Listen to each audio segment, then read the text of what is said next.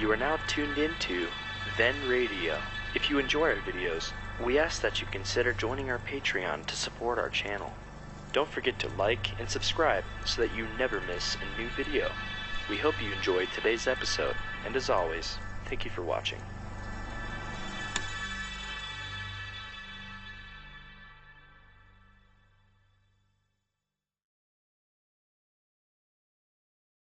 The Equitable Life Assurance Society presents This Is Your FBI.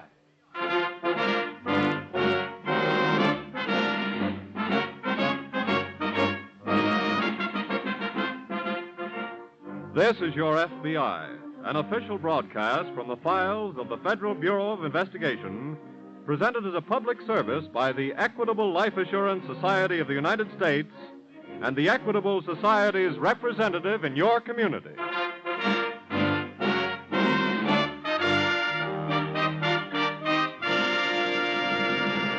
How we think about the future determines in large measure the way we act today.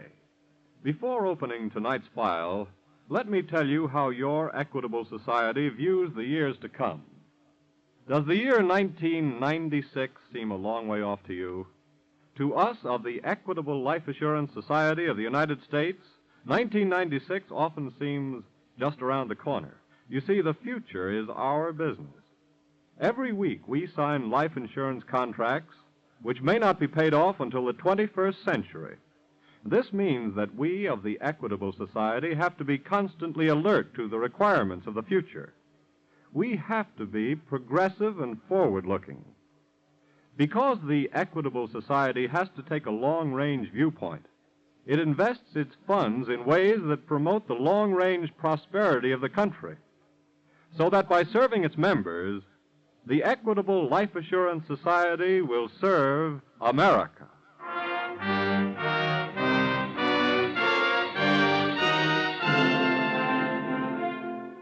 Tonight's file, The Unwelcome Guest.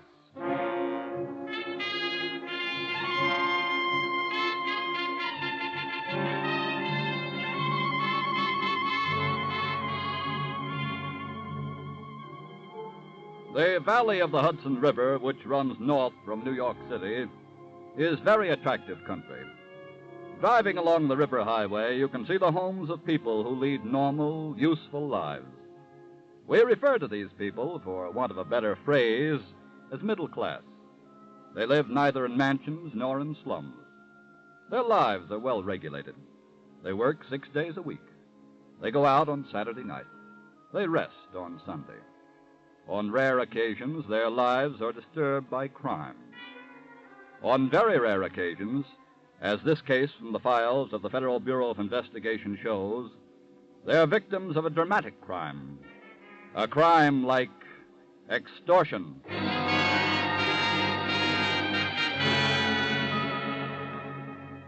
As our story opens, it is dinner time in the attractive home of the Fultons, located near a small city in upstate New York.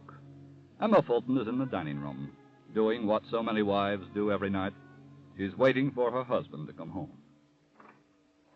Emma? Emma? Here I am, John.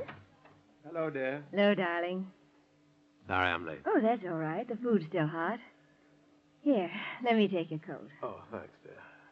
You look tired. I am. These meetings every night are beginning to get me down. Say, you know what I've been thinking? No, what? I've been thinking maybe we ought to get away for a little vacation when these meetings are over. Oh, sounds wonderful. This isn't another business trip, though, is it? No, just the two of us. Oh, wonderful. Oh, my goodness. What's the matter, dear? That man who called while you were out last night. You know, the Connecticut call? Oh, Mr. Parker. Yes, I forgot all about him. He came here about an hour ago, and he's waiting for you in the den. Parker. Just can't seem to place him. Oh, but he said he's an old friend. Well, I'll see him. We'll be back in a minute. All right, dear. Hello? Hello, John. Leonard Parker. Remember me? Well, I don't mean to be rude, Mr. Parker. Think hard. Afraid I don't. And after all, we meant to each other, too. Mr. Parker, you're obviously enjoying this, but I'm afraid I'll have to be getting back to my dinner. Wait a minute. You aren't very hospitable to an old bunkie after 21 years. Oh, Remember now, huh? yes. You don't sound very happy to see me. Why did you come here? Take it easy, John. I'm not going to blow any whistles. I wouldn't if I were you. When I escaped from that road gang, you were with me, remember? Like it was yesterday. There's one thing you don't know. What's that? I was caught about a year later and went back to finish my time. Well, that's too bad. I ain't coming for sympathy. Why did you come here? Because I'm hot. I'm so hot right now that if you touched me, you'd burn yourself. Hot? You mean you've been legitimate so long you don't know what the word hot means? It means the coppers are looking for me. Look, my dinner's getting cold. Drop by the office, huh? Tomorrow afternoon we can... Cut it, John. I'm not leaving. You're a solid citizen of this community. I checked on that. Nobody'd suspect you of running a hideout. Well, Look, I always wanted to live like this. Now I'm going to find out what it's like. I'm staying here. John, may I come in? Oh, Emma, this is an old friend of mine, Leonard Parker. I introduced myself before. Yes. Yes, would you care to join us for dinner, Mr. Parker? Thank you. I think I would. Emma, Yes. Mr. Parker's going to stay with us for a while. Oh, that's fine. Welcome, Mr. Parker.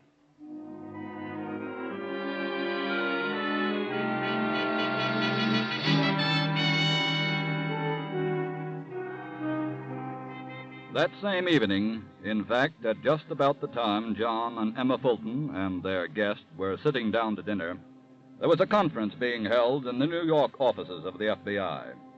Special Agents Beckley and Preston were going over what facts they had on the robbery of a bank in Peekskill, New York, that afternoon. Well, Bob, we've got enough to get us started. How many were there? As far as we can find out, only 2. They entered the bank just as it was closing. That's right. Get any description? Mm-hmm. If the bank teller and the guard are right, we've got a pretty good description. Good. I've already flashed the alarm to Connecticut, Jersey, Pennsylvania, and upstate New York. Well, they couldn't have gone any further than that since this afternoon. I don't think so. Also been watching LaGuardia Airport, Grand Central, Penn Station, the bus terminals. The only way they can keep moving is by car, then. Uh-huh. I have to steal a new one. Sent out the description of the car they used and even had the license plate numbers. Something on the teletype. Description, your office, 4:25 p.m., covers Leonard Parker and Robert Keene. Complete records follow. Beckley speaking. Yes, Sergeant. One of them, huh? Okay, we'll be right up. The police found the car. Where? Up on the parkway, near Peekskill. One of them was in it. Dead. What? Oh. Come on, grab your hat. We can talk in the car.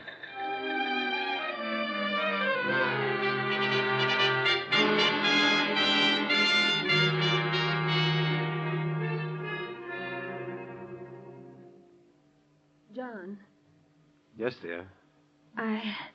I've got to talk to you about something. What's wrong? John, in all the time we've been married, I've never tried to pick your friends. Well, I know that. And I've never tried to tell you who you could or couldn't invite here as a guest. Parker? Yes. Since you invited him last night, dear, he's taken over the household. He even went into your closet today and took out one of your suits. He's got ashes all over the library rug, and when I mentioned it to him, he simply said, "Skip it, Emmy." Well, I'll speak to him, dear. John, I'm afraid I'll have to ask you to do more than that. What's that? I'm afraid you'll have to ask him to leave. If you feel that way, dear, I will. I'll go in and tell him right now. Oh, John. Come on in. Leonard, I want to talk to you. That's fair enough. You like me to pick a subject, or did you come prepared? Leonard, this is very serious. You'll have to leave. I thought you said this was going to be serious. You can't stay here any longer. John, that's no way to run a hideout. You'll never get any business that way. You got to be courteous to your guests. I'm not joking. Look, you want me to tell your wife about you? No. Then let's not discuss it anymore. How long are you going to be here? Maybe 3, 4 weeks. I may have to go out of town before that on business. Go ahead. Emma and I can stay here alone. Oh, by the way, that reminds me. I wish you'd do something for me. What? Speak to your wife and tell her to be a little more polite to me. The way she acts, you'd think she didn't want me around here. She doesn't. I know that. And she's got no choice. I'm your guest. Leonard, I've got a proposition to make. What is it? I've got trucks that go from here to California with shipments of everything from fruit to pianos. Yeah? I'd be willing to ship you out there. No dice. But you'd be perfectly safe. John, I'm going to stay right here. Now, mix me a scotch and soda, will you? And nobody can say I'm not democratic. Take one for yourself.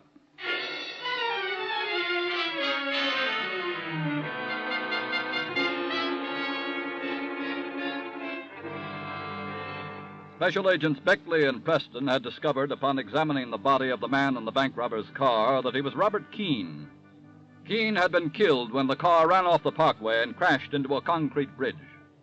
There was no clues on which way Leonard Parker had gone, but there was one thing they could work on, one clue which might break open the whole case.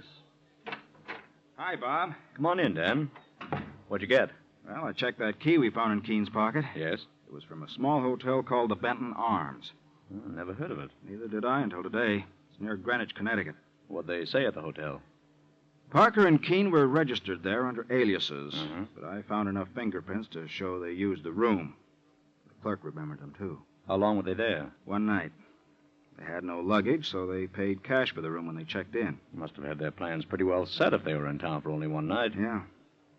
They made one phone call while they were in the room. Who'd they call? A number up in Westchester. What was the number? I've got it written down here. Belongs to the home of a fellow named John Fulton.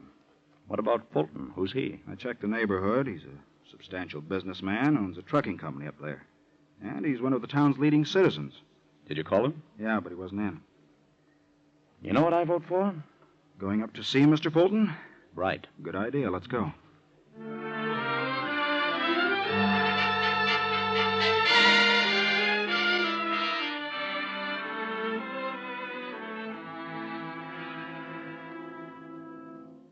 John. Yes, dear. Look at this. What? What is it? This newspaper. His picture's in it. Whose picture? Mr. Parker. And read this story. The police are connecting him with a bank holdup. Oh. I knew there was something about him. John, you've got to call the police at once. Well, dear, He's a dangerous criminal, dear. Call them, John. Wait, Emma. Let's reason this out But first. there's nothing to reason. If you don't call them, I will, Just John. a minute, Mrs. Fulton. You're not calling the police. But You want me to tell her why, John? Okay. I'll tell her. Leonard. John and I were in prison together, and we broke out. Oh, no. That was a long time ago, 21 years ago. The cops are looking for me, but remember, they're also looking for John. If I go, he goes with me. Now, do you want him to call? Perhaps he does. Huh? I want to thank you, Leonard. I feel better now than I have in 21 years. What do you mean? I never wanted to keep this story from the world. That didn't make any difference to me. But I did want to keep it from Emma, because I thought it would hurt her. Oh, John. Now that she knows, I'm willing to take my chances with the law. How? The FBI called tonight before I got in. It was undoubtedly about you. I'm going to call them back. Hand me the phone. Why, certainly, John. Here you are. Oh! Now we can hang the phone up again.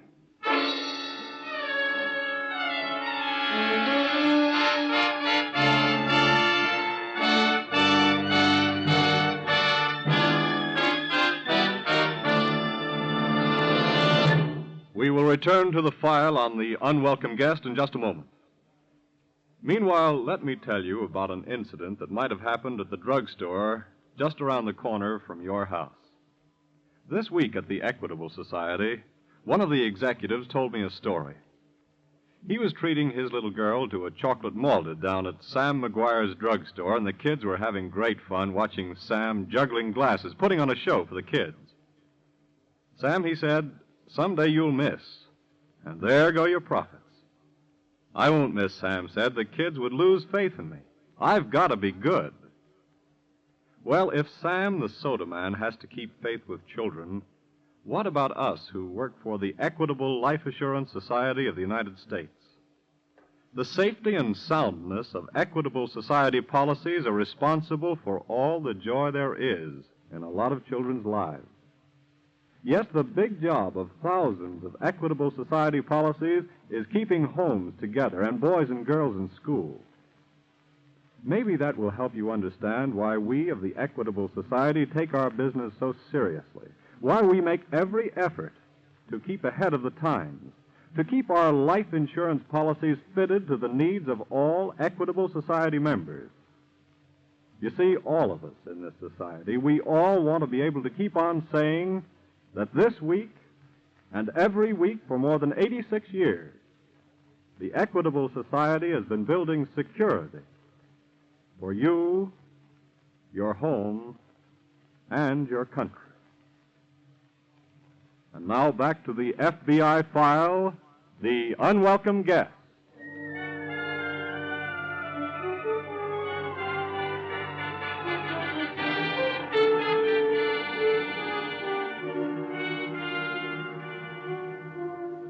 Roughly speaking, criminals can be divided into two classes: those who suffer from an inferiority complex and those who have inflated egos.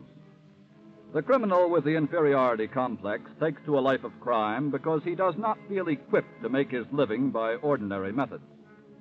Those others, like Leonard Parker, suffer from too exalted an opinion of themselves, an opinion which makes it beneath their dignity to work for a living.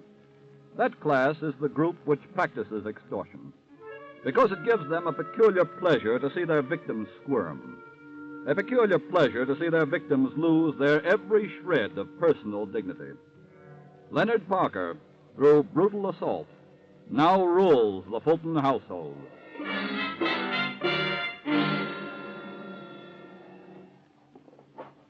What are you doing?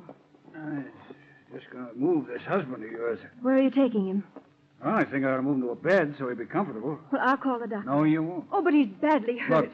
Look, I slugged a lot of guys like this. Nothing happens. They get a headache and then they get over it.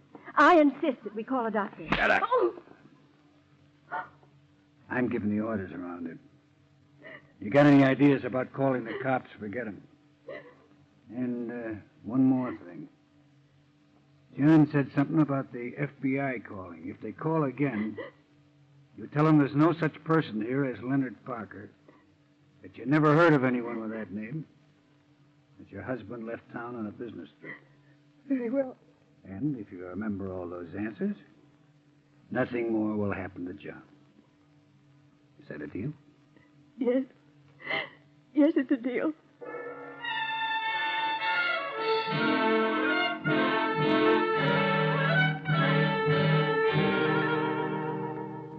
As John Fulton was being dragged to his bedroom, a black sedan was being parked in front of the Fulton home.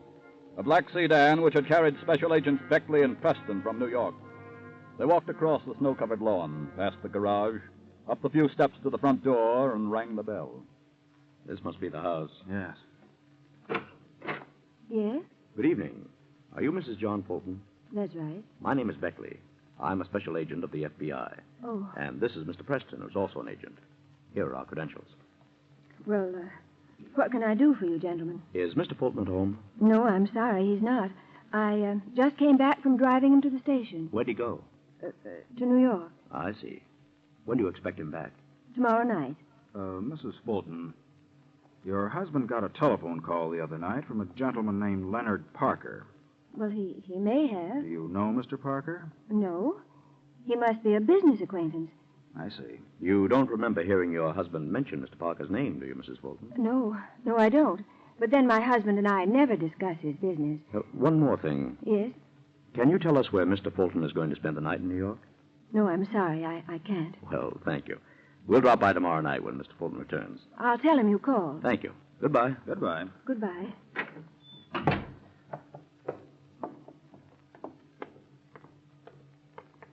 That story about Fulton being driven to the station's a phony. Yes, I know. I noticed the same thing you did. There isn't a fresh mark in the snow in front of the garage. I think we ought to go into the village, get a search warrant, and come back here.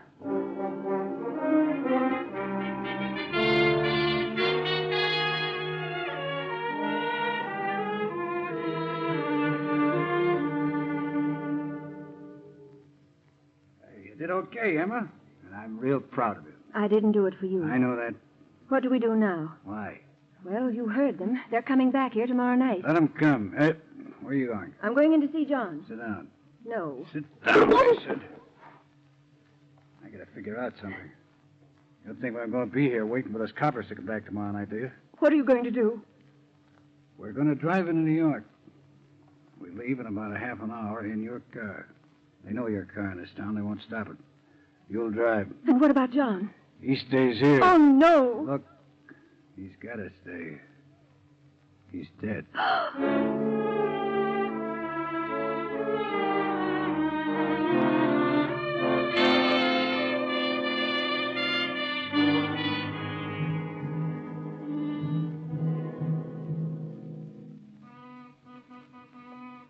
That's the third time I've rung this thing. The car's gone. She must have left. Look, if she doesn't answer this time, let's move in. We've got the warrant. Let's move in now.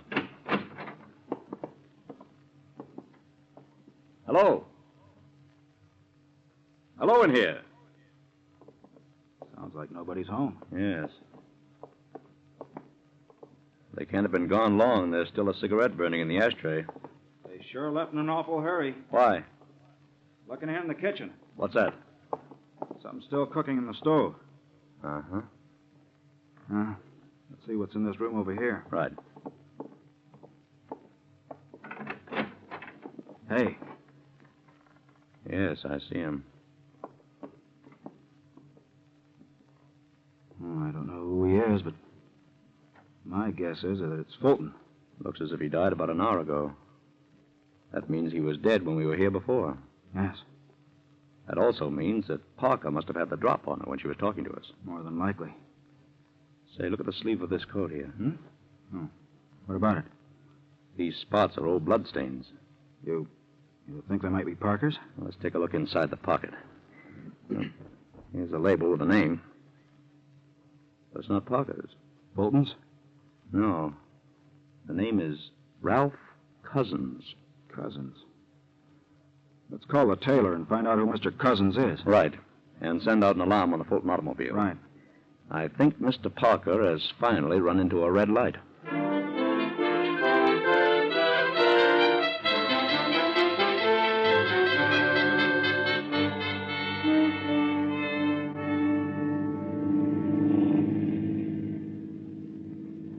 Where are you taking me? To my house And where's that? in New York. But don't worry. We won't get caught. I'm not worrying about that. That's good. You just let me do all the thinking. That way we'll be safer. See, I thought this out 1,000 times, so we're pretty well prepared. In the apartment house where I live, I'm a respected businessman named Ralph Cousins. Remember that? Why? Because when we go in, if you mention my name, call me Ralph or Mr. Cousins. Forget that Leonard Parker business. When are you going to let me go? As soon as we leave my apartment. What are you slowing down for? This is where I show you how to steal a car. What? First, we park here. Now, see that car up ahead? Yes? See the boy and girl sitting in the car? Yes. Now, you walk up there and ask the boy if he'll come back and give you a hand. No. Tell him you're stuck. No. Do as I say. Because if you don't, you'll be very, very dead.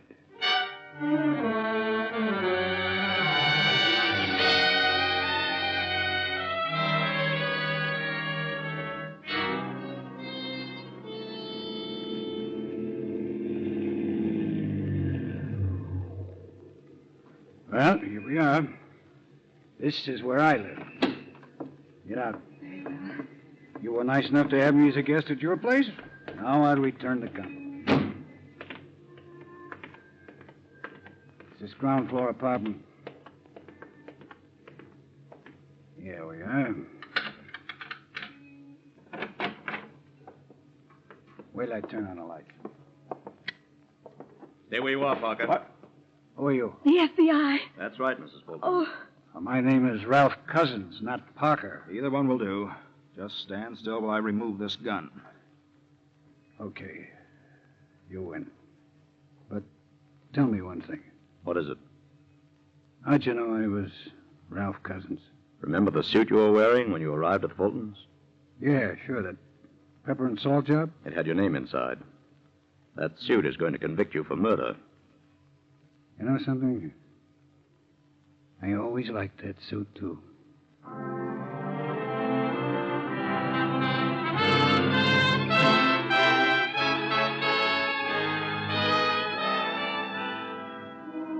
Leonard Parker was tried on a charge of murder, convicted, and sentenced to death in the electric chair.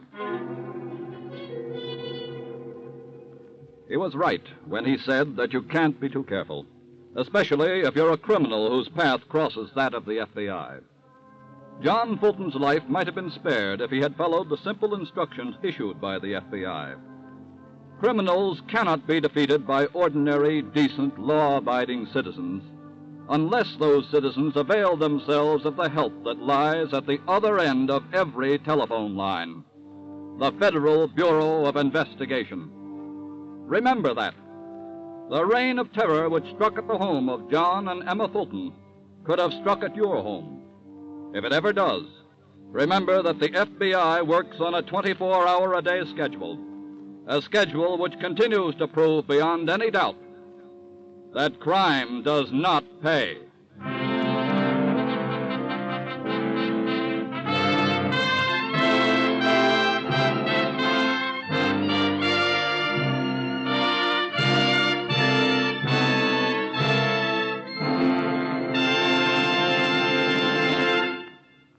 Before we tell you about next week's thrilling case from the files of your FBI, a word about a man worth knowing, the Equitable Society representative in your community. To your FBI, you look for national security, and to the Equitable Life Assurance Society for the financial security of life insurance. In the past 86 years, the Equitable Society has weathered 4 wars and 7 major depressions. During that time, over $5.5 billion have been paid to policyholders and beneficiaries. This tower of strength, security, and stability is represented in your community by a man whom hundreds of your fellow citizens know as their good friend, the Equitable Life Assurance Society representative, who, like your FBI, is dedicated to the protection of you, your home, and your country.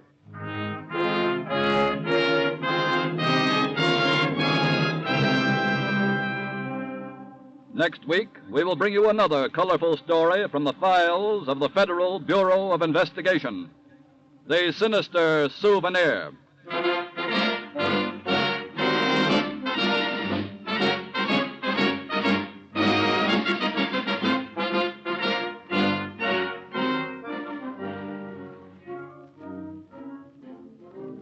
The incidents used in tonight's Equitable Life Assurance Society's broadcast are taken from the files of the Federal Bureau of Investigation.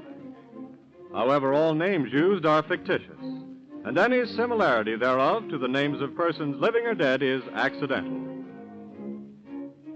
Tonight, the music was under the direction of Frederick Steiner, the author was Jerry Lewis, and your narrator was Dean Carlson.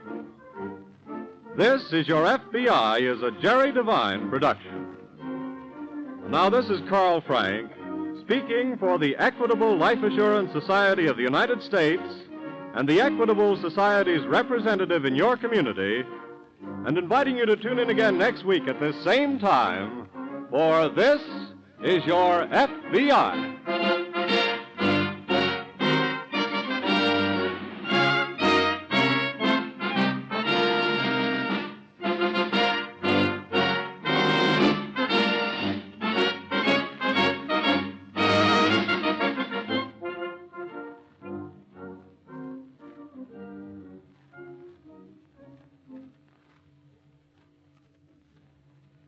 This is ABC, the American Broadcasting Company.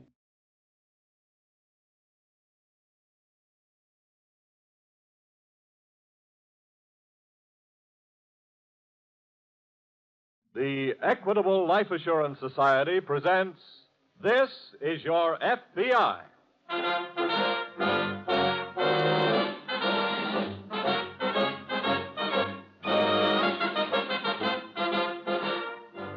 This is your FBI, an official broadcast from the files of the Federal Bureau of Investigation, presented as a public service by the Equitable Life Assurance Society of the United States and the Equitable Society's representative in your community.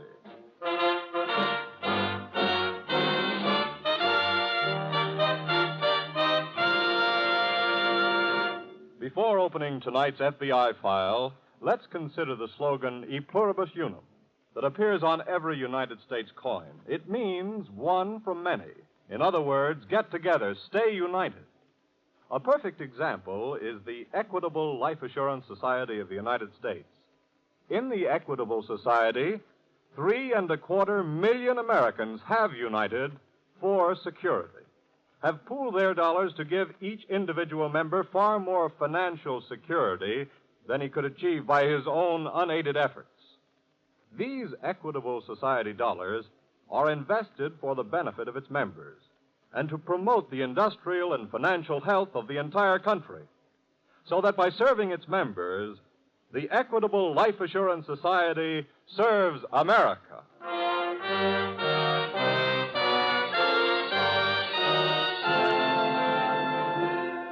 Tonight's FBI file, The Sinister Souvenir.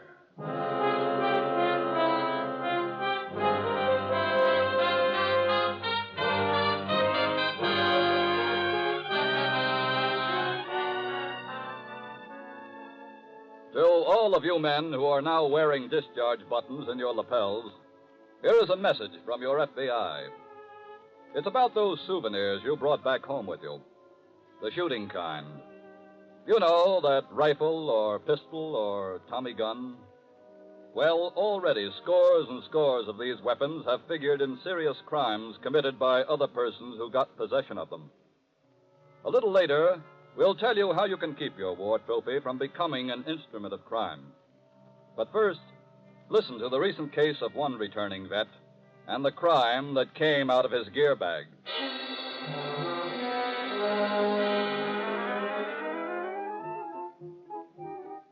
Most of the fellows kissed the good old USA's terra firma the minute they got off the boat. But not PFC Joe Williams. He saved his kiss until he came up out of the subway and planted it smack on Flatbush Avenue, Brooklyn. A little while later, he planted another kiss on the cheek of his sister. Gosh, Joe. Hey. It's just so wonderful you're home. You're home. Yeah, I'm home, baby. I'm so happy I don't know what to say. I feel pretty good myself. Just let me look at you again. Okay. I gotta stop this. Now, let's get organized. You sit right down over there and I'll go fix you something to eat. Now, wait a minute. Food can wait. I've got some things to show you first. You have what? Presents, souvenirs, junk like that. I've got them right here in the bag. But you must be hungry, Hey, Bob. you just stay put. Here, now take a look at this. That's for you.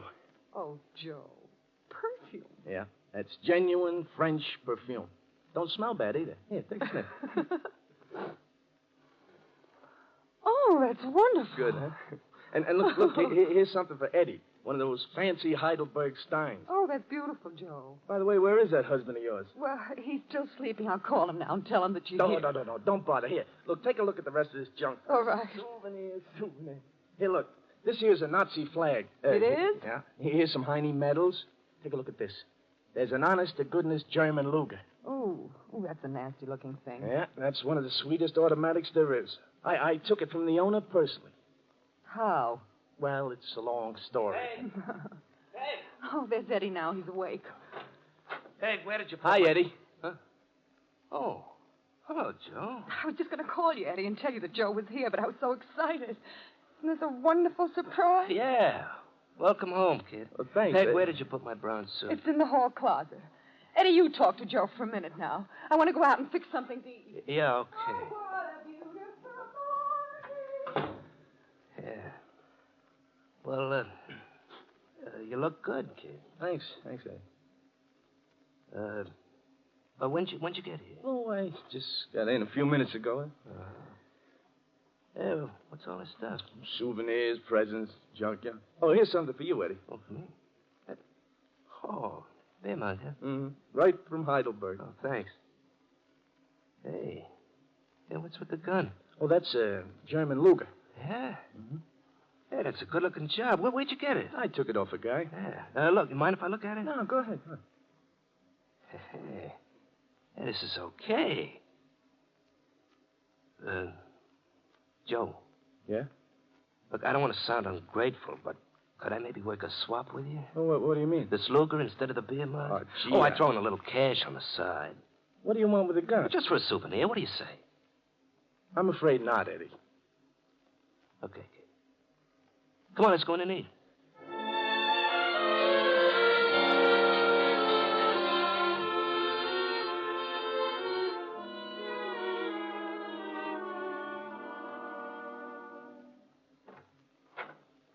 That you, Eddie? No, it's me, sis. Joe.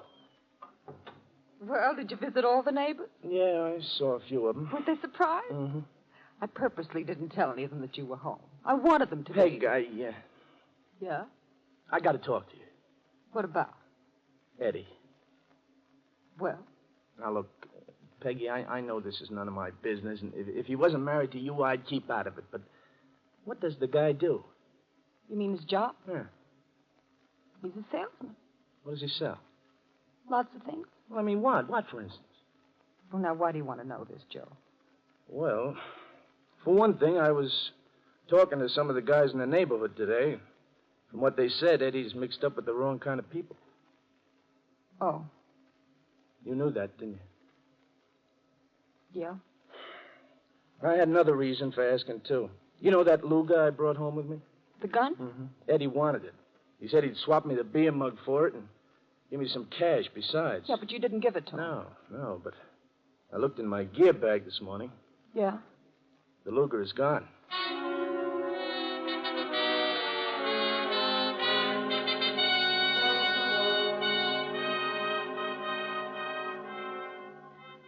Yes, the Luger is gone. But it is no longer a war trophy, a souvenir. It has gone to a darkened warehouse on the Brooklyn waterfront. There, in the hands of Joe's brother-in-law and a companion, the Luger has now become an instrument of crime. How many more boxes? This is the last of them here. Okay, let's get them out of the truck. Look, we've been here long enough. This'll only take a couple of more minutes. Come on. Okay. Easy now. Wait a minute. Listen. Probably the watchman. Dutch, down quick. Told you we should have. Get up. He's coming right at us. He's going to spot us. No, he ain't. Let's blow.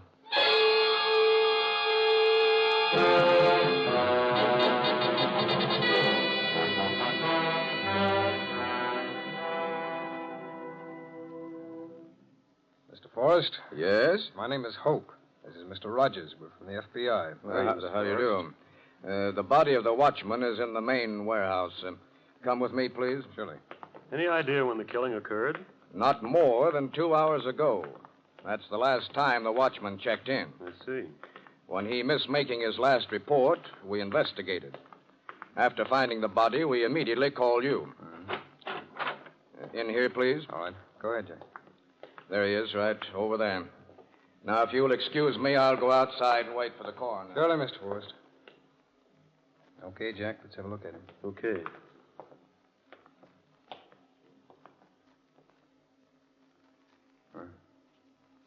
Drilled him right through the head. Yeah. Well, we better start looking for where that bullet lodged. Now, let's see. He was standing right here at the entrance of this row of narcotic packing cases. The bullet entered low on the forehead, came out high in the back of his head. Hey, look, Larry, high up on that post there. Where? Oh, looks like a fresh chip. Yeah. Come on, give me a hand with this ladder. Okay. Over here, man. Yeah, that's good. All right. Now hold it steady and I'll go up. Watch it. What'd you find, Jack? What we're looking for, all right. Good. If I don't break my knife digging it out. Yeah, that's got it. Okay, come on up. What's it look like? It's not big enough for a .38. Doesn't look like a .32 either. No. Well, let's not bother guessing. Let's see what other leads we can pick up and then get over to the lab.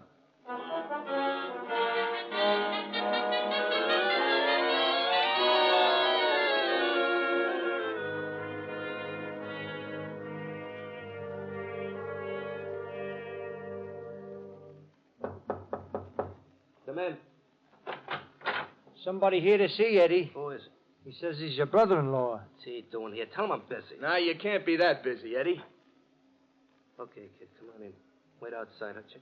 Okay. What's on your mind? Well, Peg asked me to come here to your office. She was worried when you didn't come home last night. I was working. All night? Yeah, all night. Doing what, Eddie? What's that to you? Well, it's nothing to me, but, well, Peg's my sister. Then let her ask the question.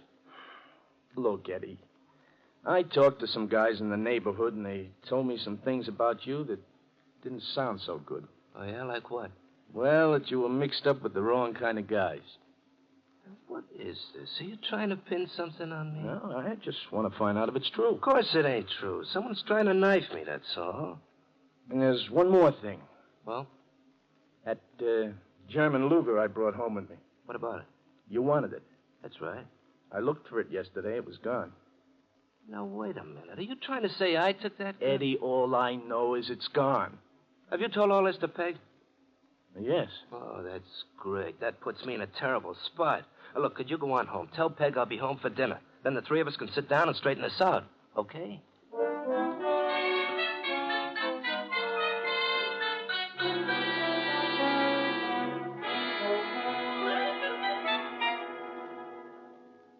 Any lab report on that bullet check yet, Larry? No, but they ought to call any minute. Looks like that's going to be our best clue. Why, Jack? What about those fingerprints we got off the windowsill where the thieves came in? They were the night watchmen's. Well, that's that. Targeted. Hope speaking. Oh, it's the lab. Oh. Yes. Yes, all right. Uh-huh. Now send over the complete report, will you, please? Thanks. What's the verdict, Larry? Caliber of that bullet was 7.65. Millimeters. That's right. It was fired from a German Luger.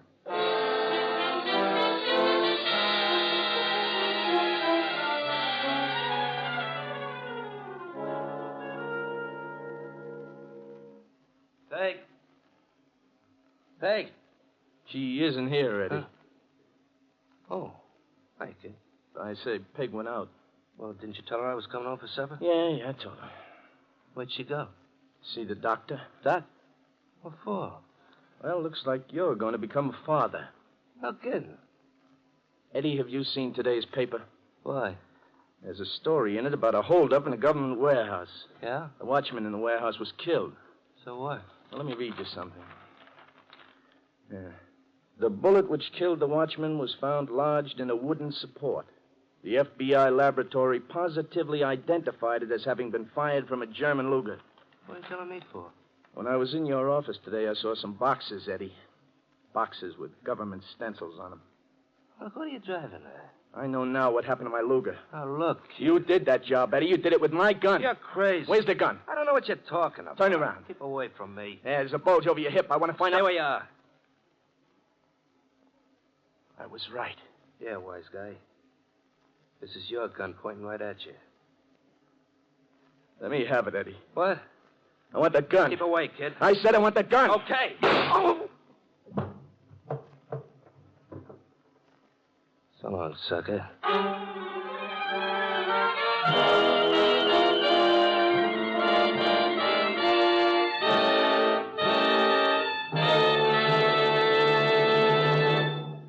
Tonight's FBI file on the Sinister Souvenir will reopen in just a moment. Meanwhile, perhaps you'll be surprised, as I was, to learn that there is more than one kind of security. This week, at the Equitable Society, I got a brand new slant on the subject of security from Thomas I. Parkinson, president of the Society. Did it ever occur to you, Mr. Parkinson said to me, that there's such a thing as having too much security? Well, how could that be, I asked. Well, Mr. Parkinson said, a convict in jail serving a life sentence has perfect security. His clothes, food, and shelter are assured for the rest of his life. But who wants That kind of security, bought at the price of freedom. Of course, that's an extreme case, President Parkinson went on, but don't forget that the oldest trick of all dictatorial governments, from Julius Caesar to Adolf Hitler, was to promise the people bread and circuses and security, and then take away their liberties. Mr. Parkinson paused for a moment, and when he continued, there was a note of deep conviction in his voice as he said, "That's one reason why all of us in the Equitable Life Assurance Society of the United States are glad that Americans believe in life insurance. Equitable Society members do not pay for their security with lost freedom. Life insurance security is the result of individual thrift and forethought, of initiative and self-reliance. And a man with life insurance is pretty sure to turn a deaf ear to the glib promises of demagogues and agitators. Yes, we're proud to say that this week and every week for 86 years, the Equitable Society has been building security, the right kind of security, for you, your home, and your country. And now back to the FBI file on the Sinister Souvenir.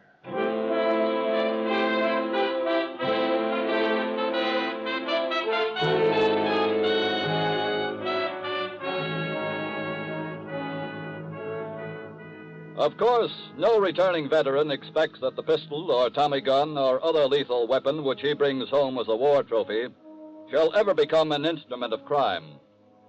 Joe Williams certainly didn't expect that to happen to his German Luger automatic. But 2 nights after he got home, one man had been murdered with it, and next day he himself was shot with it.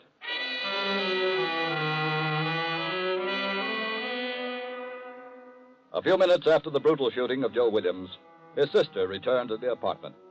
Finding him on the floor, she called the doctor, then worked feverishly to bring him back to consciousness. Here, darling, drink this water. Thanks. Now, don't move, Joe. I'll lift your head. Okay. That's fine. That's fine, darling. I bandaged the wound and checked the bleeding. The doctor will be right over. Joe, what happened? It was an accident. I shot myself. That's not true. Honest, Peg. Yeah, then where's the gun? Well, it's... Look, I've got a pretty good idea what really happened. Eddie did this to you. No, Peg. Joe, I saw him run out of the building here as I was coming down the street. I called out to him, and he just kept right on going. Now, you tell me the truth, Joe. Okay. It was Eddie. Why'd he do it? Why? He did take my gun. He used it in the holdup. He killed a man. Oh. I tried to take the gun back. He shot me with it. Oh. I'm sorry, sis. Joe, we gotta call the police. No, don't. Joe, he killed a man. He's gone. He won't be back. Look, you're going to keep out of this. What about the doctor? He's going to know that something was wrong. We'll tell him it was an accident. Look, sis, you're going to have a baby. Let's do this for the kid, huh?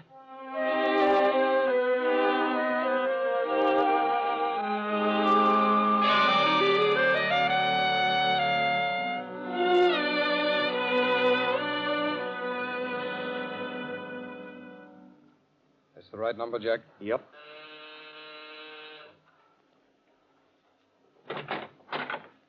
Yeah?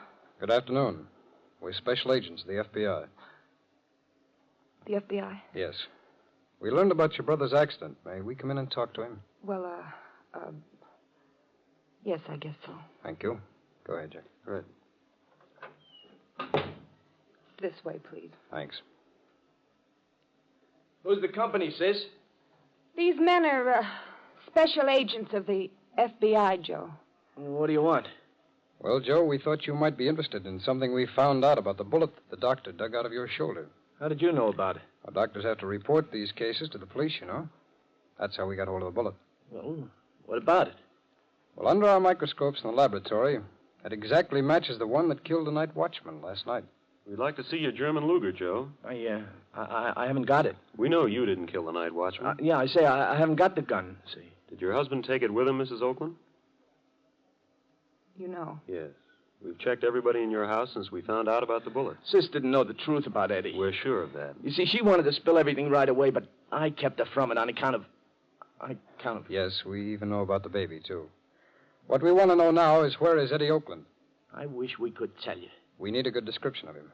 The police knew him, of course, but nobody has a photo of him. I can furnish that. Oh, good. Jack. Yeah? I'll stay here and get a full interview on everything. You go back to the office, get out an alarm on Oakland. I'll meet you there. Right.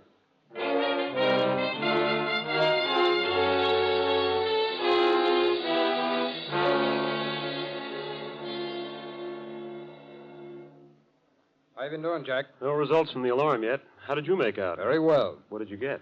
Oakland's wife told me about an office he had. I went over to the place, found some of the goods stolen from the warehouse. Well. I also found a man there. I've had him booked as a suspect. Could he tell you where Oakland was? No, but he's being questioned now. I've put out an alarm on his car. Oh, you'll probably stay out of that. It's too hot. I'll get it. Hope speaking. Oh, hello, Howard. What? Yes, wonderful. Good work. We'll get on it pronto. Thanks. Got something? Oakland's on the Commodore, headed for Chicago. Really? At least Howard turned up a ticket seller who sold Oakland space on it. Which section? The second. Let's see, it's midnight now. Train hasn't gotten to Buffalo yet. Let's get the Buffalo office on the phone.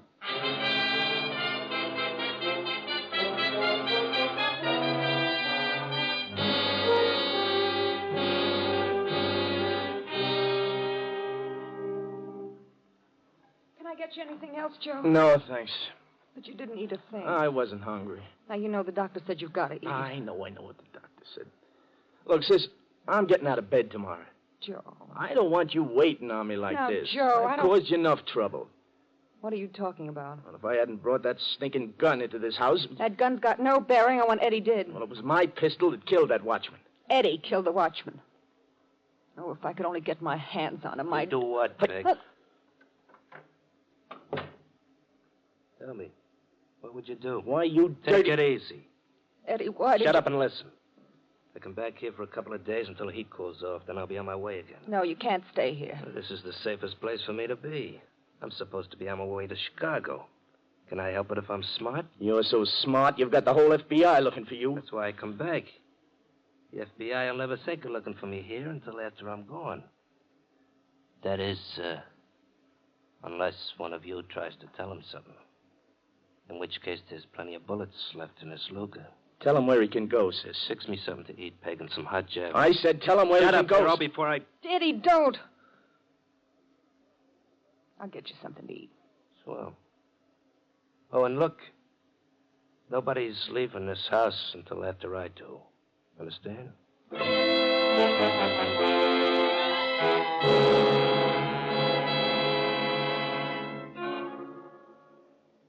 Larry, the Commodore left Buffalo 30 minutes ago. We ought to hear something. Well, maybe it was late. Maybe so, but...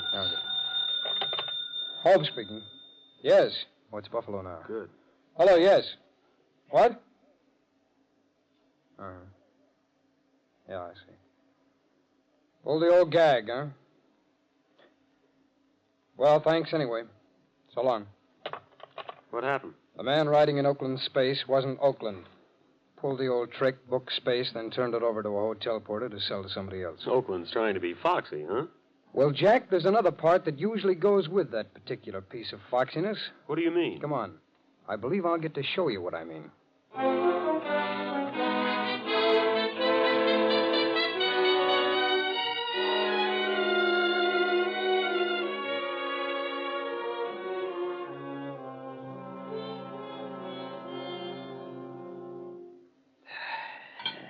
That tasted good. I hope it chokes you. Thanks. Any more Java there, Peg? Yeah. Pour me some. Let him pour his own. I didn't do a very good job on you, did I? Just swinging you in the shoulder. Maybe I can make up for it before I leave. What do you mean by that? Just trying to make him behave himself, that's all. That gun makes you a real big guy. I'm a big guy without it. Yeah, as long as I'm in bed, you are. Peg, will you tell this... Where did she go? Well, you wanted more coffee, didn't you? She had coffee right here. Well, maybe she went to make some fresh. Maybe she went to do something else, too, like getting on that phone. Leave her alone. Oh, no. Peg, what are you doing? Operator, hurry, please. Get away from that phone. Hang up, I said. Told you not to do that. Get back in there. Take your hands off her. Joe, get back to bed. I'm going to fix this guy right now. Look, kid, I don't want to blast you again. Keep away, I'm warning you. Eddie, don't! Drop that gun, Oakland, and don't turn around. The FBI. Ah, you see what I meant, Jack? A If he was dumb enough to pull the old railroad gag, then he had to pull the rest of the act, too. Try to hide out at home. All right, Oakland. Come on.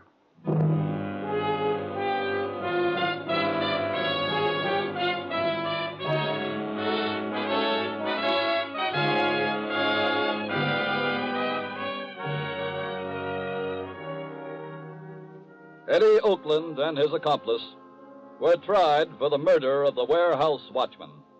They were convicted on the charge of first-degree murder. As for Joe Williams, his war trophy, the German Luger, was returned to him, but after it had been rendered harmless by experts of the FBI. And that brings us to the final part of your FBI's message to you returned veterans who have brought back firearm souvenirs from the battlefield. No one wants you to give them up. You earned the right to keep them. Earned it the hard way. But please, for your sake, for the sake of your loved ones, and for the sake of society, have a firearms expert render your gun harmless. Do this now. Do it now without delay, and you can be certain that your souvenir will always remain just that, and never become an instrument of a crime.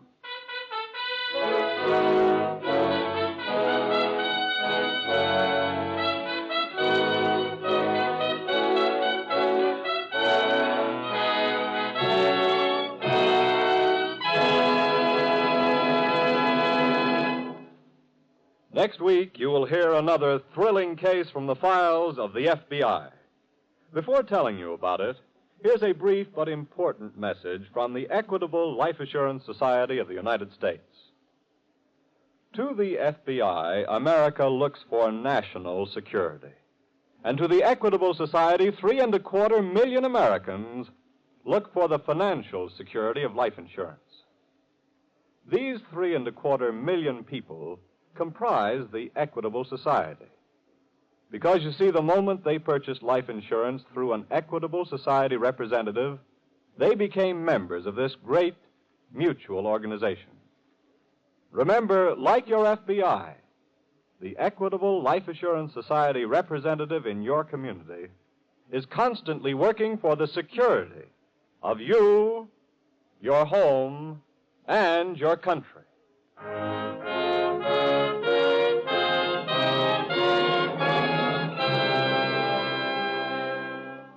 Next week, we will bring you another colorful story from the files of the Federal Bureau of Investigation, The Cautious Killer.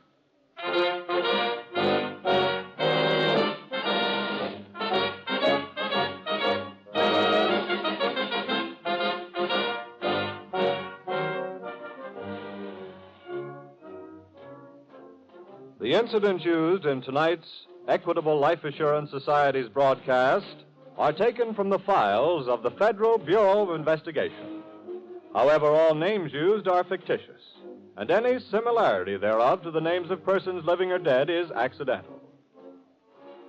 Tonight, the music was under the direction of Frederick Steiner, the author was Frank Ferries, and your narrator was Dean Carlton. This is Your FBI is a Jerry Devine production. Now, this is Carl Frank, speaking for the Equitable Life Assurance Society of the United States and the Equitable Society's representative in your community, and inviting you to tune in again next week at this same time for This is Your FBI.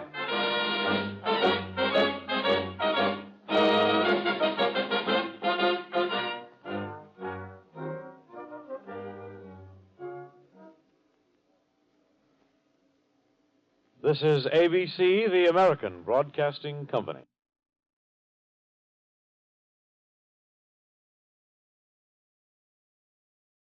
The Equitable Life Assurance Society presents This is Your FBI.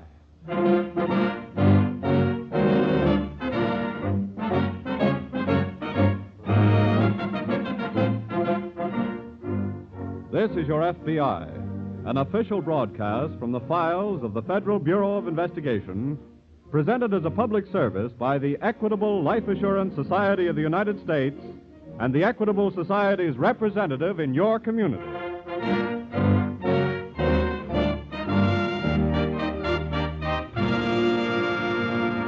Before opening tonight's file, it occurs to us that as you have listened to previous programs in this series, you may have wondered about the word society in the name Equitable Life Assurance Society of the United States. Why is it called a society, you may have said to yourself? Why not a company? Well, the answer is very simple. The Equitable Society is called a society because it is a society. It is a voluntary association of men and women who have joined together for security. It is a cooperative enterprise maintained solely for the benefit of its members. And all its members receive the friendly service and personal attention that the word society implies. So, when you next consider the purchase of life insurance, remember that by becoming an Equitable Society policyholder, you automatically become a member of the Equitable Life Assurance Society of the United States.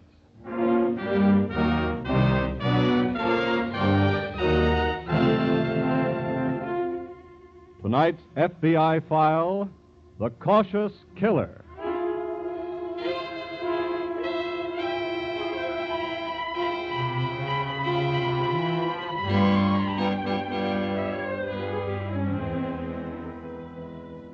A crime of passion, such as killing in a rage of jealousy, is seldom committed by the hardened, cold-blooded professional criminal. It is more often the act of a normally law-abiding citizen, a store clerk or a banker or a doctor or a laborer, such as the coal miner in tonight's case from the files of your FBI. And because it is not a professional crime, its final solution may rest solely on getting a confession of guilt from the suspect. But many arduous steps between the start of the hunt and victory for the hunter.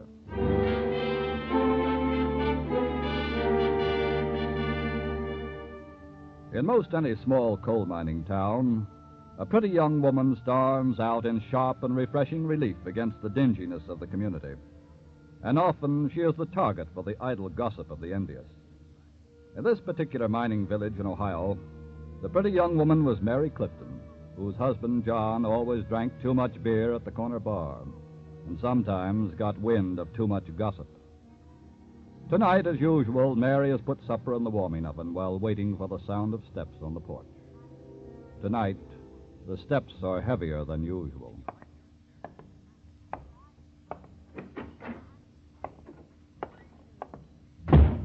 Mary? Mary! I'm right here, John. Oh. Supper ready? Yes. Let me have your dinner pail, dear. I can take care of myself. And don't call me that. Call you what? Dear. Let me have your dinner pail, dear. Supper's ready, dear. Wash up, dear. John, please. You know why I don't like the word? No. Because I know that's what you call him, too. Who are you talking about? You know who I'm talking about. He was here again today, wasn't he? Who do you mean? Jim Monroe.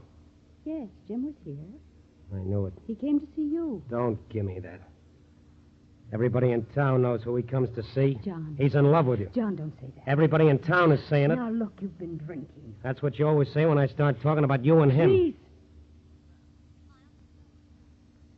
You don't like to hear me talk about it, do you? But you like it when he comes here to see you. Stop it, John. You like it when he holds you in his arms and kisses you. I can't stand this. But you can't stand him loving you, can't you? Can't you?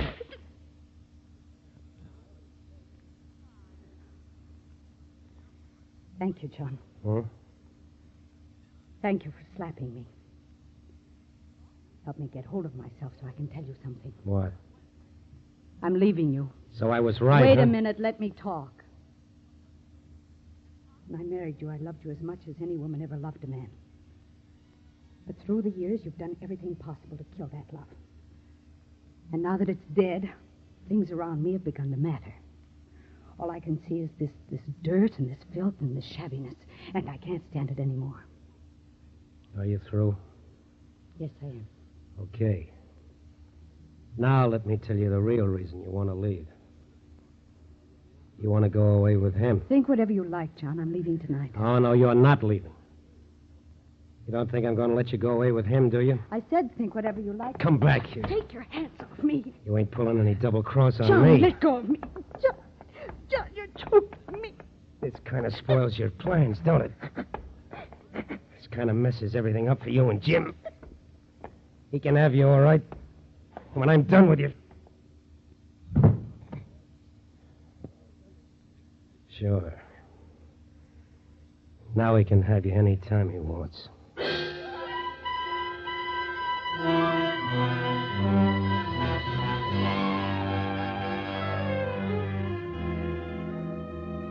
Exactly 2 weeks after the brutal slaying of the miner's wife, in the adjoining state of Pennsylvania, Agent in Charge Leeds of the Pittsburgh office of the FBI has just received a caller. Mr. Leeds, I'm Chief of Police Baxter from Larkin, Ohio. Oh, yes, I've been expecting you. Sit down, won't you? Thanks, I will. I think I have a case for the FBI. Yes? 2 weeks ago in Larkin, the house of a coal miner called John Clifton caught fire and burned to the ground. Mm-hmm. We found the charred body of Mary, the miner's wife, on the floor of what had been the kitchen. What about the husband? Well, he was drinking at a bar when the fire alarm was turned in. He ran to the fire and he tried to get his wife out, but the fireman stopped him. Where's the crime angle, Chief? Mr. Leeds, I don't think Mary Clifton died in that fire. Oh? I've got a suspicion that she was murdered before the fire. Murdered by her husband. Yes, but you just said that when the fire broke out, he ran to the house and attempted I know. I haven't got enough material evidence to back up my suspicions, or I'd have him extradited. Extradited? Yes. That's why I came here. John Clifton left Larkin, Ohio, a week after it happened. We traced him to Ridgewood, Pennsylvania. And he's working there in the coal mines.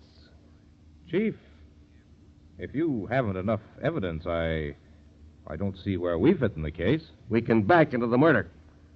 You see, Clifton was jealous of a man named Monroe. He tried to extort money from Monroe on the grounds that he was carrying on with his wife. I see. Now, let me give you the whole background on this fella Clifton. Here's the reason why I think that...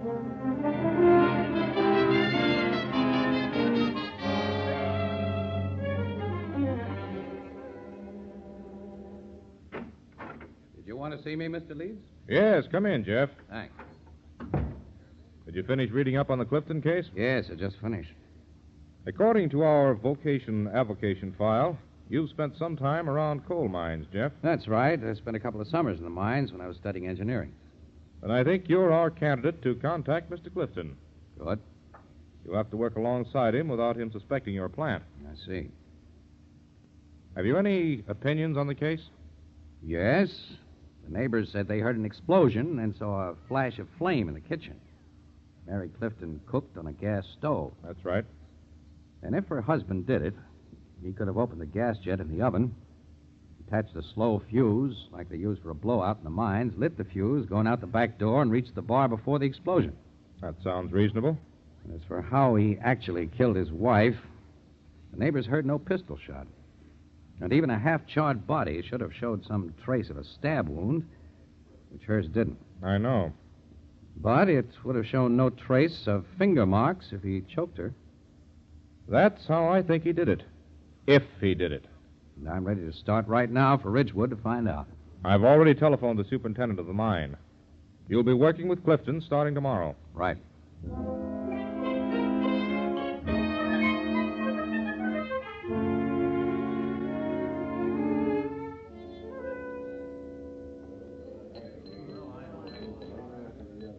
What are you drinking, fella? Beer?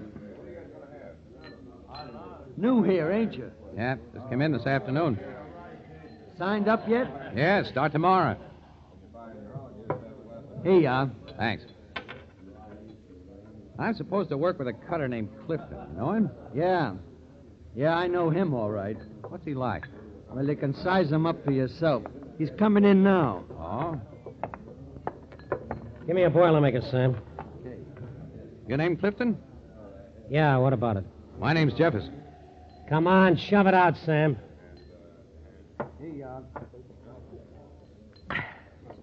I said my name's Jefferson. Yeah, I heard you. I thought maybe you might like to know who's working with you. What do you mean? I'll be loading in your room starting tomorrow. What's the matter with the two working there now? One of them is switching shifts. Yeah? Yeah. You don't look like any miner to me. Give me another one, Sam. Right. That was too bad about your wife, Clifton. I just heard about it this afternoon. Never mind about that. You don't mind a guy saying he's sorry. I mind anything you say.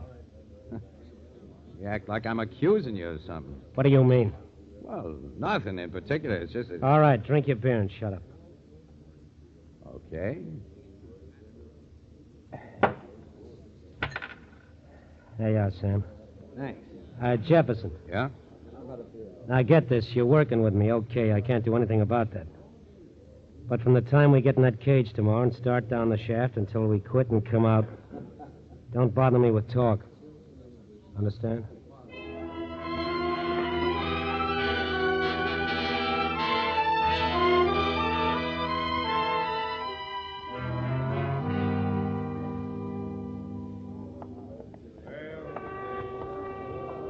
All right, monkeys, let's get in the cage and get down to midnight. Okay, let's go.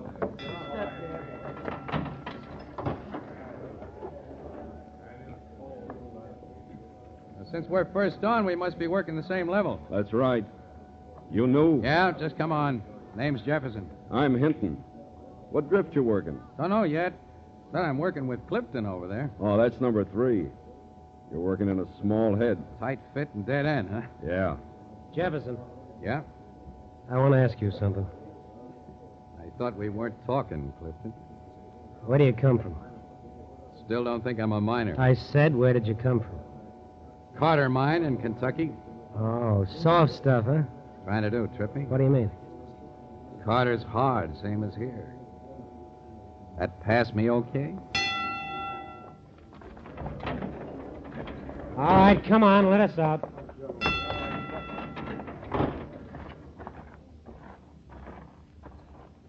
This is our train here, Jefferson. Come on. Okay. Low seam. You better bend down. Right. Okay, let's go.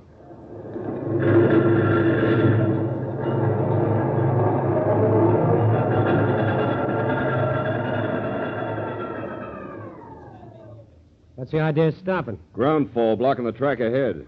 Well, you can't prop up a roof with a toothpick and expect it to hold. Well, you can get around the fall on foot, all right. All right. You go back on the train, Hinton. Get a crew to come clean this stuff out, put in some rail props, and wet the dust down. Right. Come on, Jefferson. Okay.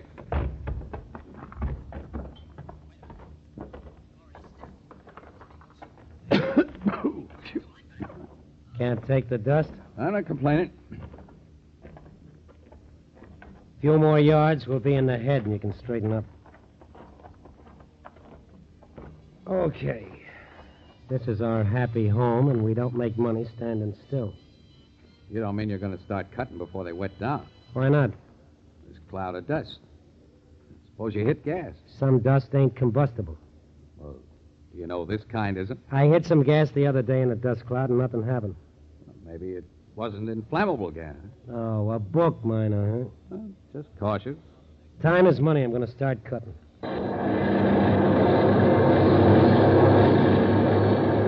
Hold it, Clifton, will you? It's a fire damp. Let's get out of here. We'll never make it before it hits the dust. I said let's get out of here.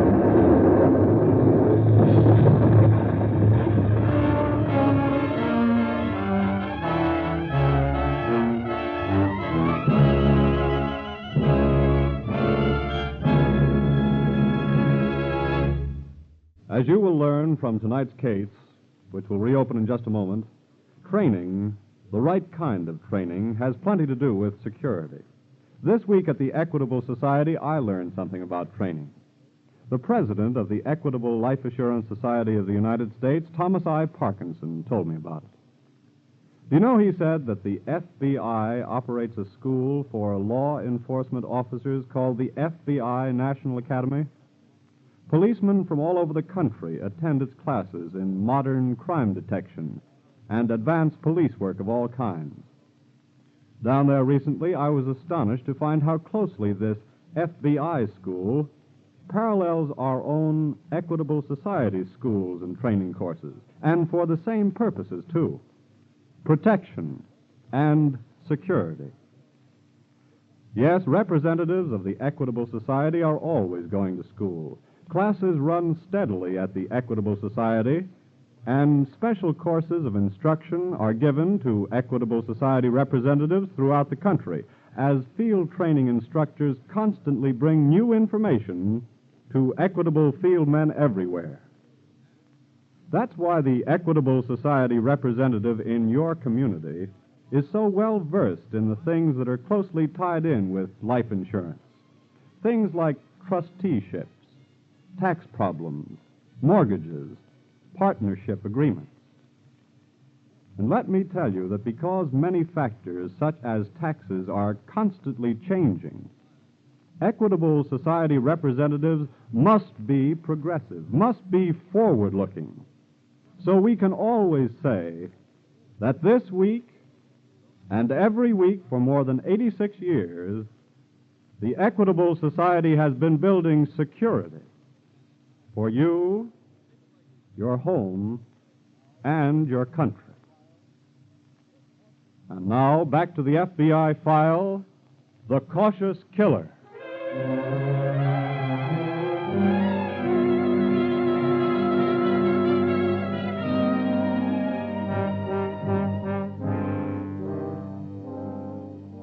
The courage of Special Agent Jefferson of your FBI in risking the danger of a coal mine explosion to carry out his duty as a law enforcement officer. That kind of courage was not peculiar to him. Rather, it is exemplary of the courage of all law enforcement officers who daily risk their lives in the performance of their sworn and sacred duty, the protection of the lives and property of you, the American citizen.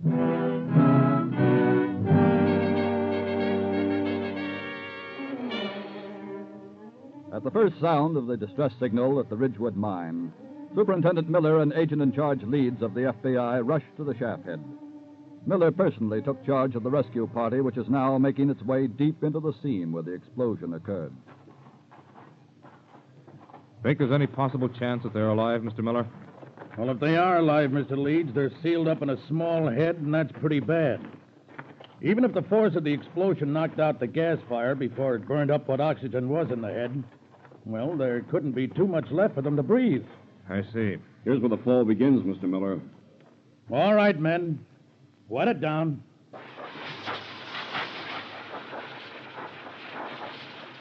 How far is it to where they are? Oh, I should say about 20 or 25 feet. And that's many a ton of coal. How long would it take to reach the head? If they're alive, we can't wait that long.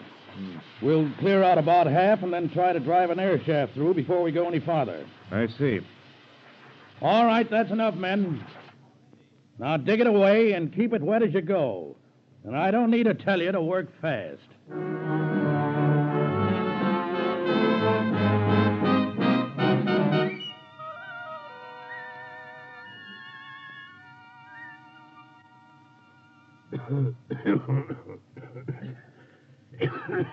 Clifton.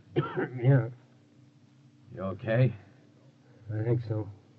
I must have passed out for a minute. Yeah, You got any room over there? not much. Jefferson. I wonder how bad off we are. I don't know. That depends on how much fell between here and the main shaft. I know. At least the explosion snuffed out the fire. You still got a little stuff to breathe. Talking burns it up faster. You mean, why don't I shut up? Yeah. Hey, Clifton. What is it? There's just one trouble with this keeping quiet. It starts a fella thinking. In a spot like this, you don't know if you'll come out of it or not. Well... Well, what? Well, you start thinking of all the bad things you did. Know what I mean? No. You mean you never did anything you're sorry for? Well, keep quiet, will you? No, I just asked you. Shut up. Shut up. Shut up. Okay. I'll keep quiet. Let's both keep quiet. And think.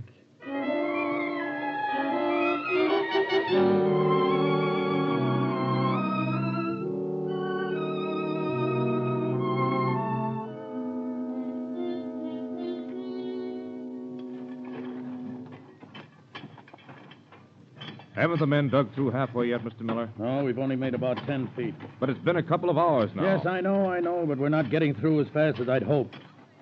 You think they could still be alive? If they were alive when we started, there's a chance. Just a chance. But I'm not going to wait any longer. What do you mean? All right, stop work, men. I'm going to see if they can hear us. Clifton! Clifton! Jefferson! Clifton! Jefferson, can you hear us? Clifton! Oh. All right, men. Bring up that shaft. Right. We're going to try to drive through them right now. Come on, hurry up with the shaft. Coming up.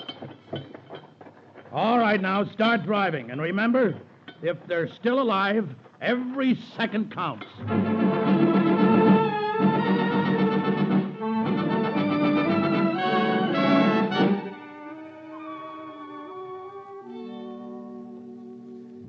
Jefferson. Jefferson. Yeah? I changed my mind. Let's talk. Did the thinking get a little rough? Just let's talk. Okay. Got a subject? Yeah. Getting out of here. How? There should be a rescue party digging through to us. Yeah, that could take days. Yeah. That ended that subject. Got another one? No. I'll throw one in. What? Women. I'm not interested. Why? Just not interested. On account of your wife, Clifton? What do you mean? What happened to her? What are you talking about? Why did you do it, Clifton? Do what? You thought she was in love with somebody else, didn't you? What are you talking about? You were insanely jealous, weren't you? I said, what are you talking about? Look, why don't you get it off your conscience? I don't know what you mean. Your wife wasn't in love with Jim Monroe. It's a lie, she was. You just thought she was. That's why you choked her to death. She said she was leaving. That's why you choked her to death. She was going away with him, I know it. That's why you choked her to death and set fire to the house. Yes. You did kill her, didn't you? Yes. You did kill her, didn't you? Yes. I killed her. I killed her.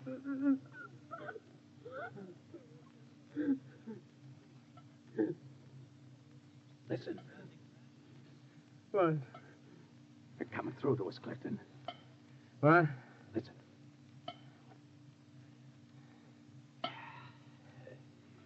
You can get hold of yourself now, Clifton. This part of your troubles are almost over. What do you mean? It's just like you said in the bar yesterday. I'm not a real miner. What? I work for the FBI.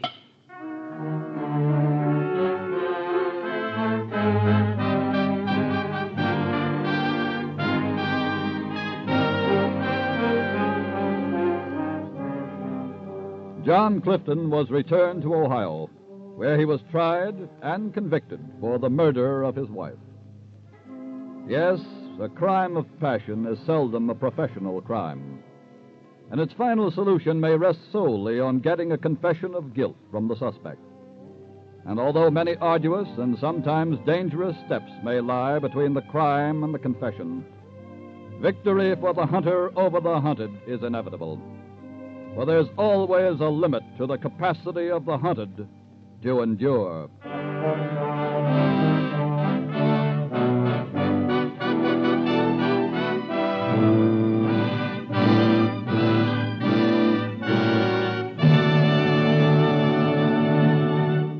Next week, you'll hear a particularly exciting case from your FBI files. Before telling you about it, a word about one of your neighbors. Just as you look to your FBI for national security, so to the Equitable Society you look for the financial security of life insurance. Yes, like the FBI agent, the Equitable Society representative in your community is a specialist on the subject of security. His job is to preserve homes, to help keep children in school, and to make old age a time of happiness and contentment. It's a good job, and one that has won for him the respect and confidence of his fellow citizens, who recognize his contribution to the security of you, your home, and your country.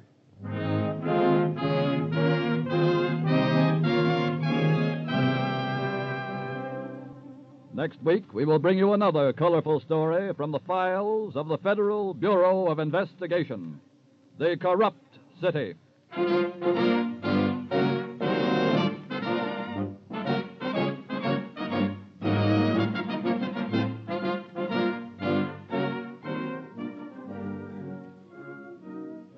The incidents used in tonight's Equitable Life Assurance Society's broadcast are taken from the files of the Federal Bureau of Investigation.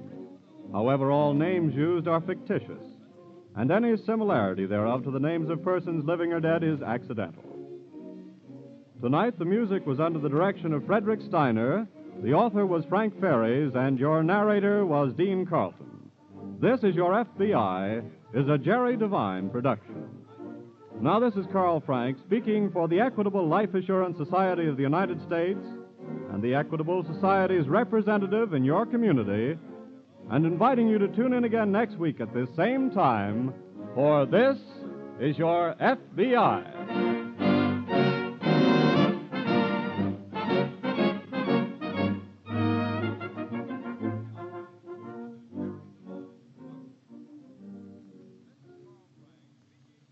Now I should like to read a statement from Mr. J. Edgar Hoover, Director of the Federal Bureau of Investigation.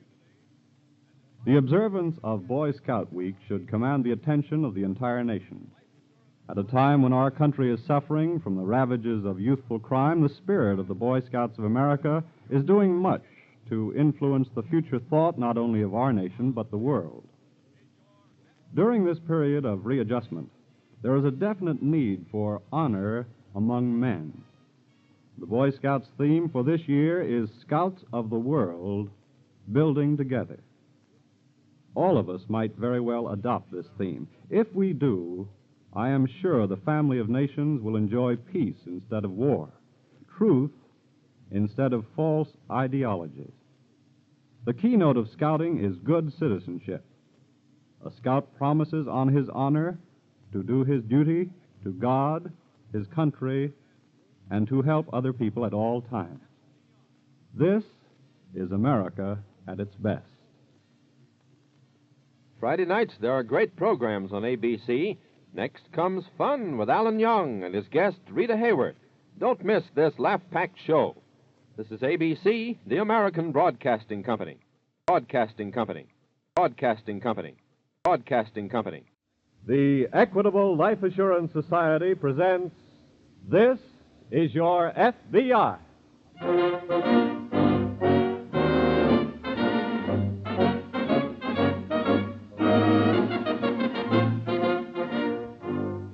This is Your FBI, an official broadcast from the files of the Federal Bureau of Investigation, presented as a public service by the Equitable Life Assurance Society of the United States and the Equitable Society's representative in your community.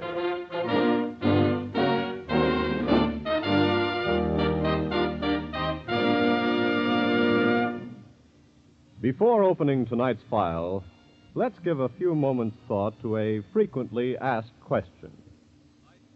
Since these programs began almost a year ago, a number of people have written to the Equitable Life Assurance Society of the United States asking how they could become members of the Equitable Society. They agree with the aims of the society and want to know what they have to do to join. Well, of course, the answer is very simple.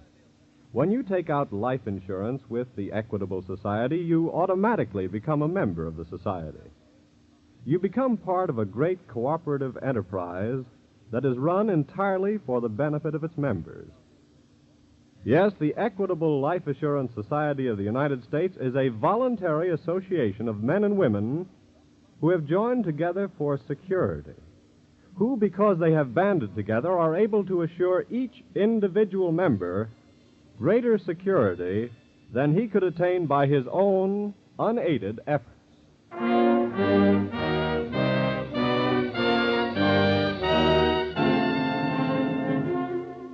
Tonight's FBI file, The Corrupt City.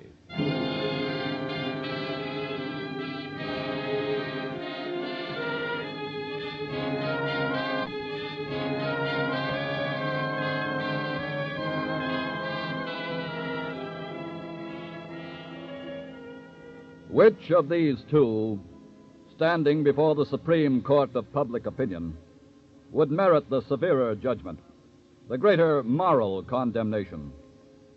The professional criminal whose business is violating the law for profit, or he who occupies a position of public trust and uses its power to protect the criminal for self-gain?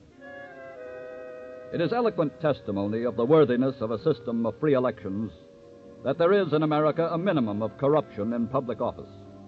It is proof of the essential integrity of the overwhelming majority of those who seek office. Proof also of the conscientiousness of the people in selecting their public servants. And, as demonstrated in tonight's case from the files of your FBI, it is proof of the uncompromising devotion of America's law enforcement officers to their sacred duty to uphold the law against all transgressors, no matter who they may be.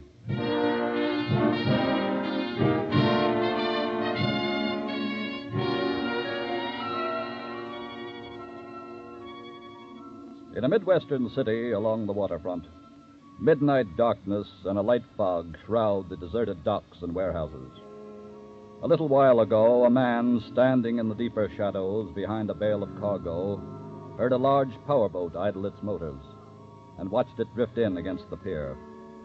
Two of its crew clambered onto the pier, passed several heavy crates to those on board, and then... How many more cases, Mike? That's all of them. Okay, get aboard and let's shove off.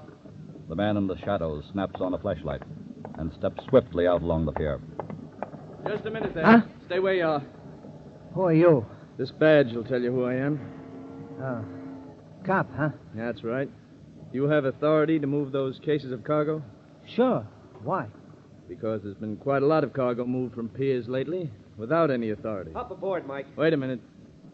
I want to see your papers authorizing movement of those cases. Mike, hop aboard. Let me straighten this copper out first. Well, go ahead, stupid. We're pulling out of here. Start that boat!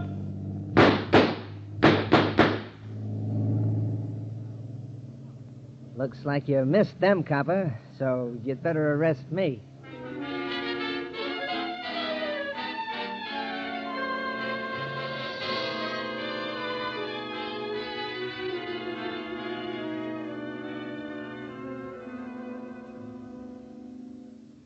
Did you want to see me, Chief? Yes, come in, Donovan. Donovan? Yes, sir. If I were asked what I think of you and your work, I'd say you're one of the most promising young men on the force. Oh, thank you, sir. And the thing that really sold me on your earnestness about your work was last fall when you asked for a leave so you could attend the FBI's National Academy. And at your own expense, too. And that diploma you came back with, well, I guess I was almost as proud of it as you were. Thanks, Chief. You have a great future ahead of you as a law enforcement officer. if you can stand the test of hard knocks. Well, They can come in a million forms. Sometimes they're hard enough to break a man's spirit completely, if it's not strong enough to take it. Yes, sir. Personally, I want to commend you, Donovan, for the arrest you made 2 nights ago at Pier 26. Thank you, sir, but I read your report. I think you're on the right track. And somehow that gang of river thieves has got to be broken up. I bungled the job the other night by getting only one, but I'll get the rest of them, sir. The man you arrested was released this morning. I'll get... What did you say, sir? Mike Haynes was released this morning. Released? But And here is your first test in the school of hard knocks, Donovan. A statement from the councilman in charge of our appropriation. You may read it all later, but I'll read only the last paragraph. Okay, sir. Therefore, in view of the evidence furnished me by reliable authority, it is my conclusion that Detective Donovan acted wholly without cause and recklessly endangered the lives of the crew by unprovoked and unjustified use of his pistol. What? Therefore, I demand his transfer to another assignment, patrolling a beat, and his promotion canceled.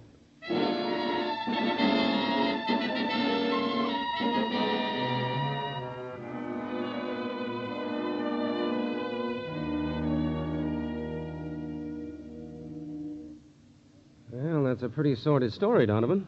Well, Mr. Craig, I didn't come here to the FBI office looking for sympathy. You don't have to tell us that. I don't blame the chief for not going to bat for me. His hands were tied. Apparently that goes for everybody on the force. Yes, I know. I don't know who the Mr. Big is who's running the show in this town, but... Well, whoever he is, there's one set of hands he can't tie. The FBI. That's right. But where's our angle in the case, Donovan? There has to be one, or we can't touch it. Well, those goods were part of an interstate shipment. Where's your evidence? Well, the river is the state line, isn't it? Yes. Well, the rest of the gang got away in the boat the other night, and they headed for the other side of the river. But you don't know for sure that the boat went all the way. No. It could have turned and cut back to this side at a point farther up or downstream. Yeah, that's true. I guess I was just a little overeager to get you boys into the picture. Well, we may get into it yet. But until there's a definite federal violation, I'd suggest you keep your eyes open for anything on Mike Haynes. Watch where he goes, who his pals are. Maybe you'll stumble onto something. Yeah, something Mr. Big can't cover up. Yeah. It might be pretty risky business for you. I'll get on Haynes' trail starting tonight.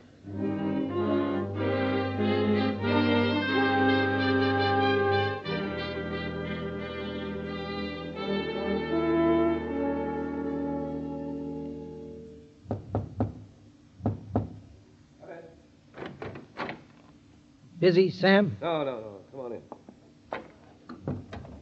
You got me sprung, huh? Yeah. I don't know why, though. What do you mean? That was a real stupid play, Mike. What? Playing the big shot for that copper.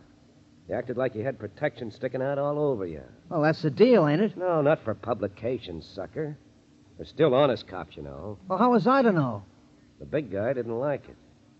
Well, he sprung you this time, but from now on, take it easy. Something's got to be done about that cop. Why? He's been tailing me ever since I was sprung. I go in for a beer, and he comes in for a beer. I go in the bowling alley, and he comes in. I go home, and he walks by the house. Well, he hasn't tailed you across the river any time, has he? How could he? That's out of bounds for him. Well, the guy's driving me crazy. Maybe that's what he wants to do. Huh? Figures you'll get too jumpy sometime and make the wrong kind of move. Oh, not me, Sam. We're not going to take a chance on that. What do you mean? You want to get that copper off your neck? Sure. And here's what you do. Tomorrow, as soon as you know...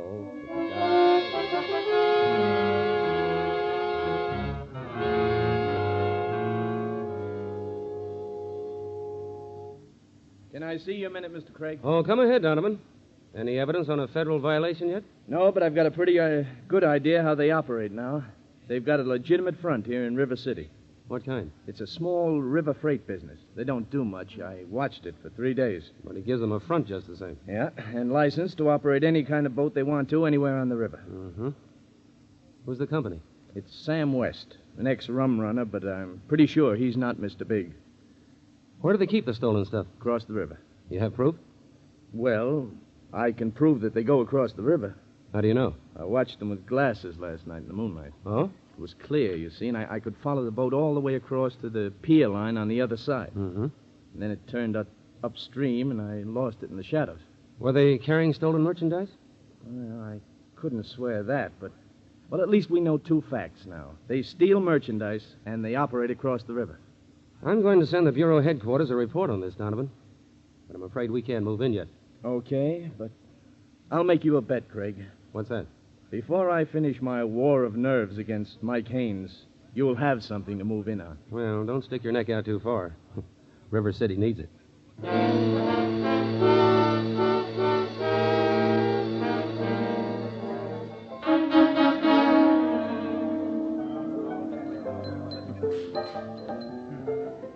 What are you drinking, mister? Well, maybe I'm not drinking. That's about all you can do in here. The sign outside says, bar and grill. Okay.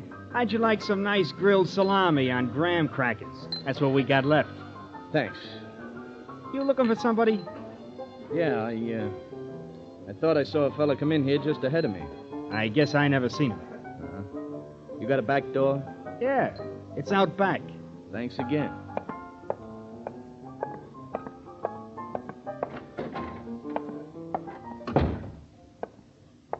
Looking for somebody, Copper? Yeah. Mike Haynes? That's right. He's right behind you. There you are, Mike. Now the guy don't bother you.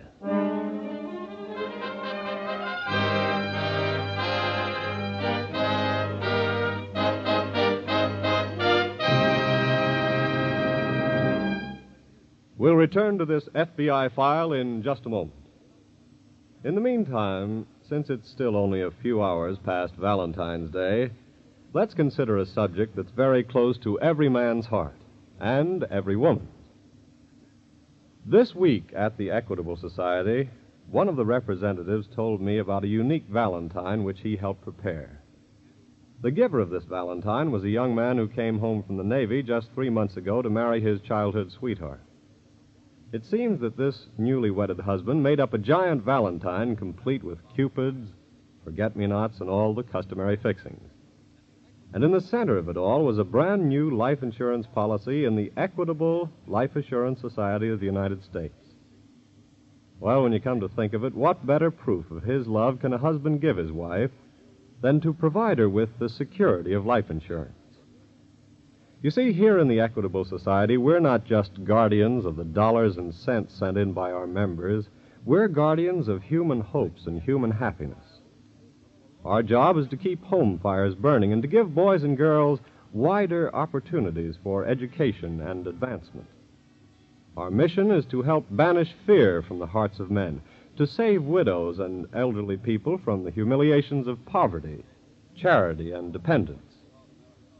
So is it any wonder that we of the Equitable Society are proud to call ourselves life insurance men and life insurance women, and that we're equally proud to say that this week and every week for 86 years, the Equitable Life Assurance Society of the United States has been building security for you, your home, and your country.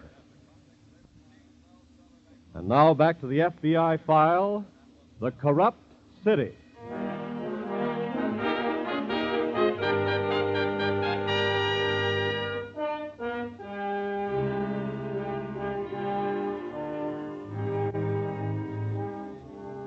Every day and night, 24 hours around the clock, your law enforcement officers risk their lives to keep their covenant with you, to protect your lives and property, and to uphold the sanctity of your laws. And many of them risk their lives in keeping that faith.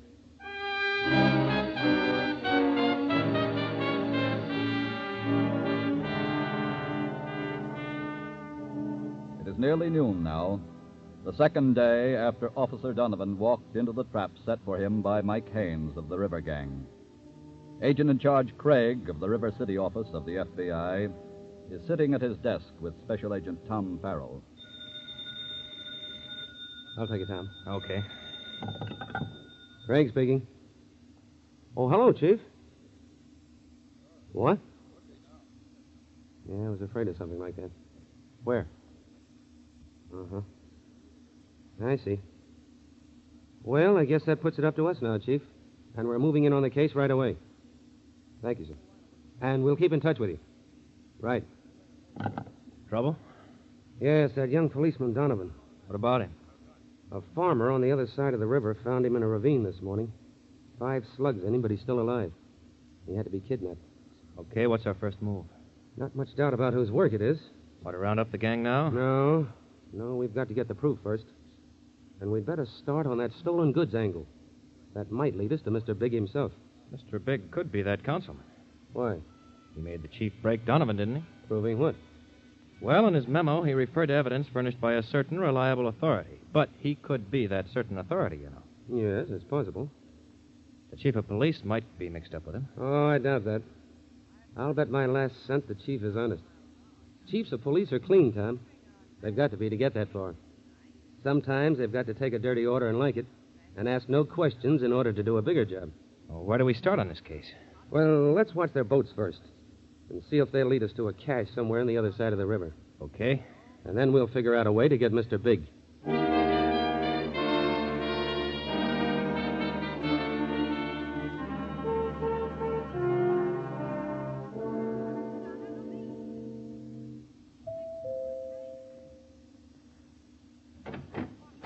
Hi, Mr. Adams. Come in, Sam. You want to see me? Yes. Okay, what's on your mind? That policeman. Who are you talking about? Donovan. Oh. Okay, so he was getting too nosy, so we got rid of him. Did I tell you to? I take protection from you, Adams, not orders. Really? Now, what are you squawking about Donovan for? He might have found his way all the way up to you, you know. I could have handled that. Are you kidding? It goes to the papers then, and you can't handle them. You may be the party boss, councilman, and run everything in this town, but you can't... Shut up. Now listen to me. Okay. You know what you've done by kidnapping Donovan? Shooting him, dumping him across the state line? What? That's not a local police case. That belongs to the FBI. Huh? You've heard me. All right, but that ain't my worry. Protection's still your job, Adams. You can't fix the FBI. So, what are you going to do? I'm going to give the orders from now on, or pull out. You and the boys lay low for a few days. No more jobs until I tell you. Understand?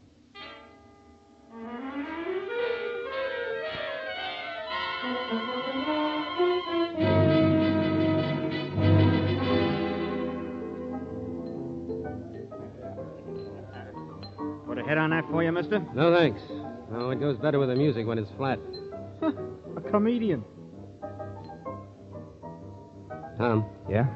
Mike Haynes down the bar ways. Yeah. Wish we could take him in now. Don't worry, we'll get him. Looks like he's about ready to shove off. I imagine he'll head for home. Well, we've been watching them 3 days now. They haven't moved a boat. Yeah, they must have gotten orders to lay off for a while. Yeah. Come on. Let's get back to the office and plan our next course of action. What about Haynes? Let him get home by himself. We've got more important work to do right now.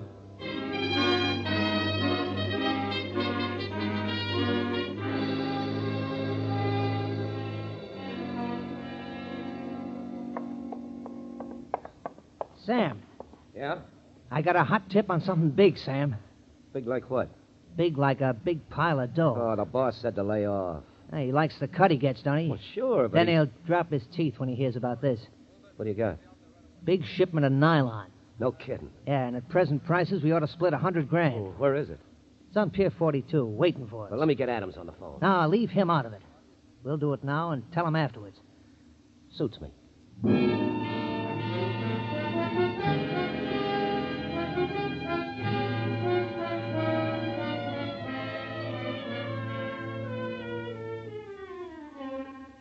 It is nearly midnight on the river now, and a ferry boat crossing far upstream seems to be the only sign of life on the surface of the water. But 3 hours ago, shortly after dark, 4 small boats put out from the River City shore, deployed, and took up assigned positions. 3 are now hidden in the shadows at widely separated points along the pier line on the far side of the river. The 4th, on this side, is hidden among the pilings under Pier 42. A man speaks into a portable radio transmitter. Hello? Hello? Agent in charge, Craig. Boat number 1. Report, please. Over. Boat number 2 reporting. Standing by. Boat number 3 reporting. Standing by. Boat number 4 reporting. Standing by. I don't know how much longer we'll have to wait, men. Maybe the plan's not going to work at all, but we'll stick it out. It's got to work, Craig. Haynes fell for the tip anyway, I know. Agreed to cut me in. Maybe Sam West or Mr. Big put the nix on it. Time will tell. And it looks like time's beginning to tell a sad story, so I guess we'd Craig, better... listen. Motorboat. Yeah. Making this way, too. Let's not give the boys a false alarm until we're sure it's the boat we're looking for. That's it, all right. It's cutting in this way. Yeah. Hello? Hello? Craig speaking. I think we're in. There's a boat heading in for this pier. Keep radio silence and stand by.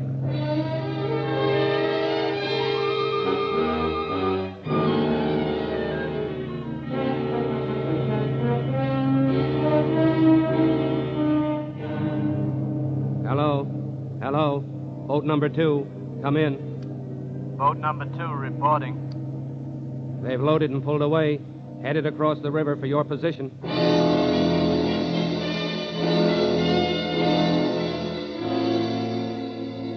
Hello, boat number 2 reporting. They've turned upstream and headed your way, number 3. Over. Boat number 3 reporting. They've passed my position and continuing upstream toward your position, number 4. Over.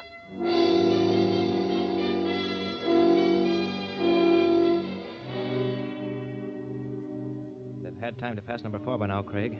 What's happened, I wonder? Maybe we'll hear something in a minute.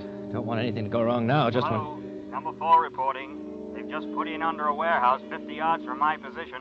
Good. What are your orders, Craig? Over. Stand by, number 4, until we all reach your position. Then we'll move in. Number 2 and 3, let's go.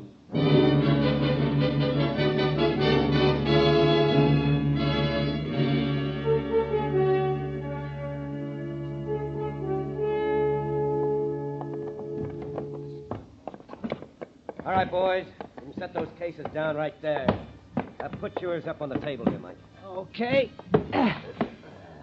Break her open and let's see what we got. Right.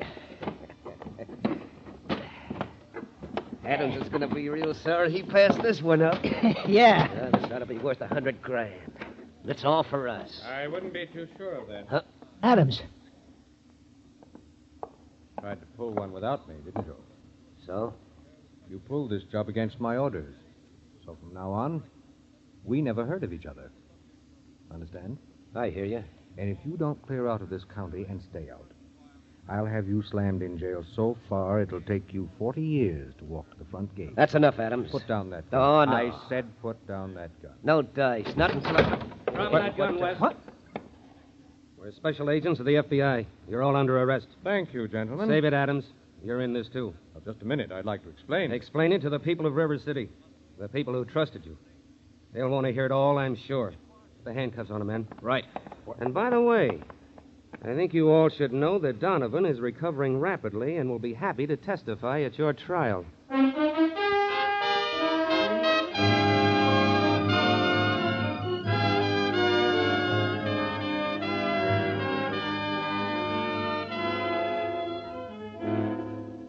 The vicious political influence of John Adams and his accomplices was broken up by their trial and conviction in a federal court.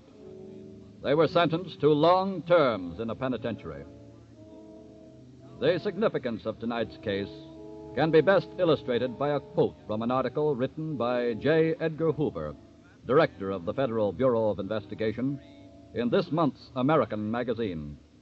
In this article, Mr. Hoover stated, "A great menace to successful law enforcement is the crooked politician or policeman who places the pork barrel above the welfare of society. These politicians either corrupt policemen or destroy their morale. I must say here and now that if we are to stem the rise of crime, We must take police and sheriffs, the first line of defense against terrorism, out of the hands of venal politicians. The police department must be placed, like so many municipal fire departments and school systems, in the control of a nonpartisan commission. It may be a hard job, particularly when a powerful political machine exists in a city, but it can be done if every decent citizen puts pressure on his local lawmakers.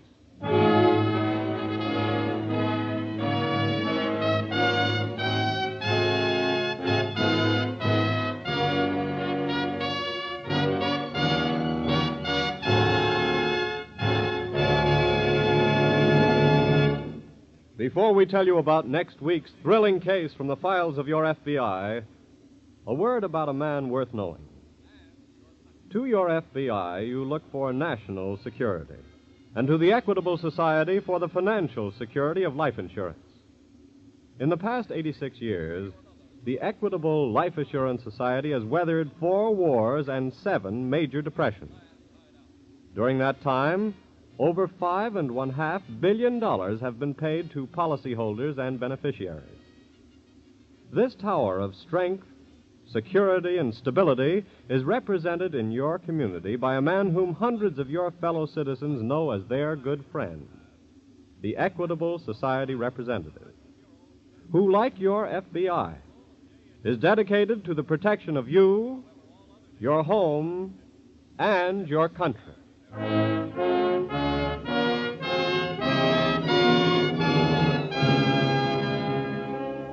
Next week, we will bring you another colorful story from the files of the Federal Bureau of Investigation, revealing for the first time the inside story of South American espionage, the Pan American Patriots.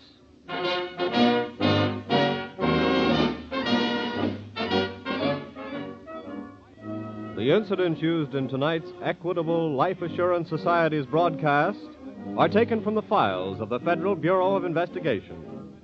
The role of J. Edgar Hoover was impersonated. However, all other names used are fictitious, and any similarity thereof to the names of persons living or dead is accidental. Tonight, the music was under the direction of Frederick Steiner, the author was Frank Ferries, and your narrator was Dean Carlton. This is Your FBI is a Jerry Devine production. Now, this is Carl Frank, speaking for the Equitable Life Assurance Society of the United States and the Equitable Society's representative in your community, and inviting you to tune in again next week at this same time for This is Your FBI.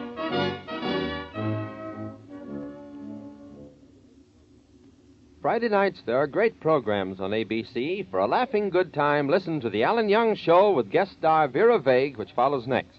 This is the American Broadcasting Company.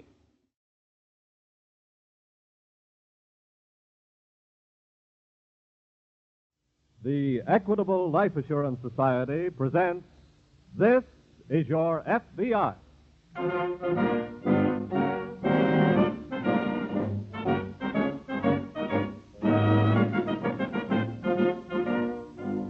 This is Your FBI, an official broadcast from the files of the Federal Bureau of Investigation, presented as a public service by the Equitable Life Assurance Society of the United States and the Equitable Society's representative in your community.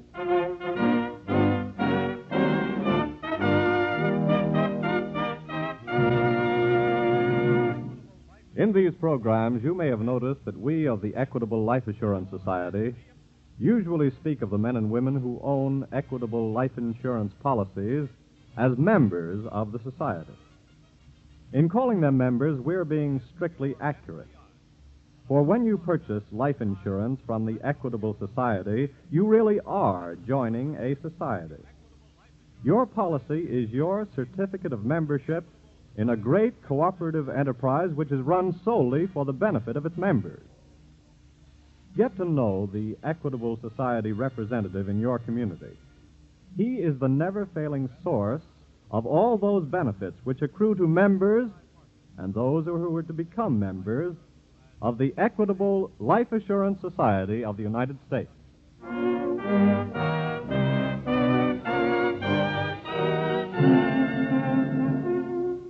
Tonight's FBI file, the Pan American Patriots.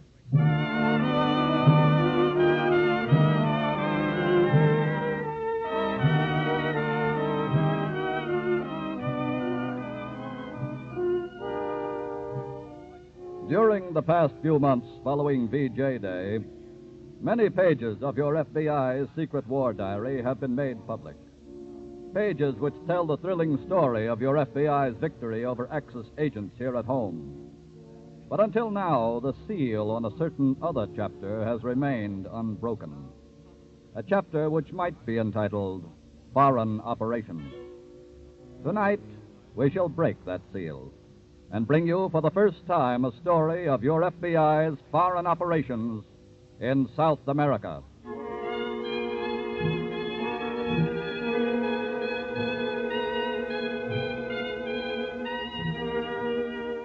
Among the most vital points along America's line of communications and supply to the Mediterranean and Middle East during the war were certain ports and relay bases in South America.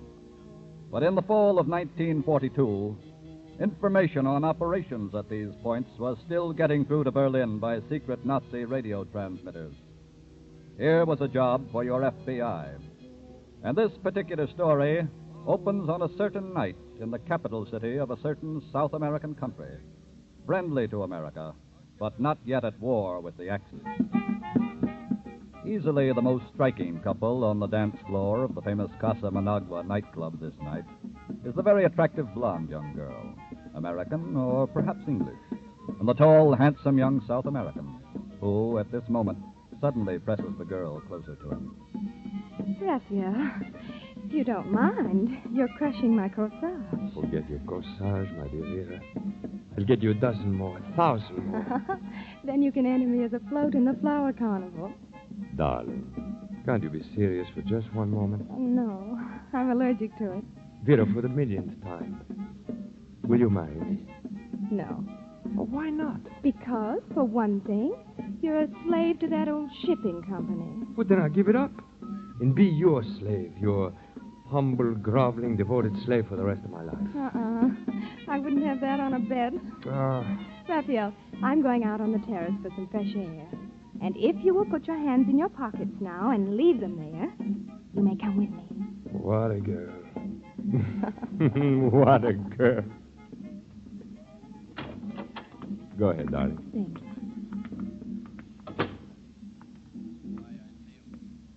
May I have a cigarette? Sorry. My hands are imprisoned in my pockets. Oh, I'll grant them a temporary parole. Good. Here you are. Thank you. And a light? The moon is lovely. Yes. Do you know the lines, yon rising moon that looks for us again? How oft hereafter will she wax and wane? How oft hereafter, rising, look for us through this same garden, and for one in vain. Oh, that's beautiful. You see, I do have my serious moments. Oh, darling. Raphael, look behind you. Das hast du gut gemacht, Müller. Jetzt traten weg. Jawohl, Herr Brunner.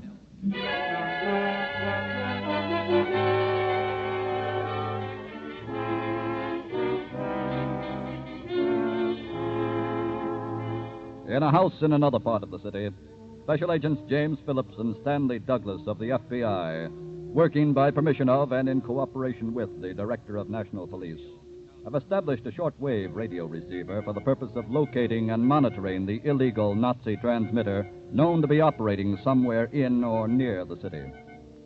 3 days ago, they had just picked up the transmitter for the first time when suddenly it stopped sending.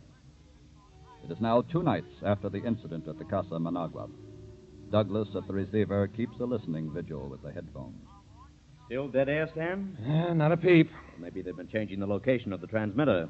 Shouldn't take them 3 days to do that, Jim. Maybe they've also been waiting to get hold of important information. Like what?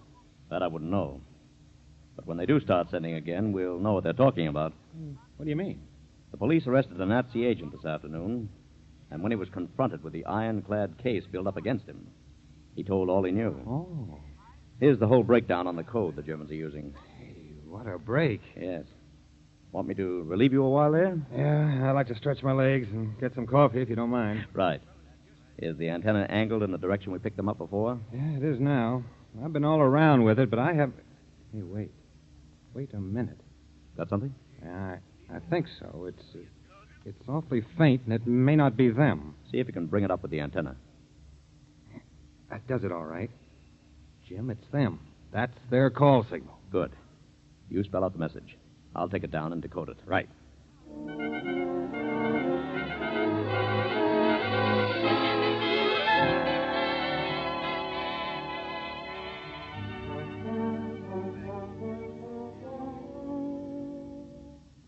Come in, Senor Phillips. Thank you, sir.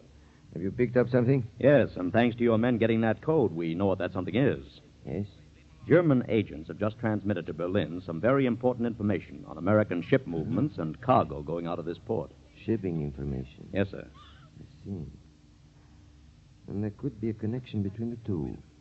I beg your pardon, sir? Senor Phillips, not an hour ago we received a report here at headquarters that Rafael Corinto is missing. He's missing 2 days now. Rafael Corinto? Si. He's connected with one of the Allied shipping firms here. Oh. And he would have access to information on all shipping that enters or leaves this port. Then I should say there could be a connection. What is your suggestion?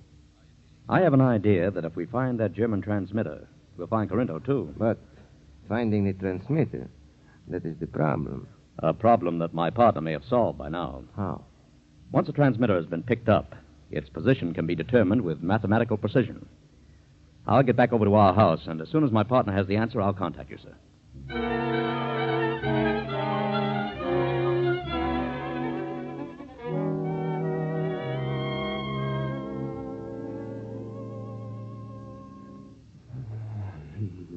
Der Corinto kommt zu sich, Herr Brunner.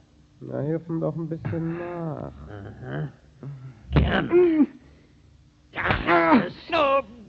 Ja, genug, Miller. You are sufficiently awake, Herr Corinto? Who are you? One of your hosts. Where am I? That is not important. What happened to me? It's quite obvious, isn't it? You are Germans. That's right. Nazis. Correct again, sir. And in the name of our Führer, I thank you for having rendered us a great service. What do you mean? You have given us much valuable shipping information, which is now in the hands of our intelligence in Berlin. No. I don't believe you. Oh, you didn't give it willingly. After 2 days, we had to resort to giving you the drug scopolamine. 2 days? I have been here 2 days? Yes. Well, what about the girl who was with me? What have you done with her? Well, answer me. Where is Vera? Oh, darling. Are you all right? Yes, I'm fine, thank you. Thank heavens. What shall we do with him, Fräulein? Just let him stay here. Fräulein. Vera. He called you Fräulein. That's right.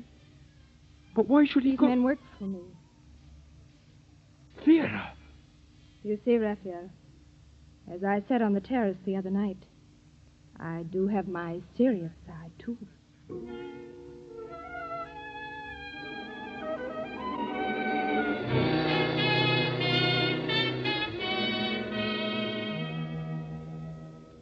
Mr. Solano, I think we have some good news for you. You have found the German radio transmitter? My partner here, Mr. Douglas, has determined its location on this map. Good. Where is it? Show him, Stan. Right. I've checked my own calculations 3 times, Mr. Solano, and I'm pretty sure this is right. Show me, please. I'd swear the transmitter is located within this tiny circle I've drawn at this point. In the mountains. About 10 miles airline, west of the city. Mr. Solano, are there any houses or vacation resort buildings around there? Let me think. There is one small lodge hidden in a strip of woods and overlooking the valley below. That must be the place, Jim. What do you wish me to do now, Senor Phillips? You have authority to arrest anyone operating an unlicensed radio transmitter. That is right. And Rafael Corinto is missing. And if he was abducted, whether by German agents or anyone else... That is a crime. Yes, and time is precious. They may decide to move the transmitter again any moment. And our work would have to be done over again. Then we shall leave immediately. Pablo, diga al Capitán Otero que tenga pronto sus hombres. Tenemos que irnos en 5 minutos.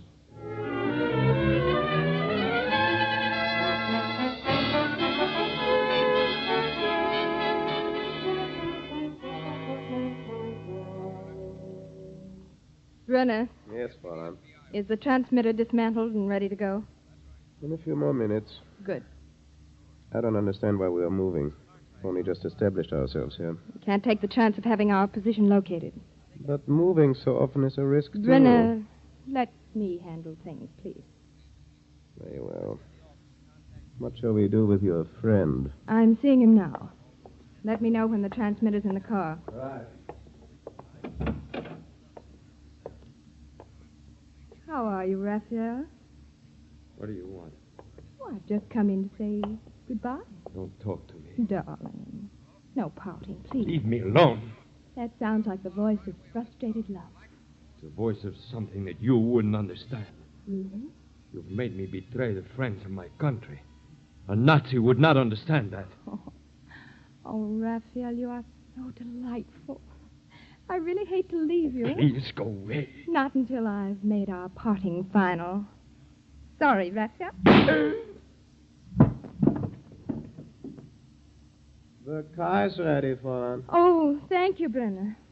It's a lovely day for a drive.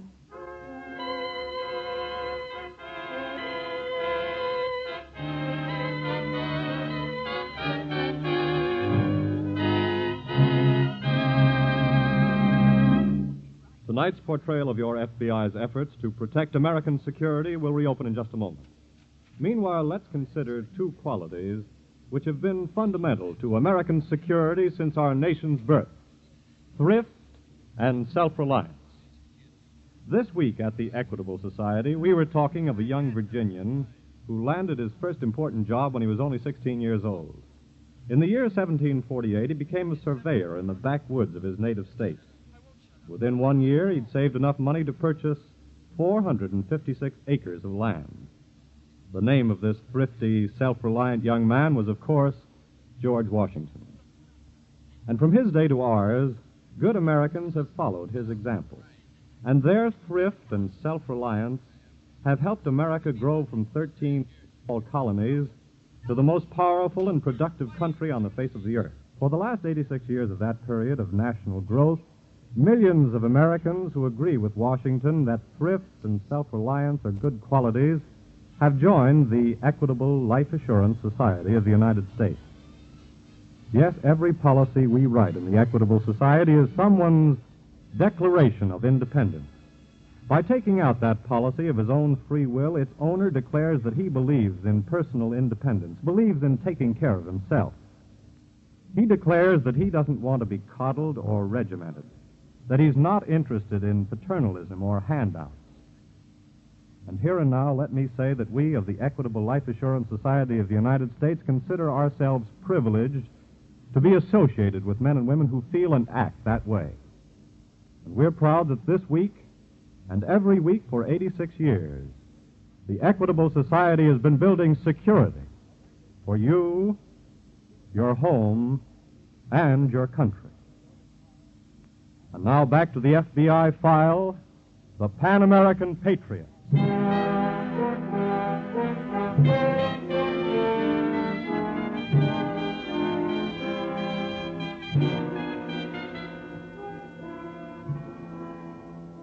Agents of an enemy country differ from the average professional criminal in their objectives only.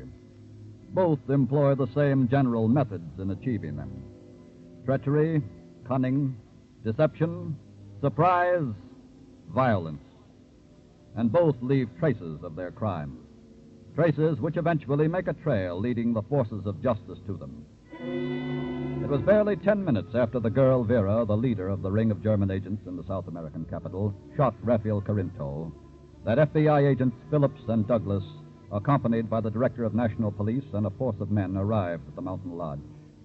They have now just entered the deserted quarters.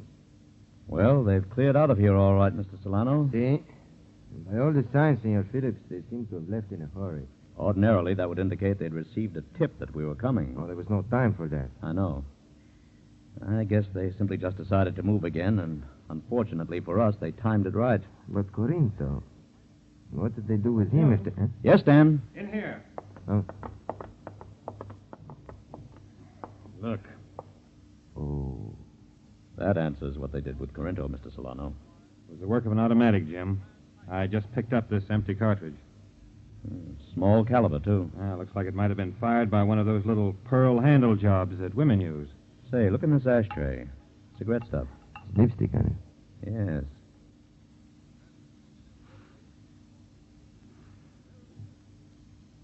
It's not an American blend of tobacco, anyway. English? No. That'd be straight Virginia tobacco. And this one has a Turkish or Egyptian odor. We can have it analyzed in the laboratory, senor. Yes, and this cartridge, too. And the bullet in Corinto's body. Well, I guess there's nothing more to be done here. Then I shall have the men take care of Corinto's body and we'll return to headquarters at once.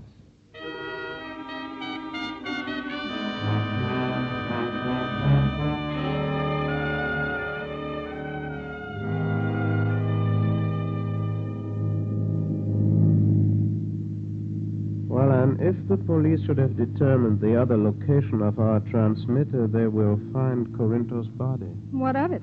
His body won't tell them where we're going. But that is murder, Fräulein, and the police may start a general roundup of all suspected German agents. Is the risk of our job too great for you, Brenner? It is not that. Perhaps you would like me to send you back to Germany to fight. What are your plans, Fräulein? Your orders are to set up the transmitter when we've arrived at the new location. Yes. I'm returning to the city to the Hotel Esplanade tonight. You are to report to me there at noon tomorrow. Very well. Corinto has helped us to achieve one objective. Now we must move on to another. I must make a new contact, Brenner. I wonder what he'll be like.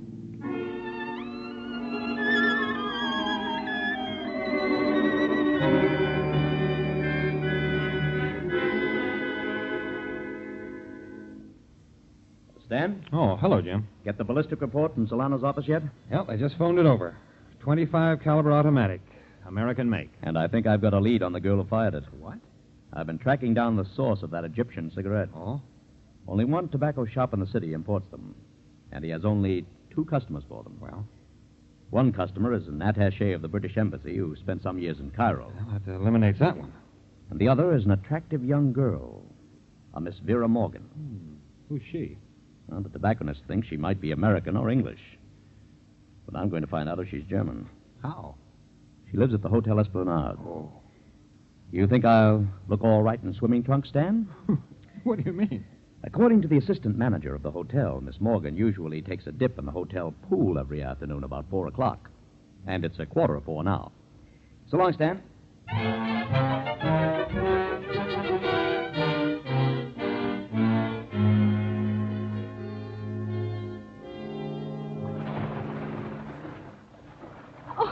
Oh, I'm sorry. I'm not. I planned it this way. I beg your pardon. I misjudged your last 2 dives, and you didn't bump into me. Oh, so you deliberately plotted this collision. Do you mind? No. Well, shall we sit down here and talk, or isn't that being done in 20 feet of water? I'll race you to the side. Right. Oh. No good. It was a tie. Well, may I help you up? No, thanks. I can make it. Now, what time are we having dinner this evening? Did you say your name was Swift? No, it's Jim Phillips. Who are you? Don't tell me you haven't already found out. I'd rather hear you say it. All right. Born in Connecticut. My parents moved to Paris when I was 4, to South America when I was 18. My mother is dead. My father's in France and can't get home. Now, how does your biography go? Born in Cleveland. Went to engineering school. Came the war, and here I am working in South America and looking into a pair of the most exciting blue-gray eyes in the world. And how am I doing? An engineer. How fascinating. If I'd been a man, that's what I would have been. Personally, I'm glad you turned out this way. Working in the mines down there? No, doing a little stuff for Uncle Sam. They call it hush-hush, you know. Oh, sorry. You haven't answered my question. What time are we having dinner? Why don't you call for me about 8:30? It's a date.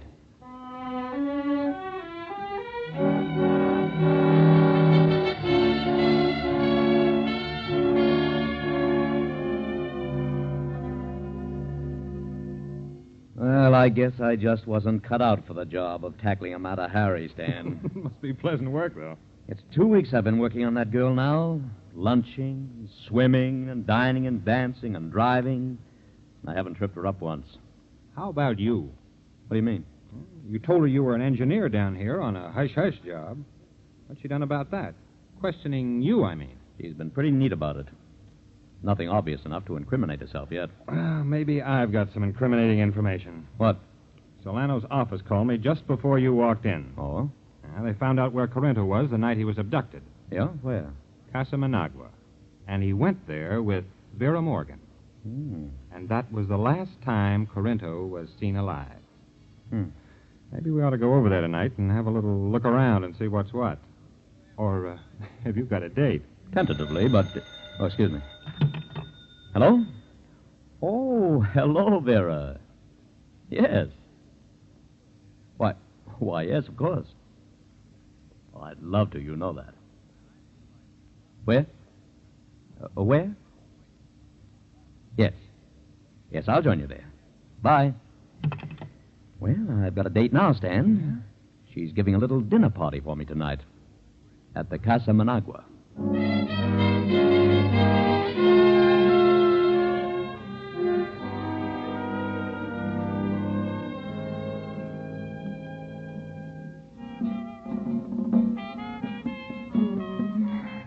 You danced beautifully, Jim. Thanks for letting me hold you in my arms again, darling. I wanted to get away from those stuffy people. I know. Jim, Yes, dear? I'd like to go out on the terrace and get some fresh air. Wonderful idea. Let's go. After you, dear. Thank you. May I have a cigarette? Here you are. Thanks. Here's a light. Oh, the moon is lovely. Do you know the lines, yon rising moon that looks for us again?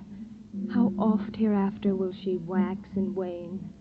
How oft hereafter rising look for us through this same garden, and for one in vain? You see, Jim, I do have my serious side. And I have my serious side, too, darling. Jim, look out! Don't worry, we already have. What? Drop that gun. Stay where you are. What's going on? You are all under arrest. I'm afraid that means you, too, Vera. Well, what do you mean? We searched your suite, senorita, after you left to come here tonight. We have found a pistol with which you killed Rafael Corinto. You will come with us now. Jim, what is all this? Well, Vera, it's like I said a moment ago. I, too, have my serious side. As a special agent of the FBI.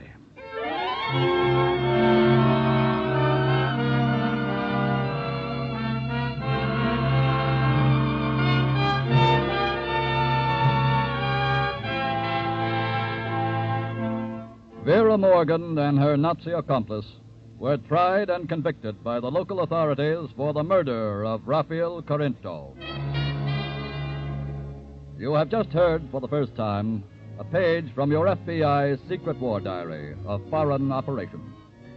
While your FBI humanly takes pride in the success of its work against enemy agents abroad as well as at home during the war, this story was presented solely for the purpose of reporting to those whom the FBI serves.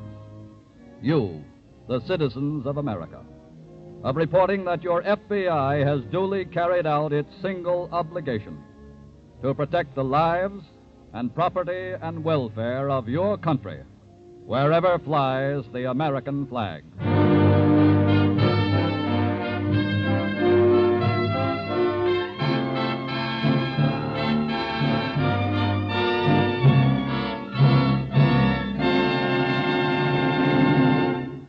Before you hear about next week's thrilling case from the files of your FBI, the Equitable Life Assurance Society wants to tell you about a citizen of whom your community can well be proud. Just as you look to the FBI for national security, you look to the Equitable Society representative in your community for the financial security of life insurance. He is a man ready to serve you in the same spirit in which, throughout 86 years, the Equitable Life Assurance Society of the United States has always served its members. Like your FBI, your Equitable Society representative is dedicated to the security of you, your home, and your country.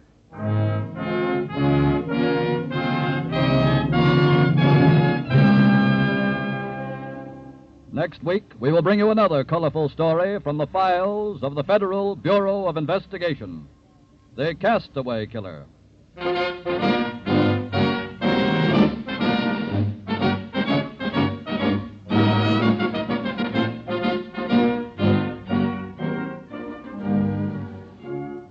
The incidents used in tonight's Equitable Life Assurance Society's broadcast are taken from the files of the Federal Bureau of Investigation. However, all names used are fictitious, and any similarity thereof to the names of persons living or dead is accidental.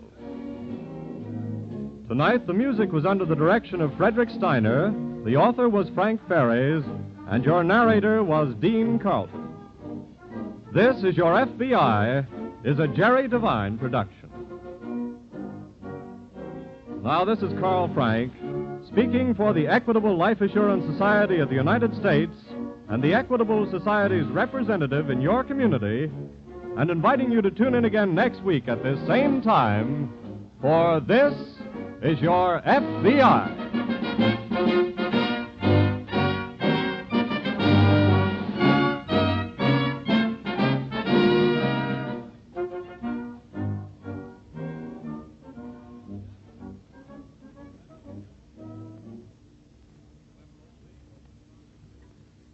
Friday nights, there are great programs on ABC. Maybe Washington never told a fib, but listen now for Frank Morgan on The Alan Young Show. This is ABC, the American Broadcasting Company.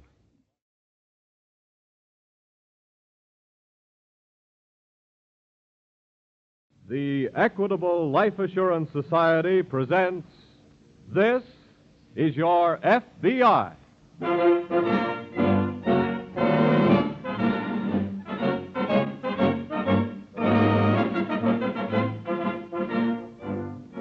This is Your FBI, an official broadcast from the files of the Federal Bureau of Investigation, presented as a public service by the Equitable Life Assurance Society of the United States and the Equitable Society's representative in your community.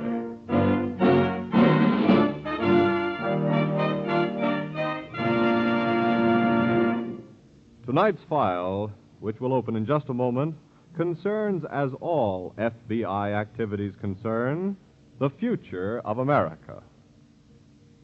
Here at the Equitable Life Assurance Society, we also deal in futures. Yours, ours, the country's. The future is our business. And that is why, for 86 years, our constant endeavor has been and is to keep the Equitable Society up to date, well-informed, active, and progressive. That is why, when life insurance problems arise, your Equitable Life Insurance Society representative is a man worth knowing. A man whose business in life is building security through life insurance for you, your home, and your country.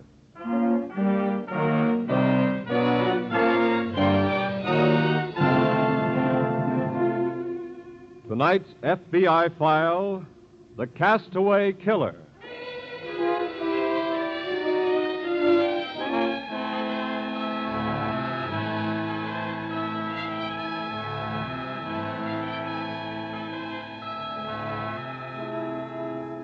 By far, the vast majority of our foreign-born population are good, conscientious American citizens, to whom the ideals of our way of living and the laws which govern it are as sacred as they are to any native-born citizen. But a small minority of our foreign-born are a part of the criminal element of our society.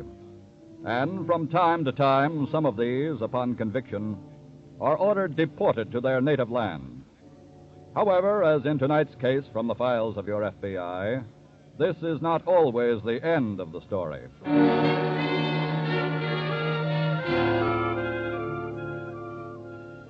Shortly after dawn one morning, the fleet of fishing trawlers off the coast of Maine made their last haul. And now, with a full catch, they're preparing to return to their home cove. Captain Brewster, the skipper of the Anna Girl, bellows to his first mate. Let's be underway, Mr. Walpole.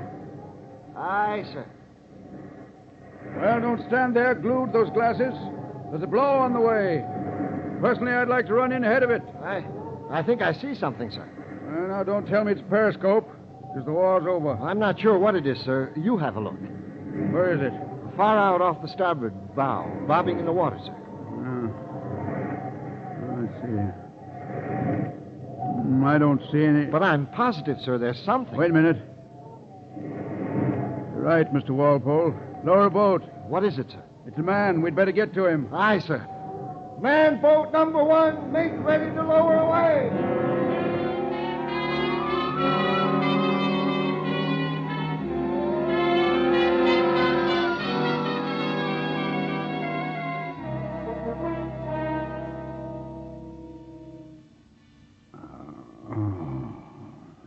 Now, just take it easy, mister. You're going to be all right. Just take another swallow of this. Okay. Now, that's fine. Who are you? I'm Captain Brewster, skipper of the Anna Girl. She's a fishing trawler. Oh. We picked you up just after dawn this morning. Where am I now? You're at my house. I brought you ashore. Uh-huh. What happened to you? Well, close as I could remember, I was on the fourth watch. We had heavy going. I went forward to batten down number 1. Bow took a dive.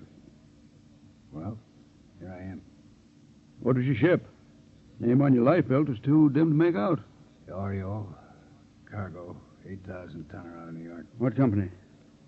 North Star. Why? Well, I want to send a report. I'll take care of that. You'll be in the blankets for 2 or 3 days. Look, Captain, you like a joke? Oh, as well as the next one. Why? I owe the bosun $50, and I'd like to let him worry those 2 or 3 days. Okay? Sure. I thought you'd understand, Captain. Thank you, sir. John. Oh, come in, Anna. How is he? Well, he seems to be coming along fine. I don't think I know your name, mister. It's Butler. Joe Butler. Well, this here's my wife, Anna. I'm pleased to meet you. How are you? Think you're up to eating something, Mr. Butler? Well, I guess maybe I could. Oh, fine. Look, I don't want to put you in any trouble, though. Nonsense. No, Butler, Anna just love to have someone around to fuss over. Sure. You're going to be around here for a while, so you just plain make yourself to home.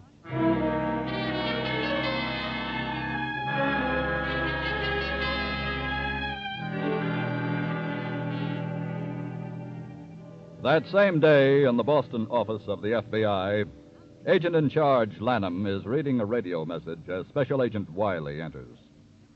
Wiley. Yes, sir? I have a report here you might be interested in. What's it about? Nick Corona. Corona? Why, I thought immigration wished him bon voyage and no happy returns yesterday. They did, but this radio message just came in a while ago from the ship he was aboard, the Oriole. Yeah? Corona went over the side sometime during the night. What? When they unlocked his cabin to take him to breakfast, he was gone. Evidently got out through the porthole. Are they sure he went over the side? He left a note saying he'd rather take a bath than take that kind of a rap. So, he chose suicide, huh? I don't think so. Huh? Nick Corona liked to live too well. Yeah, I know. I believe he went over the side all right, but I believe he stayed on top of the water, too. You mean he arranged for somebody to pick him up? No, Corona wasn't that important. Well, what else then? If the ship wasn't too far out, he could have used a life belt and counted on being picked up or washed in. Yeah, but that's a pretty big chance. Maybe, and maybe I'm entirely wrong, Wiley. But I'm going to have a lot more proof than this message before I'll believe Nick Corona committed suicide. What's the next move, then? Radio the captain of the Oriole and get him to try to establish when Corona went over. Right. And have him check with the ship's log and find what her position was at that time.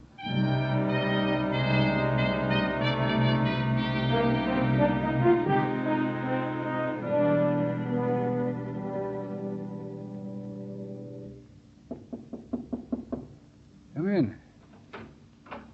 Good morning. Good morning. I have some coffee for you. Oh, swell. Yeah, just drink this and tell me what you'd like for breakfast. Look, I wish you'd quit knocking yourself out over me. Oh, I'm glad to do it. You're okay. How did you sleep, Mr. Butler? Oh, real good. Real good. I was afraid I kept you up too late last night, but I just loved hearing you talk. Oh, look, that's the best thing I do.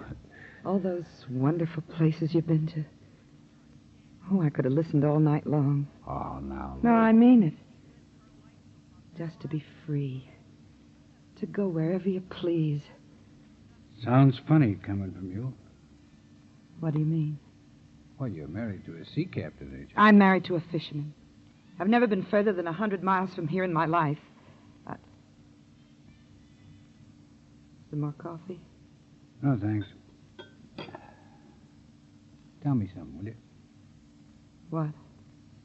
How long you been married? 5 years. You ever been married before? No. He's a lot older than you, ain't he? Yes. Why did you ask those questions? I just wanted to know the setup. And now I think I got it. Well? You kind of get scared of the calendar, didn't you? I don't know what you mean. The boat was sailing, baby. The parade was passing by, so you settled for the guy. Maybe I did. Can I tell you something? Yes. You sold yourself short. You could have done better. Lots better. In fact, sweetheart, you could have... Anna! I'd better see what he wants. Yep. What about your breakfast? That can wait, Mrs. Brewster. Call me Anna, please. Okay. Anna! I'll be right there, John.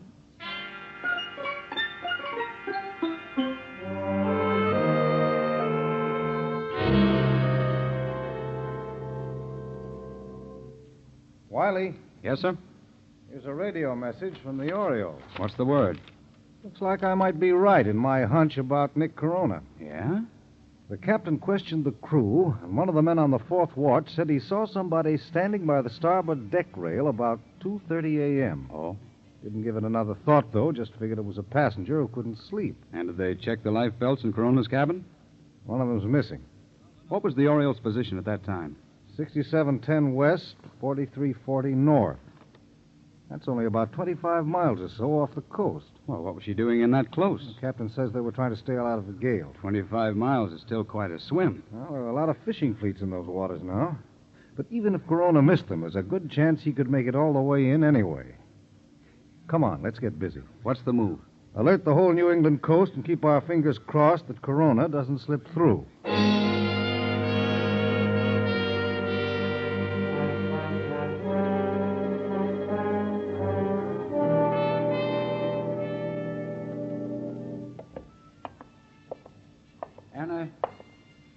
Anna? I'm right here, Nick. Oh, I was wondering what happened to you. You said you were going to come in and see me as soon as the captain left. I know. Well, I saw his car pull out of here a half hour ago. Yes. I guess you finally got sick of hearing me talk. Huh? Oh, no. Well, then what goes?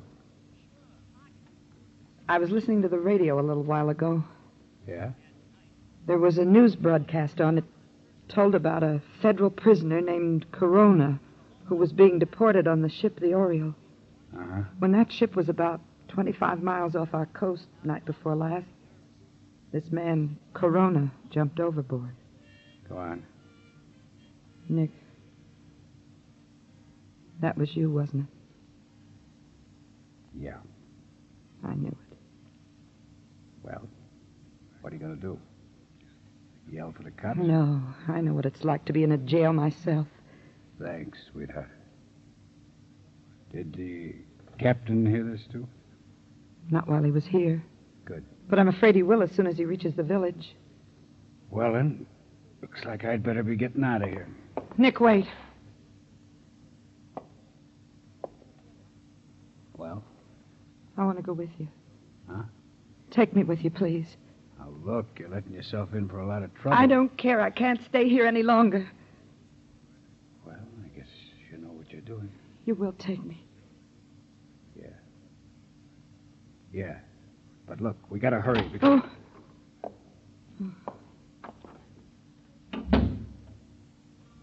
Hiya, Captain. Hello, Mr. Butler. You been in the village, John? Yes, Anna. Well, if you excuse me a minute, I was just telling your missus here, I guess I'll go out and take a little walk. Just a minute. Well? I heard a story up in the village about a man who was being deported, jumping ship. Uh-huh.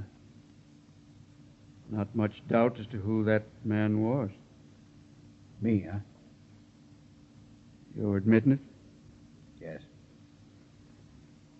Well, before I did anything, I wanted to be sure. I guess you know there's only one thing for me to do, sir. Call the cops? That's right. John, you can't. Huh? You can't call the police. Anna, now you keep out of He this. ain't calling no cops, honey, so get in and start packing. Now, just a minute. What is this? I'm pulling out of here. And I'm going with him, John. Hannah. Hurry it up, honey. Hannah, do you realize what you're doing? Yes. This man's a criminal. He's a fugitive from the law. Don't you understand that? I know all about him. What's got into I'll you? break this up, will you? We gotta move. You're not leaving here, either one of you. Keep away from that phone. No. Okay, Pop, you asked for it.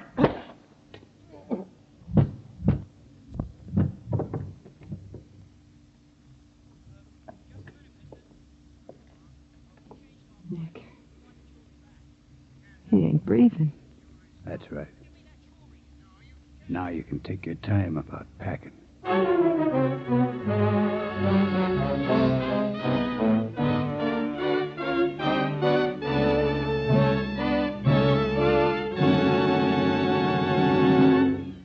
The second half of tonight's program, dealing with the eventual downfall of Nick Corona, will open in just a moment.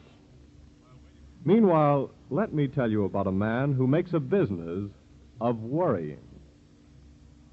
This week at the Equitable Society, well, I've never known it to fail. Every time I go down to the Equitable Life Assurance Society, something interesting happens to me. Yesterday, as I was passing a group of executives, one of them called, "Come on over here. I've got a man I want you to meet." Well, a big, genial citizen stuck out his hand, and I said, "Gosh, you look so happy you must have had something pleasant just happen to you." Said he, "Happy? Well, I may look happy, but the truth is, I'm a professional worrier. Back in my hometown, I'm known as the town's official worrier for one and all. You see, I'm an Equitable Society life insurance representative, and people have been piling their worries on me for years. People worried about their children's education come to me. Families worried about keeping their home together ask my advice. Men and women worried about taxes, protection for old age, security for the future come to me, and generally, thank goodness, I'm able to say, "Forget your problems, friend. Let me do your worrying for you." That's my job in life. Well, there you have one of the Equitable Society's best assets. A responsible, keen, sympathetic man, trained and able to meet emergencies, and glad to help you solve your problems through life insurance. Multiply this Equitable field man by thousands, and you'll see why the Equitable Society has woven itself into the fabric of everyday life in towns and cities all over the United States. Yes, because Equitable life insurance representatives are professional worriers, proud of their calling, anxious to help, we are able to say that this week and every week for more than 86 years, the Equitable Society has been building security for you, your home, and your country. And now back to the FBI file, The Castaway Killer.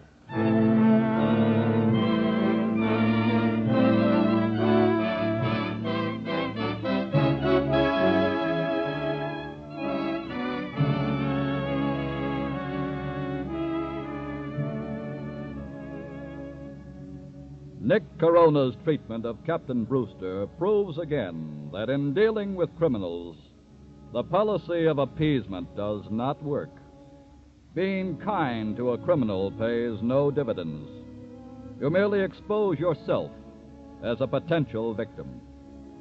That is because the basic ingredient of every criminal is greed. Nick Corona had been in trouble with the police before. Trouble which led to deportation proceedings. Now, the most recent manifestation of his greed had made him commit another crime. The number one crime, murder. It is an hour or so now after Nick Corona struck down the sea captain in the small fishing village on the Maine coast. In the Boston office of the FBI, Agent in Charge Lanham awaits possible reports after alerting the New England coast. I'll take it, Wiley. Hello? Yes, all right. Long-distance radio station in Portland. Radio station? Wait a minute. Hello? Hello? Yes? What's that? Yes. Yes, I see. Where? I've got it. We'll get on it right away, and thanks for reporting it so promptly. Goodbye. You got a lead? Somebody in a little fishing village, Randall's Cove.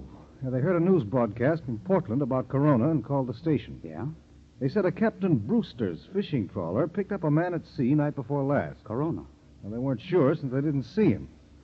I'll contact the police up there right away and have them investigate. Good, and I'll be ready to fly out of here if they nail him.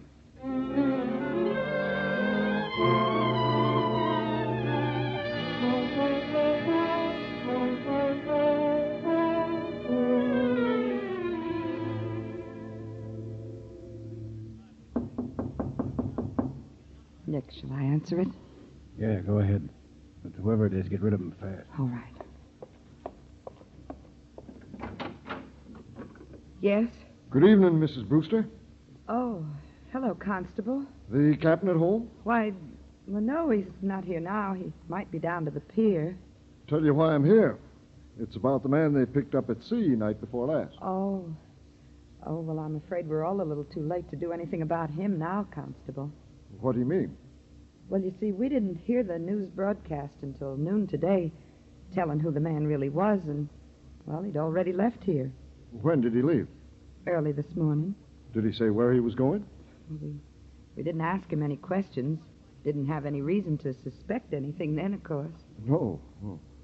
Well, I better be getting along back. Got to report this to the FBI. Yeah, I'm awful sorry he got away, Constable. Oh, you couldn't help that. Well, good night, Mrs. Brewster. Good night.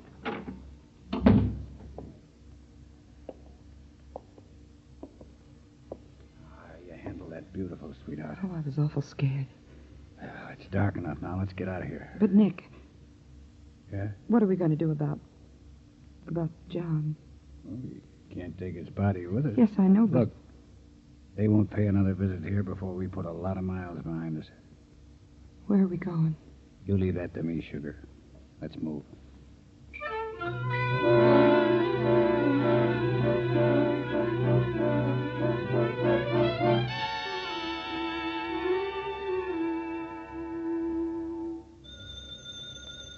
Maybe this is it. I hope so.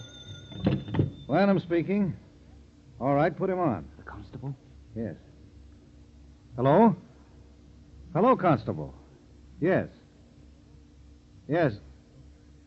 She said he'd already gone, huh? Uh-oh. You did what? You went back again later? I see. What was that? Yes. Yes. All right, get me the license number and description of the car and call me back as soon as you can, please. Thanks. Well, what's up? Captain Brewster's been murdered. His car's What? gone, so's his wife. Corona? Definitely. Where do you think he'd most likely head for? Not where he's been recently. Then I guess all we can do is wait for a description of the car and put out an alarm on it. Yes. In the meantime, get me out the complete file on Corona. Right. Maybe if we do a little research, we might pick up a clue as to where he could be heading for.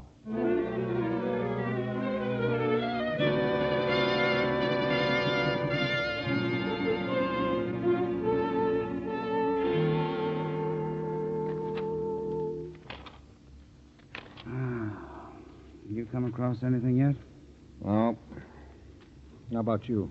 I'm covering his career in 1931. I just got down to the part about his rum running days here. Yeah? Maybe I'll come across something in it that'll... Wait a minute. Let me see that record, will you? Sure. Here you are. I had several encounters with Mr. Corona in those days. Seems to me there was something... Wait a minute. Yeah. Here it is. Wiley. Yeah? Slide that map over here. I've got a hunch where Nick Corona might be headed for.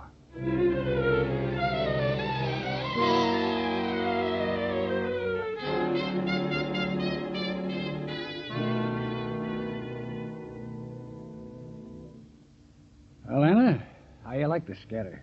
It's real nice. I used to use this cabin years ago when I was running liquor from Canada. It's a good hideout. Nick, Yeah? where do we go next? Are you kidding? We're going to be holed up here for a long, long time. Oh, no. Well, what else? Well, I thought we'd, travel. Look, sweetheart, I'm what is known in the trade as a very hot character. Right now, I'm wanted for everything up to murder. So we better just sit it up. Oh, but that isn't how I planned it. All those places you've been to, we should see them together. I didn't write any contract on that. Oh, I know, Oh, but- forget it, will you? I've been driving all night. I'm tired. Please, I've got to talk about this. What is there to talk about? You asked me to take you away from that fishing village. I know. So I did more than that. I got rid of that guy of yours for you, too. I didn't ask for that. Not the way you did it. Oh. Trying to cop a plea now, huh? Trying to hang the whole thing on me. That's not true. Then let's drop it. Nick, if you really loved Huh? me, you'd... Love? Did you say love? Yes. Well, that's a brand new entry. Where did that come from? What do you mean? I think I better straighten you out, baby. This ain't no love deal. You're strictly a convenience. What? You're a real good cover. Having a legit like you along made it possible for us to get here. That's the only reason? That's the only reason. Oh, no, not that. What a fool I've been. Stop it, will you? I'm getting out of here. Now, wait a minute. Please, let me go. Not a chance, sweetheart. You think I'm going to let you blow a whistle? Take your hands off me. Turn me loose. Out. Let her go, Corona. Who are you? We're special agents of the FBI. Oh, yeah? Well, you ain't going to take me now, are you? We are taking you, Corona. Now get up. Come along.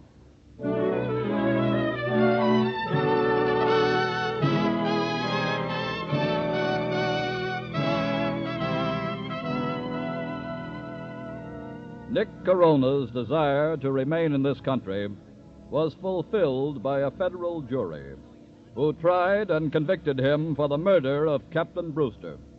He died in the electric chair. As we stated before, the vast majority of our foreign-born population are good, conscientious American citizens, to whom the ideals of our way of living and the laws governing it are as sacred as they are to any native-born citizens. But there are Nick Coronas among our criminal element, too. And it is the duty of your FBI to pursue them as relentlessly as any other criminal who conspires against the laws of the land.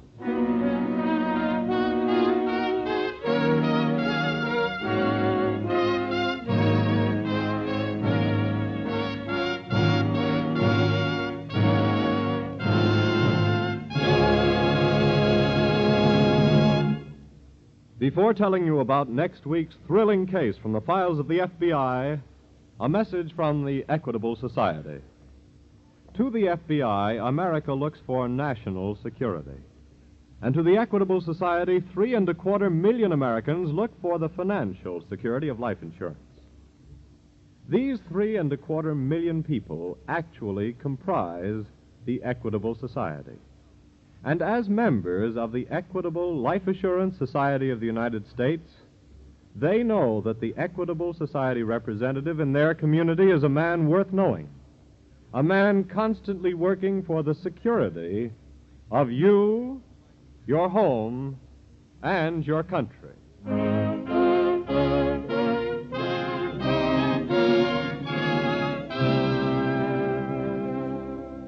Next week, we will bring you another colorful story from the files of the Federal Bureau of Investigation, the Skyway Swindles.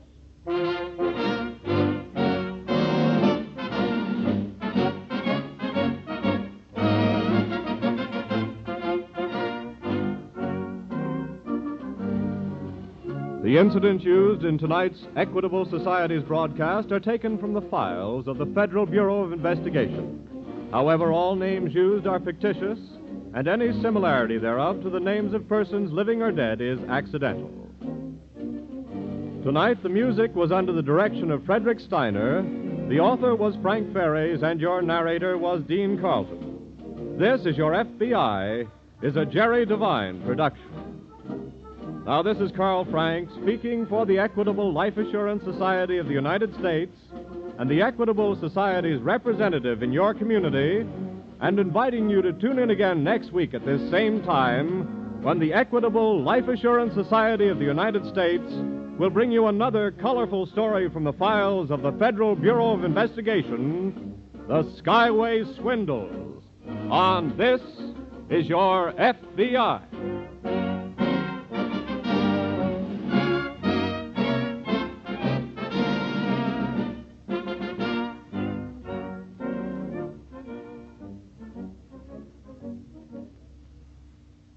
This is ABC, the American Broadcasting Company. Broadcasting Company. Broadcasting Company. The Equitable Life Assurance Society presents This Is Your FBI.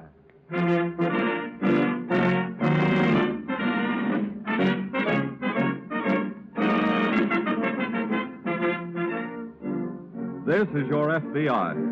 An official broadcast from the files of the Federal Bureau of Investigation, presented as a public service by the Equitable Life Assurance Society of the United States and the Equitable Society's representative in your community.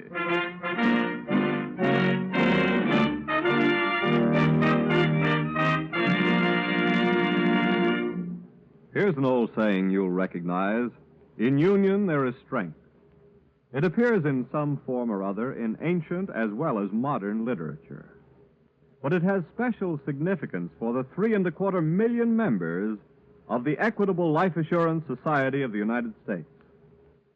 Through union in the Equitable Society, they have created the security of life insurance for themselves and their families, provided education for children, helped make old age secure and comfortable. Remember, too, the premium dollars of Equitable Society members are invested in ways that promote national prosperity. So that by serving its members, the Equitable Life Assurance Society serves America.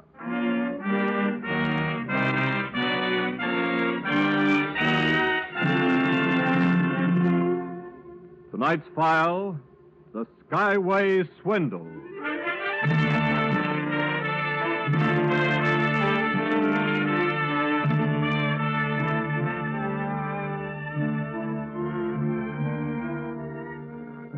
You can cure an alcoholic, a drug addict, and sometimes you can even cure a golf player.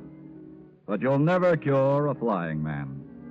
Once he has learned to fly, his heart and soul forever after belong to the sun, wind, and stars.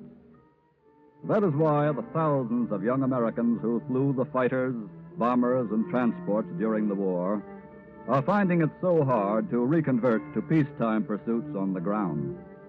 They know that America's civilian aviation industry cannot possibly absorb them all, and they are readjusting as best they can. But just let them see an opportunity to fly again, and, well, one young veteran of 30 missions over Tokyo saw such an opportunity recently. And here's what happened.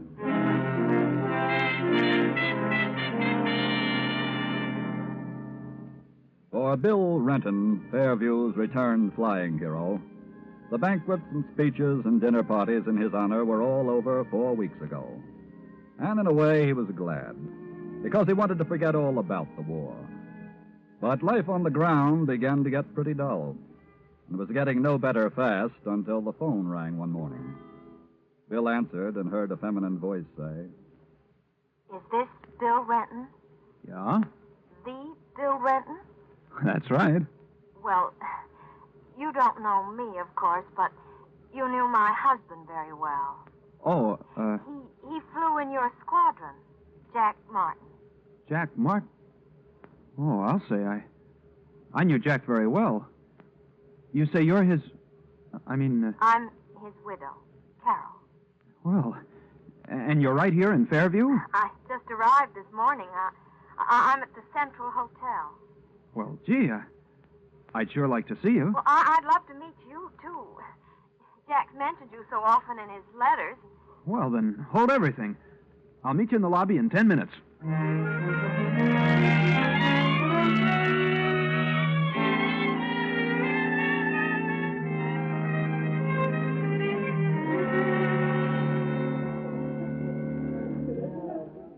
Well, I'm certainly glad you thought of calling me, Mrs. Martin. The name is Carol. Okay. And I'm Bill. I guess you can understand how I like to meet and talk to anybody who flew with Jack. Oh, sure. Jack was a great guy. He felt the same way about you. Well, See, look, Carol, it's nearly 12:30. How about our having a bite of lunch together? Oh, I'd love to. We could talk about how you happen to be here in Fairview. Well, how I happen to be here may come walking into the lobby any minute now. Who's that? My Uncle George. I'm traveling around with him as sort of a secretary. Oh? He represents a group of men in the East who are planning to establish a chain of airports and flying schools over the country. I see. And they're going to put one in Fairview. That's why he's here. Well, there's a man I'd like to meet. Why? Well, if there's going to be an airport and flying school around here, I've certainly got to get in on it. Well, I can certainly see to it you get to talk to Uncle George anyway. Gee, that's swell. When? Well, how about here at the hotel tomorrow morning? All right. What time? 10 o'clock? That's a date.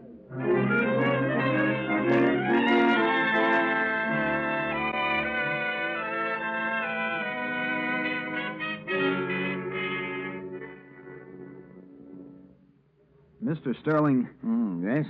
Your niece has already told me that actual operations of the airport and flying school are, well, probably still 6 months away. About that, I'd say. But I thought if I got my bid in early enough for a flying job, sir, well, Renton? Yes, sir? How would you like to start work right away? Right away? And how would you like to be head of the flying school?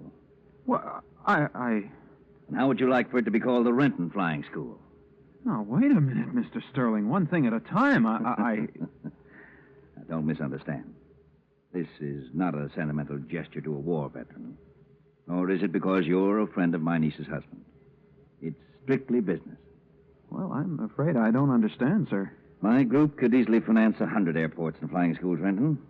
But we've found by experience that the community is more likely to support a thing if it has some money of its own invested. Well, that's true, sir. Therefore, in each case, we're going to put up half the money if the businessmen of the community will subscribe the other half. Well, that certainly sounds fair enough. All right. Noon today, I'm to lay the plan before the Fairview Businessmen's Luncheon Club. I see. And if I can introduce you and tell them you'll head the flying school, the Renton Flying School... Well, Why, those men will subscribe for $50,000 worth of stock before you can wink your eye. Now, is it a deal? Well, gee, Mr. Sterling, that's awfully flattering. Nonsense. It's just plain good business for us. Fairview will have an airport and flying school. You'll be in the flying business for the rest of your life. Just say that last part again, Mr. Sterling. I say you'll be in the flying business for the rest of your life. That did it. Where's the contract?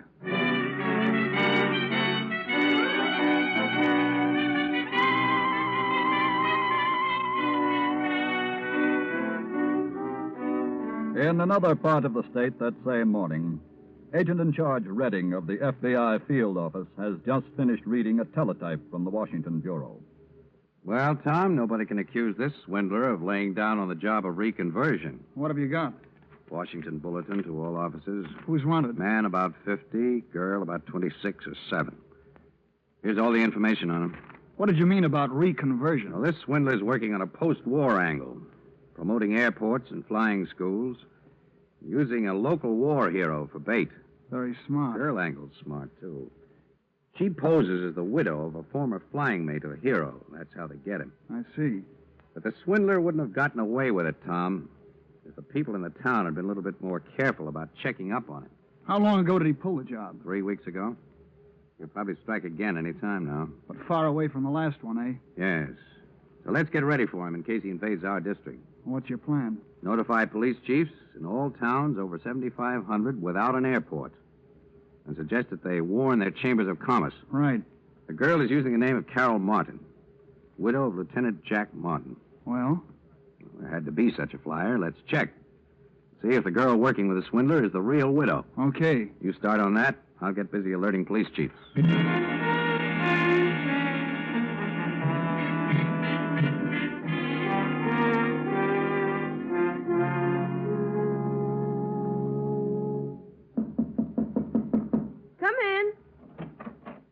Uncle George. Carol? Bill. Hello, Carol. How did the luncheon go? It was quite successful, Carol. Quite successful. Oh, your uncle is too modest, Carol. He raised $20,000 for the airport and flying school right on the spot. Well. And the other $30,000 will be in his hands before the day is over. Oh, that's wonderful. But I can't take the credit for it, Renton. It was your name and their admiration for you that raised the money. Well, And now, if you don't mind, Renton, I want to dictate some letters. Oh, of course. When do you want to see me again? Check with me in the morning. Right. Oh, by the way, Mr. Sterling, I think you told me you had optioned the Johnson land south of town for the airport. That's right. I thought I'd run out there before dark and have a look at it. Well, I'd rather you'd wait until morning. We'll drive out together. Well, all right. Whatever you say, sir. Goodbye, Carol. So long, Bill. Bye, Mr. Sterling. Goodbye. Yes, we seem to be doing all right. When do we get the rest of the money? Well, they'll have it here by 5 o'clock. Good. Then we can make the 6 o'clock train and head for the sea, sand, and sun. For where? Florida, darling. Well, that's not on my list of things to do next. Look, George, I want a vacation. Yes, so do I, my dear, but we have other business to tend to first. Look, I'm withering up inside these widow's weeds. I want to dance and swim and roll over on the sand and watch the beautiful brutes go by for a while. Won't you ever get men off your mind? Sure, when I'm as old as you. Oh, thank you, my dear. Now, look, be practical about this. If we stick together and finish up our list of prospects, we stand to make plenty. With your half of the take, you can go anywhere in the world and do whatever you want all by yourself. That's worth waiting for.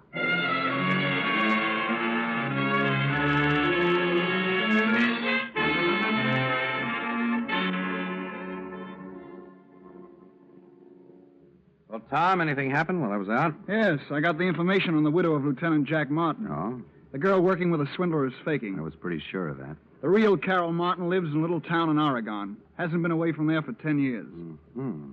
I wonder how the swindler and the girl knew about her. Well, let's go to work on that. Maybe we can get a lead on the pattern of the swindler's operation. Oh, this teletype from Washington just came in, too. Follow up on the swindle? Yeah, he and the girl rigged another town last week. But somebody got suspicious and they made a quick exit. Where was that? Shenfield, Kansas. That's 2 states nearer this way than the first job. I know. Have all the notices to the police chiefs gone out? Well, it's still in the works, but they'll all be alerted before the night's over. Good. And I hope the swindler does try to pull a job in our district. I guarantee it'll be his last one.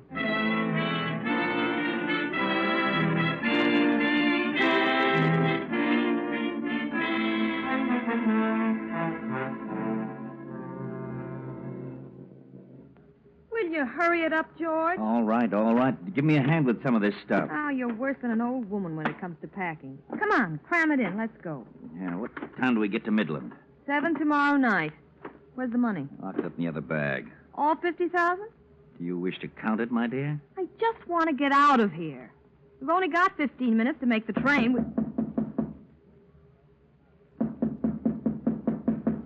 Don't answer it. Whoever it is must have heard us talking. Go see who it is. But don't let them inside. Yeah, but suppose... Oh, hello, Bill. Going somewhere, Captain? Urgent call, Renton. I've got to go to Chicago for a few days. Too bad the flying school's not in operation. I could get you there in a real hurry. Yes.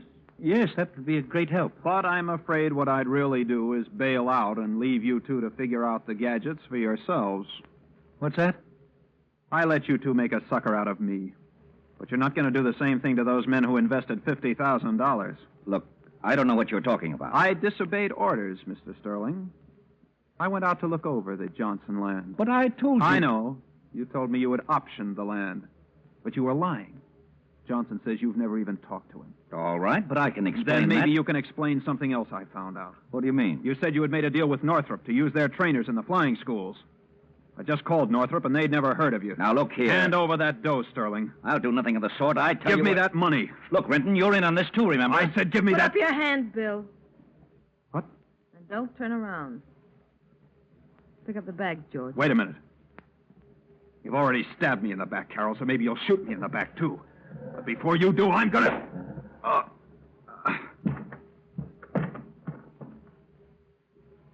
He was such a sweet boy. Come on, George.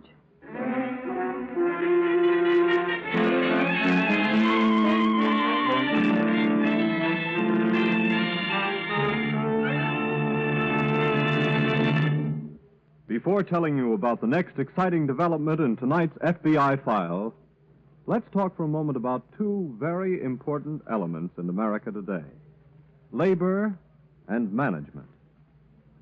This week at the Equitable Society, I was invited to accompany a group insurance serviceman to a conference between labor and management. The purpose of the meeting was to announce to a certain group of employees that their company had taken out group life insurance with the Equitable Life Assurance Society of the United States. To start the meeting, the Equitable man told the assembled employees about the benefits they would receive under this plan: insurance on their lives, accident and health insurance, hospitalization and surgical expenses in case of sickness or accident to themselves or their dependents. Then the president of the company told his employees that he considered this group insurance with the Equitable Society one of the best things that had happened to the company since it was founded by his grandfather over 60 years ago. When a veteran shop foreman jumped up and said he could vouch for that because he'd been with the company most of those 60 years, well, I wish you could have heard the storm of applause. I wish you could have seen the expressions on the faces of the employees. And then you'd understand why we of the Equitable Society are proud that group life insurance is an equitable first. It is one of scores of examples of this society's leadership and progressiveness.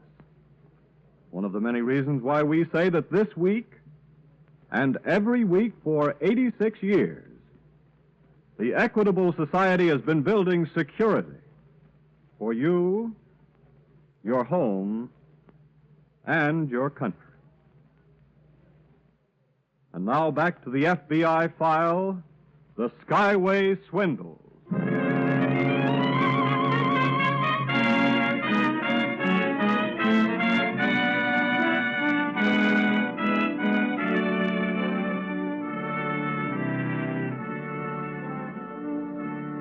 To put it mildly, it must turn the stomachs of America's returning veterans when they come back home and encounter some of the people for whom they fought, and for whom so many thousands of their buddies gave their lives. People like, to cite only one of many types, People like swindlers, such as George Sterling and his accomplice, the girl Carol.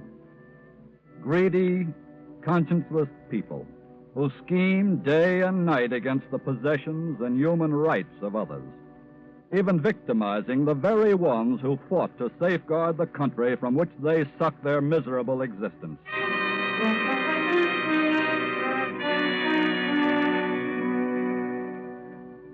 It must have been 2 hours after Sterling and the girl fled from the hotel in Fairview, leaving their victim, Bill Renton, sprawled on the floor, that the phone rang in the FBI field office some 100 miles away.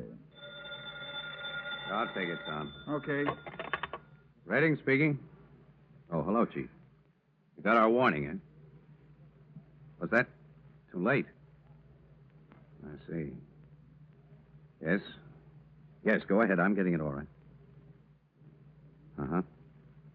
All right. Good. We'll get busy right away. Yes, we'll leave here immediately. Thank you, sir. Something on the swindler? Yes. That was Chief of Police of Fairview calling. What happened? Same pattern. The man and the girl used a war hero for front and skipped town a couple of hours ago with $50,000. Well. The kid caught on to the swindle, went to their hotel room. They slugged him and escaped. Is he dead? No, thank goodness. How did they get out of town? Nobody knows. Come on. We're headed for Fairview.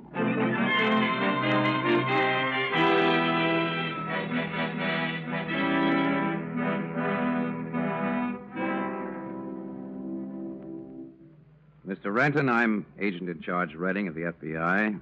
This is Special Agent Willard. How do you do? How's the head? Well, it's not my head that's bothering me now, Mr. Redding. It's letting those rats get away with $50,000. I can understand how you feel. But after all, you were only a victim like the rest. Yes, but it was my name that raised that money. Let's hope we catch Sterling and the girl before they've spent too much of it. Well, if we don't, I'll be working for nothing for a long time to come. I'm going to pay back every cent those men put up. How did they first contact you, Mr. Renton? The swindler and the girl? Well, she telephoned me from the hotel. Uh-huh. Said she was Carol Martin, the widow of Jack Martin, who flew in my same squadron. Then? Well, of course I fell for it and said I'd like to see her. So I met her at the hotel, and when I asked her what she was doing in Fairview, she started telling me about this project that her so-called uncle was working on. Naturally, that interested you. Yeah. So I made a date to talk to her uncle about a job. Uh-huh. Next thing you knew, you were fronting the project, raising money through the Businessmen's Luncheon Club. How did you know that? He's done it twice before in the same way. Did you know Lieutenant Howard Jones? Jonesy? Why, sure, he flew in the same squadron with me. Why? He was their first victim. How about Lieutenant Robert Lansing? He flew with us, too. Did they get him? He was their second victim. Well, it looks like they're going right down the line of fellows in my outfit. And those of you who live in the smaller towns, anyway. But how did they know who we were or where we lived? I've no idea. But we've got to get a roster of your squadron. That's about the surest way we'll have of catching him. You got a list of the men in your outfit? No, sir, I haven't. Well, then we better contact the War Department right away. As soon as we get the list, we'll alert all the men on it. Good. I've got an idea we're going to get all of that $50,000 back for you. Well, that'll be plenty okay with me.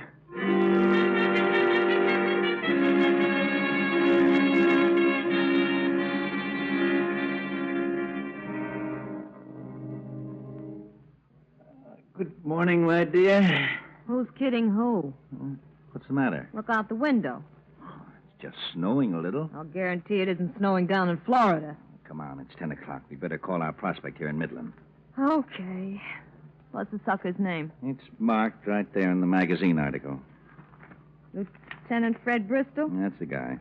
Give me the phone book. Here you are. CB. Bristol. Here it is. Yeah. Operator, I want 6087, please. That's right. That magazine article was really something. I don't know how much the author made out of the glorious record of that squadron, but I feel like sending him a bonus for including a roster of the heroes. Anytime you send anybody a bonus for anything, Greatheart, I'll buy you a bit. Oh, hello? Is this Fred Bristol? The Fred Bristol? Well, You don't know me, of course, but you knew my husband very well. He flew in your squadron.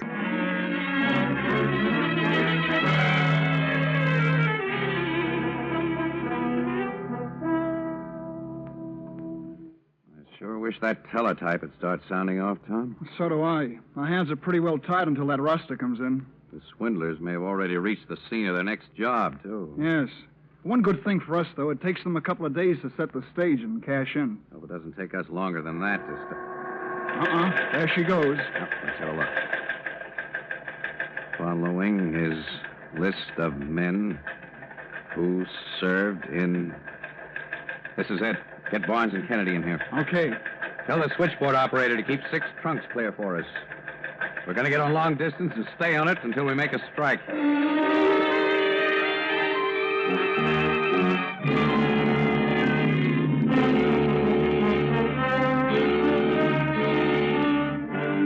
Right. We'll keep on the alert anyway, Lieutenant. Thanks. That's 6 from me, Redding, and all blanks. Take 6 more names. Start again. Okay.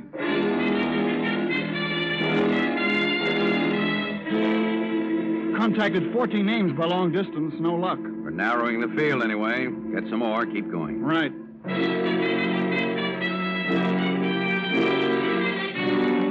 Take another batch of names, Barnes. See what you can come up with. Ready. Yeah, Tom? We're in.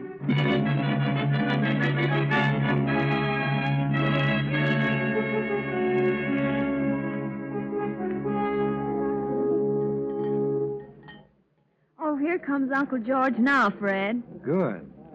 I'm awfully sorry, young man. I was late for our breakfast appointment. Well, I'm sure you're quite busy, sir. So you're Lieutenant Bristol? Ex-lieutenant. My niece spoke to me about you yesterday, Bristol. Said you were interested in a connection with the airport and flying school we plan to establish here in Midland. Yes, sir. Bristol, how would you like to be head of the flying school? Head of it? And how would you like to have it called the Bristol Flying School?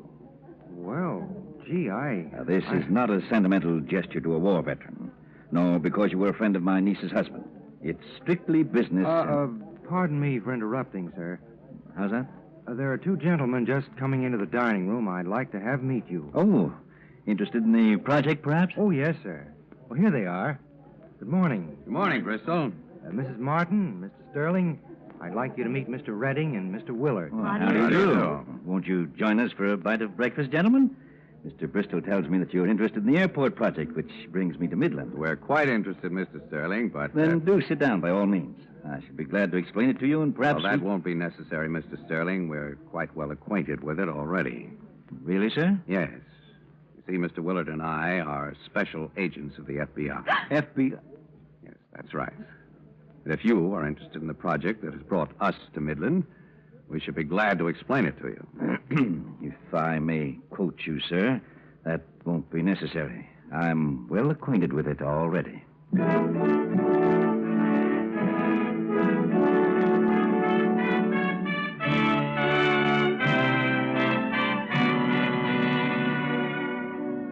George Sterling and his accomplice, Carroll, were tried in a federal court for their cruel swindle. They were both sentenced to long terms in a penitentiary. The swindler, the cheater, is one of the most loathsome species that crawls in the criminal scum of any society. And he is numbered by the thousands. But his whole breed could be wiped out overnight, for he lives solely by preying on the carelessness of his victims. The simple exercise of due caution in dealing with and checking on the stranger with a proposition, this one step alone on the part of each of us could exterminate the swindler.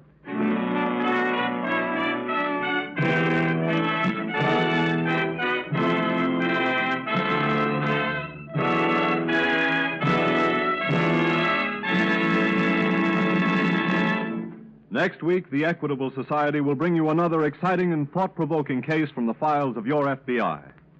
Before telling you about it, let me remind you that just as you look to your FBI for national security, so to the Equitable Society you look for the financial security of life insurance. Yes, like the FBI agent, the Equitable Society life insurance representative in your community is a specialist on the subject of security. His job is to preserve homes, to help keep children in school, and to make old age a time of happiness and contentment. It's a good job, and one that has won for him the respect and confidence of his fellow citizens, who recognize his contribution to the security of you, your home, and your country.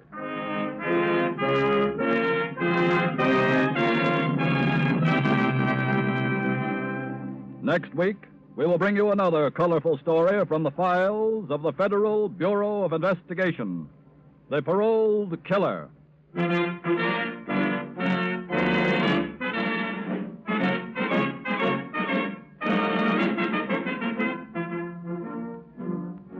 The incidents used in tonight's Equitable Life Assurance Society's broadcast are adapted from the files of the Federal Bureau of Investigation.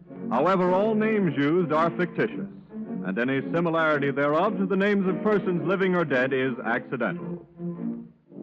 Tonight, the music was under the direction of Frederick Steiner, the author was Frank Ferries, and your narrator was Dean Carlton.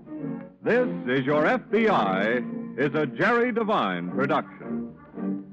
This is Carl Frank speaking for the Equitable Life Assurance Society of the United States and the Equitable Society's representative in your community, and inviting you to tune in again next week at this same time when the Equitable Life Assurance Society of the United States will bring you another colorful story from the files of the Federal Bureau of Investigation, the Paroled Killer, on This Is Your FBI.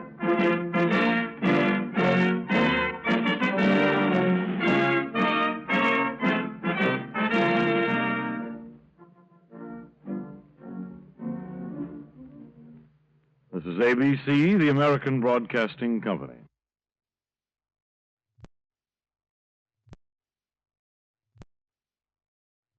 The Equitable Life Assurance Society presents This Is Your FBI.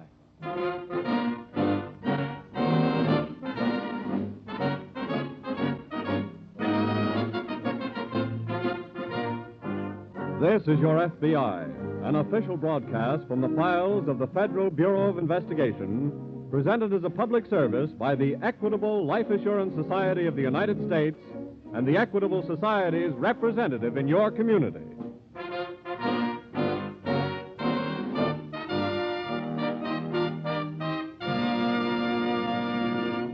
Since you've been listening to these programs, such as the one which will start in a moment, you doubtlessly have often heard someone say, "I'm insured in the Equitable Society." But just what does that much-used word equitable mean? Well, in the big dictionary, its synonyms are reasonable, right, honest, impartial, upright, fair.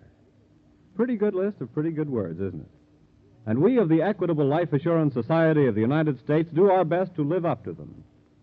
It's because we've worked along these lines for 86 years that the Equitable Society is a part of the life of your community. And whether you know him or not, the Equitable Society representative in your community is a good friend of yours, working through life insurance for the security of you, your home, and your country.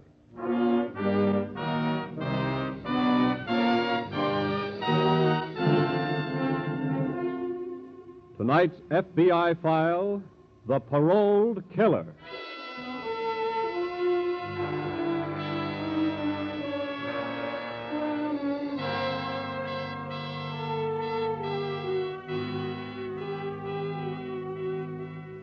There is not one of us with his inborn American sense of fair play who would deny the essential justice in principle of the parole system.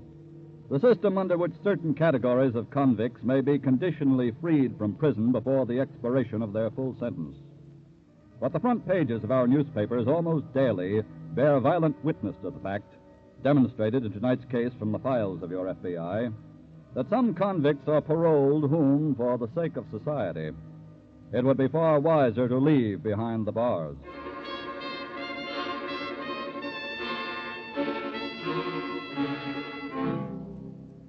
Convict number 728056 of a certain state prison has just been ushered into the office of the warden.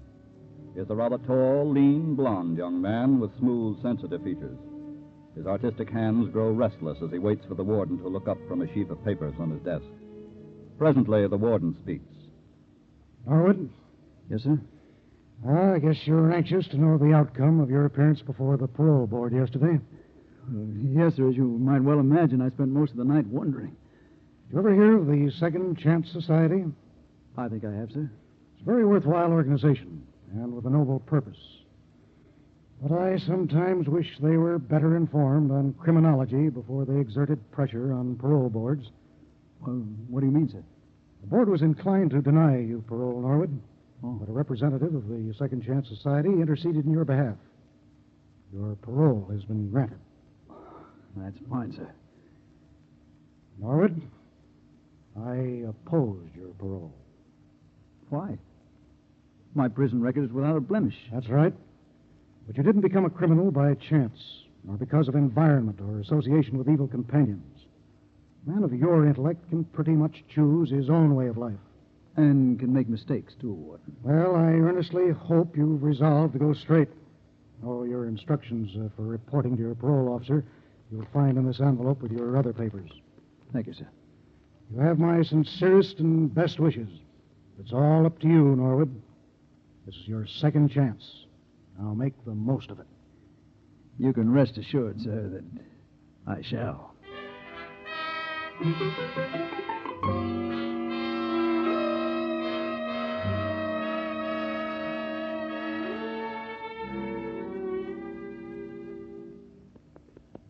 Carl. Carl. Wake up. What? Wake up, I said. Oh, leave me alone. I'm tired. Carl, I want to talk to you. Look, if this is about where I was last night, I had to work, so leave me alone. I don't want no rhubarbs. I don't want to argue, darling. Oh, that's a switch. I have a surprise for you. Hmm? Guess who's out of stripes as of yesterday? Out of the jug? Yeah. Who? What are you talking about? Sweating already. Answer me, will you? Who's out?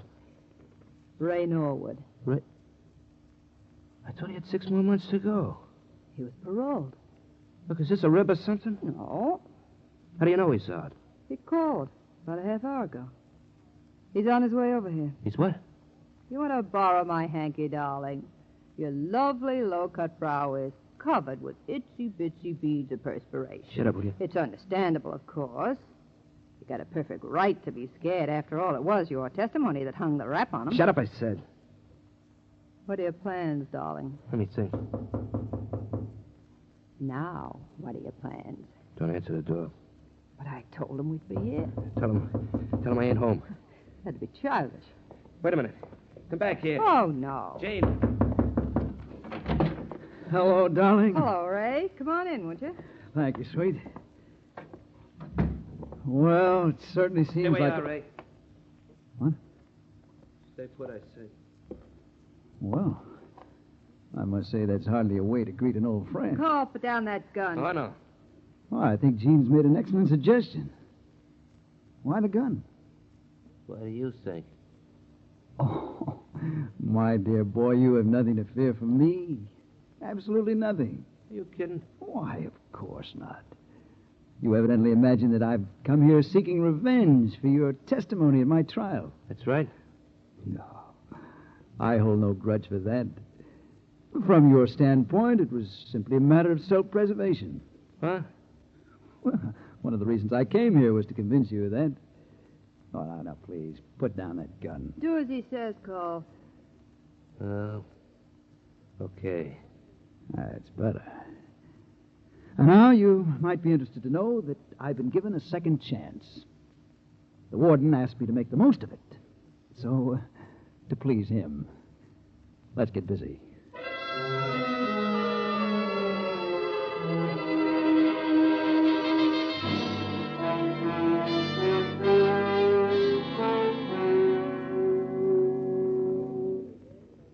Yes, sir. What can I do for you? It's all written down on this piece of paper, Mr. Teller. There you are. Oh, let me see. You want stacks of 20s and stacks of 10s. Right. 15 grand worth. You can put it in this bag. Yeah. But your check, sir. Your check to cover. This gun looking at you should be cover enough. What? And if you make one move to step on that alarm pedal, you won't be going home to your wife tonight. Put the stuff in a bag like I told you. Wait. You won't get away with this. It better not be your fault, bud.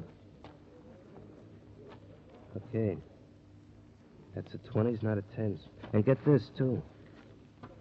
I'm going to walk out of here normal-like, which means my back will be to you. But that girl standing over there is a better shot than Annie Oakley. So, hold this pose until we're both gone. Okay?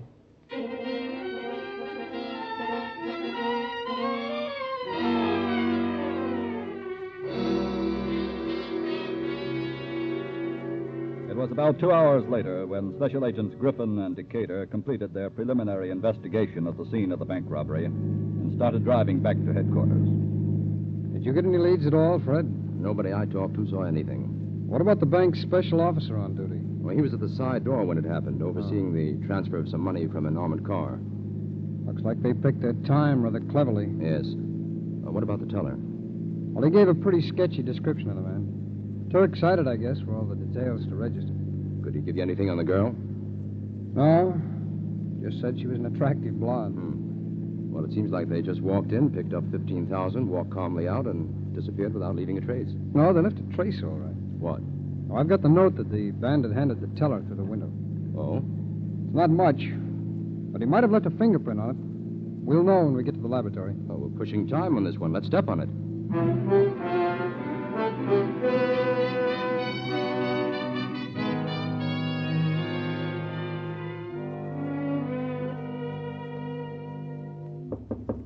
Just a minute. Hello, darling. Hello, Ray. Come on in. Thank you. Where's Carl? Out. I don't know where. Good, I want to talk to you. What about? You and Carl. Well, How has he been treating you?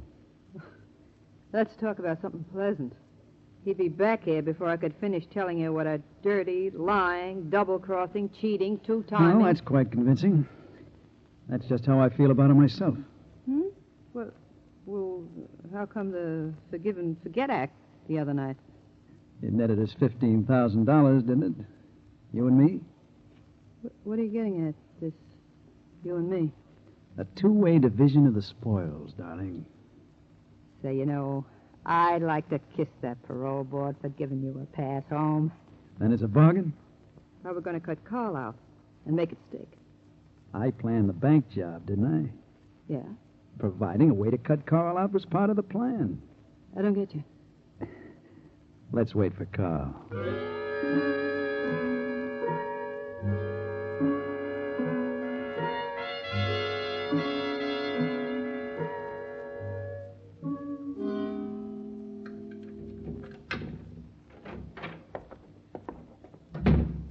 Jane? Jane? I'm right here, Carl. Oh. We're both here. Good.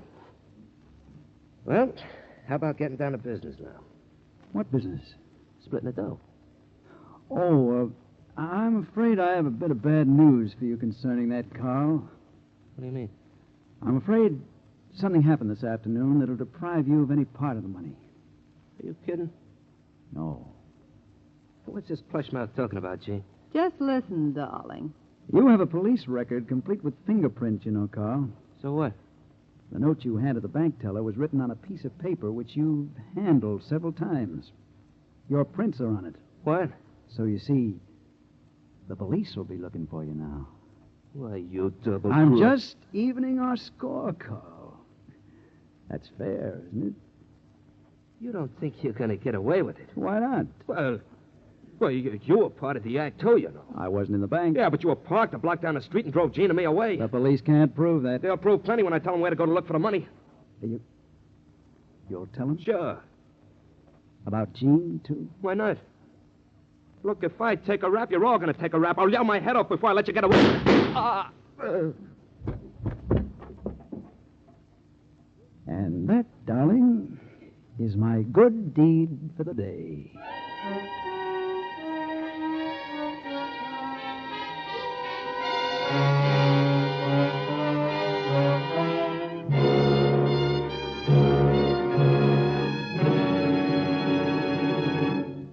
Before resuming tonight's FBI file, as we shall in just a moment, let me describe another little drama for you.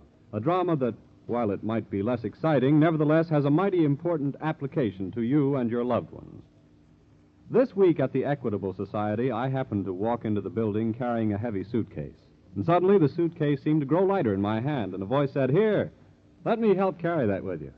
Well, it was a friend of mine in the company, an Equitable Society representative who'd taken hold of the handle. "Thanks a lot," I said. "It's a pretty heavy load." "So I noticed," he answered. "That's why I'm helping you out. That's my business." And you know, he was 100% right when he said that. For it is the business of life insurance agents to help people. Help them carry financial burdens and responsibilities. Responsibilities like education for children, security for old age, the problem of keeping a home together. And that's just what the Equitable Society representative in your town stands ready to do for you. He's a man you can go and talk to any time. He's trained in all the uses of life insurance, and you'll find he gets a real satisfaction in helping you use life insurance to make your burdens lighter. Don't be backward about piling your troubles on him. His shoulders are broad, and the Equitable Life Assurance Society of the United States is strong.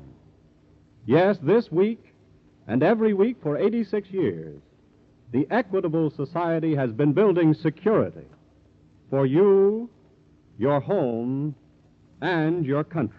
And now, back to the FBI file, The Paroled Killer.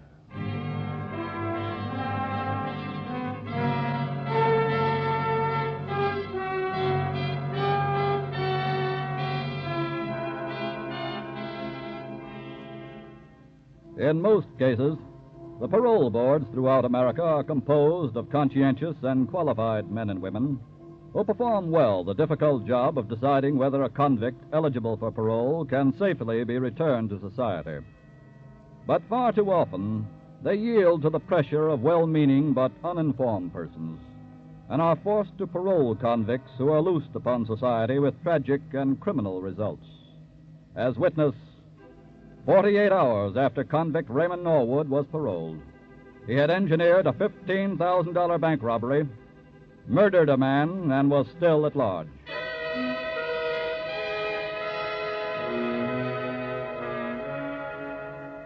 It is some 30 minutes now after Carl Sterling crumpled to the floor with 2 pistol slugs in his body.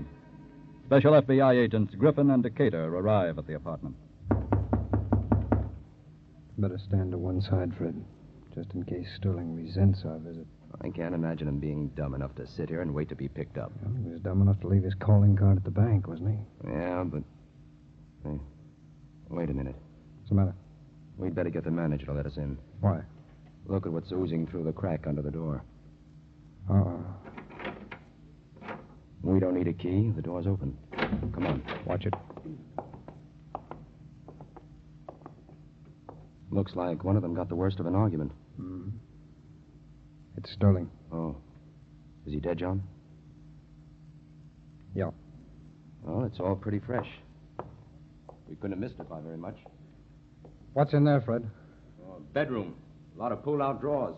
Mm-hmm. It's her stuff that seems to be missing. Sure. It would be now. He doesn't seem to have started any packing at all. Everything of his is in place. Well, then that's the answer. She wanted to be a widow and with $15,000 initial capital. Yeah, it looks that way. We'd better get a wanted notice out on her. See if we can get a line on what kind of car they own, too. Well, that shouldn't be difficult to arrive at. Wait a minute, hold it. What is it? The little pocketbook automatic. Oh, her gun. Could be. 2 shots fired. And that's the number of holes in Sterling, too. But what's the idea of leaving her gun behind? That's pretty stupid. Yeah, that's what I was thinking. Maybe it's too stupid. Huh? Maybe, to coin an old phrase, there's a little more here than meets the eye.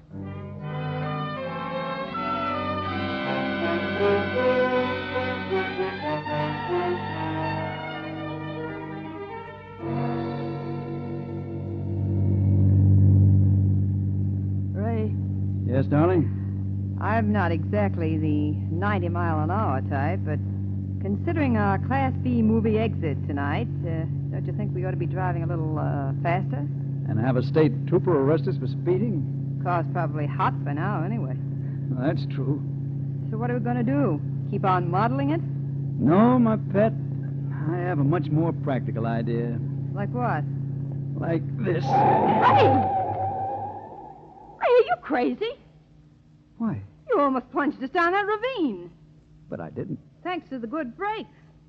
But how come you're parking here? Oh, I told you. I have a more practical idea. For me, anyway. What do you mean? Those skid marks across the road will look like you swerved over toward the ravine to avoid a crash. Right? I swear. Oh, but you're driving. But when they find the car piled up at the bottom of the ravine, I won't be in it.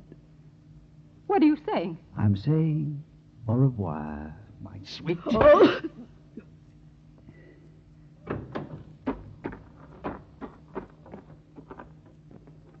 And so the villain took the $15,000 and pushed the girl and the car over the cliff.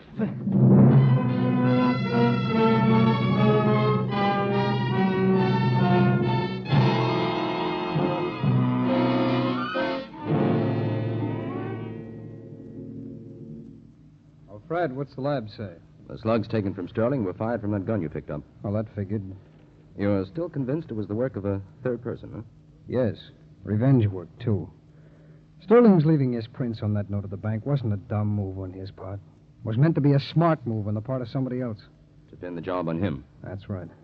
Couldn't that have been his wife? No, she would hardly have been that clever and then left her pistol behind as obvious evidence. Oh, and that's where the third person comes in. Yes. Somebody who had good reason in his own mind to frame Sterling with a bank job and frame the girl with murder. Who would that be? Well, I've been looking over the police information on their background. Yeah? Sterling and his wife at one time were more or less stooges for a man named Raymond Norwood. Oh. Norwood was sent up a year and a half ago on a robbery charge. But where's the revenge motive? Well, Sterling turned state's witness against Norwood.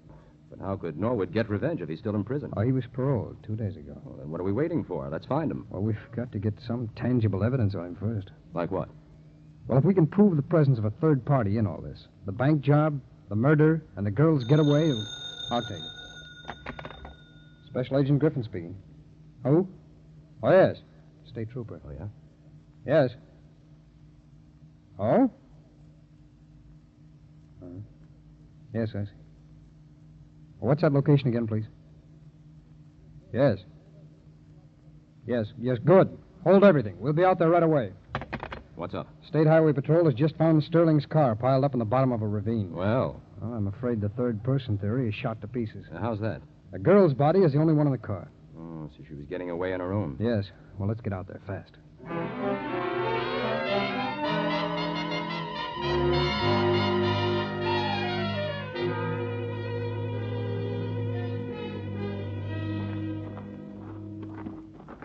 Oh, I agree with you, Fred. Those skid marks back up on the highway make it look like an accident, but then again, maybe it wasn't. Sticking to the third-party idea, huh? Well, where do we take a look at the wreck? Oh, that looks like the heap over there by that state trooper. Yeah. Oh, officer, do you mind if we have a look? We're special agents of the FBI. Oh, go right ahead. Thanks. Fred, throw your light over this way, will you? Phew, what a mess. Yeah. Oh, look, there's a traveling bag. Come here. Yeah. Lift up the side a little while I pull it out, will you? Okay. All right, now. Oh, okay, I got it. That does it. All right, shine your light down here, will you? What's in there? Just clothes. Yeah, that's all. No $15,000. But that still doesn't prove I know. The third party. Well, let's look around a little more. Fred! Yeah? Come here. What'd you find? The evidence I've been looking for. What, where? This is the right front door of the car, isn't it? That's right. With the girl sitting next to it, she couldn't very well have been driving the car, could she? No. Come on. Next stop, Norwood. Yeah, but where? I think I've got a good idea about that, too.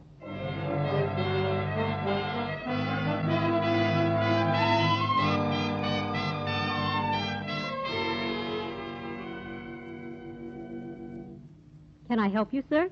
Yes, I'm Raymond Norwood. I'm making my initial appearance before the parole officer. Norwood, did you say? That's right. I hope I shan't have to wait long. You won't. Just a minute, Mr. Norwood. Mr. Norwood is here now. Send him in, please. Come this way, please. Thank you. Good morning, gentlemen. Morning. Good morning. I presume you would like first to see my credentials. On the contrary, Norwood, allow us to present our credentials.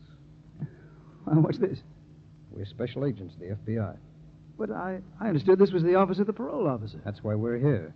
We knew you had to report here, Norwood, and we wanted to talk to you. What about? About the robbery of the City National Bank yesterday, the revenge murder of your former associate, Carl Sterling, the accidental death of Mrs. Sterling, which, of course, wasn't accidental at all. But you have no evidence that I had a hand in any of it? Norwood, if you had wanted it to appear that Mrs. Sterling was alone in the car, you should have seen to it that her dress wasn't caught in the door on the right side. Very clever, gentlemen. I'm afraid I shall have to frustrate your plans for taking me... Oh, no, you don't. What? Now, what were you saying about frustrating someone? I suppose a retraction is in order. Come on, get up. And this time, Norwood, there'll be no parole.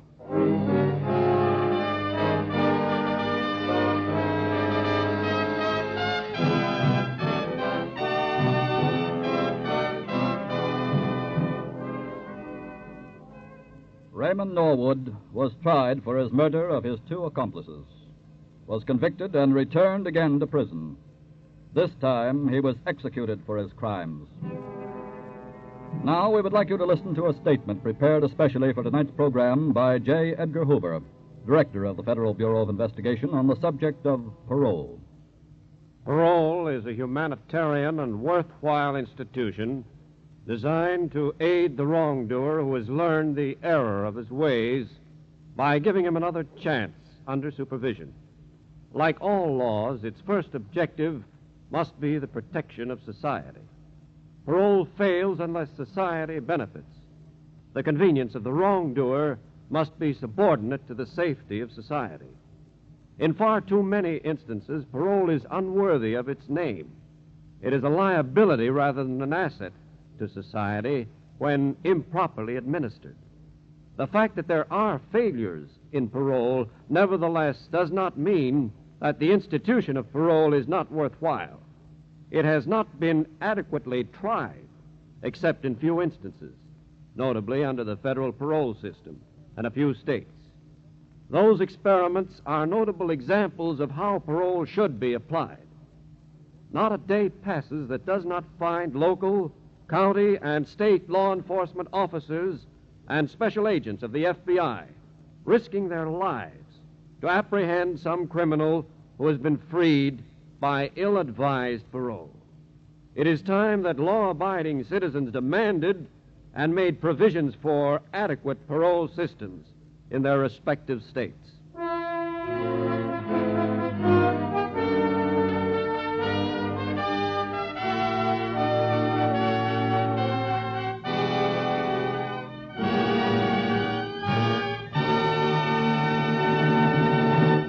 In just a moment, we'll tell you about next week's thrilling case from the files of the FBI.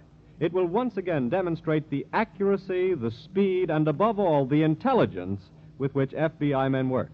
But now, let me introduce to you another expert in security, the Equitable Society representative in your community. You'll find him just as accurate, just as swift and intelligent in solving the problems of life insurance. Solutions that mean homes kept together, children educated, and old age made comfortable. In your community, the representative of the Equitable Life Assurance Society of the United States is a man worth knowing, a man who likes his job, a man who is making a great contribution to building security for you, your home, and your country.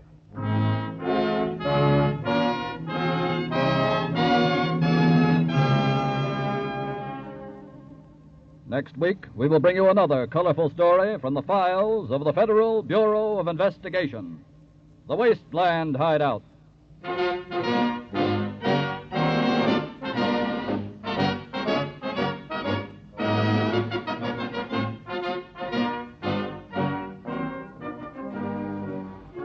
The incidents used in tonight's Equitable Life Assurance Society's broadcasts are adapted from the files of the Federal Bureau of Investigation. The role of J. Edgar Hoover was impersonated. However, all other names used are fictitious, and any similarity thereof to the names of persons living or dead is accidental. Tonight, the music was under the direction of Frederick Steiner, the author was Frank Ferries, and your narrator was Dean Carlton. This is Your FBI is a Jerry Devine production. Now, this is Carl Frank speaking for the Equitable Life Assurance Society of the United States and the Equitable Society's representative in your community, and inviting you to tune in again next week at this same time when the Equitable Life Assurance Society of the United States will bring you another colorful story from the files of the Federal Bureau of Investigation, the Wasteland Hideout, on This is Your FBI.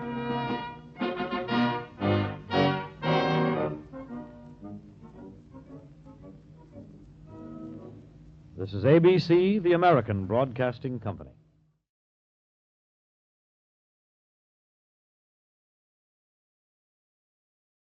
The Equitable Life Assurance Society presents This is Your FBI.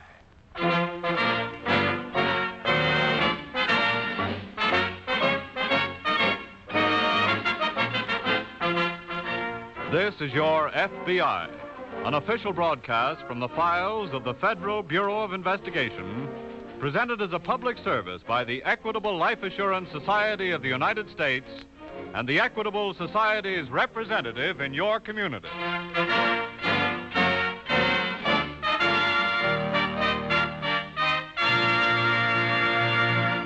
We exceedingly regret that due to unforeseen circumstances, Mr. Thomas I. Parkinson, President of the Equitable Life Assurance Society of the United States, will not be able to address you on the subject of inflation on tonight's program as has been announced.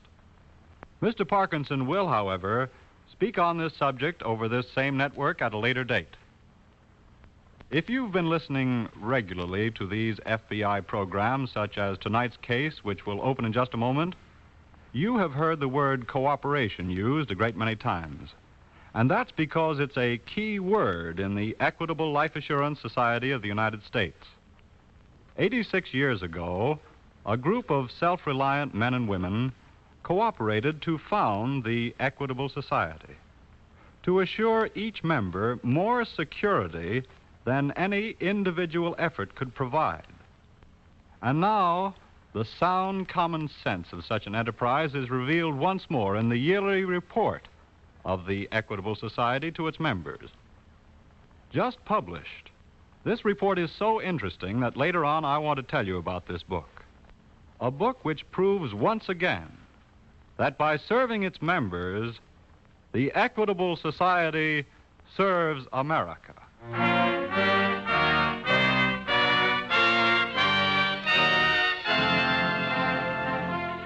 Tonight's FBI file, the Wasteland Hideout.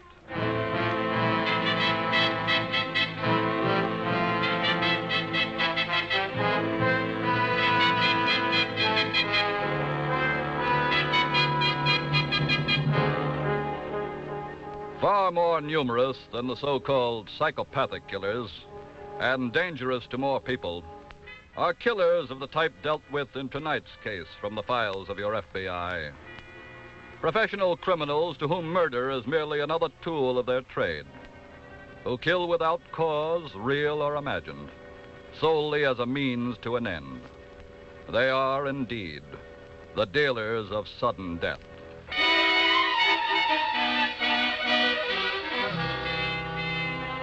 In a small cabin somewhere deep inside the blackness of the Bitterroot timber country, separating Idaho and Montana, a man sits before a rough table in the yellow glow of a lantern, clenching his left arm from which blood oozes. Eddie. Eddie. Yes? Hurry up with that pan of water, will you? Right with you. I wish you'd let me heat this stuff first, Rocky. I don't want no fires. Well, it's night outside. Who's going to see? Look, you can see smoke against the sky at night. I don't want no forest ranger getting hep that anyone's here. Oh. Now, clean off this arm and get some bandage on it. You sure the slug ain't still in there? I told you it went clean through. Oh. Well, just hold still then. Yeah, how long you had this hideout? I picked it up 5 years ago. Yeah, it sure is buried away. That's why I nailed it. Any hunting around here? Sure. How about fishing? Plenty. Hey, this can be a regular vacation, huh? Not exactly. We just go under here until the heat cools off. Easy, will you? Oh, sorry. Eddie. Yeah? There's a job you're going to have to do. What's that? You got to rustle us some grub. You mean go hunting? Nah, stupid. You got to get some store grub. Hey, but you said there was plenty of hunting. There's plenty of guys hunting for us. We ain't running loose in these woods. Oh. Where's the store? There's a joint about 10 miles from here. Yeah. You got any dough? You don't use dough, you heist it. Oh. If I could make it, I'd go myself, but I can't, so I gotta send you. And look, just for once, do a job right, will you? Oh, now, Rocky, you know I know if it hadn't been for you, I wouldn't have this bum wing. Now, listen close. I'm gonna tell you how to get there, and you're gonna get it right if I have to spell every word.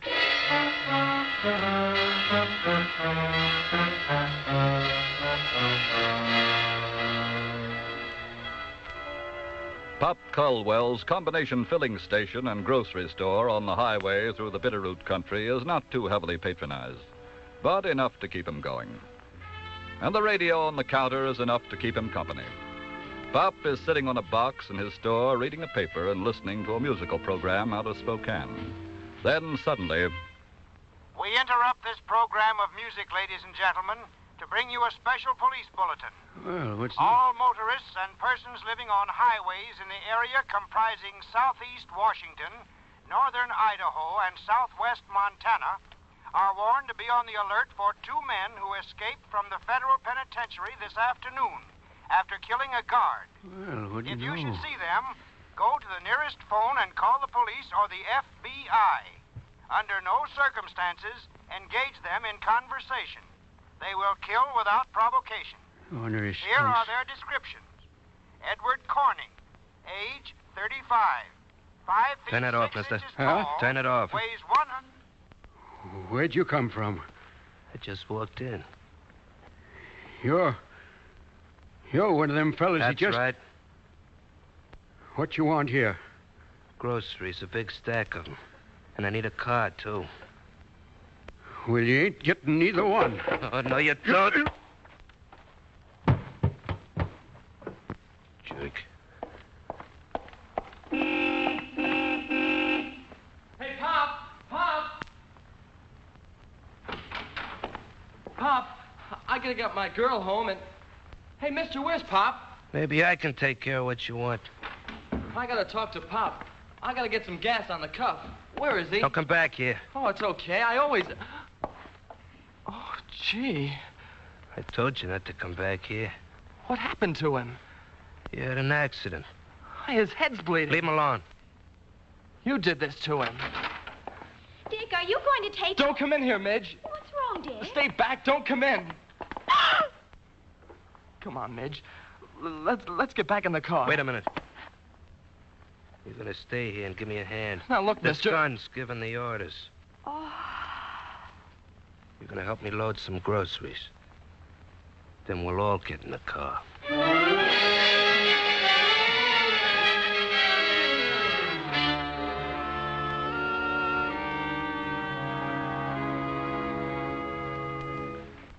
How are you feeling now, Mr. Caldwell? Coming round all right, I reckon. Who are you fellas? My name's Perry. This is Mr. Norton. We're special agents of the FBI. How do you do, sir? How do you do? Well, now, that beats all. How'd you know I was in trouble? We didn't, Mr. Caldwell. Huh? We're on the trail of 2 men who escaped from the federal penitentiary. Yeah, I know. I heard it on the radio. It was one of them that walloped me. Yes, we had an idea it was something like that. When did it happen? Well, it was right after 8 o'clock. That was only 30 minutes ago, Jim. Yeah. We can't be very far behind them now, especially since they're on foot. On foot? We found the car they stole down the road, abandoned, burned out bearing. What'd they come here for, Mr. Caldwell?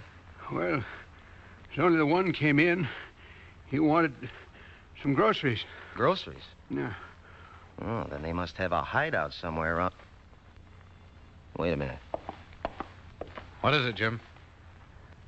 It's a girl's compact here on the floor. Well, no. Where'd that come from?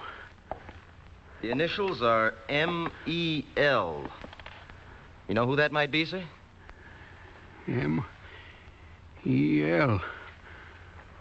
Oh, sure. That can't be nobody else but young Midge Ellen Lancaster. Lives back in Summit. I see.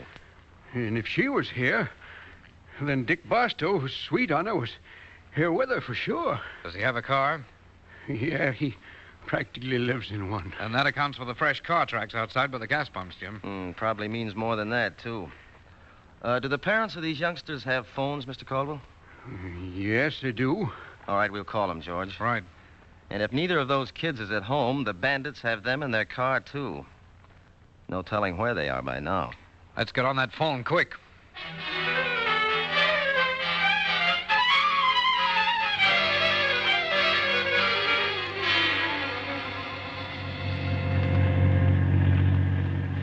I got slower going back. We don't want to miss that turn-off trail into the woods again, you hear? I hear you.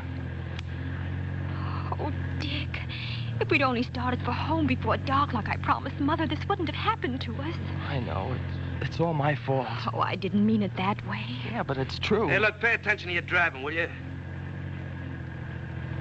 Dick, Mother and Daddy will be out of their minds. Don't worry about them. They're okay. It's us I'm thinking about. Especially you. Oh, Dick. What'll we do? I know what we'll do. Hey, what are you stopping for? Look, mister, I don't know what you're planning to do with this, but whatever it is, I'm not letting my girl in for it. You better start the car going again. I'm not driving another foot. I'm not taking... Hey. Oh! Shut up, both of you. Now, let's move. And like I said, go slow so we don't miss the turn-off trail to the woods again.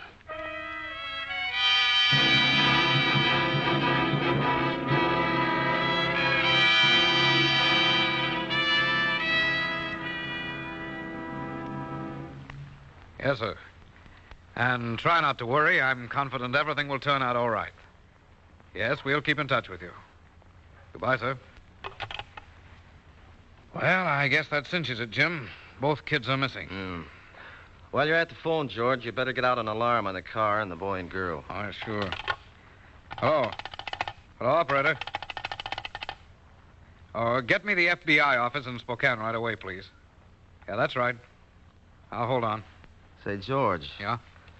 Those car tracks outside turn around going out of the drive and head east. Now, if they kept driving steadily after leaving here, they couldn't have made more than 50 or 60 miles. What are you thinking? Let's get the office to contact police at all points 100 miles east of here. That'll block all roads ahead of them. Right. Then if we don't get a report back here in a reasonable length of time, we'll know that they've holed up somewhere in this area. Well, let's hope they keep driving through. Well, if they take to the tall timber, that'll be rugged hunting. Yeah, wait. I think I've got the office. Hello? Hello? This is George Norton. Get out an alarm right away on this car. Black Ford sedan.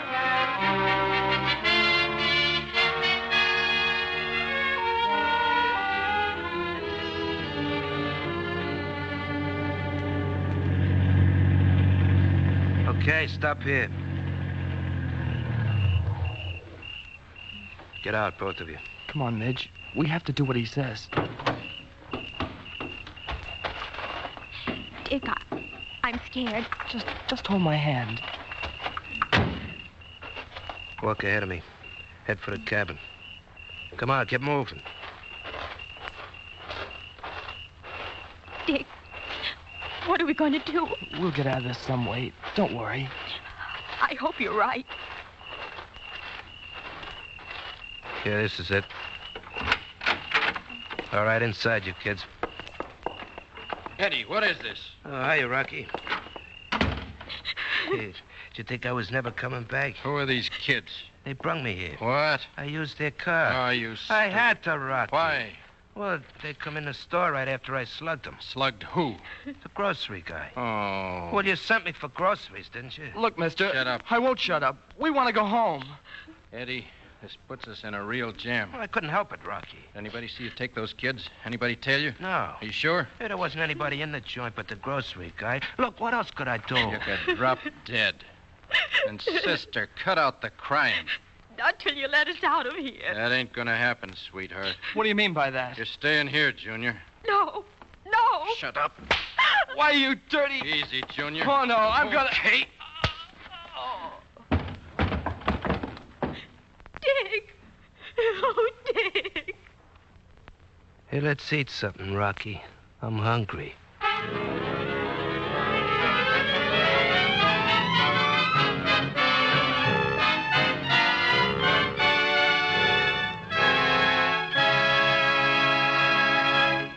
In a moment, we'll reopen tonight's FBI file. Meanwhile, let's open another important record. This week at the Equitable Society, the advertising manager handed me an attractive little book. Here, he said, you might like to look this over. It's our annual report for 1945. Well, I expected to see the usual columns of dry figures.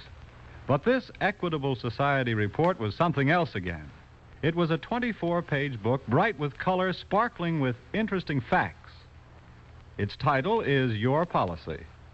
And as I read it, I thought, here's one of the most forceful tributes to cooperation I've ever seen. It just shows what people can accomplish when they honestly and willingly work together for protection and security. Of course, this book, Your Policy, will be mailed automatically to members of the Equitable Society. But let me give all of you listening tonight some of its highlights. This book explains how the Equitable Society's investments aid government, industry, agriculture, homeowners. In short, how the society, by serving its members, serves America. The book tells about the $238 million that the Equitable Society paid out in 1945, paid to widows and children, paid on endowments, paid in annuities, paid in dividends to millions of members. It tells what every war veteran should do to keep his National Service life insurance in force. And it tells you how your Equitable Society representative is trained to serve you in many, many ways. This isn't all it tells, but it's enough to prove to anyone that this week and every week for more than 86 years, the Equitable Life Assurance Society has been building security for you, your home, and your country. And now back to the FBI file, the Wasteland Hideout.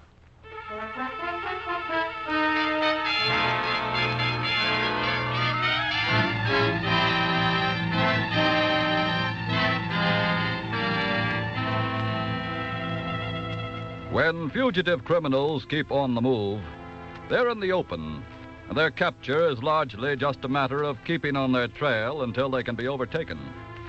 But when they go underground, when they hole up in some unknown hideout, the job of capture is not so simple. And if, as in tonight's case, the unknown hideout be somewhere inside several million acres of mountains and timber, the job may present a staggering handicap.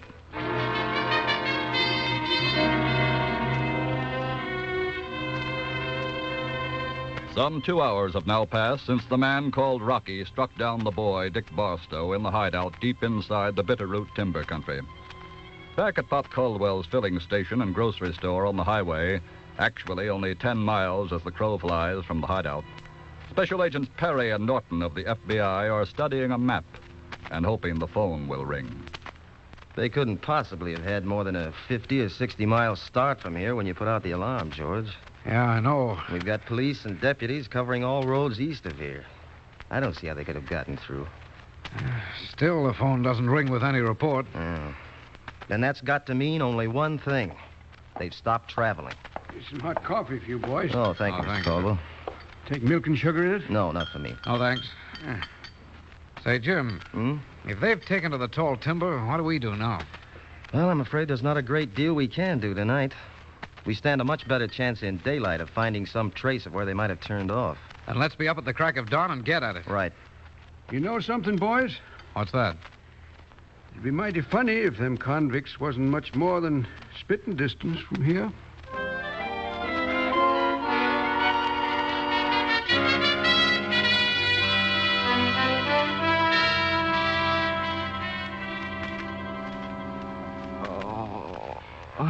Oh, Dick. Dick. Oh, Oh, thank heaven. Oh, my head. Lie still, Dick. Don't try to move. Mitch, what are you doing here? I mean that... Oh. Please, Dick, just lie still. Where are we? What happened? Don't you remember? Remember? Remember what? Never mind. Don't try to think. I'm just so happy that you're alive. I thought that horrible man had killed you. Killed me? What are you talking... Hey, wait a minute. I remember now. He slapped me and you started to fight him. And he slugged me? Yes. How long have I been out? All night. What? Look outside. It's daylight.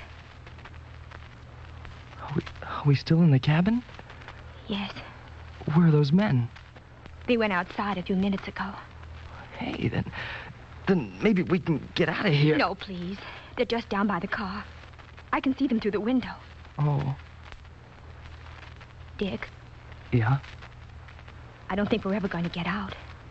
What do you mean? I heard them talk. They're escaped convicts. They killed a guard and then got away. They're very desperate men. Pop probably got killed, too. Yes. Dick, Yeah? if that's how it's going to be, they may kill us, too.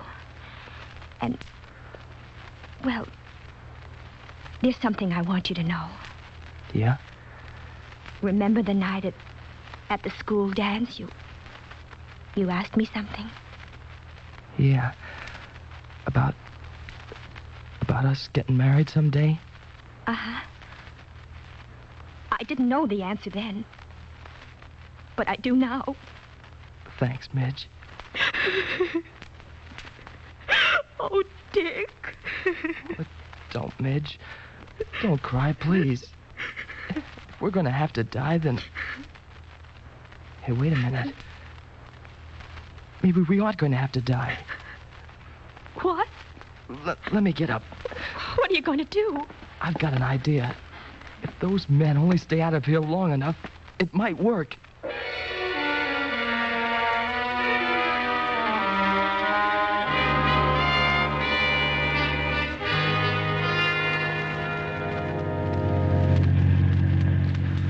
Well, George, we've cruised up and down this road for 20 miles and still no sign of where any car turned off up in the woods. Oh, they must have covered up any signs like that. I'm afraid so. Hey, I've got an idea. Yeah? If they've got a hideout in the timber, it must be an old trapper cabin or a hut in an abandoned logging camp. So we start looking for all the cabins scattered through several million acres of tall timber. No, we can make the job easier than that. How? There's a forest ranger lookout up in there, and he's probably got every cabin spotted on a map. Say, you're right. Let's go see him right now.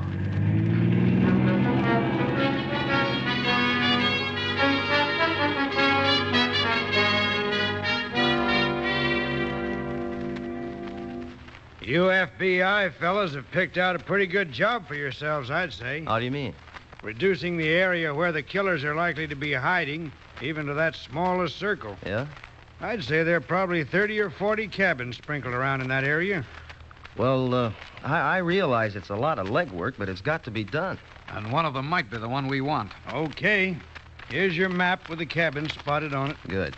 And I'll get a guide for you, and that'll save time and... Look. Where? On that ridge, right over there to the east. Mm-hmm. It's smoke from a cabin. I saw it just before you fellas drove up. Yeah, but look at it now. What about it, George? Somebody's doing something with that smoke. What? Yeah. Looks like somebody was trying to signal with it. Yeah. Say, where is that on the map? I can locate it in a second on the fire finder here. Good. Jim, if that smoke is coming from a cabin in the circle we laid out, it'll be the first one we go to. And in a big hurry, too.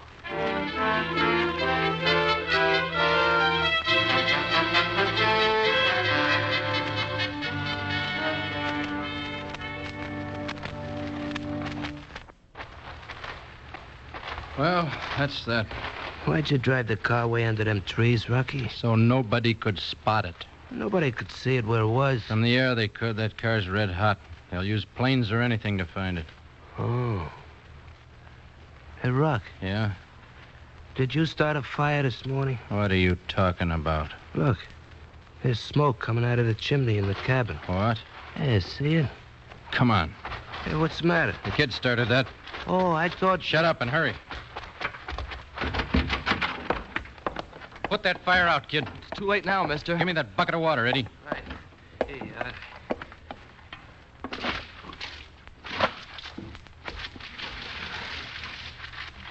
There. What'd you set a fire for, kid? I know what he set it for.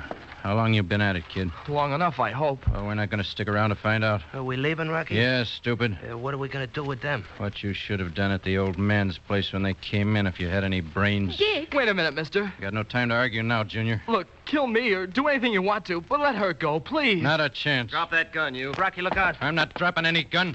Rocky. All right, keep this other man covered, George. I'm sorry, young lady, that you had to see that. Thank you, mister. We're special agents of the FBI. And I imagine they were your smoke signals, huh? Yes, sir. Good work. And now we're going to take you both home to your folks. Come on.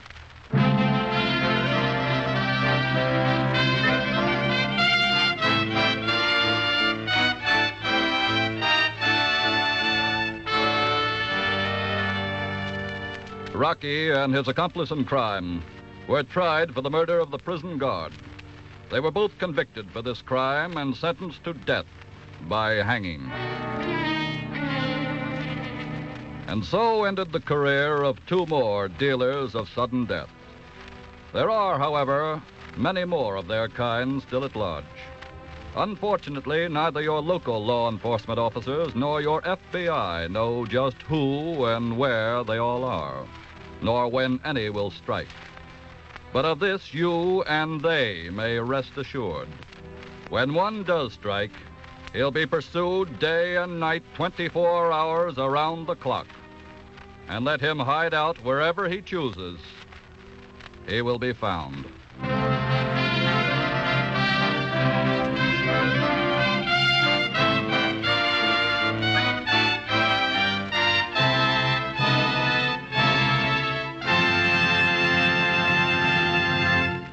In next week's exciting program, which we'll tell you about in just a moment, This Is Your FBI, will present new evidence to prove how well the FBI guards national security. And in the booklet called Your Policy, the same one I was talking to you about a few minutes ago, the Equitable Society presents new evidence to prove how carefully and intelligently the Society protects your financial security through life insurance. If you're not already a member of the Equitable Life Assurance Society, ask the Equitable Society representative in your community for a free copy of this booklet. It's so interesting, so easy to read. Get a copy from your Equitable Society representative, a neighbor whom you ought to know anyway, for like your FBI, he is constantly working for the protection of you, your home, and your country.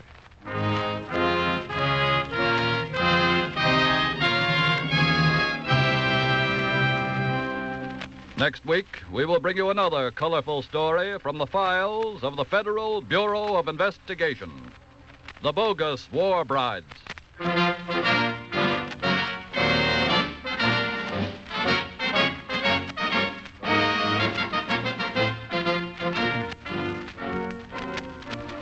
We exceedingly regret that due to unforeseen circumstances, Mr. Thomas I. Parkinson, President of the Equitable Life Assurance Society of the United States, was not able to address you on the subject of inflation on tonight's program as had been announced. Mr. Parkinson will, however, speak on this subject over this same network at a later date. The incidents used in tonight's Equitable Life Assurance Society's broadcast are adapted from the files of the Federal Bureau of Investigation. However, all names used are fictitious, and any similarity thereof to the names of persons living or dead is accidental. Tonight, the music was under the direction of Frederick Steiner, the author was Frank Ferries, and your narrator was Dean Carlton. This is Your FBI is a Jerry Devine production. Now, this is Carl Frank speaking for the Equitable Life Assurance Society of the United States and the Equitable Society's representative in your community, and inviting you to tune in again next week at this same time when the Equitable Life Assurance Society of the United States will bring you another colorful story from the files of the Federal Bureau of Investigation, the Bogus War Bride, on This is Your FBI.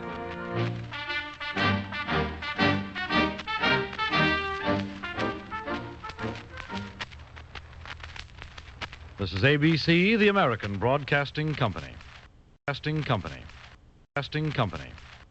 The Equitable Life Assurance Society presents This is Your FBI.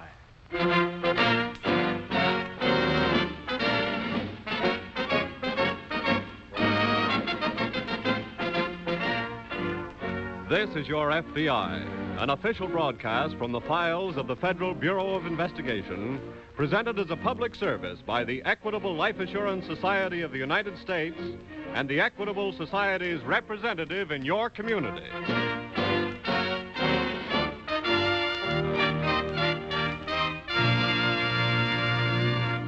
Before enacting tonight's timely case, I'd like to call your attention to a very significant fact about the sponsor of tonight's program, the Equitable Life Assurance Society of the United States.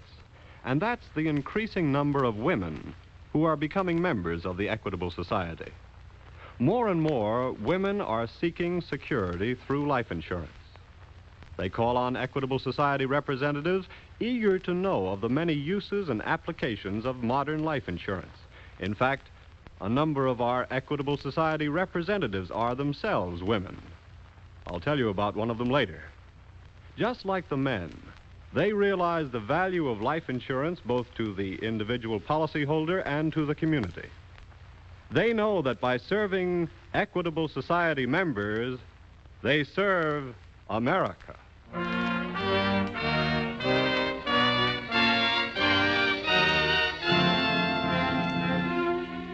Tonight's FBI file, The Bogus War Bride.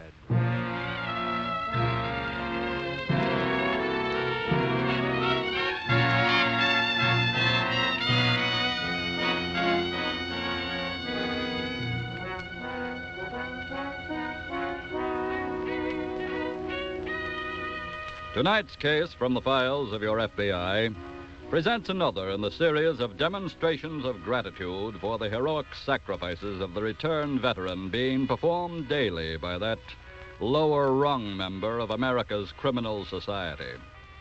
He who was first in lying, first in cheating, and first in the pockets of his countrymen, the swindler.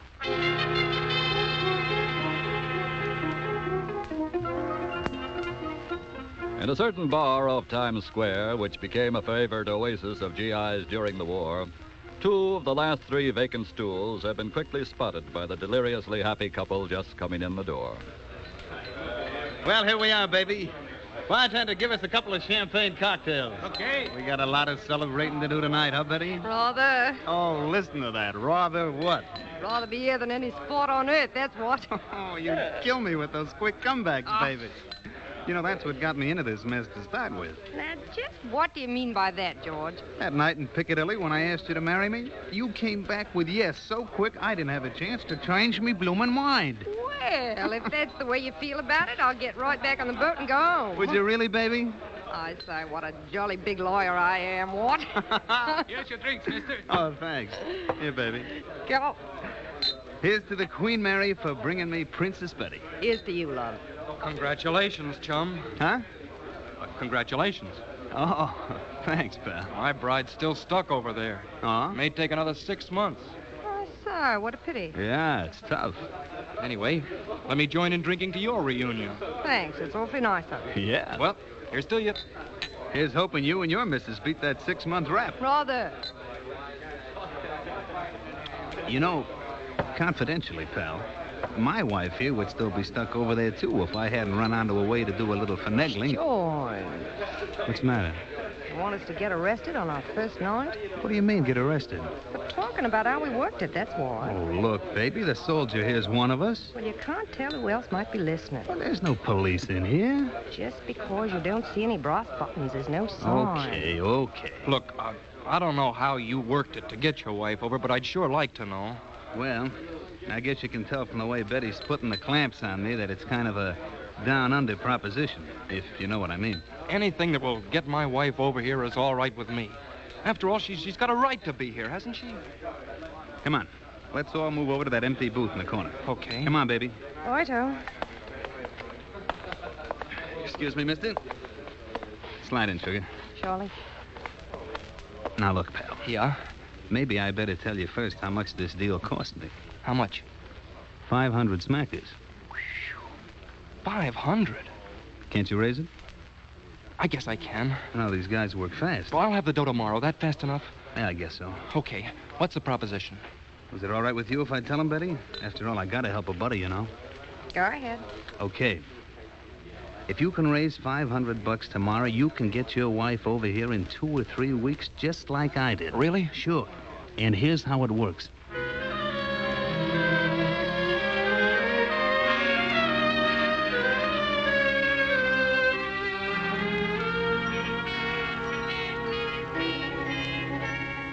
In the local field office of the FBI, Assistant Agent in Charge Everett has just summoned Special Agent Grafton to his office. You sent for me, Mr. Everett? Yes, Grafton. I just got a special teletype from Director Hoover. A swindle case he wants us to go to work on right away. Yes, sir. It's a fake passport racket being worked against returned veterans whose foreign brides are still over there. Oh? Due to the tremendous backlog of applications for passports and other necessary papers, it may be several months before some of the wives can get over here. I know. So the racketeer spots a veteran whose wife is way down the list and sells him a fake American passport to send to his wife. Mm-hmm. Have we got any lead? 2 of these fake passports were picked up in London yesterday when 2 brides presented them for inspection. I see. They're being rushed to us by airmail. But in the meantime, here are the names and addresses of the 2 husbands here in the city. Aren't they liable to arrest on a conspiracy charge? Technically, yes. But Mr. Hoover has no desire to arrest a veteran for trying to get his wife over here. All we want is their cooperation in exposing the swindlers. Well, then I better try to contact them right away. One of them lives out in Jackson Heights. The other one up near Columbia University. Here are the addresses. Okay. See if you can get a good description of who sold them the passports and how and where they were contacted. Right.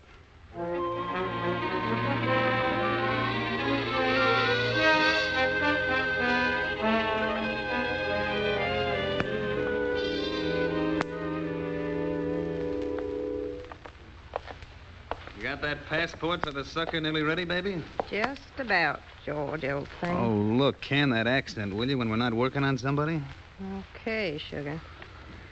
But if I slip out of character in the middle of a deal sometime, well, it just might be rather embarrassing for us, don't you know?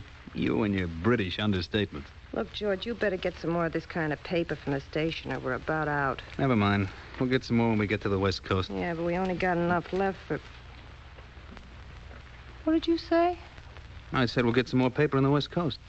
What do you mean, West Coast? That's where we're going. How come? Look, baby, we've been sprinkling these phony passports around here like confetti. And making lots of nice dough, too. I know. And the way to keep the dough is to change scenery before we get caught. What makes you think we're Think nothing. We're hotter than a couple of tamales right now. So? So, 2 more suckers after tonight, and we head for Frisco. Why Frisco? Because, my pet, there is a very sad situation out there, too. Huh? Yep.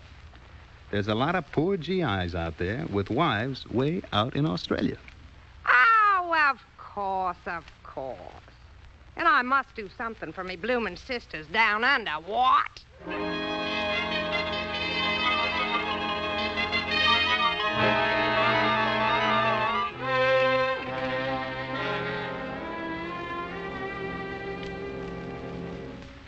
Can I come in, Mr. Everett? Oh, come ahead, Grafton. Did you locate the husbands? I talked to one of them. The other's out of town. What'd you find out? Well, I got a pretty good description of the swindlers. Good. How many are there? A man and a woman. Oh? Yes, he's around 35. She's younger and speaks with a British accent. Uh-huh. They play the midtown bars frequented by servicemen and put on a big act about how happy they are to be reunited. She plays the part of his British bride who's just arrived. I see. And some serviceman whose wife is still overseas butts in and asks how they managed it. And there's another victim ready to be taken. Cost this chap $500. Well, obviously the swindler didn't produce a phony passport on the spot. At their first meeting, I mean. No, the victim raised the money, and they met again next day to complete the deal. But he had no idea of where to contact the swindler in the meantime. That's right. First contact was at a bar, and the second meeting took place at the victim's house. All right. Phone the descriptions of the swindlers to the police department and see if they check with anybody they have a record on. Right. And I'll get every available agent we have and get them started covering all midtown bars at once.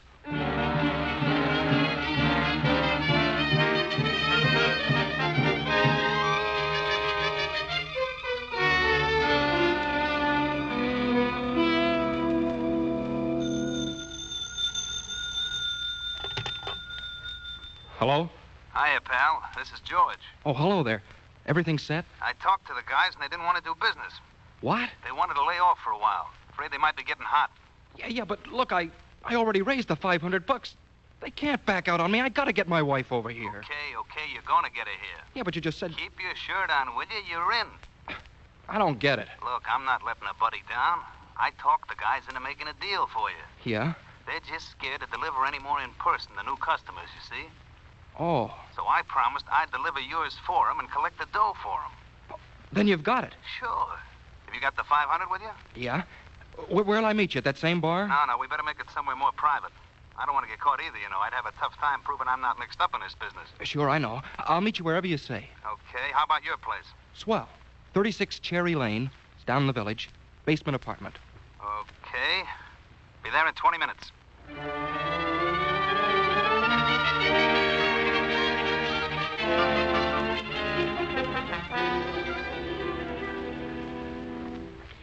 Nobody like that in your files, huh, Sergeant? Okay, well, thanks a lot anyway. Police headquarters hasn't got anything on them, McGraffin? No. Then I'll teletype the descriptions to Washington to see if identification has got anything that checks. Okay. You better hop out and cover a few midtown bars yourself for a while. Right.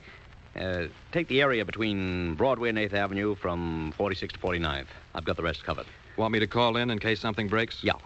And I hope there's a break before another victim loses $500, too.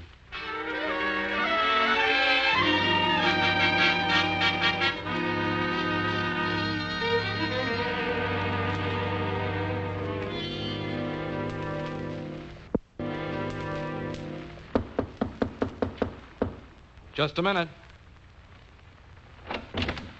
Oh, hello, George. Come on in. Okay. Look, I can't stay long. Guys gave me an hour to get back with the dough, and besides, Betty don't know I'm doing this, and she'd be scared to death. I was afraid you might change your mind yourself on the way down here. You know I never let a buddy down. I know. Okay. Where's the dough? Where's the passport? I got it right here. Well, let's see it. What's the matter? You think it's a gag? I just want to see what I'm getting for my money, didn't you? Yeah, sure. Well? Okay. Here you are. Thanks. And I'm telling you, pal, it's a perfect imitation, too. Uh-huh. All the information you gave me on your wife is fixed up in there right. All you got to do is paste a picture on there, and you're all set. Yeah. All set to get my wife and me in a jam, maybe, and lose $500 besides. What? She'd have as much chance of getting through on this as she would on a hat check. What are you talking about? My wife came through on one, and Cut out the lying, mister. I got wise to your racket this morning. You rooked a pal of mine on the same deal. Look, buddy, you got me wrong. I'm not mixed up in any racket. I said cut out lying. But I'm telling you that... I went through with this just to get you down here, and the reason I haven't got a couple of cops waiting for you is because I wanted to do a little work on you myself first. What do you mean? I mean, like... Stand up, you dirty chiseler, and take another one. Stand up! Stay where you are, soldier. Put that gun away. Not when it's about to go off.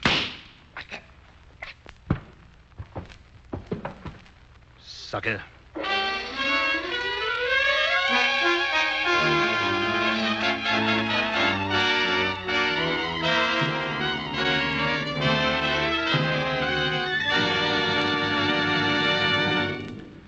Some of the most important people in the American business world are women.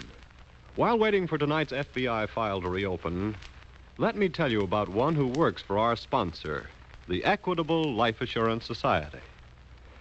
This week at the Equitable Society, I met one of America's outstanding businesswomen. She's a leading life insurance saleswoman. I asked her just how she happened to be in the life insurance business. Well, she said, when my husband and I were just starting out in life, we had very little money, but we had great plans. And we had a brand new life insurance policy in the Equitable Life Assurance Society of the United States. 1 month later, my husband died. Well, the money from his Equitable Society policy didn't lessen my grief and shock, but it did help me through some mighty difficult times. And one day I thought to myself, why, I can sell this. I can show people the importance of life insurance because I know from personal experience. So I got a position with the Equitable Society, and now I spend my life in this satisfactory business of building security. Well, having talked with her, I understand why 30% of all Equitable Life Assurance Society policies are currently being bought by women.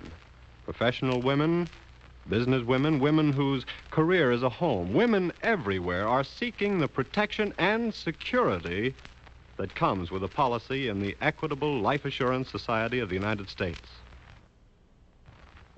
Yes, women, too, know that this week and every week for more than 86 years, the Equitable Life Assurance Society has been building security for you, your home, and your country.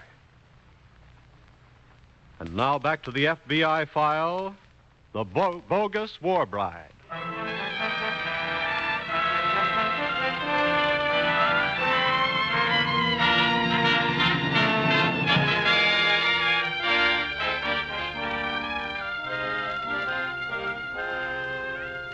There is a principle of human justice embodied in the codes of law wherever human rights are respected.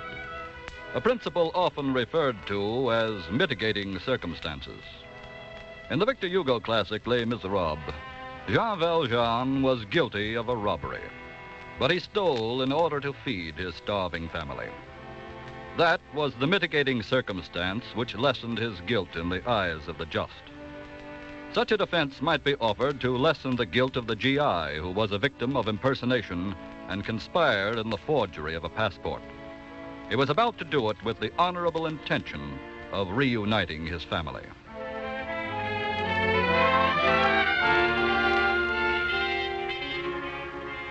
In the office of the FBI, Assistant Agent in Charge Everett is just finishing a telephone conversation as Special Agent Grafton enters the office. Yes? Yes, all right, and thanks a lot, Inspector. We'll have an agent over there right away. Grafton. What's up? That was Inspector Riley of the Homicide Squad. Oh? An ex-serviceman was shot and seriously wounded a little while ago in his village apartment. I see. We don't know whether it has any connection with the shooting, but a fake passport made out for his wife was found in the man's pocket. Uh-oh. The police are taking him now to St. Anthony's Hospital. By the time you get there, he may have regained consciousness. Well, I'm on my way. Ask the police to let you have that fake passport. It might be our best lead to date in case the chap doesn't recover. And get back as soon as you can, will you? Right.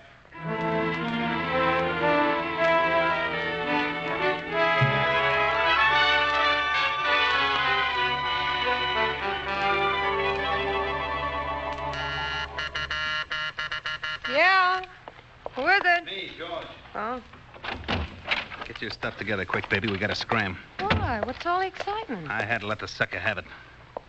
You did what? Somebody put him wise. He was waiting for me with both fists.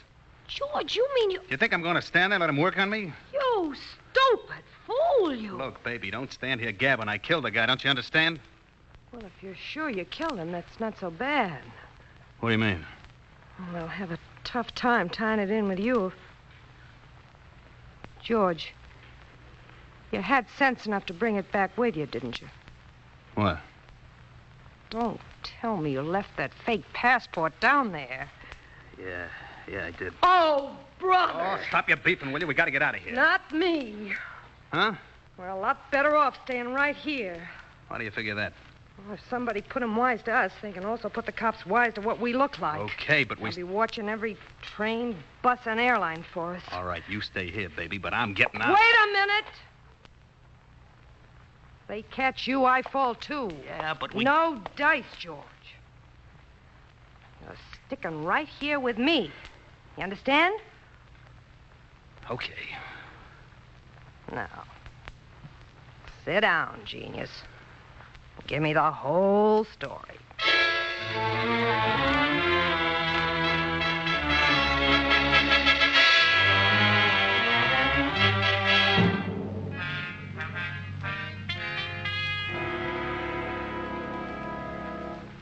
Well, I talked to the victim, Mr. Everett. Good. What'd you get, Grafton? The swindler we've been looking for shot him, but he was apparently in such a hurry to get away, he left the fake passport behind. Was he able to give more than a description of the swindler? Only that he's known as George, and the girl is Betty, that's all.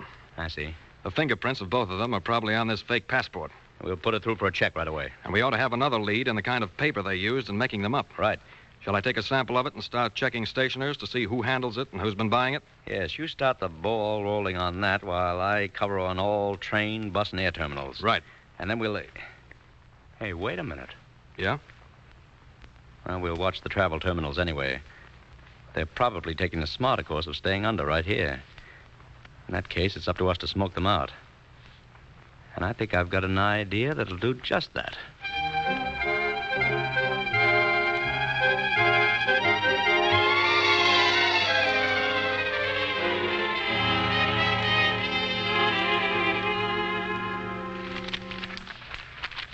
George. Huh? I don't get it. There's not a thing in the morning paper about your little stunt last night. You ought to hire a press agent. Never mind the wisecracks, will you? Oh, for heaven's sake, relax. You've been jumping up and down like a sewing machine all morning. I've got a right to be jumpy, haven't I? You don't hear my knees knocking, do you? I don't like it there not being anything in the paper about it. Told you to get a press agent. I don't mean that. Well, what do you mean? Look, sometimes cops keep things like this out of the paper on purpose. Like what purpose? Like when they suspect somebody of doing the job and don't want the papers to tell them so and make them harder to catch. Will you stop feeling the police breathing on your neck? Look, lay off, will you? I'm sick Wait of... a minute. What is it? Well, genius. You can relax. Well, what'd you find? The newspaper didn't ignore your little party last night after all. Well, what's it say? The sucker's not dead. What? Then what do you mean, relax? He's in the hospital. Will recover, and all he will say for publication at this time is that the shooting was all a mistake. And he refuses to identify the person who did it. No kidding. Well, what do you know? I think you ought to send him some flowers, George. I think we ought to get out of here now. Let's head for the coast like I said. Wait. What? How would you like for us to make maybe a lot of money all at once first? How do you mean? Selling another passport? Oh, are you crazy? We're both crazy if we don't make this sale. Who to? According to the paper here, the rich and social Richard Adams, ex-GI, is having all manner of trouble getting his bloomin' British broad over here, don't you know? Yeah? Yeah. He's crying about it. From the plush depths of his penthouse apartment. And here's the address. Hey. I'll make up a book for him right away. You trade it to Mr. Adams for $5,000, and we'll be off for Frisco.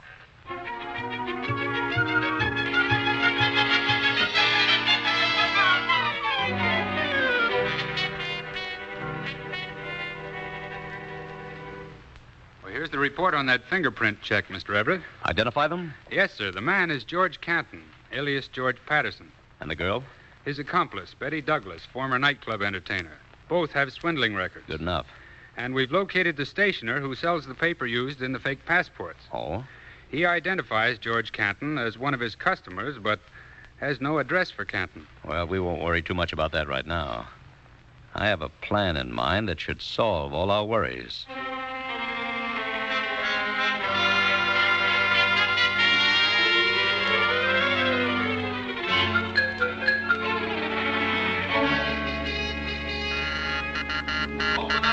Okay. Well, it's about time you showed. California, here we come. You did okay? Oh, that guy Adams was like shooting lions in the zoo, baby. How much? 5 G's, just like you said. Where is it? Right here. Give it to Mama. Huh? You heard me. I said give it to Mama. But, sweetheart, I can... First, I want to see if it's all here. What's the matter? Don't you think I can add? Yeah. I think you can subtract, too. Don't trust me, huh? The last guy I trusted was the last guy. Hey, well, what's the idea? Why haven't you got your stuff packed yet? Oh, only take a minute. I guess you didn't have much faith in my salesmanship, huh, baby? Not after your performance last night. All right. Lay off that now, will you? It's all turned out sweet, hasn't it? I'm going to keep my fingers crossed anyway until we're on the... Uh-oh. Keep quiet. It's too late for that. Whoever it is must have heard us talking. Okay. You go to the door and throw it open. I'll be ready with a blast. You think... Go on. Do what I tell you. Hello there. Well, Mr. Adams. That's right. And your butler, too. What's the idea? If you had brought the young lady with you, we wouldn't have had to follow you here. What do you mean? I mean, miss, that we're really special agents of the FBI. What? I'll take that gun.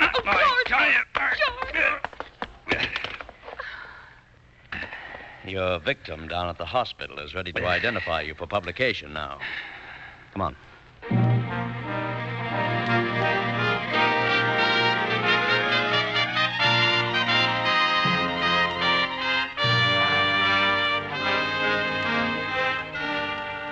For forging and counterfeiting a government document, the passport swindlers are now serving full term in a federal penitentiary.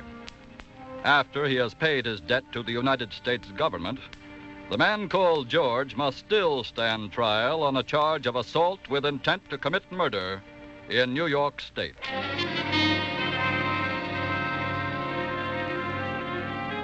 And once again, your FBI joins with your local law enforcement officers in urging you, the potential victims of swindlers, to be wary of the stranger with a proposition.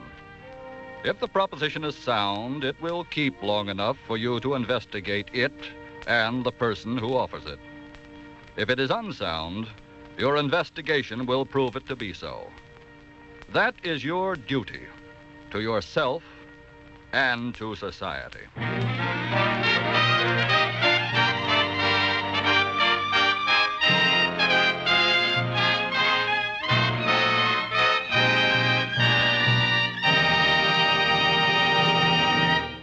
Next week, another exciting adventure story from the files of your FBI.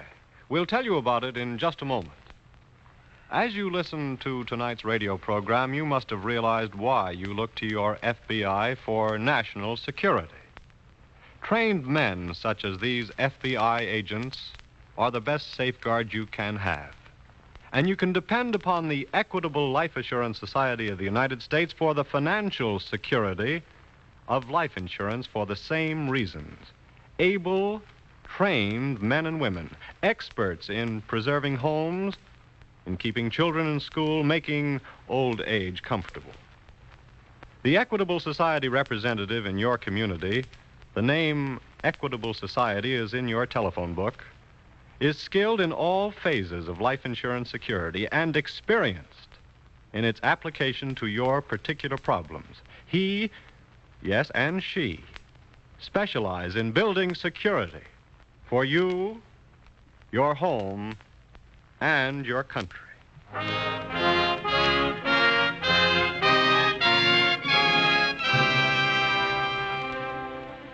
Next week, we will bring you another colorful story from the files of the Federal Bureau of Investigation, The Delinquent Parents.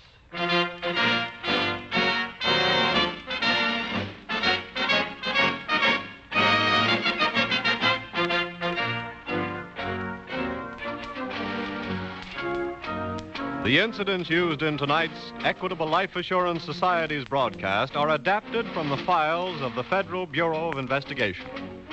However, all names used are fictitious, and any similarity thereof to the names of persons living or dead is accidental. Tonight, the music was under the direction of Frederick Steiner, the author was Frank Ferries, and your narrator was Dean Carlton.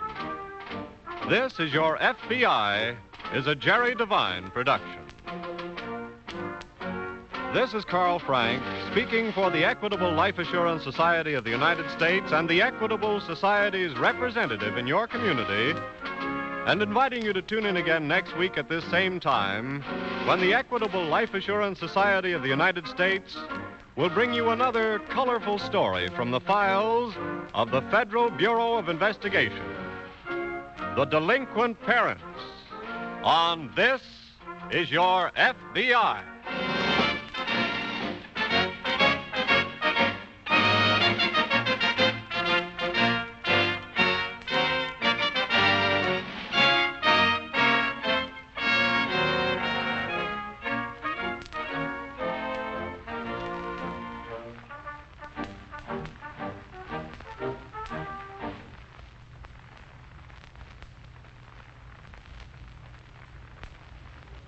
This is ABC, the American Broadcasting Company.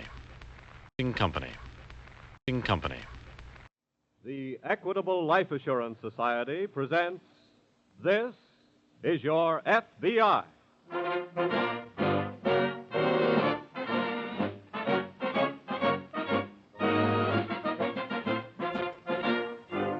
This is Your FBI, an official broadcast from the files of the Federal Bureau of Investigation, presented as a public service by the Equitable Life Assurance Society of the United States and the Equitable Society's representative in your community.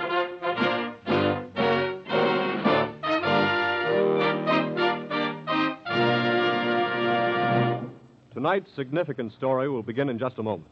First, a brief word from the sponsor of This Is Your FBI, the Equitable Life Assurance Society of the United States. Here at the Equitable Society, we have been working for 86 years on one of the things that you yourself are most concerned about: security for yourself and your loved ones. When we say you, we mean just that. You who are about to listen to this program. Even if you're not a member of the Equitable Society, you benefit indirectly through the stability that Equitable Society investments help bring to American industry and business. Get to know the Equitable Society life insurance representative in your community. You'll learn that it's a simple statement of exact fact that by serving Equitable Society members, he serves America.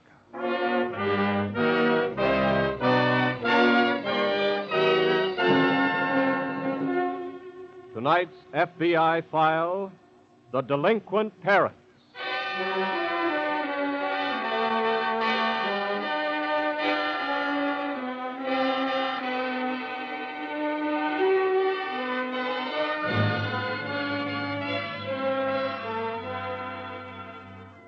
In America today, for every 23 persons, there is one with an arrest record.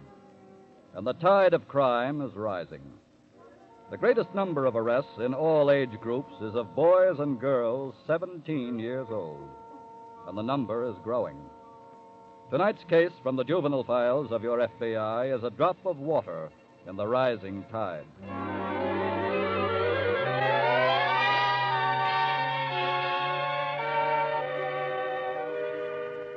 There is a popular fallacy that youthful law violators are most always products of poverty or underprivilege. If this were true, Abraham Lincoln might well have become the arch-criminal of his day. The truth is that they are, with rare exceptions, the products of parental neglect, a condition just as prevalent in homes of the well-to-do as in homes of the poor. Take, for example, the Medford home in a suburb of New York City. It is a few minutes before noon. Drake Medford, 16, comes out of his improvised chemical laboratory to make a request of his mother. Mom? Mom, would you mind Not if now, you're... Drake. Can't you see I'm rushing? But, Mom, I just wanted to... Drake, I simply got to make the 12:40. Bertha will be furious if I'm not there for the curtain. But I thought since you're going into New I York... won't have time to do any errands for you, Drake. It would only take you a minute, Mom, and I'm running low on nitric acid. Well, What? Nitric acid. Good heavens, do you want to blow me up? Nitric acid is perfectly harmless until combined with... Well, I'm certainly not going to combine any with me. Okay. Whatever it is you're doing, Drake, it'll have to wait long enough for you to drive me to the station. All right. Be home for dinner? No, I'm never at home for dinner when I go to a matinee. Seems like you're hardly ever home for dinner. What, dear? Never mind. You'd better go back the car out. I'll be ready to go by that time. Ronnie's coming over after a while. May I use the car if we want to go somewhere? I don't care what you do, dear. Say, by the way, Mom... Please, Drake, not now. Some other time. Some other time. It's always that way. Don't stand there mumbling. Go get the car out. But you never have any time for me. What? You said you never have time for anything concerning me. Why, Drake, the idea. How can you say such a thing? Never mind. Drake! Guess you're sorry you ever had a son. And so am I sometimes. You're talking utter nonsense. You know perfectly... Heavens, look at the time. Okay, I'll go get the car. And please hurry, dear. Sure, you can't afford to miss the curtain. That's something really important.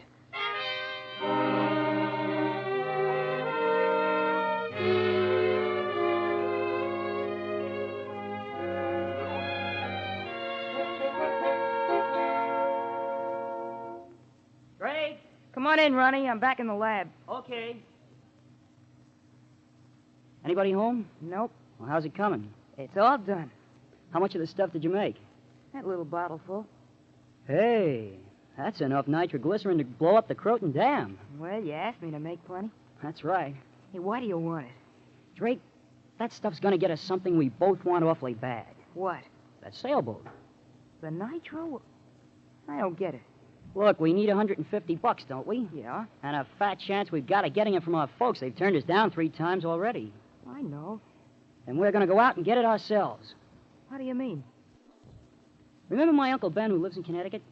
Yeah, he won't give you $150. He will, too, but he won't know it. How? Well, he and the family all have gone to Florida. But there's always money in his wall safe, and it'll be a cinch for us to blow it up. Blow up his wall safe? Sure, he's got tons of dough. He won't miss it. We'll even tell him someday who pulled the job, and he'll get a big laugh out of it. Oh, but it's not right. Look, it's in the family, isn't it? But even so... What's the matter? You scared?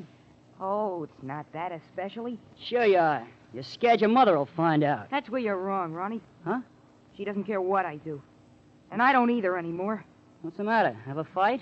No. I'm just realizing where I stand around here. Well, I got wise to that in my house long ago. She lives her life, so from now on, I'm going to live mine. Well, what are we waiting for? Nothing. We'll blow that safe tonight.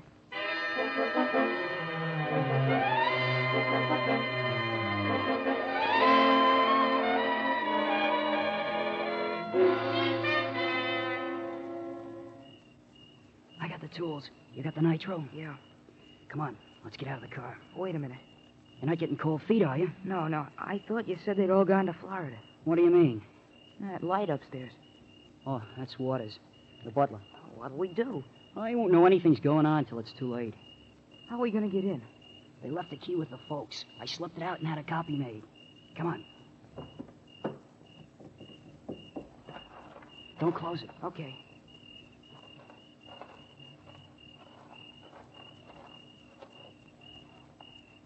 Okay, here we are. I'll open the door.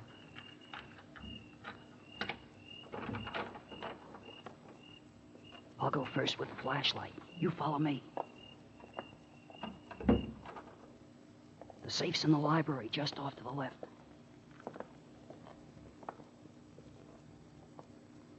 Okay, there's the safe. That wall there. I'll drill a hole first. You get the nitro ready. Okay.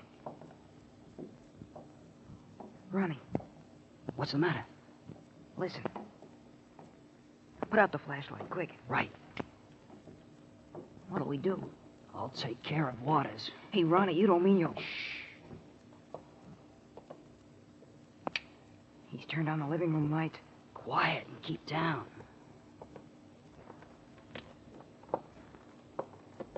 That's funny. I'd have sworn I heard... Oh! Hey, Ronnie, we better get out of here. Not until we get what we came for.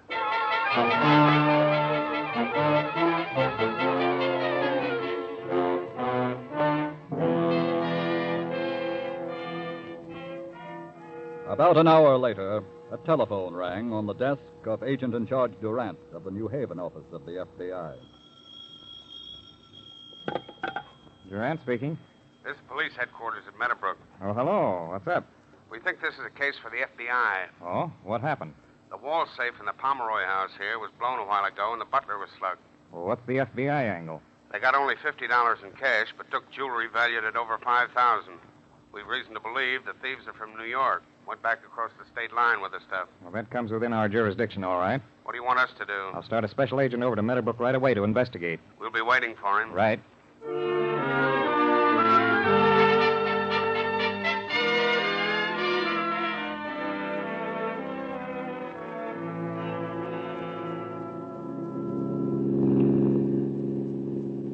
Better take it easy, Drake. We don't want to get pinched for speeding now. Oh, I wish you hadn't taken that jewelry. What good's $50 gonna do us? What good's the jewelry gonna do us? Don't you know what the guys in the movies do with this stuff? Oh, you mean... Sure, hock it before it gets hot. Oh, where are you gonna pawn it tonight? Oh, we can't tonight. But we'll be in a New York pawn shop with it first thing in the morning. Well, what are we gonna do tonight? We're gonna go home like nothing happened. Then you pick me up early in the morning and we'll head for a pawn shop. Look, Ronnie, Now, don't go getting nervous on me. You just sit tight and we're in clover.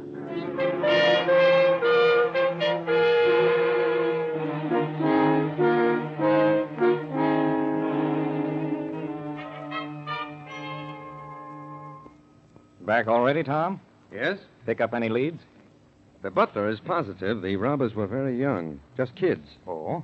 He started into the library to investigate the noise he heard, and had just caught a quick glimpse of one of them when the other one knocked him out. Well, could he give you a description of the other one he saw? He didn't get that good look at him. Oh, how did they blow the safe? It was a nitro job. The kids and nitro somehow or other don't quite go together, do they? No. How did they gain entrance to the house? The easiest way possible. What? They had a key, apparently, opened the front door, and walked right in. Well, what do you know about that? Guess you're thinking the same thing I am. Inside job? That's the way it struck me. Well, before we go to work on that, telephone the New York office and give them the details and the description of the missing jewelry.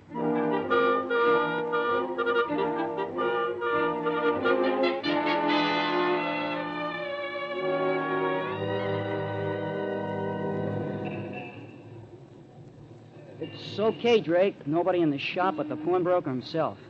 Come on. Look, wouldn't you rather I'd wait out here? What's the matter? You getting scared again? Well, I thought he might be less suspicious if you went in by yourself. No, it's just the other way around. Come on. Okay.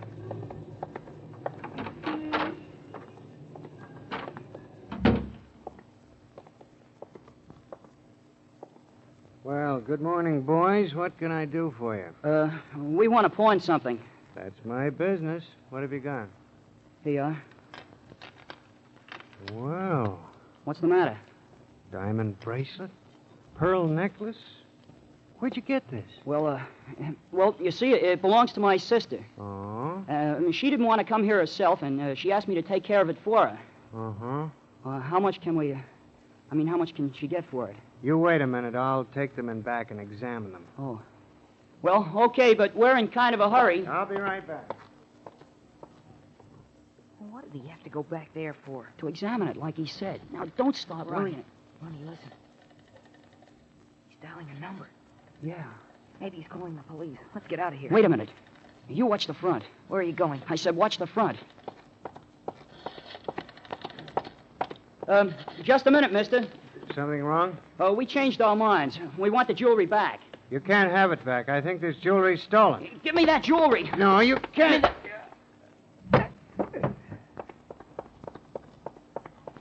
Come on, Drake. What happened? Let's get out of here fast.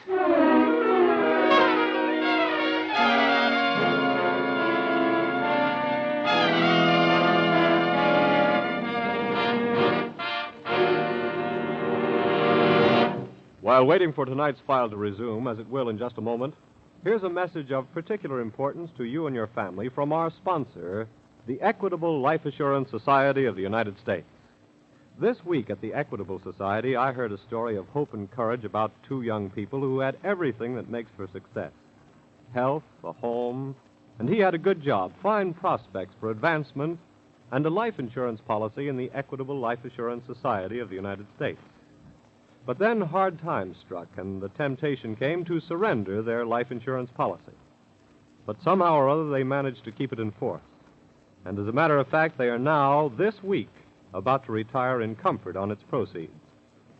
And that same dogged determination never to let a life insurance policy lapse is typical of more and more people. The figures prove it.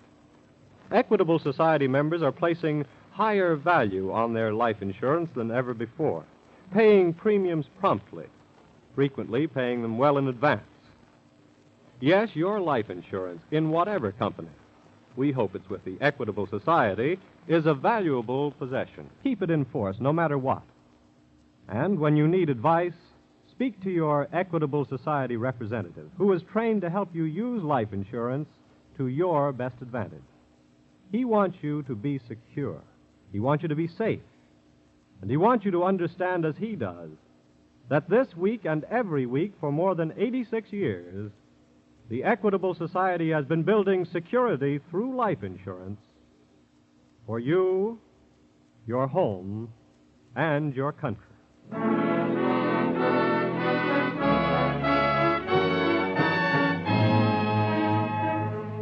And now back to the FBI file, The Delinquent Parents.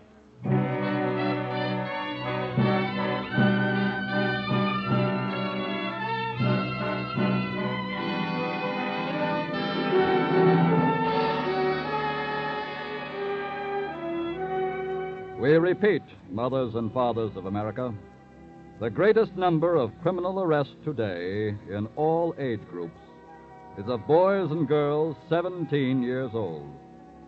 And back of it all, with rare exception, is parental neglect. The parent who doesn't take time to understand, to guide, to make a companion of his boy or girl may one day have to watch his child serve time.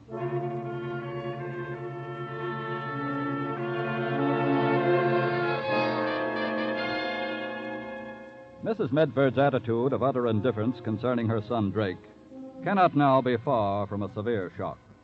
The pawnbroker, struck down by Drake's companion Ronnie, was taken by police to a New York hospital for treatment of his head wound. An official visitor enters his room. Mr. Adams, I'm Agent in Charge Duranta, the New Haven office of the FBI. This is Special Agent Baker. How do you do? FBI, New Haven? Yes, we came to New York early this morning to follow up an investigation of a jewel robbery up in Meadowbrook last night. Oh? When the police reported to our office here what took place in your shop a while ago, I thought there might be a connection. What can I tell you? What kind of jewelry were you offered? A diamond and emerald bracelet. And a pearl necklace. That checks all right. And you told the police the jewels were offered by two boys? Yes, but they didn't look like criminals. They were so young and clean-looking. Could you describe them more fully? Let me see. Well, try to be as accurate as you can, Mr. Adams. We have a theory that one of the boys was related to the family that was robbed, but we want to make certain before taking any steps. The one who did the talking, he was 16 or 17. Uh-huh. He was a big boy, like my son who plays football. And he's got red hair. That's what we wanted to find out. Yes. And now, Mr. Adams, if you'll give us a brief description of the other lad as quickly as you can, we'll be on our way.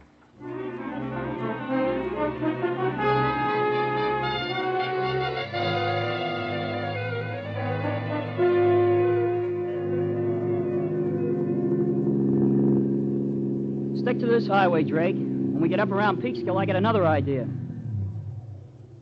Hey, what are you doing? I'm going to turn around. Turn around? What do you mean? We're going back. Are you crazy? No, that's why we're going back. I don't get you. We're going to go back and tell them we did it and get everything straightened out. Now I know you're crazy. That's the only right thing to do, Ronnie. That's the only thing that'll land us in the hoosegow. Not if we confess. Look, Drake, uncle or no uncle, we blew his safe, stole money and jewelry, slugged the butler. And a while ago, we slugged the pawnbroker. Maybe we even... Well... Even what? Well, I hit that old man pretty hard, and I might have hit him too hard.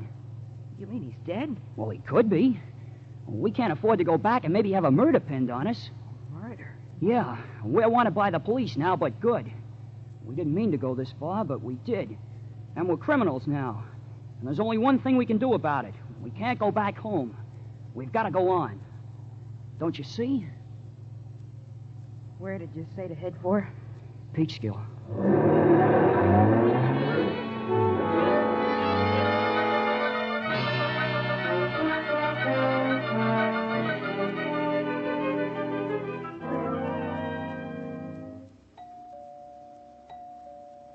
Just a minute. Yes? Mrs. Medford? Yes? I'm Special Agent Baker of the FBI. FBI? That's right. May I come in? Well, of course. Thank you. I have only a minute. I'm dashing over to the club for a bridge luncheon. I really wanted to see your son, Drake. Drake? Yes. I don't believe he's here. Oh, Drake. There, you see, he isn't home. He went off somewhere in the car early this morning. Do you know where he went? Well, I don't believe he said. Have you any idea where he was last night? Good heavens, I'm afraid not. I never try to keep up with that boy. Obviously. I beg your pardon. Perhaps if you had kept up with Drake, Mrs. Medford, we shouldn't be trying to catch up with him now. What did you say? Ronnie's mother doesn't know where he is either. I was just there. I don't understand. Your son, Mrs. Medford, and Ronnie are wanted by the FBI. Can you understand that? Wanted by the FBI? Yes. Oh, no. There must be some mistake. Do you think so? I know so. How can you know that when you've bothered to know so little else about your son? But I... At least you must have known that Drake has a little chemical lab in the house. Yes, I... But did you ever bother to know what he can mix in that lab?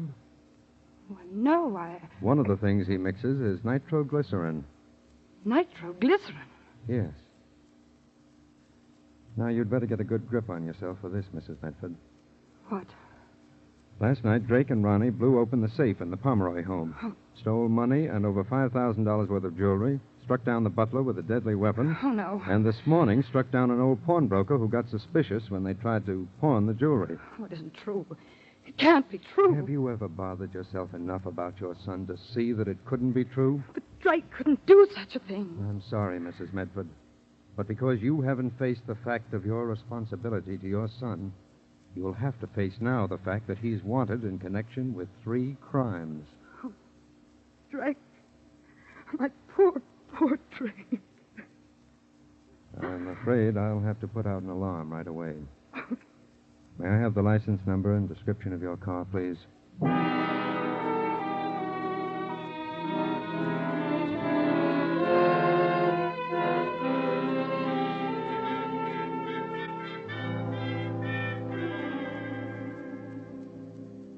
Yes, thanks a lot, Sergeant. I'll get on it right away. Oh, Baker. Yes? Looks like we've gotten quick results from the alarm. Really? Yes, I've just talked to police headquarters at Peekskill. Yes? They found the Medford car abandoned down by the freight yards. I see. Well, it's pretty obvious what they did next. Exactly. We're on our way to Peekskill right now. I'm having them check all freight train schedules, and by the time we get there, we should be able to figure out where those youngsters are.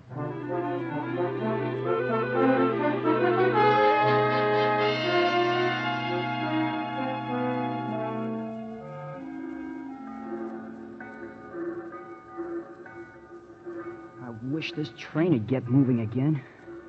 I bet we've been parked on this siding 2 hours. What time is it, Drake? What? I say, what time is it? I don't know. I can't see my watch. Okay. It doesn't make any difference anyway. Ronnie? Yeah? I want to go home. Look, are you going to start that again? I've made up my mind this time, Ronnie. Sit down. You can do whatever you want to, but I'm going to get off this train right now and start back home. Are you coming with me? No, and you're not going either. Yes, I am. Wait a minute. Don't try to stop me. Look, if you haven't got any more sense than to go back, I've got to stop you for your own good. I don't care what they do to me. Suppose the pawnbroker is dead. I guess you want to go to the electric chair for murder. I didn't murder anybody. So you're going back and squeal on me and get yourself off. I didn't mean it that way. I mean I'm not really a criminal, and you're not either. We just didn't stop to think what we were doing. But we did it. And I'm sorry for it, too. So are you, and you know it. I want to go back home and get it off my conscience, and you ought to do it, too. You're just scared to be out on your own. You want to run home to your mother. What's wrong with that? You said yourself she didn't care anything about you. It doesn't make any difference. I care about her, and I can't do this. I'm getting off this train right now. No, you're not. Let go of me, Ronnie. No, you're That'll not. do, boys. Huh? Well, who are you? We're special agents of the FBI. What? FBI? And I'm awfully glad we waited to overhear what you were saying, Drake. It'll make things easier for both of you. Yes, sir. And you were wrong about your mother. She does care. She cares an awful lot. So, come on home.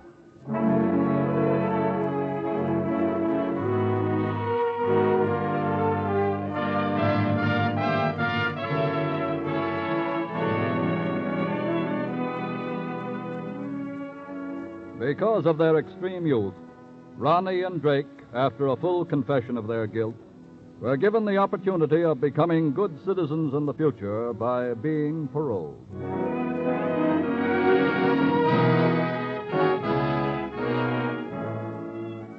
And now, an important message about tonight's case from Mr. J. Edgar Hoover, Director of the Federal Bureau of Investigation. A crime wave of growing proportions is upon us. It demands immediate attention on the part of every right-thinking American.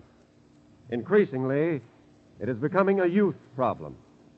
Last year, more youngsters 17 years of age were arrested than in any other age group.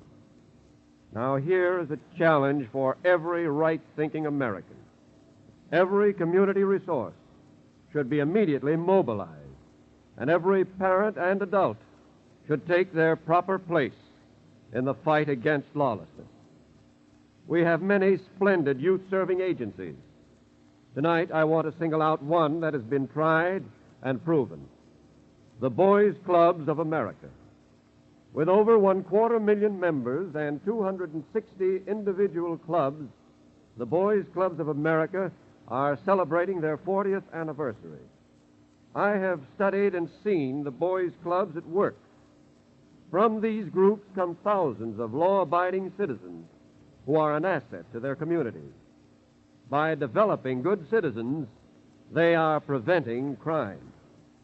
This is Boys Clubs Week, and I would urge upon my listeners greater support of this worthwhile activity and the extension of the facilities of the Boys Clubs of America.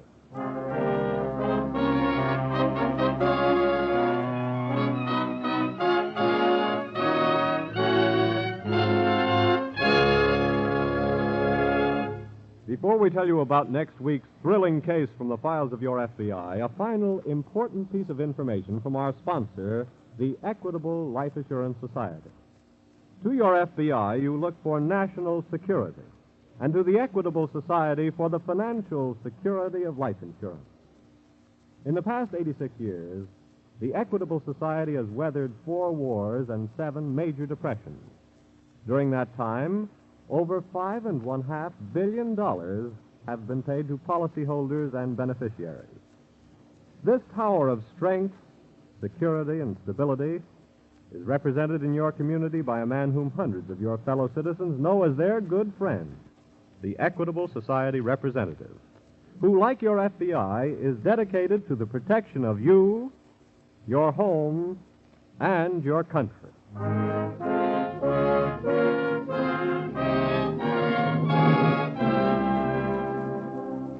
Next week, we will bring you another colorful story from the files of the Federal Bureau of Investigation, the Nylon Hijacker.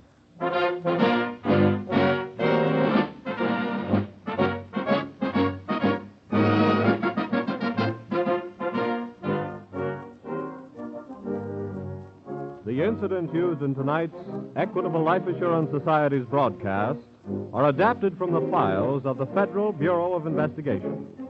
The role of J. Edgar Hoover was impersonated. However, all other names used are fictitious, and any similarity thereof to the names of persons living or dead is accidental. Tonight, the music was under the direction of Frederick Steiner, the author was Frank Ferries, and your narrator was Dean Carlton. This is Your FBI is a Jerry Devine production. This is Carl Frank, speaking for the Equitable Life Assurance Society of the United States and the Equitable Society's representative in your community, and inviting you to tune in again next week at this same time when the Equitable Life Assurance Society of the United States will bring you another colorful story from the files of the Federal Bureau of Investigation, the Nylon Hijacker, on This is Your FBI.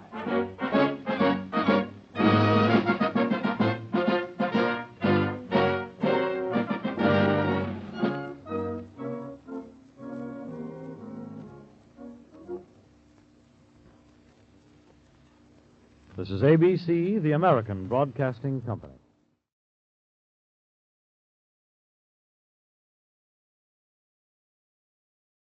The Equitable Life Assurance Society presents This is Your FBI.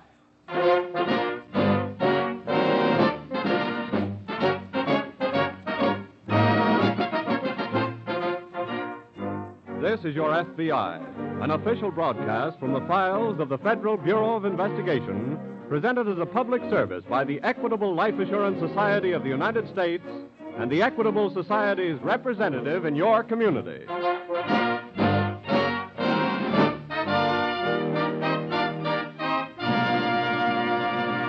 Freedom has been part of our American life for so long that people have grown used to it. And some of us don't realize what a priceless thing it is.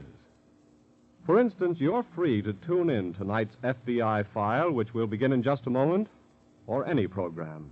Long wave or short wave, pro or con, anytime you like.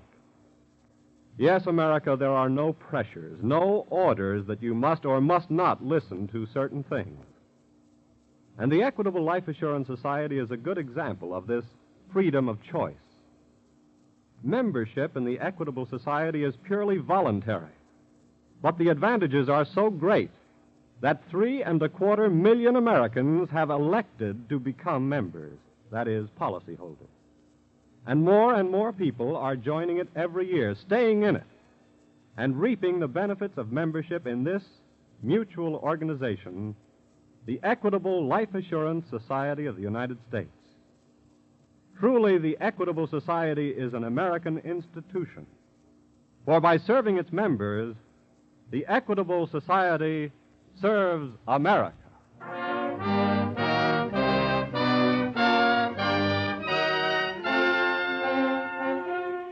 Tonight's FBI file, the Nylon Hijacker.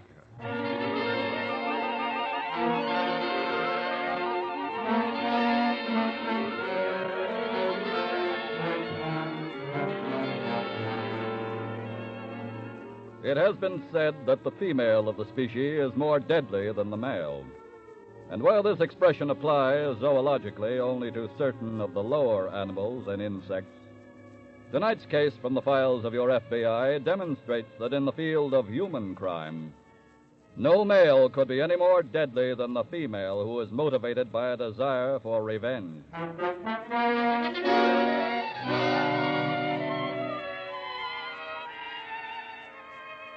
In one of those cheap cold water flats across the East River from Manhattan, a pretty-faced young girl in a red chenille robe sits staring into a cup of coffee gone cold. She's been awake all night, waiting for the sound of certain footsteps in the hall which never come. Suddenly, the girl straightens, but it is not his knock. He wouldn't knock. He'd use his key. Just a minute. Hiya, Bunny. Chris, what are you doing here this early? Just give me an aspirin and a bottle of beer, quick. Huh? Kid, your big sister is really hung over. Oh, come on in. I'll get you an aspirin right away, Chris. Okay, and I'll die for the icebox. Oh. Where's Frankie? Frankie? Oh, he's not here. Uh-huh. Hey, is this all the beer you got? Oh, take it, Chris. I ordered some more this morning. Okay. Where's an opener? Right on the table. Oh, yeah, swell. Here's the aspirin, Chris. Thanks, kid. That should do something. Hey, you don't look so hot, Bunny. What's the matter? Oh, I didn't sleep very good last night. He didn't come home, did he? What? You heard me. Frankie didn't come home. No. I thought so. Chris, I'm scared stiff. I'm afraid he's gotten into some kind of trouble. Is that what you really think, honey? What do you mean? Look, kid, you're my sister, and I'd tear my hair out for you. You know that, don't you? Of course, Chris. And have I ever lied to you? No. Then you ought to know I wouldn't come all the way over here at 8 o'clock in the morning, and with a hangover to boot, to start lying to you now. What are you talking about, Chris? I know why Frankie didn't come home to you last night. You do? Yeah. And I know why he didn't come home the other 2 times. Well, What happened to him? Frankie has given you the business, kid. He's got a dame. Chris. I saw him together last night. Oh, no, Chris, you must have made a mistake. Not a chance. But Frankie wouldn't do that to me. Oh, wake up, kid. He is doing But he it. promised me. He promised he'd never look at another girl. Oh, honey, why don't you grow up? But I tell you, he promised. He promised to take you out of this dump, too, didn't he? Yes, and he's going to as soon as he does a job or two and gets some money. I know for a fact Bunny, that shut up and listen to me. Frankie's making good dough already. He's got a racket. What? I don't know what it is, but I found out that much, and it's paying off. But he never told me anything about it. Of course not. He's spending it all on that redhead. What redhead? The one I've seen him with. Oh. She's got a car and an apartment. Oh. And I'll give you one guess on who's paying for it. Who's paying? Oh, no, Chris. And when he gets ready to give you the brush off for keeps, he'll do that, too. Now, look, kid, when you married that rat, I washed my hands, but I won't take you getting shoved around this way. This is awful. You can't handle the guy, but I can. So just let me know the next time he's home, and I'll be right here to really straighten that stiff out.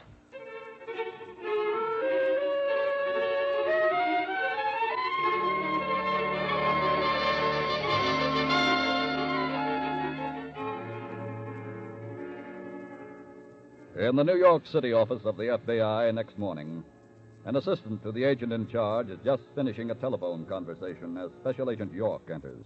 Right. Yes. Yes, we'll get on it right away. And thanks a lot. New business, John? Yes, interstate hijacking. Oh? A truckload of nylons. Nylons? Well, who did it, your wife or mine? No, York. I'm afraid they both got scooped on this one. Where did it happen? In Jersey, on the highway the other side of Hoboken. Uh-huh. Truck stopped at an intersection for a light. 3 men stepped out of the shadows and did the rest. Anybody hurt? Well, they knocked the driver out. He came to about an hour later, made his way to the police, and reported. Could he furnish any lead? Well, the police are questioning him now. Well, they must have brought the nylons on into New York. That's right. Truck was found abandoned at, here it is, Broadway and 125th. Probably miles from where they unloaded it. Yeah, I would think so. You know, this must be a new mob operating. That's the first interstate hijacking job around here since we broke up the Niles gang. Do you want me to do anything? Yes, will you go over to police headquarters and get the driver's testimony? Right. Then you'd better examine the truck, see if you can pick up any prints. Okay. And York, check with me later. Let me know what you found.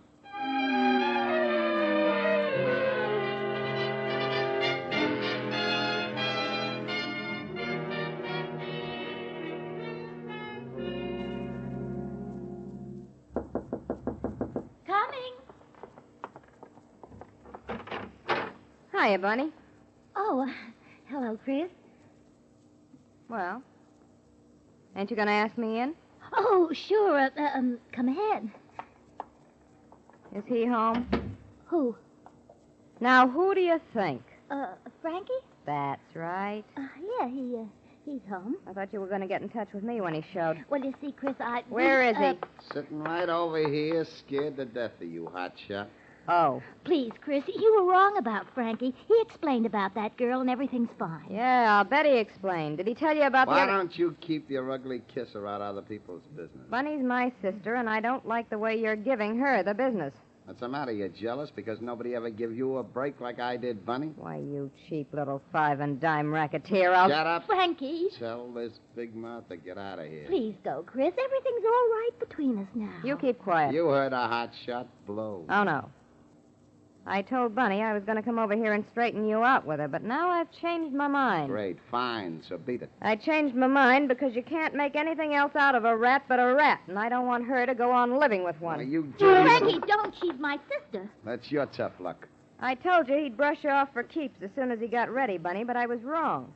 He's a two-timing bully that's got to have somebody to kick around all the time, and you're it. Oh, Chris, please, please. He can't bully anybody in his mob. They'd give him a belly full of lead.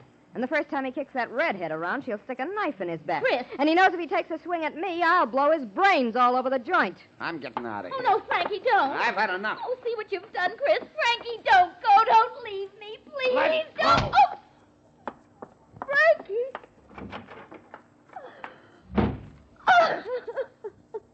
Sorry, kid. He hit me. Well, what did you expect?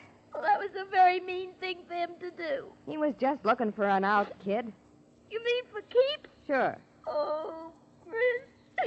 Now, look, that ain't worth crying over. You're better off that he's gone.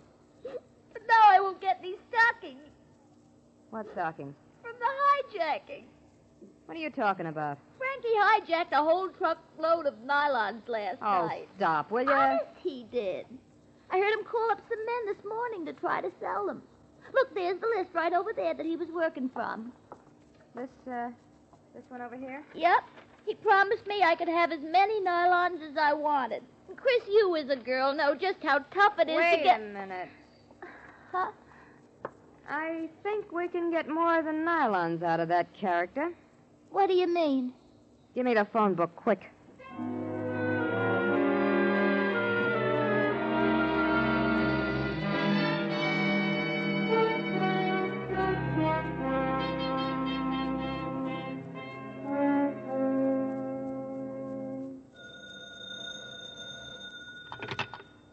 Hello? Mr. Fulton? Yes? I'm calling for Frankie Austin. Oh. Frankie wants to know if you can use some nylon. So soon? I just got 3,000 from him. Oh, well, you see, these were for another customer, but he couldn't raise the cash, so Frankie thought you might want to nail these down, too. Sure. I could use some more, all right. How many has he got? 6,000 pairs. Say, that's fine. When can he deliver them? How about tonight? The sooner the better. Same place? Well, Frankie, you don't like to deliver twice at the same time and place. I see. Here's what he said for you to do. Have the cash with you, and at 10 o'clock tonight, bring your pickup truck to the intersection of Highway...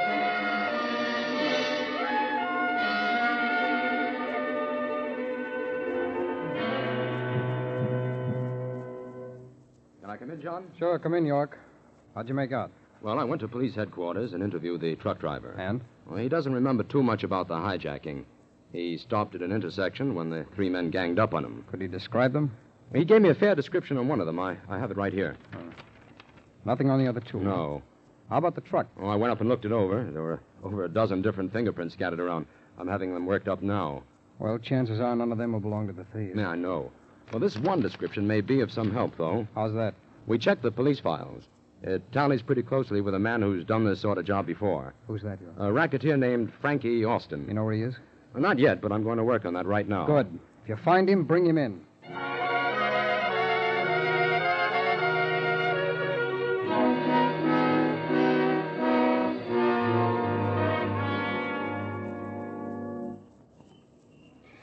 Gee, Chris, isn't it about time Mr. Fulton was coming?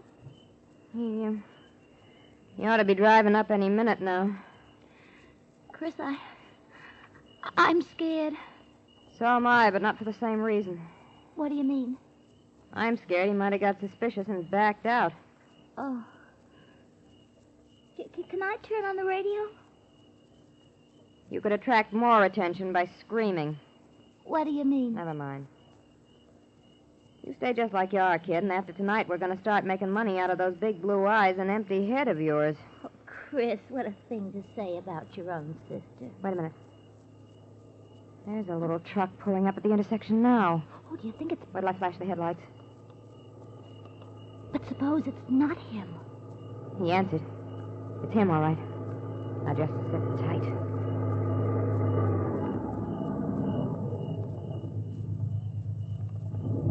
Is that you, Frankie?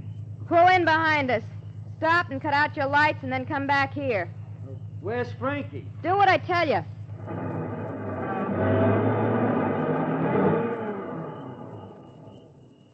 Just sit right where you are, Bunny.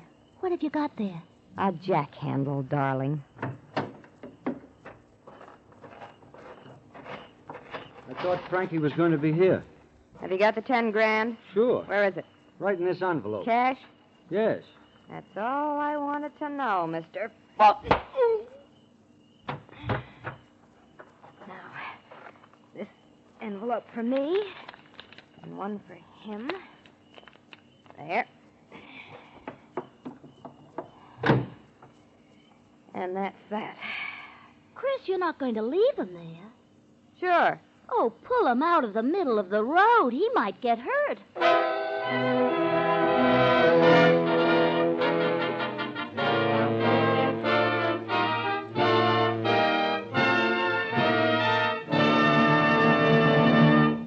now, before tonight's FBI file resumes, as it will in just a moment, a word about psychology from our sponsor, the Equitable Life Assurance Society.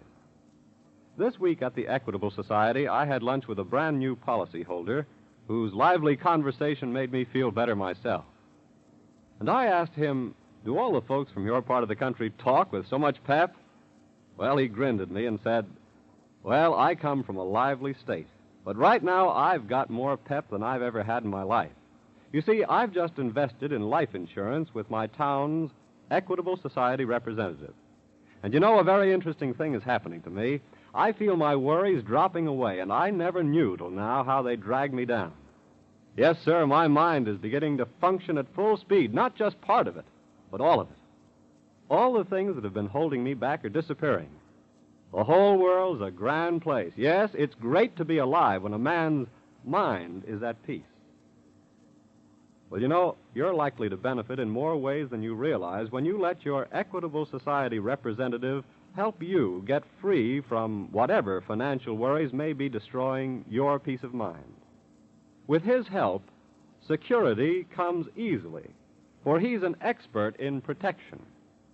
And he represents an institution which has been a tower of financial strength and stability since 1859, the Equitable Life Assurance Society of the United States. Yes, this week and every week for more than 86 years, the Equitable Society has been building security for you, your home, and your country.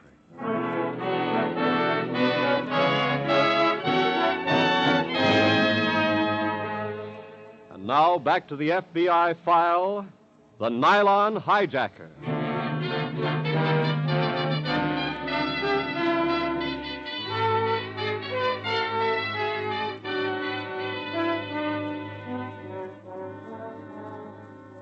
The frame-up crime is one of the most popular instruments of revenge employed by members of the underworld society against each other.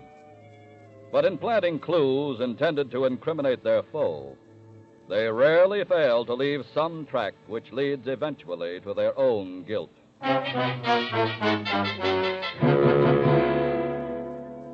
It was nearly midnight before highway patrolmen discovered the body of the man named Fulton lying on the road about 100 yards from the highway intersection.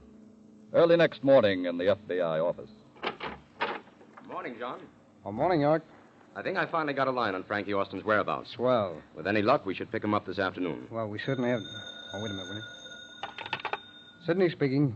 This is Jersey Highway Patrol Headquarters, Mr. Sidney. Yes. We would have called you sooner on this, but we spent all night checking angles. Well, what have you got? Looks like something that ties in with the Nylon Hijacker. York, better get on the other phone. Listen to this. Okay. All right, shoot. We found the body of a man named Fulton last night near the intersection of 64 and 22. Yes? We checked the identification card in his wallet and found out he's a dealer in women's stockings. Oh? The thing that really ties it in is the typewritten note we found on him. Well, what is it? It said 3,000 pairs of nylons would be delivered to him at the intersection last night at 10 o'clock. Fulton was to bring $10,000 in cash with him. Oh? Well, who signed that note? It was just signed Frankie. Well, that must be Frankie Austin. Do you know whether Fulton had the money with him when he got there? We checked his office a while ago. He drew that much from the bank yesterday about noon. Well, I see. Well, Special Agent York is leaving here at once. He'll go over details with you and check on the scene of the crime. Right. Thanks a lot, officer. Bye. Goodbye. Well, that seems to be the clincher on Austin. Yeah. York, tell me where you think he's going to be this afternoon. While you're gone, I'll have somebody hop out and pick him up. Right.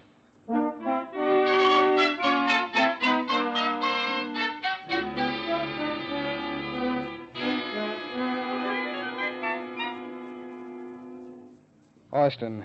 Yes, sir? You might as well come clean. The evidence against you will be here any minute now. I don't care what evidence you got. I didn't knock that guy off. What about the note? How many times do I have to tell you? It's a frame. Now, who would want to frame you? I don't know. Why would they want to frame you? I don't know that either. Then what makes you so sure it's a frame-up? Look, gee, man, I tell you, I didn't have Maybe you nothing tried to, to do cut somebody out after hijacking that truckload of nylons. That's a lie. It was my own job. Well, at least we got that much settled. Okay. So I knocked off the truck, but I didn't kill that guy Fulton. Then where were you at 10 o'clock last night? I wasn't wherever he was. Can you prove that? Sure I can. Well? I was at a certain dame's house. I thought you were married. I am married. Does your wife know about the other girl? What's that got to do with proving where I was last night? Are you still living with your wife? What's that got Austin, answer my question. I walked out on her yesterday. Have a fight about the other girl? My wife's sister started it. She hates my guts, and when she found out about the dame... Can I come in, John? Yes, come in, York. I've been waiting for you. Oh. Is this Frankie Austin? Yes. We've been having a little talk. Well, what did you get? Well, here's the note that was found on Fulton. Let me see it. Right. Thanks. Austin. Yeah? Is that your signature? Let's see. There. Ah. I didn't write anything like that. I don't think Austin killed Fulton, John. Oh? That's what I've been trying to tell him. You see, in addition to Fulton's footprints at the scene of the crime, I found some made by high heels. A dame. And, John, there's traces of woman's face powder on the note as if it had been carried in a handbag. Hey. You can even smell it. Hey, wait a minute. I'm beginning to get the whole picture. What do you mean? I told you this was a frame, and now I know who's behind it, my sister-in-law. How do we know she wasn't working with you? Look, believe me, she wasn't. She hung this on me. Where can she be located? Wherever my wife is. All right, Austin. We'll check on your story.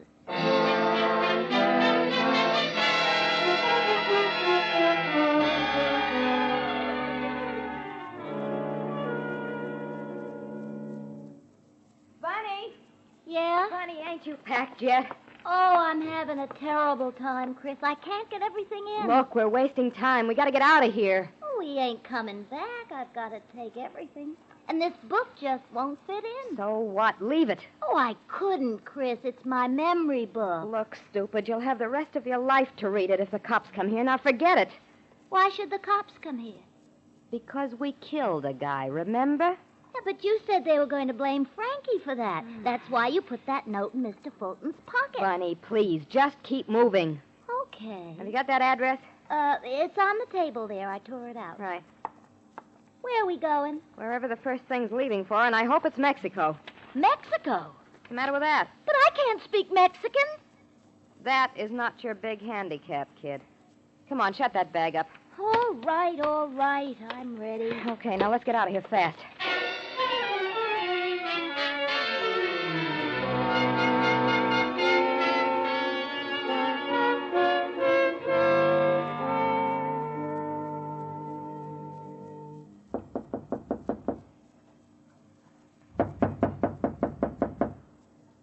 Nobody home, John. Well, we have Austin's key and a search warrant. Let's go in. Right. Go ahead, Joe. Phew. Man, I'll say they're not here. Look at the mess. Yes, well, let's take a look around. They didn't bother to take half of their clothes with them. Well, with $10,000, they wouldn't need to. Hey, we must have just missed them. Yeah? Look here. Cigarette's still burning in the ashtray. Oh. Well, now the question is, are they going underground in this area, or are Hey, they going to... John. What have you got? Oh, maybe nothing, but look at this newspaper. What about it? Oh, it was lying over there open at this page. Yes? And there's a piece at the bottom corner missing. Yeah, and it wasn't clipped out either. No, it's torn out like whoever did it was in a hurry. What's the date on that paper? It's this morning's. Okay, get on the phone, ask the newspaper what's printed on page... 26. Page 26 at the bottom of column 8, and hurry. Right.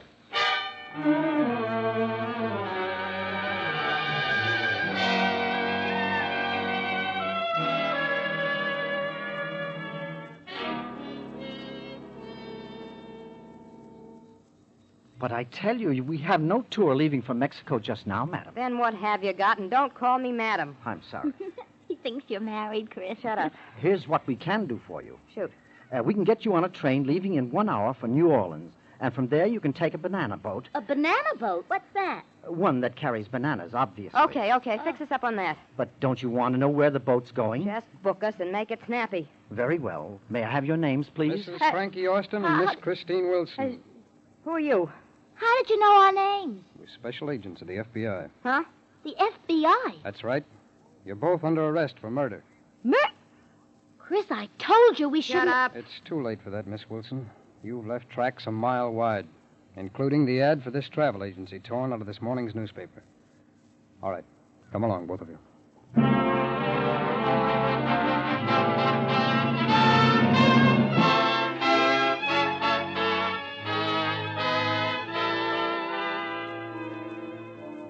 The 3 criminals in tonight's case were all punished to the full extent of the law. Frankie Austin was sent to a federal penitentiary for hijacking.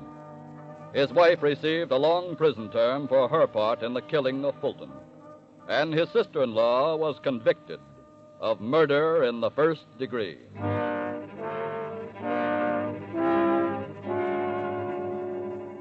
Whether the female of the species is more deadly than the male or not, in the field of human crime, she operates under the same handicap as the male. The same handicap which ultimately defeats all criminals. The inevitable clues which sooner or later fasten upon them the verdict of guilty.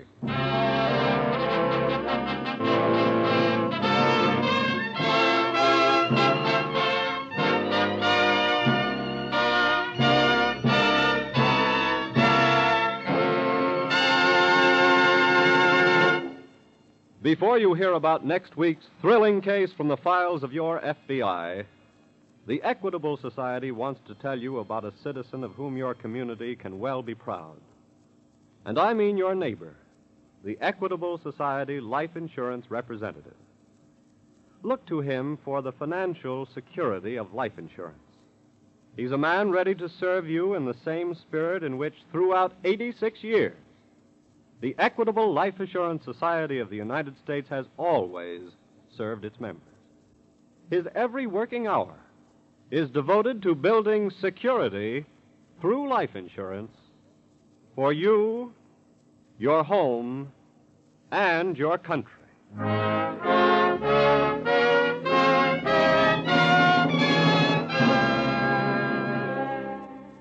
Next week, we will bring you another colorful story from the files of the Federal Bureau of Investigation, the Swampland Kidnapping.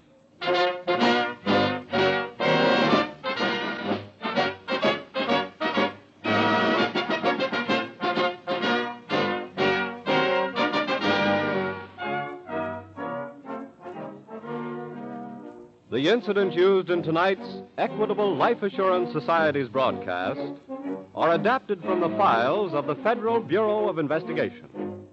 However, all names used are fictitious, and any similarity thereof to the names of persons living or dead is accidental. Tonight, the music was under the direction of Frederick Steiner, the author was Frank Ferries, and your narrator was Dean Carlton. This is Your FBI is a Jerry Devine production. Now, this is Carl Frank speaking for the Equitable Life Assurance Society of the United States and the Equitable Society's representative in your community, and inviting you to tune in again next week at this same time when the Equitable Life Assurance Society of the United States will bring you another colorful story from the files of the Federal Bureau of Investigation, the Swampland Kidnapping, on This Is Your FBI.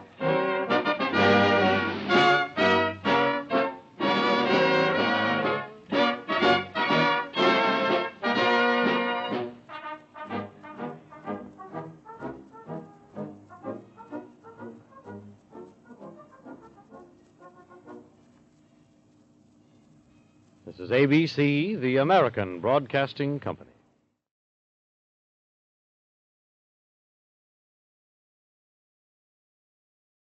The Equitable Life Assurance Society presents This Is Your FBI.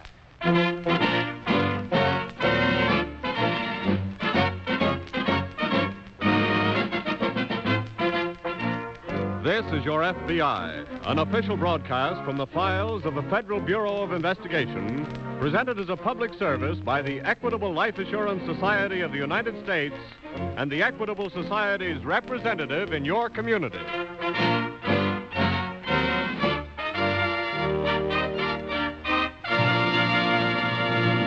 In just a moment, we'll bring you This Is Your FBI. Every week, millions and millions of people listen to this program. That is proof of national interest in one of our great national services, the Federal Bureau of Investigation. And the sponsor of This Is Your FBI, the Equitable Life Assurance Society of the United States, is proud of this national interest in security. For this is the spirit that prompted the Equitable Society's founders 86 years ago to create a life assurance society dedicated to financial security. And today, 3.25 million members of the Equitable Life Assurance Society of the United States bear witness to the usefulness, strength, and stability of an organization that, by serving Equitable Society members, serves America.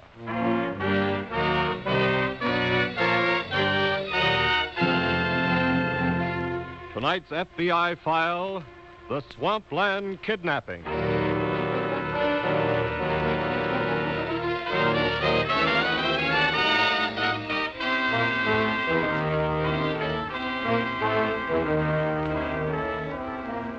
Stretching almost from coast to coast across the southern portion of the state of Florida is the great American jungle known as the Everglades, a vast and uncharted reptile-infested area of treacherous cypress swamps and marshlands, into which only the most foolhardy would dare to venture without a guide. And, as in tonight's case from the files of your FBI, sometimes it can be a grave mistake to venture into the Everglades with a guide.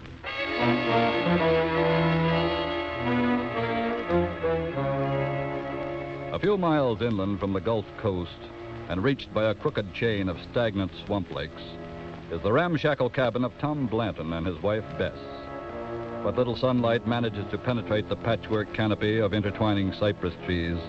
It is fading rapidly now as Blanton makes his way along a footpath between bogs up to the cabin by the back way.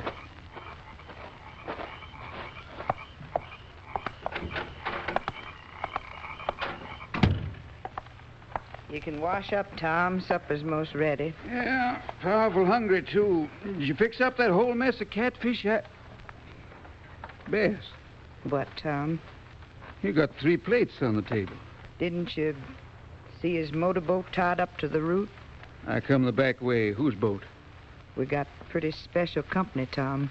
What company? Who's come here, Bess? Somebody we ain't seen in a mighty long time. Who you talking to? Now, Tom, don't go getting all riled. I said, who you talking about?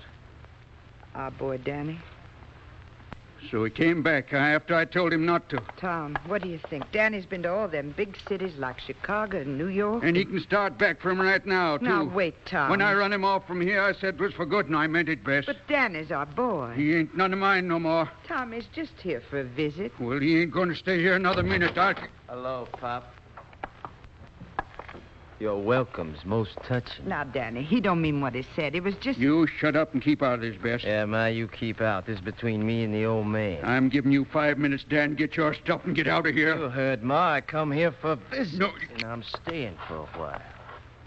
Why, you low-down swamp rat. Danny, what are you doing with that pistol? Stay where you are, Pop. Danny. You're yellow, huh? Have pull a gun on me. I just wanted to stop you with it before I had to hurt you with my hands. And just you put that gun down, we'll see whether you Shut can... up and listen.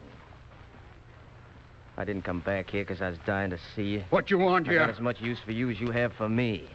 But here, take a look at this. Danny, all that money. I'll pay for my keep, old man, and here's 50 on account. Wait. Look at him grab. Good Lord, Bess, look. $50. And there'll be more where that 50 come from if you don't ask a lot of questions. You mean it? I'm going down to coast tomorrow, and I'm bringing a friend back with me for a few days. Who is your friend, Danny? Now, Bess, look here. You heard what he said about asking questions. Put the supper on. Sit right down, son. Make yourself to home. And you called me a swamp rat.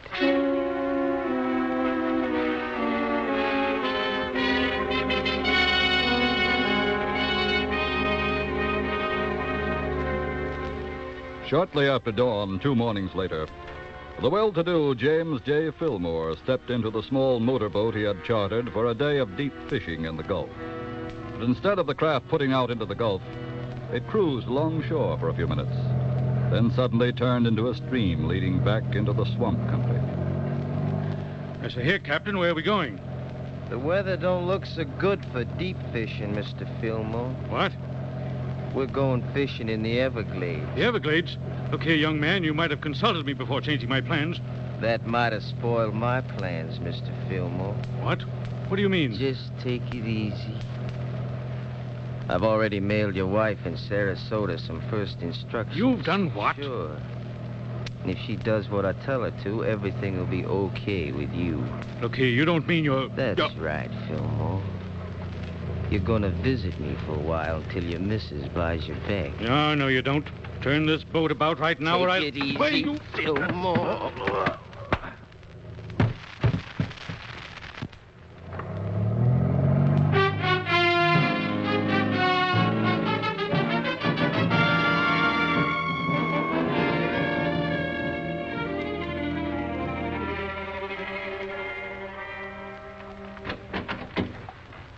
Mrs. Fillmore? Yes?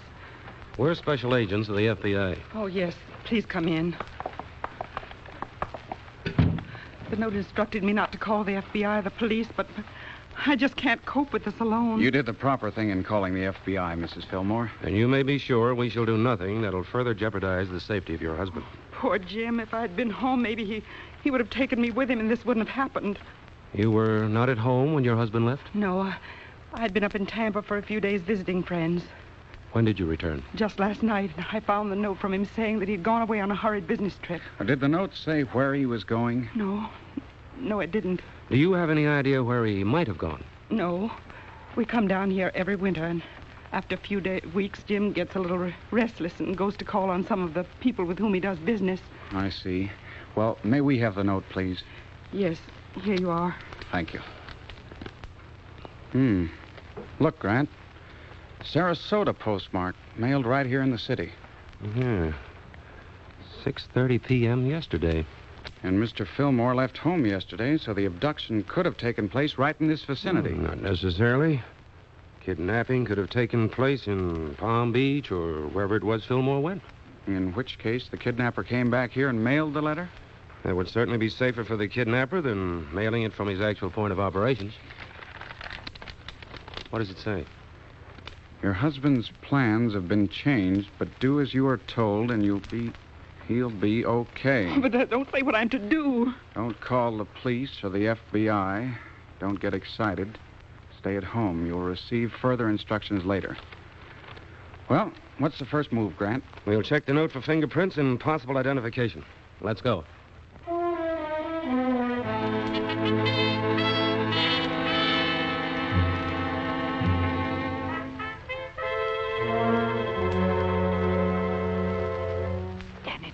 Not to ask any questions about him and his friend, Tom. Yeah, but I reckon the man's got a right best to know what's going on under his own roof. Well, their business is their business, and you best leave him alone in there. But you seen the cut on that fella's head, same as me. Danny said his friend took a fall in the boot. Well, I don't believe it. Where you going, Tom? I'm going in there and find out what's...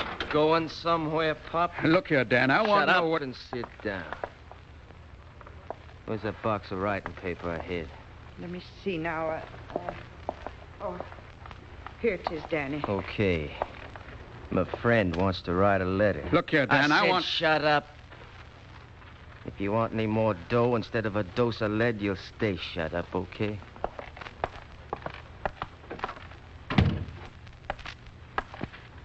Okay, Fillmore, this time your wife's gonna get a letter from you. No, she isn't. Take a sheet of paper out of this box with your own fingers. There's a pencil. I'm not writing any letter to anybody. No?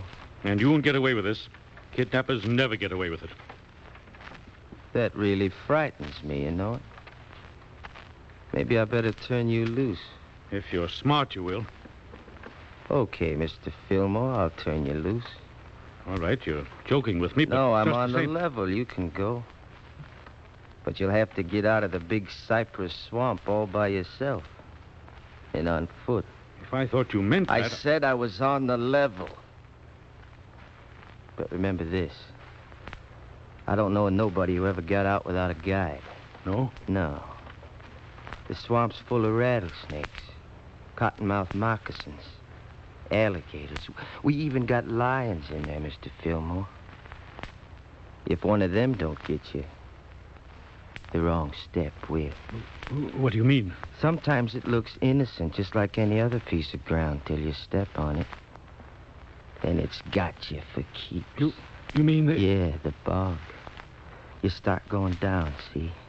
And you start yelling and screaming for help, and all the time it keeps sucking you down, down, down. You yell, you scream louder and louder and louder, and then all of a sudden, it's quiet again. You're sunk out of sight. But maybe you can beat the swamp, Mr. Fillmore. There's a door. You want to try it? No, of course not. I haven't got a chance. Okay, then my services as a guide are going to cost you $50,000. So pick up that pencil and start writing what I tell you.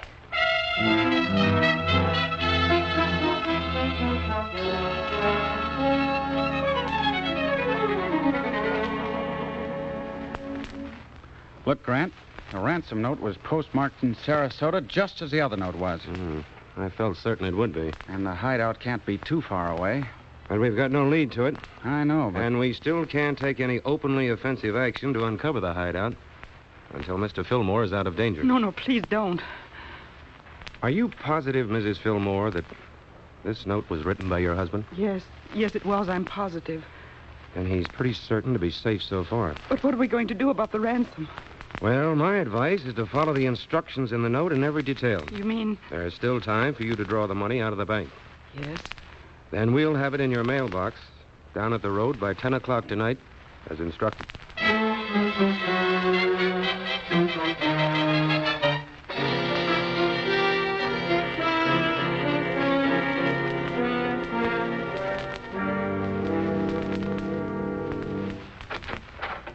Well, I reckon I better get supper started before... Tom, what are you doing? Hush up, Bess.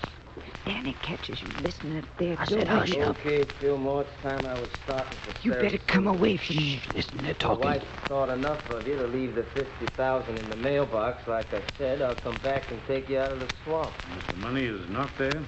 I'll come back anyway and make sure you never get out of the swamp. Well, I'm a lot... What are they saying, Tom? They say you're a fool either way, because you'll never get away with it. As I told you before, kidnappers never get away with it. I'll worry about that, Fillmore. You just keep... He sure ain't going to get away with it, mister. So you've been snooping at the door, huh? I sure have, I told you to keep your dirty nose out of my business. I told you, Pa. Shut up, woman. Okay, so now you know what's going on. And I say you ain't going to get away with it. Don't figure on going to the cops, because I'll blast you. But even if you got to the cops, you and Ma'd both be in a jam. What do you mean? After all, your house is a hideout, so you're both in it, same as me. Why, you low-down, crawling Tom! piece. And don't try to get your gun off that chair, because I'm closer to it than you are this time. Danny! You killed him, Tom. I reckon it was him or me. I'm sorry it had to turn out this way, sir, but in doing so, it has brought me my freedom. So the least I can do is see to it that you are amply rewarded. I reckon that won't be necessary, mister. What do you mean? I mean, we're going to collect that $50,000 now.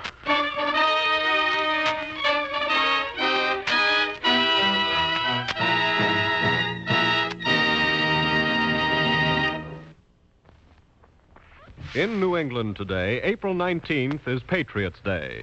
Before returning to the case on the Swampland Kidnapping, let me tell you what Patriots' Day should mean to Americans. This week at the Equitable Society, 4 famous lines from Emerson kept running through my mind. Lines written about something that happened on the 19th of April, 1775. The Battle of Lexington. The day right after Paul Revere's ride. By the rude bridge that arched the flood, their flag to April's breeze unfurled. Here once the embattled farmers stood and fired the shot heard round the world. Those heroic lines in praise of self-reliant men make your heart beat faster, don't they? And they should, because self-reliance is an American quality that is just as priceless today as it was in 1775. It's the backbone of the American way of life. And just to prove that it's still a factor in our country's progress, let me give you the number of people who belong to the Equitable Life Assurance Society of the United States. It's 3.25 million. 3.25 million people, men and women, who have proved that they believe in taking care of themselves and their families by their own efforts. That's self-reliance for you. That's proof of thrift and cooperation, too. Together, these 3.25 million people have built the Equitable Life Assurance Society into a fortress of financial strength. They've put together a great protective fund which gives each member far more security than he could achieve individually.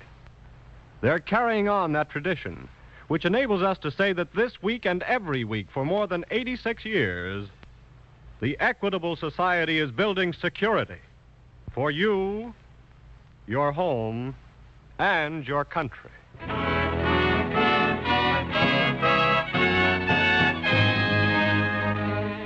And now back to the FBI file, the Swampland Kidnapping.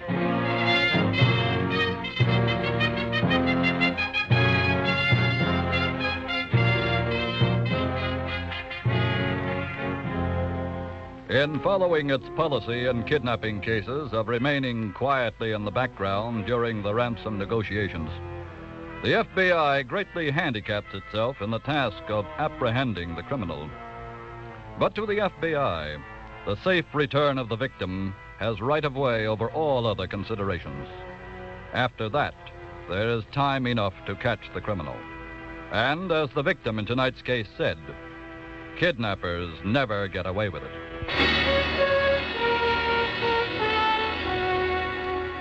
Several hours have passed now since Tom Blanton shot down his son Dan during their fight in the Blanton cabin deep in the Big Cypress Swamp, where the kidnapped victim, James Fillmore, is being held. Just outside of Sarasota, the old house on the Fillmore estate is dark and seems deserted. But at a front window, 3 figures keep silent and constant vigil. The only sounds the rustle of the night breeze through the palm trees and the roll of the surf 100 yards away. Can you see the dial on your watch, Grant? 2 minutes of 10. 2 minutes to go. He will come at 10, like he said, won't he? The note said only to have the money in the mailbox at the road by 10. But surely that means he planned to pick it up at that time. Well, we can only wait and see. But what if he doesn't come for the money? This crime's been committed for money, Mrs. Fillmore. I'm confident somebody will come for it.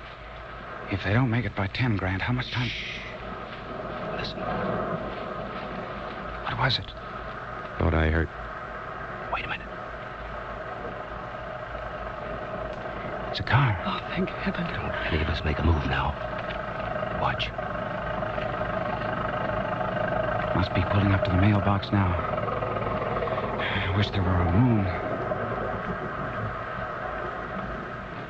Somebody's getting out. Yeah. Can't tell anything about it from here, though. Just a shadow. Listen. He's opening the mailbox. Well, what are you young men waiting for? What do you mean? Aren't you going out there and catch him? Oh, no. What do you mean you're going to let him get away?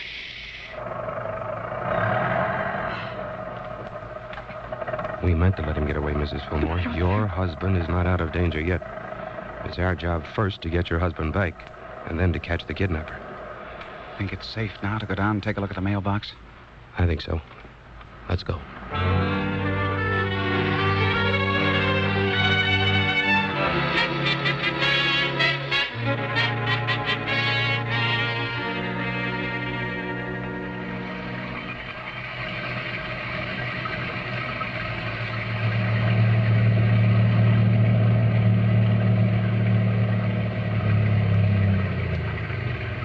Hurry and tie up, Tom. Did you get it, Bess? Was it there? Sure, I got it.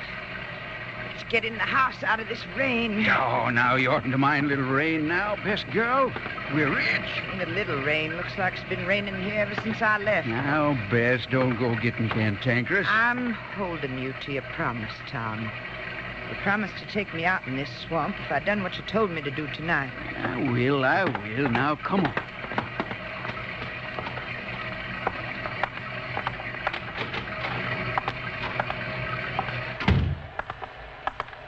Well, I trust your mission was successful, sir.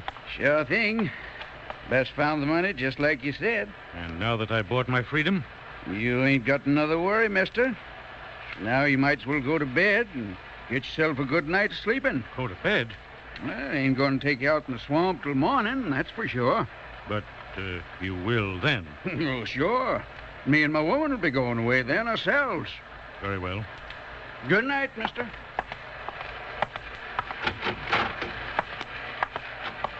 I was just thinking, Tom. Eh? About what? I'd like to turn him loose, same as you, but tain't safe. What you mean? He knows who we are now, and he'll tell the police all about us, and no matter where we go, they'll be looking for us. Yeah. Sure, you're right, Bess. We can't let him go. But what are we going to do with him? Don't you worry now. I'll figure that out come morning. And I think I got an idea already.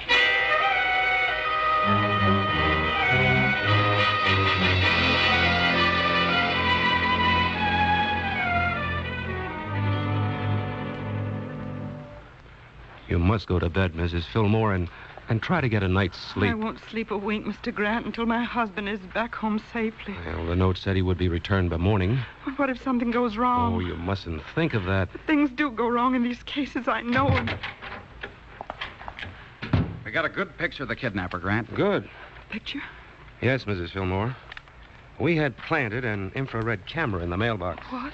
And it automatically took a picture of the person who opened the mailbox to get the money. And it was a woman, Grant. A woman? Here you are. Look. Wearing a raincoat. I already checked on that, and I got our first big lead. What do you mean? I figured wherever she drove in from, it was raining. Uh-huh. Well, I checked with the Weather Bureau, and the only place it's been raining tonight is down in the Big Cypress Swamp area. Cypress Swamp, huh? Is your husband a fisherman, Mrs. Fillmore? Yes, he loves to fish. Has he ever gone fishing in the Everglades? Yes, he has. At a town called Everglades. Now we're getting somewhere. Come on, Monroe. That's where we're going.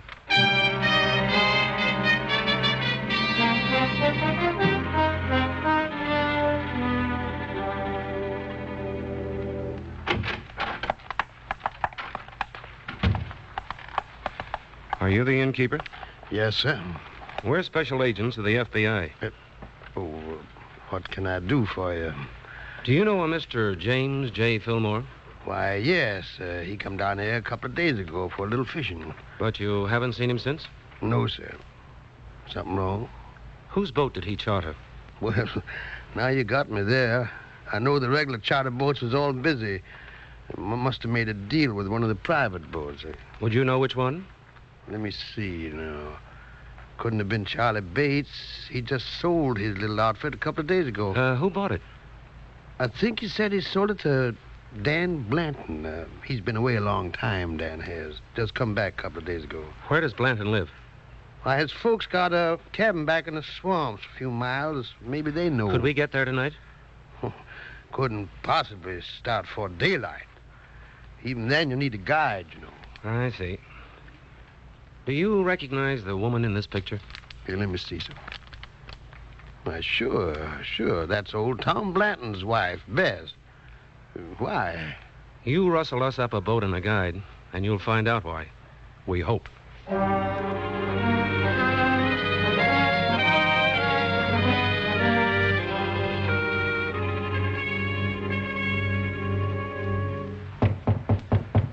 Yes? Come on out, mister. Bess and me's ready to get going now. But, it's the middle of the night. I thought you said we couldn't leave before morning. We ain't all going. What? You see, Bess and me was talking it over, and we decided since you know all about us, who we are and what we look like and all... Well? We decided it wouldn't be safe for us to turn you loose. Look here. You've got the money. What else do you want? Just like I said, we can't turn you loose. What do you mean? I mean, we got to leave you behind. No, you can't do that. I'd never get out of here on foot alone. We ain't aiming for you to get out at all. What? Better go in the other room, Bess. Oh, you're wasting time, Tom. Get it over with. No, wait a minute. If the money you've got is not enough, I'll give you more. It's just like she said, we're wasting time. We can't take a chance on leaving you here alive. No, for heaven's sake, you can't do that to... Stand back, Bess. I'm going to... No! Drop that gun, Blanton. Who you to come busting in here like... Special agents of the FBI, and I said to drop that gun. I ain't aiming to drop no gun for no... Here. Take his gun, Monroe. Are you all right, Mr. Fillmore? Yes, thanks to you, gentlemen. There seems to be one member of the party missing. Where's your son, Mrs. Blanton? His father here shot him and threw his body in a swamp bog. And that's what these two are about to do with me. All right, get up from there, Blanton. My wife. Is she all right? We telephoned her. She'll be waiting in Everglades for you when we come out of the swamp. Let's go.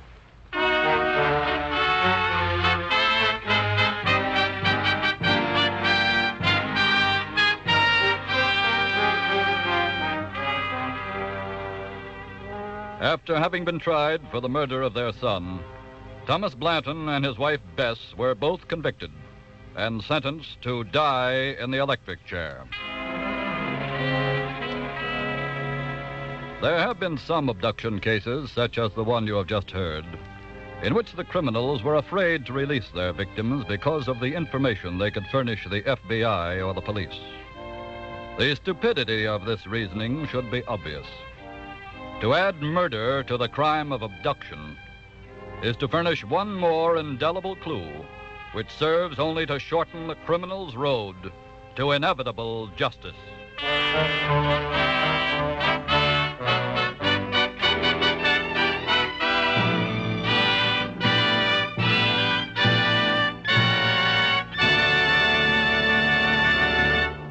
Before telling you about next week's exciting case, let me remind you again that just as you look to your FBI for national security, so to the Equitable Society you look for the financial security of life insurance. Yes, like the FBI agent, the Equitable Society representative in your community is a specialist on the subject of security. His job is to preserve homes, to help keep children in school, and to make old age a time of happiness and contentment. It's a good job, and one that has won for him the respect and confidence of his fellow citizens, who recognize his contribution to the security of you, your home, and your country.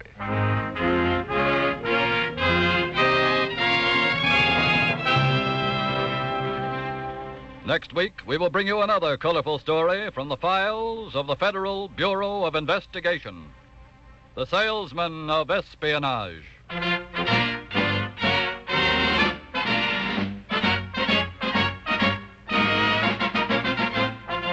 The incidents used in tonight's Equitable Life Assurance Society's broadcast are adapted from the files of the Federal Bureau of Investigation. However, all names used are fictitious, and any similarity thereof to the names of persons living or dead is accidental.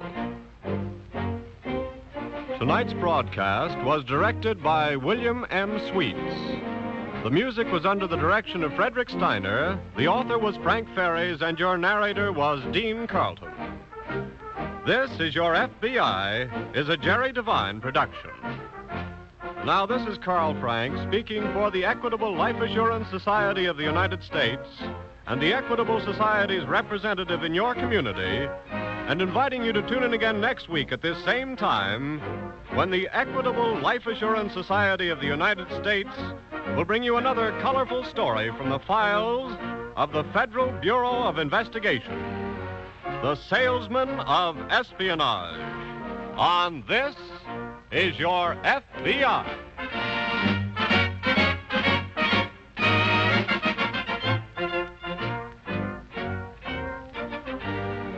This is ABC, the American Broadcasting Company. The Equitable Life Assurance Society presents This Is Your FBI.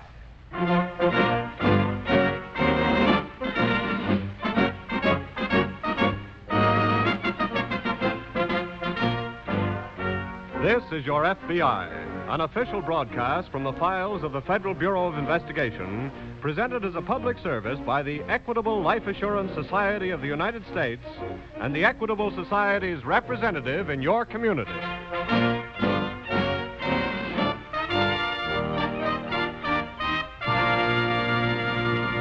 As you listen to the thrilling stories from the files of the FBI, one of which will begin in just a moment, you realize how solidly and firmly these FBI men stand for national security in nearly everyone's mind. And that brings up an important fact about the sponsor of this program, the Equitable Life Assurance Society of the United States. The Equitable Society stands for the security of life insurance in the minds of more than 3.25 million Equitable Society policyholders, and with good reason. For the Equitable Society representative in your community is a trained man, familiar with life insurance in all its uses and applications. He's an expert in security, an authority on the subject. And he'll show you, without obligation, how to build security through the Equitable Life Assurance Society for you, your home, and your country.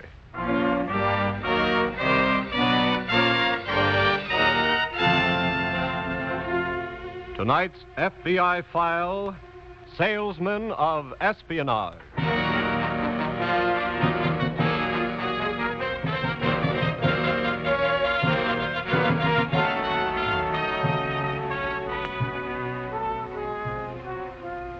A few months ago, we presented a special version of the official FBI motion picture, House on 92nd Street, which told for the first time the dramatic story of your FBI's war against some of the Nazi agents of espionage in America.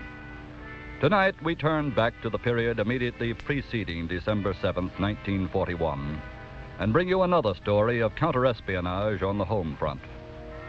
We break the seal on a chapter from the file, German Operations Galveston.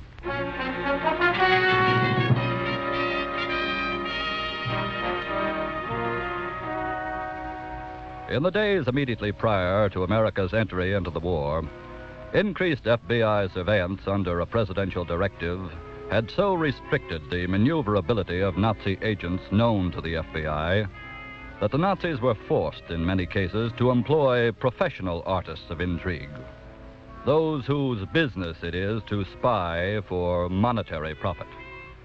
In some cases, those agents were German, in some cases Italian, and sometimes they were American.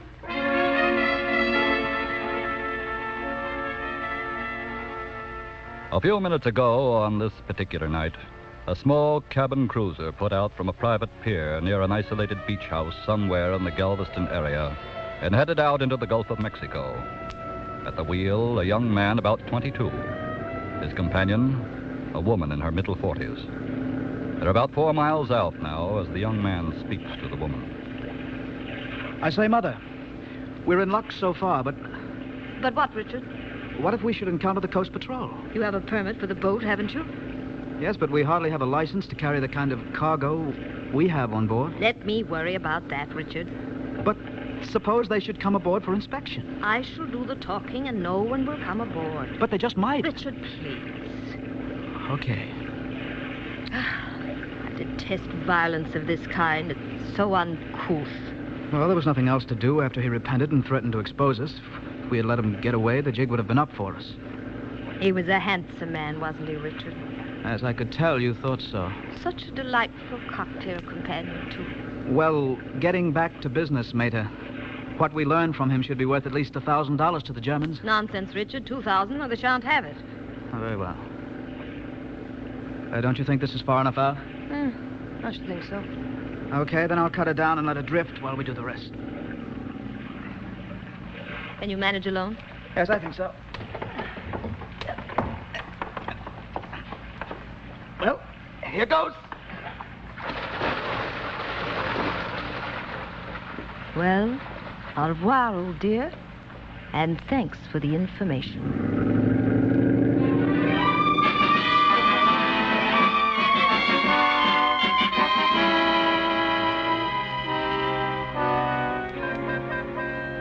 2 days later, Agent in Charge Harrison of the Houston Field Office of the FBI, some 50 miles from Galveston, is at his desk when...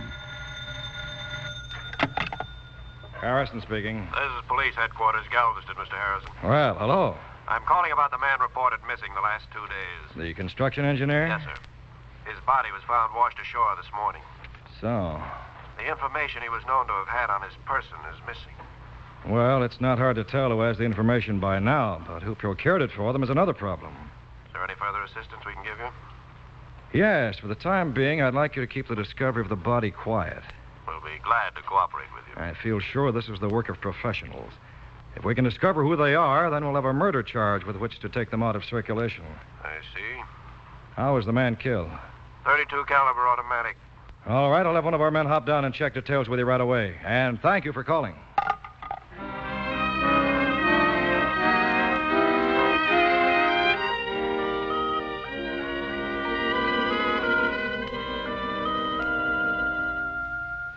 Say, mate, are you expecting someone here? Not this evening, Richard. Why? Well, somebody just drove up in the courtyard. What?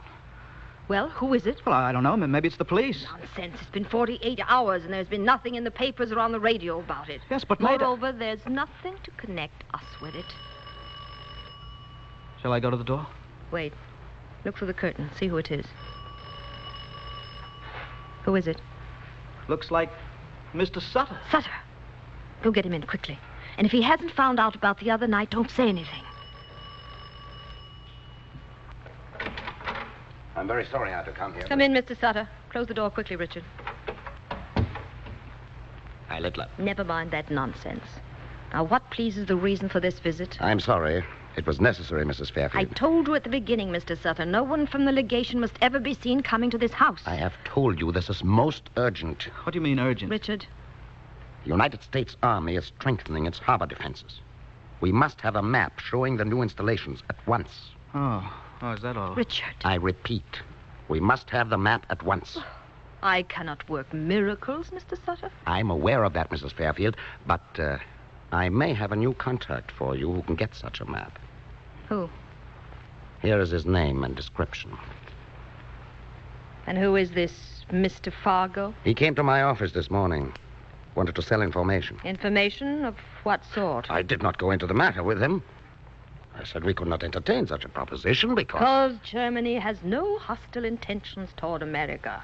Yes, go on. He said he could furnish information on almost anything. Do you consider him a good risk? That is for you to determine. We cannot assume that responsibility. I see. Well, where can Mr. Fargo be contacted? He lunches in the Palm Garden of the Gulf Park Hotel every day. Very well. $5,000 for the map, Mr. Sutter. That is too much. 1,000. Good night, Mr. Sutter. 2,000. Show Herr Sutter to the door, Richard. Very well. 5,000. Thank you. Good night, Mr. Sutter. And will you please not join us at the Gulf Park for lunch tomorrow?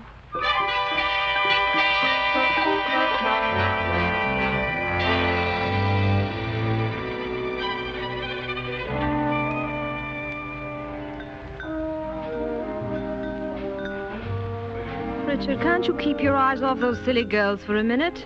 Oh, they don't look silly from where I sit, Mater. We're here strictly on business.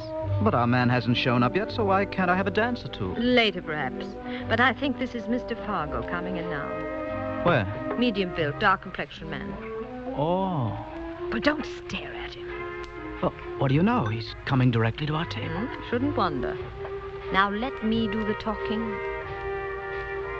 Good afternoon, madam. My name is Fargo. I believe you were expecting me. I beg your pardon, sir. May I sit down? It's less conspicuous for all of us that way. Thank you. Please. I'm sure you've made a mistake. Why don't we save time, madam? After all, you two were the only ones in the room who watched me closely as I walked in. I wasn't aware of that fact. You don't think I was fooled by Mr. Sutter's refusal of my offer? I beg your pardon? I expected him to refuse it. After all, he must play his little game. But making the offer was the only way I could make contact with his, shall we say, clearinghouse? Well, really? Richard, does your mother look like a clearinghouse? Would you like for me to go, madam? Forgive me. No, do stay. You aroused my curiosity. Well, perhaps I can satisfy it on one point anyway. Namely? A certain construction engineer. I beg your pardon? The police found his body yesterday, washed up on shore. Oh, waiter, get this young man another glass of water. Just exactly who are you, Mr. Fargo? It's like I told Sutter. I'm a salesman, a dealer in all kinds of information, and... No, I'm not working for the police, madam. I learned about the body because the police questioned me in connection with it for 3 hours last night. Oh. And now, what can I do for you? I'm afraid it's rather a large order. Good. It should net us both a large fee. I understand the United States Army is installing some new hardware.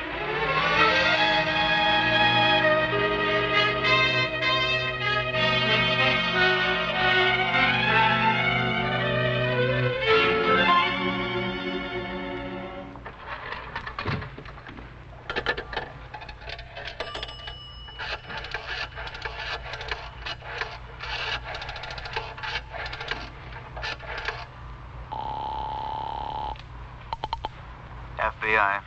Let me speak to Harrison, please. This is Special Agent Fargo.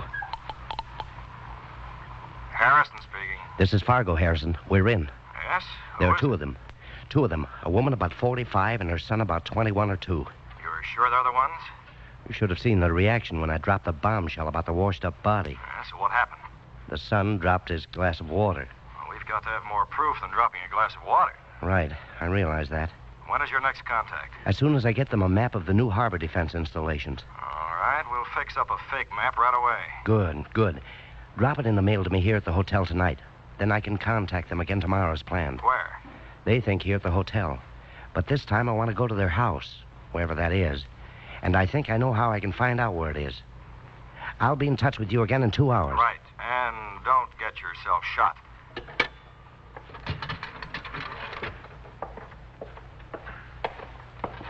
Oh, hello, Richard. I thought you and your mother had gone. Oh, is that why you went to the phone so fast? What do you mean by that? Why? Look, kid, go ahead and be suspicious. We have to be in our kind of business. You know, safer. Yes, I know. Go tell your mother I've got the map thing in the works. I think we ought to have it by tomorrow. So, I'll see you then.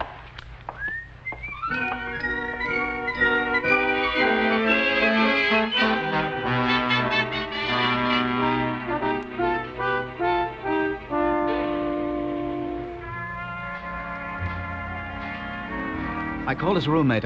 He's not there. Well, sit down, Richard. He'll probably be along soon. Well, I'm glad you're so confident. Now, please, Richard, don't start that again. Mater, I'm surprised that you, having had much more experience in this field than I'm surprised that you're not suspicious of him, too. It's because I've had much more experience than you that I'm not suspicious. Well, now is a good chance maybe to prove one of us is right. What do you mean? I could get into his room and have a look about. We'll do no such thing. But, Mater... Now, stop it. You're being utterly childish. Okay. I beg your pardon, madame. Here is a telephone message I was asked to hand you. For me? Thank you. Oh, here you are. Thank you, madame. It's from Fargo, I'll bet. Richard. Yes, what's his alibi? He says he can't meet us here. He'll be waiting for us at our house. Be at our house? How did he know where it was? What's the idea? Come on, Richard. We must get there quickly. You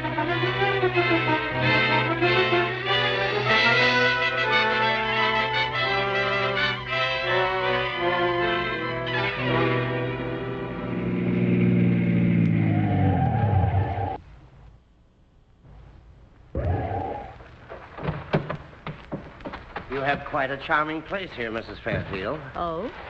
I've been looking around your garden while I was waiting for you. Well, I trust you enjoyed yourself, Mr. Fargo. Oh, I hope you're not angry with me. That's not exactly the right word, Mr. Richard, please. I was afraid the police might be watching my movements in the city, even though they turned me loose. In which case, it wouldn't look good for you two if you were seen a second time in my company at the hotel. I told you we'd have a good alibi.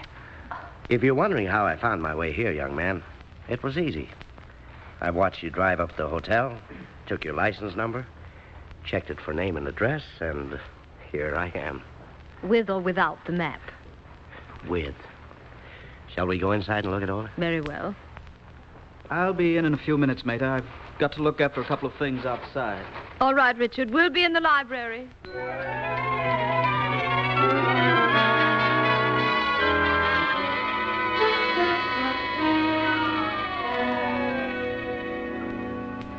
As you can see on the map, Mrs. Fairfield, I've added a few notes of my own because the map was a little short on detail.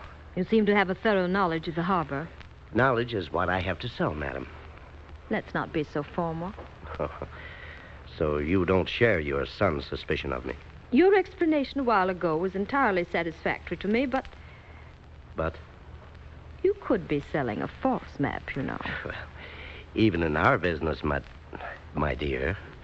Some measure of trust between buyer and seller is needed. Yes, I've always found that necessary. Please forgive me. Shall we shake hands on it? Oh, better than that. Oh? We'll have a glass of sherry on it. Fine. And drink a toast to further mutually profitable ventures in the line of... I hope I'm not intruding. Certainly not, Richard. Mr. Fargo and I... Yes, Richard, you're just in time to join us in toasting the success of our first venture together. The map is a splendid one, Richard. Oh, that's good. Well, I shouldn't think you'd be so indifferent about it. Get the sherry and glasses out of the cabinet over there. Oh, okay. By the way, Mr. Fargo, there was one notation on the map I didn't quite understand. Well, what is that, Mrs. Fairfield? This one right here. Oh, that. Well, what that means is simply... Oh, Richard. Oh. Richard, what on earth do you mean by this? Wait a minute. Yeah, here it is, look. Cigarette case. It's an initial cigarette case, Mater. And he stole it out of the boat locker where I had it hidden. That isn't yours. Whose is it? That cigarette case, Mater, could have hung us. It belonged to the man we dumped overboard the other night.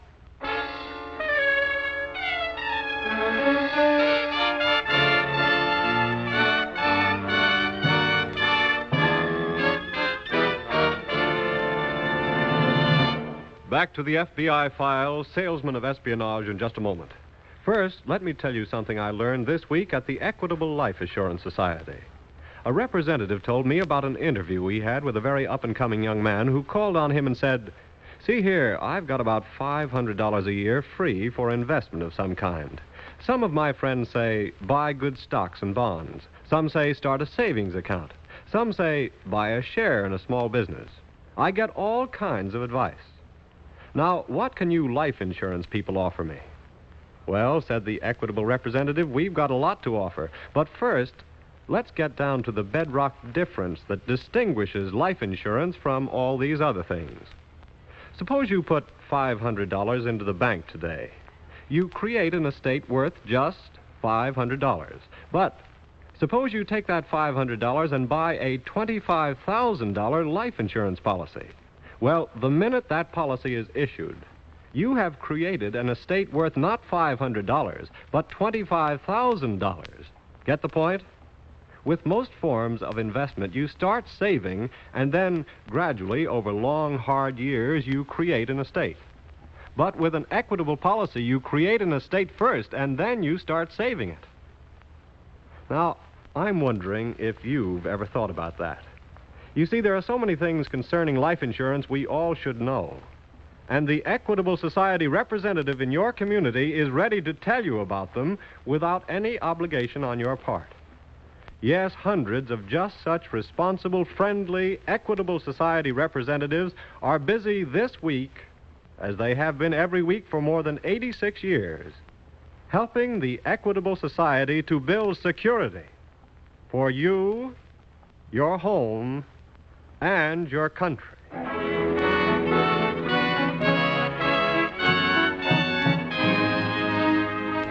And now back to the FBI file, Salesman of Espionage.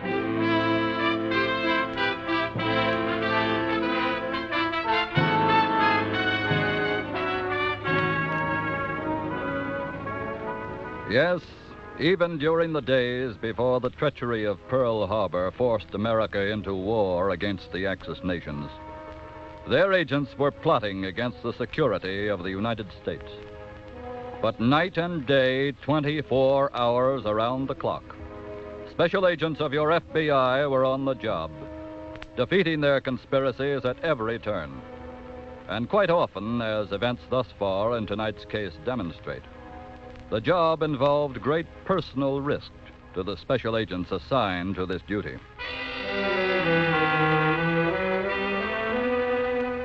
It is 30 minutes later now, and down at the Fairfield Beach House, Special Agent Fargo has just regained consciousness after being struck down from behind by young Richard Fairfield. I tell you, Mater, you're making a mistake. You should have let me finish the job. Quiet, Richard. I'm surprised your first blow didn't, young man. Why did you want that cigarette case, Mr. Fargo? You mean, am I a plainclothes policeman? Was I going to try to pin the murder of the engineer on you? Frankly, yes. So? So, if you are with the police, Mr. Fargo, we should have to take drastic steps to protect ourselves. Of course you would. Well? It's true. I was looking for incriminating evidence of murder. There. See, I told you. Oh, Richard. But only because I wanted an axe to hang over you two as insurance against your double-crossing me. He's lying. I'm sure you've done the same thing with agents you've had to deal with before. It's an old trick, of course. I tell you, he's lying, Mater. Look here, kid. I've had enough trouble with you, you understand? So what? So I'd pin your wet ears back against your adolescent head if I weren't in a hurry to get downtown. Please, Mr. Fargo. You make one move to leave here, and Now, If you're a good little boy until I leave, I'll give you back your blackjack. I'm terribly sorry, Mrs. Fairfield. I apologize for my temper. Richard deserved it. Thank you. Now, about my pay for the map. When Sutter's paid me, I'll pay you. You'll trust me that long, won't you? Well, Of course. Good evening, my dear.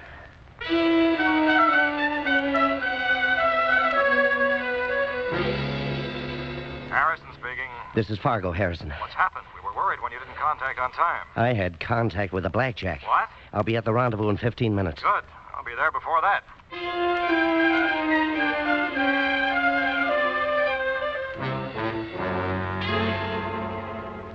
But they're absolutely guilty of the murder, Harrison. I'm convinced of it, too, after all you've told me, Fargo. If I could only get one piece of really incriminating evidence. You couldn't find the gun they used. Nah, no luck. The cigarette case would have only been supporting evidence. Well, just the same, I hated to part with it. But it was more important to bluff my way out of a tight situation. Hey, wait a minute. Yeah?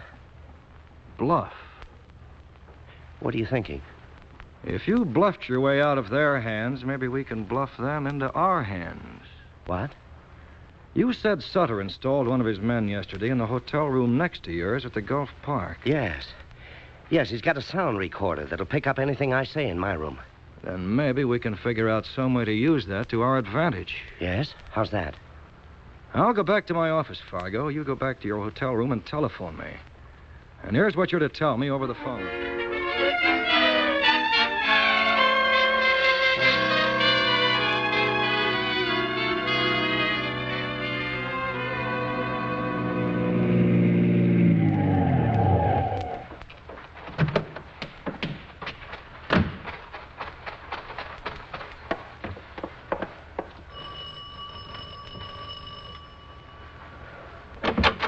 Mr. Sutter. Out of my way, quick.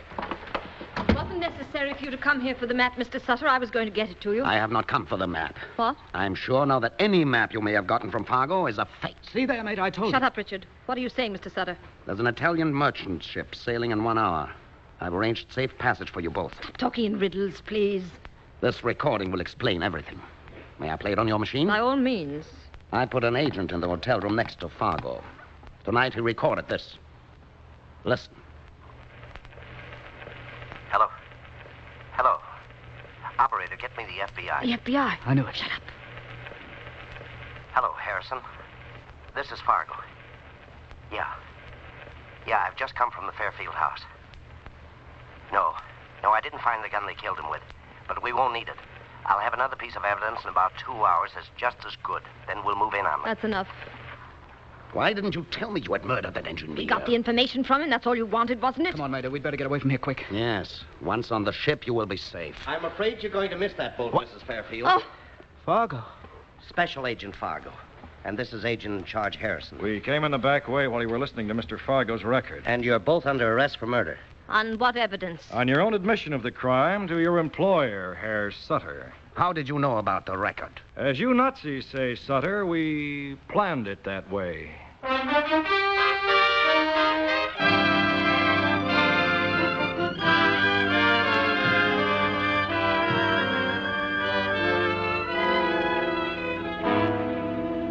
Mrs. Fairfield and her son Richard were both tried and convicted on a charge of first-degree murder and paid for their crime in the electric chair. The members of your FBI join with all other Americans and all people of goodwill everywhere in the fervent hope that the day will soon come when men shall cease to spy against their fellow men, when all shall dwell on earth together in a spirit of mutual trust. But until that day comes, your FBI shall always go out to meet your enemies and to protect you, the American people.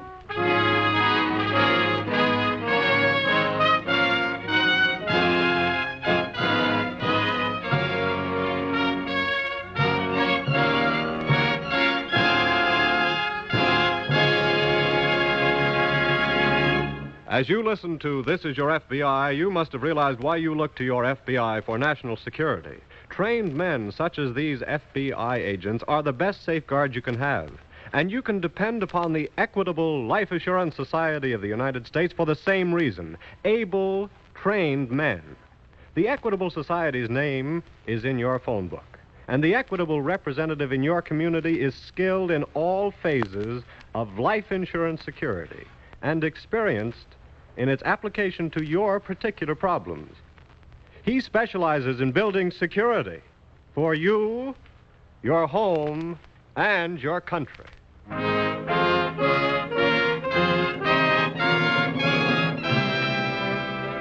Next week, we will bring you another colorful story from the files of the Federal Bureau of Investigation, The Singing Swindler.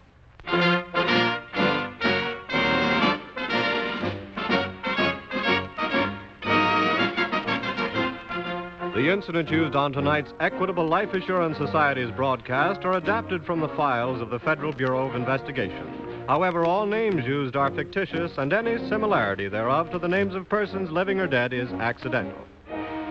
Tonight's broadcast was directed by William M. Sweets. The music was under the direction of Frederick Steiner. The author was Frank Ferries, and your narrator was Dean Carlton. This Is Your FBI is a Jerry Devine production. Now, this is Carl Frank speaking for the Equitable Life Assurance Society of the United States and the Equitable Society's representative in your community, and inviting you to tune in again next week when the Equitable Life Assurance Society of the United States will bring you another colorful story from the files of the Federal Bureau of Investigation, The Singing Swindler, on This Is Your FBI.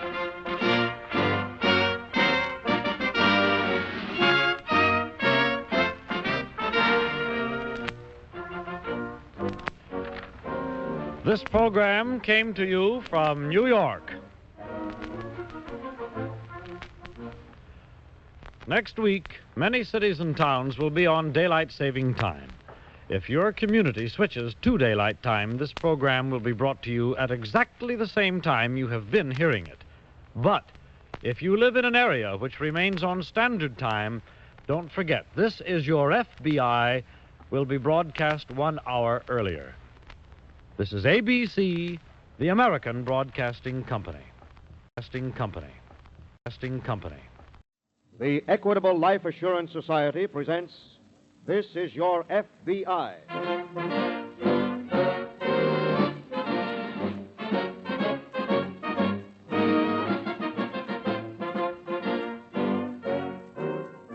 This is Your FBI, an official broadcast from the files of the Federal Bureau of Investigation, presented as a public service by the Equitable Life Assurance Society of the United States and the Equitable Society's representative in your community.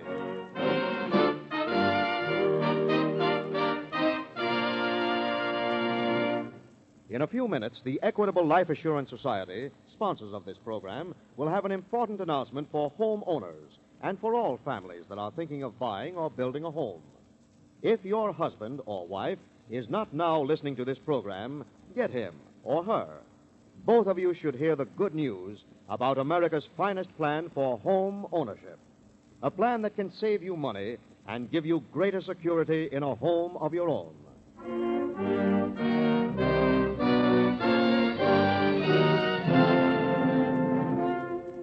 Tonight's FBI file, The Singing Swindler.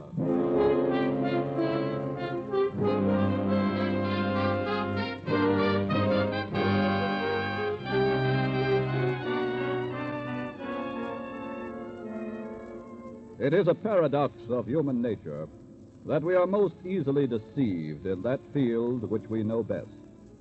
On strange ground, we protect ourselves with the armor of caution, while on familiar ground, we expose a vanity of infallibility, which, as demonstrated by tonight's case from the files of your FBI, is the Achilles heel by which we are felled.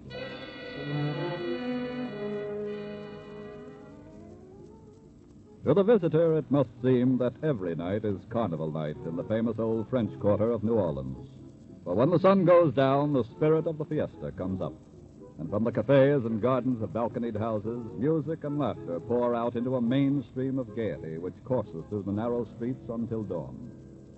On this particular night, in a small side street cafe, a tall, big-shouldered man sits alone at a table in a corner, sipping his fourth absinthe frappé and obviously enjoying the club's table singer as he finishes a ballad for a couple of honeymooners.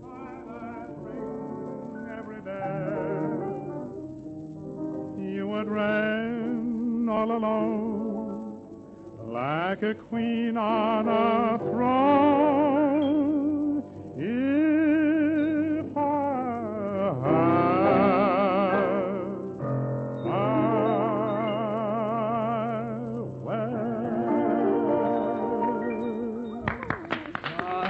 Wonderful. Thanks a lot. Here's something for you. Oh, thanks very much. Now I better go over and see what he wants, huh? Yes, sir. Some special song you'd like to hear? Yeah, sure bet you, son. Sit down. Oh, thank you. What would you like? Another drink. Hey, waiter. Yes, sir? Yeah, give me another one of these things. What do you want? Oh, not a thing, thanks. Oh, what do you mean, not a thing? Everybody drinks with Bill Taylor. Now, what do you want? All right, scotch and water. Okay, waiter, you heard the man. Yes, sir. Now, what's your name, partner? Eddie Burnett. Well, put her there, partner. I'm Bill Taylor. I'm from Texas. I kind of thought you might be. Yes, sir, Eddie. Just made another killing in oil. I'm out tooting it up a little. I never drink when I work. Hey, I haven't given you any dough, have I? Your record's clean with me, Bill. Well, here's 20. How's about another song? How's about Eyes of Texas? Great. Only you're going to be here a couple of minutes, aren't you, Bill? Well, where you going, partner? Wait, here's another 20. Sit down. Oh, I'll be right back. I just got to go over and sit with that old lady for a minute. Yeah? Well, what's an old lady like her doing around here alone? Well, she was telling me about it before you came in. Asked me to sing a special number for her. That's so. Yeah. She said she and her husband always came here every year on their anniversary. Well, where's the old man? Well, it seems he died a couple of months ago, but she decided to come anyway.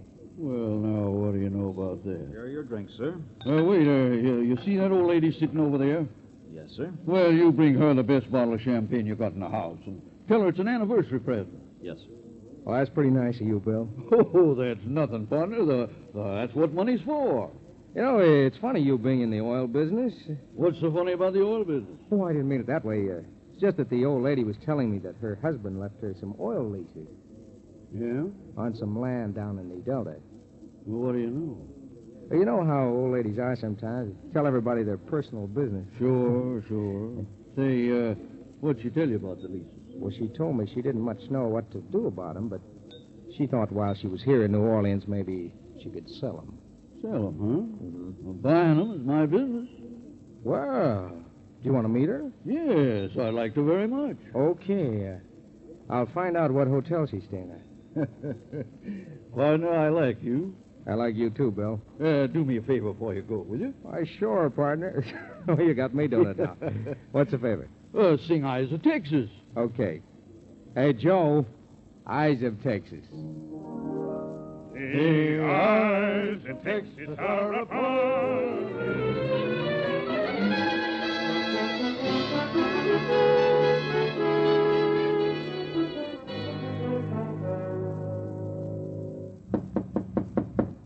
Come in, please.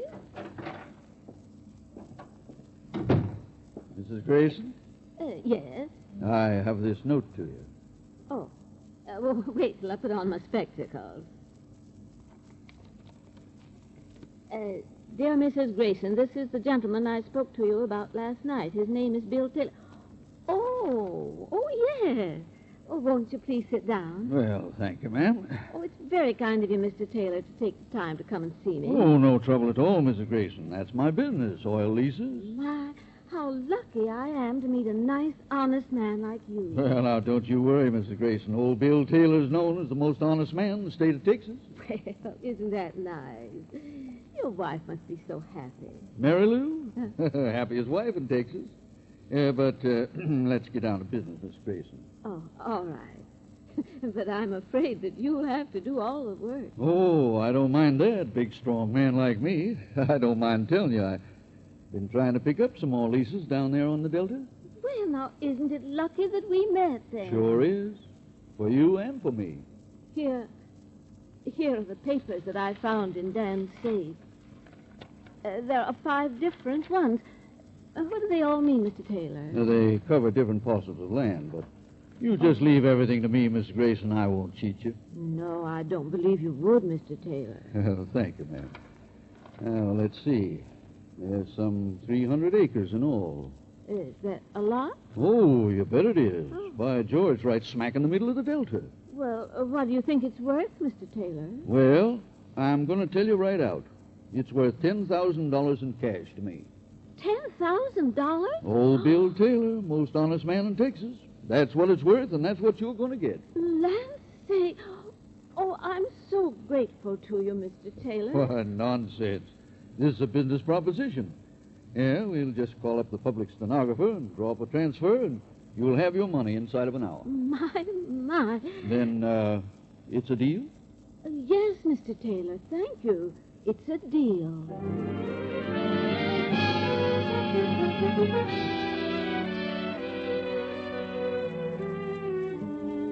Not many blocks away from the Bayou Hotel, where the deal between Mrs. Grayson and Mr. Taylor was consummated, Special Agent Nolan of the New Orleans Field Office of the FBI is just entering the office of Agent in Charge Clark. Did you send for me, sir? Yes, Nolan. I just received this alert from Washington on a swindler. Oh? 2 weeks ago, she put over a job in Miami.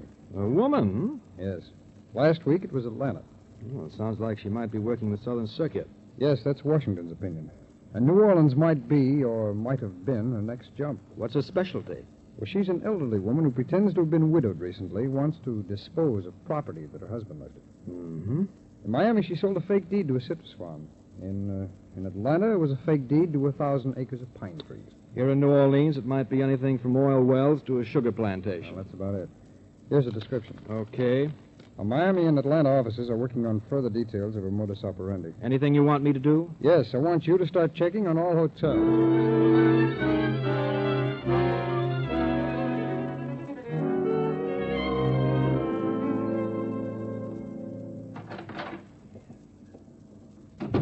How much did he go for, Granny? Oh, you mean Mr. Taylor, Eddie? I wasn't thinking about Clark Gable. Don't be funny, young man. Okay. Hey, but what about that cheap bum trying to double-cross you and get those leases cheap? Well, it just shows, Eddie, that what I've told you is true. Honesty is always the best policy. Yeah, I know. But you didn't tell me yet. Didn't tell you what, Eddie? How much did you get? Oh, 5,000. And we've got... Granny, don't play games with me. How much did you get from the sucker? Oh, all right. I got 7,500. Why, Grandma, what big lies you have. Why, my boy... Can it? I know you got 10 G's. Oh, yes. What'd you lie to me for? Well, I was going to save it for a rainy day. Okay, but don't save for the Johnstown flood. My gracious, here we've been standing talking all this while. Eddie, we've got to move along. Okay, I'll be packed in a minute. I'm going to leave the door between our rooms open, just so you don't get any ideas about making the trip by yourself. Why, Eddie, if you're going to talk like that to me, well, I'm just afraid that I'll never be able to swindle anybody else with you again. And you know what they say in baseball? What? They say never break up a winning team.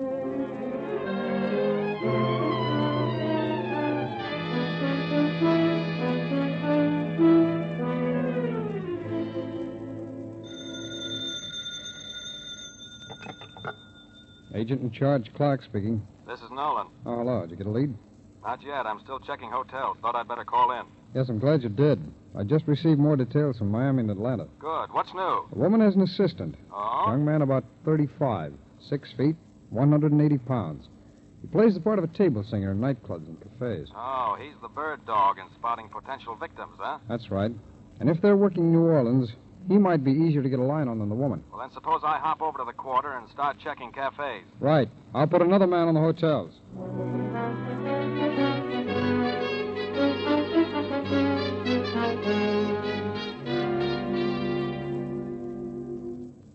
How you coming along, Granny? Yeah, I'm almost finished packing, Eddie. Are you all finished? Yeah, all packed and ready to go. No. Who can that be? Don't answer, Granny. Don't be silly, Eddie. I've got to answer. You get back to your room and close the door. Okay, but I'll keep it unlocked just in case. Oh, why, hello again, Mr. Taylor. May I come in? There's something I want to talk to you about. Why, of course. There's something we overlooked this morning, Mrs. Grayson. Overlooked? Well, what was that? I reckon you could have knocked me over with a feather, ma'am. Oh, no, not a big man like you. But what came as such a surprise? You. Me? Well, I'm sure I don't understand what you mean. What I overlooked was checking those leases with the records. The records? Yes, the records at the county courthouse where all the leases are placed on file. Well, I told you, Mr. Taylor, that I don't understand much about those things. You see, my husband... It's too late for that, Mrs. Grayson. Too late for... Yes. You see, I called the Crescent City Oil Company right off. Well, what did you do that for? To see if they wanted to buy the leases. And what did they say, Mr. Taylor? They weren't interested. Well, now, I don't understand that. You told me this morning that the land was so valuable. It is valuable. But you see, there was a slight coincidence. Coincidence? Yes. It just so happened that the Crescent City Oil Company already owns those 300 acres. They do?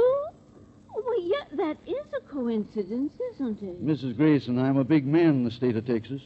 I didn't call the police the first thing. Well, because I feel a little embarrassed, telling them I got caught in a swindle like this. Oh, Mr. Taylor, please. But, Mrs. Grayson, if I don't get that $10,000 in the next minute, I'm going to pick up that phone. Stay away from that door. Eddie.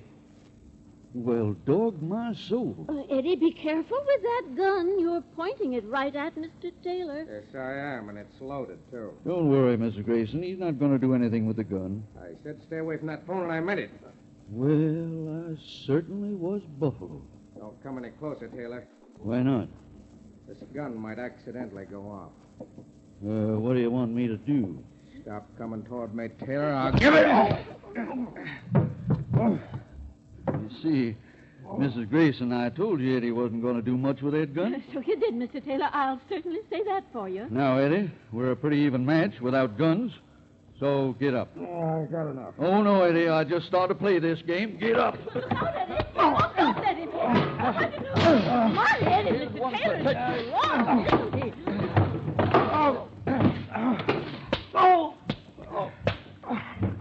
Yeah. I think you've just about got enough now, young man. So I'll call the police and let them... Why in the world didn't you hit him sooner, Granny? Well, that was the first chance I had, Eddie. Boy, he's really out. What'd you hit him with? That beautiful big vase that was on the piano. Remind me to pay the hotel for it when we check out. Pay for it? Are you crazy? No, Eddie, we must pay for it. You don't want us to get a reputation for not paying our bills, do you?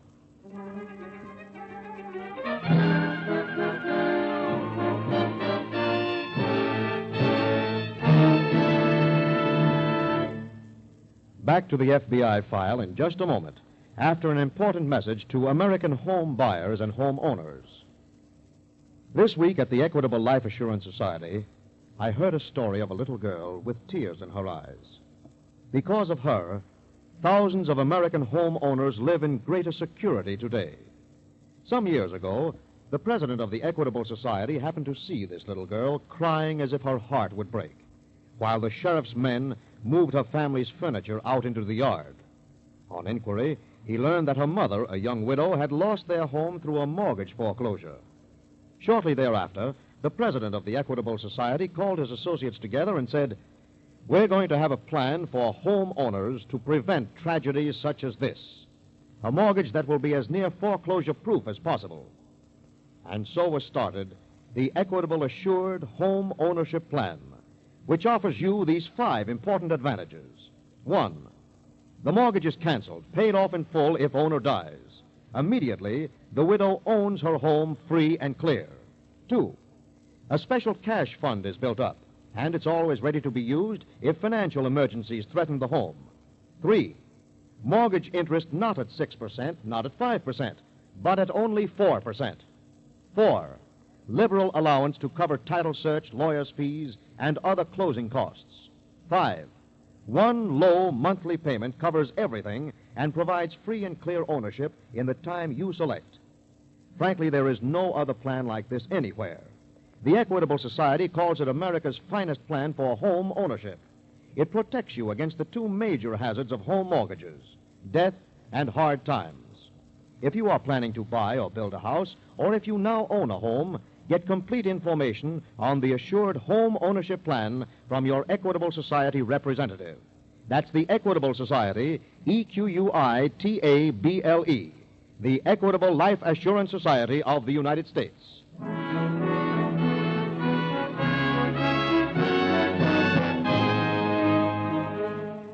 And now, back to the FBI file, The Singing Swindler.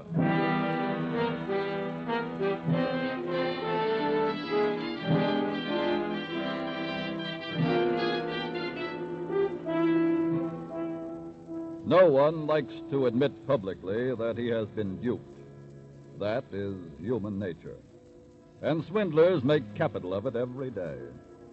But this false expression of self-pride which restrains the victim of a swindle from going to the police sometimes goes a step farther.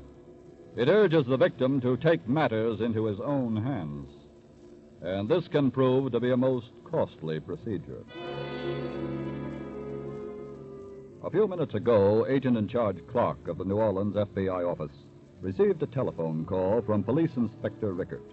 Clark and Special Agent Nolan have just now stepped off the elevator on the 8th floor of the Bio Hotel and reached room 824. Oh, come in, gentlemen. Thank you.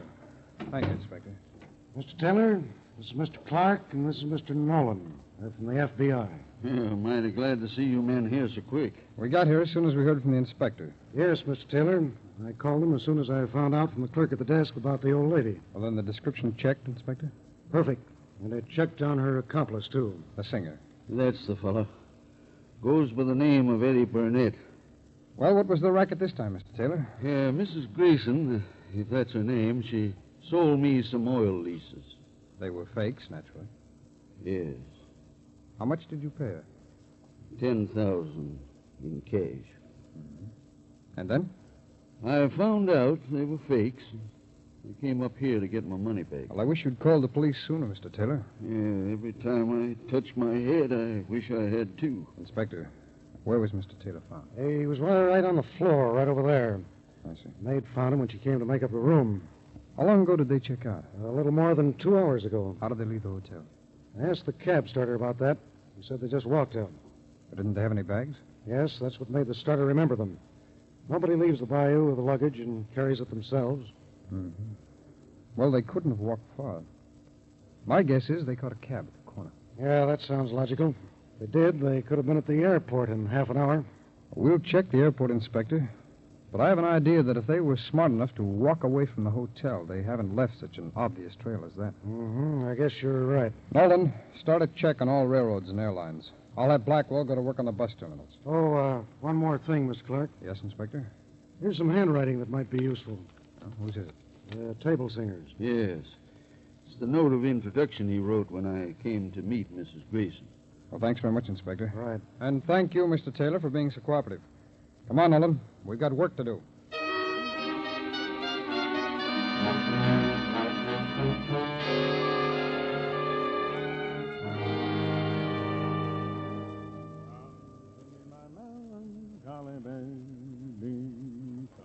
Eddie?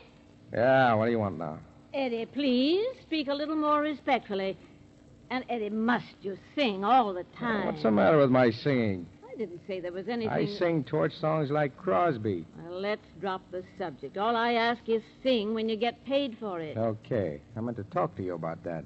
You don't want me to pay you for singing in this room, do you, Eddie? No, that ain't what I mean. I mean, when do I go to work again? Now, you let me take care of the business end. I say we stay under for a little while. But the cops don't know we're in Chicago. Well, I certainly hope you're right, my boy. You know, I give you credit when you got it coming. It's pretty cute the way we got here.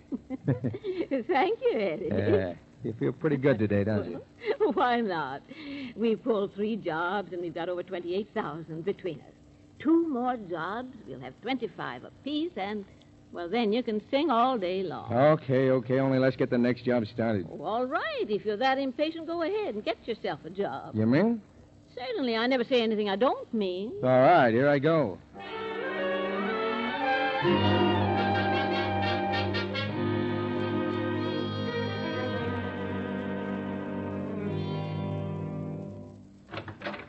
Oh, come in, Nolan.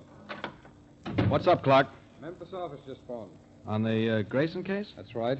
The car the two of them rented here was found abandoned in Memphis. Oh, that was pretty cute. Well, the Memphis office took those descriptions we wired out to the airport. And found the two of them had hopped a plane for Chicago 2 days ago. Well, that means they're probably still there. That's it. They've never worked that territory before. Look, there's a flight out of here in 20 minutes for Chicago. I'm going to be on it. Okay, I'll call and make your reservation. Good. Then call the Chicago office and alert them. And tell them what time I get in.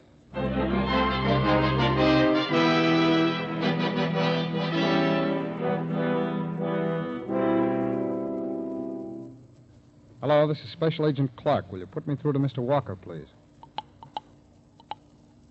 Hello, Clark. Hello, Walker. Where are you? I'm out at the airport. I just got in. Any word? I'm sorry, Clark, but we haven't been able to dig up a single lead. We checked all nightclubs and theatrical agencies. No lead at any of the hotels either, huh? Well, unless the room clerks are lying to us, they haven't checked in at any hotel we've been to so far. Yeah. We're still working on the hotels, though. How do you account for the fact that he hasn't gone to work yet? From what the theatrical agencies tell me, this isn't a very good time for male table singers. Oh, what do you mean? I hear all the places are putting in girls. Girls, huh? Uh-huh. Wait. I think I've got an idea. Anything I can help on? No, thanks. I can handle this alone. I'll be in the office in about an hour.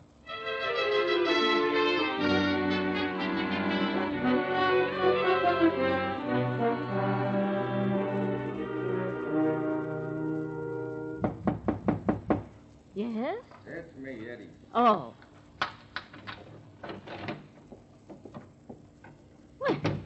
Well, what luck? Nobody's booking any male singers, so I'll take a crack at this. What's that? Just an ad in the afternoon paper. What does it say? Some cafe wants a male singer, but I've got a right for an interview and an audition. Well, you're not worried about taking an audition, are you? Well, the job only pays 50 in tips. My, they don't know how lucky they are getting Crosby that cheap.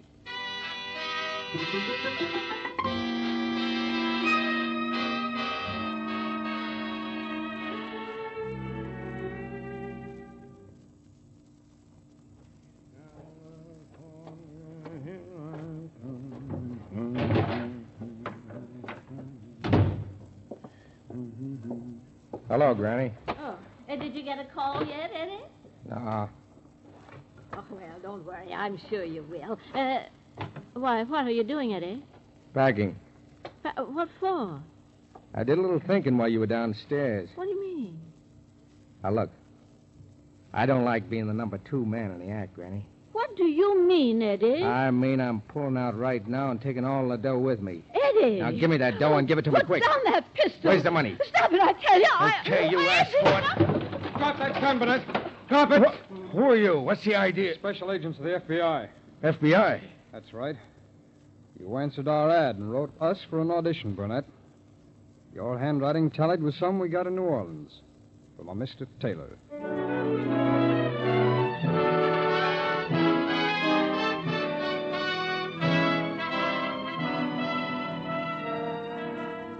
After being tried and convicted, Mrs. Grayson and Edward Burnett were sentenced to long terms in the federal penitentiary. Again, we repeat what we have stated before on This Is Your FBI. Swindlers could be put out of business overnight if you, their potential victims, would exercise the simple caution of investigating the stranger with a proposition before doing business with him. Until everyone does exercise that simple caution, your FBI will remain on the job 24 hours a day protecting you, their employers. You, the American people.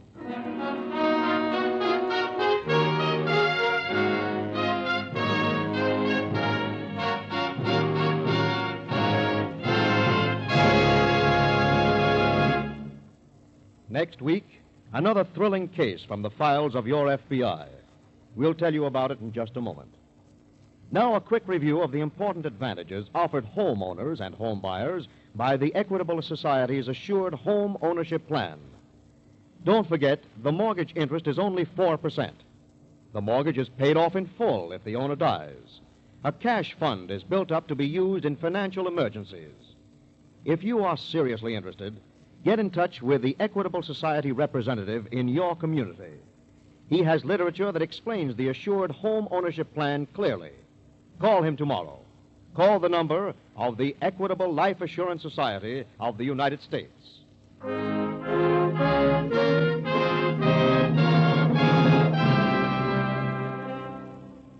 Next week, we will bring you another colorful story from the files of the Federal Bureau of Investigation.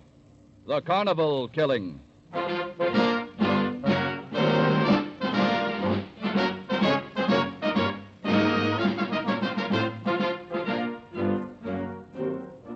The incidents used in tonight's Equitable Life Assurance Society's broadcast are adapted from the files of the Federal Bureau of Investigation. However, all names used are fictitious, and any similarity thereof to the names of persons living or dead is accidental. Tonight's broadcast was directed by William M. Sweets. The music was under the direction of Frederick Steiner. The author was Frank Faries, and your narrator was Dean Carlton. This Is Your FBI is a Jerry Devine production. This is Andre Baruch speaking for the Equitable Life Assurance Society of the United States and the Equitable Society's representative in your community, and inviting you to tune in again next week at this same time, when the Equitable Life Assurance Society of the United States will bring you another colorful story from the files of the Federal Bureau of Investigation. The Carnival Killing on This Is Your FBI.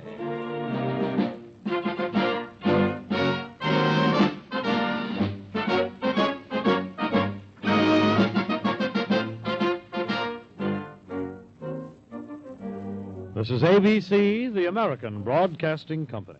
Broadcasting Company. Broadcasting Company. Broadcasting Company. The Equitable Life Assurance Society presents This Is Your FBI.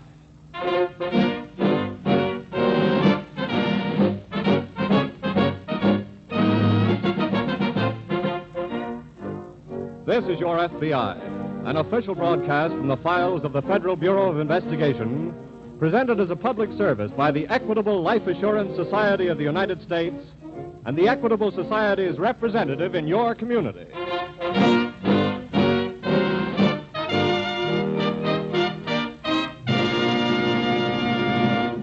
And now a special request to boys and girls.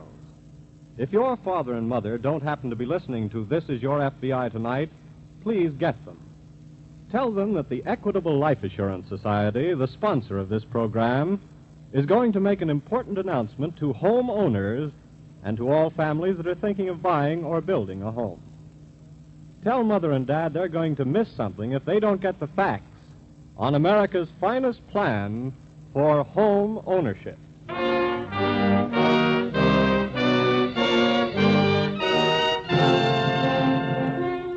Tonight's FBI file, The Carnival Killing.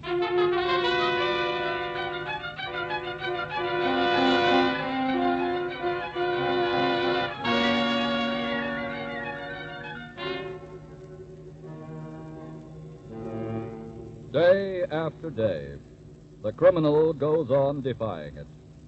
And, as twice reflected in tonight's case from the files of your FBI, day after day, he is caught up in its inevitability. The inevitability of that ancient truth which disciplines all human conduct, and from which there is no exemption. Be sure your sins will find you out.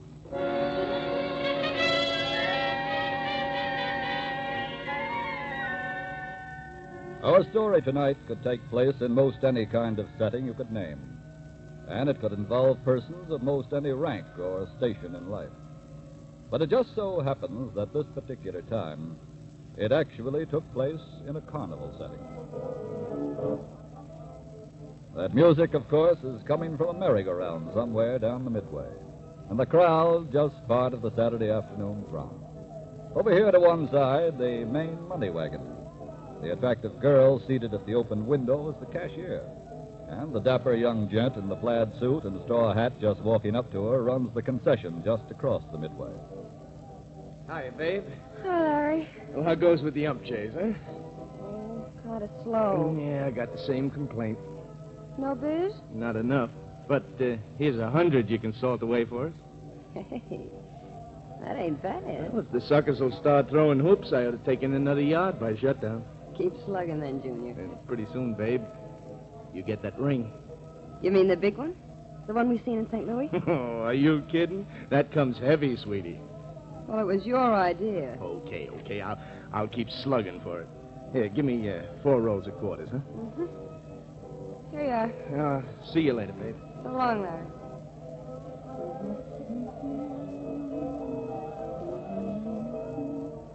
Hello. Hello. Well, we settled the intro real quick, didn't we? Did we? My name's Jack Crawford. What's yours? People who know me call me Babe. I'll buy that. You don't know me. I will. Fast operator. How long you been waiting for that ring? You were on the Erie. That's right. Why should the ring interest you? With me, you could have had it by now. Stop, will you? I mean it. Look. That ring has a marriage deal wrapped around it, mister. So, I guess the show is over. Just the first act, babe. What do you mean? Here comes the second act now. Oh, he's seen you talking to me. What's wrong with that? Larry don't like for me to fool around. No kidding. Okay, Mac, quit bothering to help and move along before I... Before you what? Just get moving, that's all. You remember me now, don't you? Don't you? What are you talking about?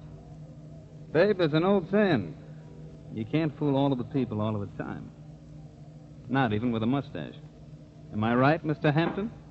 His name ain't Hampton, it's Marlin. Back in Terre Haute, it was Hampton.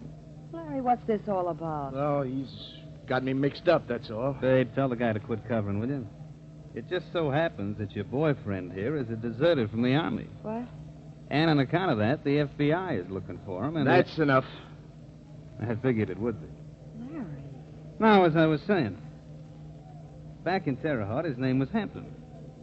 We were old pals back there, right, Larry? Well, even though he won't admit it, honey, we were. And because we were pals, I'm going to have to ask him for a little favor. What do you want? I got to get out of circulation for a while. And this looks like a good place to do it.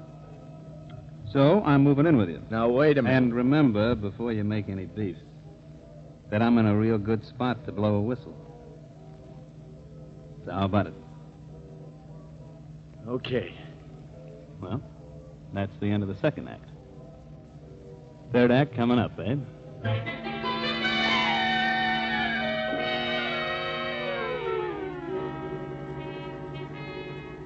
A few miles away in the St. Louis office of the FBI, Agent in Charge Phillips has just summoned Special Agent Gaynor to his office. You want to see me, Mr. Phillips? Yes, Gaynor. Well, what's up? Just got a follow-up on that Oklahoma bank robbery yesterday. Really? The agents down there caught 2 of the men early this morning. Did they talk? Yes. Here's the description of the third man still at large. Has it been checked with Washington? That's Washington's check on it in your hand now. Just came in on the teletype. Oh. The man's name is Jack Crawford. He's already served 2 years for robbery, too. His home state is Indiana, and he just may be headed for there. Which could bring him through Missouri and maybe even St. Louis. How was he traveling last? In the car they used in the robbery. There's an alarm out on it now. Well, he may abandon that soon. If so, it'll make his trail that much hotter. Well, are we getting a set of fingerprints and a photo on him? In the morning, airmail. Good. You better contact police headquarters here right away and see that they're up to date on the case, and state police, too. Right.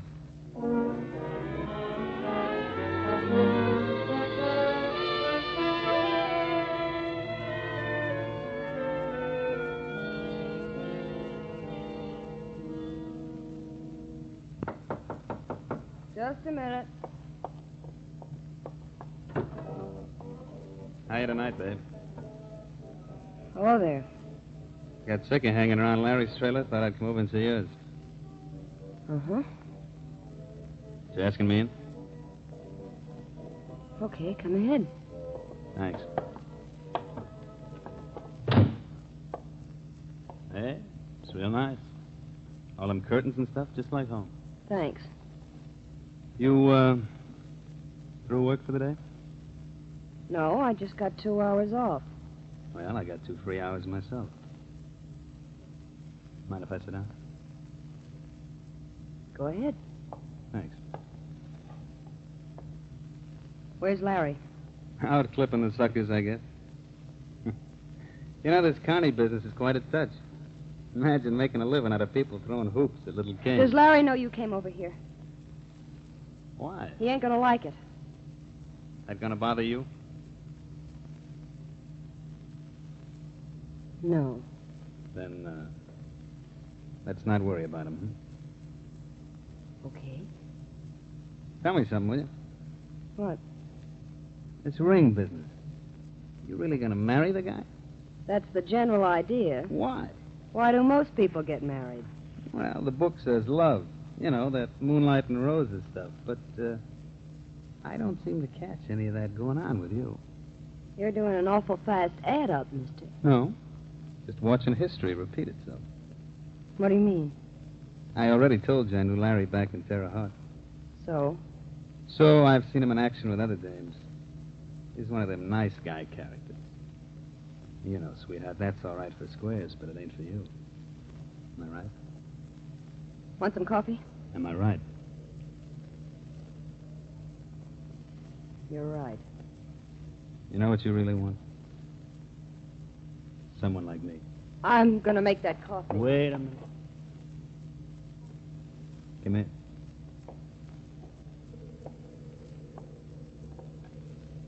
Well? Now, look, sweetheart. Who is it? Me, Larry. Oh, Let him in. but he... Let him in. Hiya, honey. I just got a minute, and I thought I'd... What are you doing here, Jack? Just dropped in. Babe, has this guy been bothering you? No. No, he just came here looking for you. He knew where to find me. He came here to see you. You Look. think... Remember, I'm your guest. You forget it, you'll be Uncle Sam's guest, so just take it easy. See you later, babe.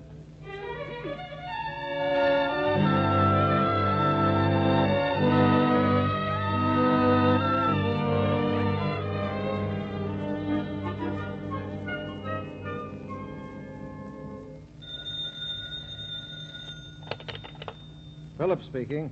This is Gaynor, Mr. Phillips. Oh, got a lead on Jack Crawford? Yes, the police just found his car. Where? He drove it into a garage here in St. Louis yesterday morning early and apparently abandoned it. That gives him over a 24-hour start on us. I know. Any new auto thefts reported? No? And start checking bus, railroad, and airline terminals and ticket offices. You've got his photo. Yes. If he didn't steal or buy transportation out of here, then he's somewhere in the vicinity. I hope he is. So do I. Keep in touch. Right.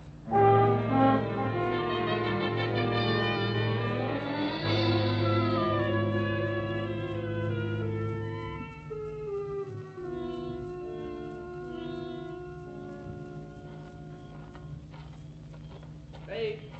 Hey, babe. What is it, Larry? I thought you were going to wait for me at the money wagon. I didn't say I would. But you always do. Look, I've got to get back to the trailer. Wait a minute, babe. Look, I got to talk to you. Save it, will you, Larry? I'm tired. Well, I just wanted to tell you, honey, I'm sorry about this afternoon. I didn't mean to blow my top. But that guy coming to see you, finding him there, I just couldn't take You it. told me all that. Good night, Larry. Let me come in a minute, babe. I've got to talk this out with you. It's been talked out. Please, huh? Just for a minute. Okay, come ahead. Don't forget this is getaway night. We've got a long trip ahead of us. I know. Will you turn on the light? Yeah, sure. There we are. Hiya, Larry. Jack. What are you doing here? Waiting for Babe. What for? Because I wanted to see it. Look, you get out of here. Get out quick. Now, wait a minute. I think Babe should have something to say about that. You want me to go, honey? Leave her out of this. Look, please, don't start anything. Yeah, the Army might not like it. Jack, I got some news for you on that army business. It isn't going to work anymore. No? No. You know why I deserted. You know I went over the hill because my mother was sick. And at the time, I didn't have guts enough to go back. But your moving in on me has changed my mind. This hero talk is for your benefit, honey. No. It's for something I found again after a long, long time. My self-respect. Oh, this is great. Tell us more, Daddy. I've finished. Now get out. What for? You're going to turn yourself in. There's no need for me to get out. Ever. What do you mean? You tell him, babe. No, Jack, please. Okay, then I'll spill. It makes no difference to Babe whether you go through with this patriotic pitch or not. What? She's changed her mind, too. Babe, what's he talking about? Let's not argue anymore tonight, huh? Honey, he might as well know. Well? She's found herself a real guy. Why, you dirty... Jack! Jack, darling, did he hurt you? Yeah, he hurt me, but not as bad as this bottle will hurt him. Oh! Jack, you hit him awful hard. So what? He's bleeding awful bad. Jack, I think he's dead.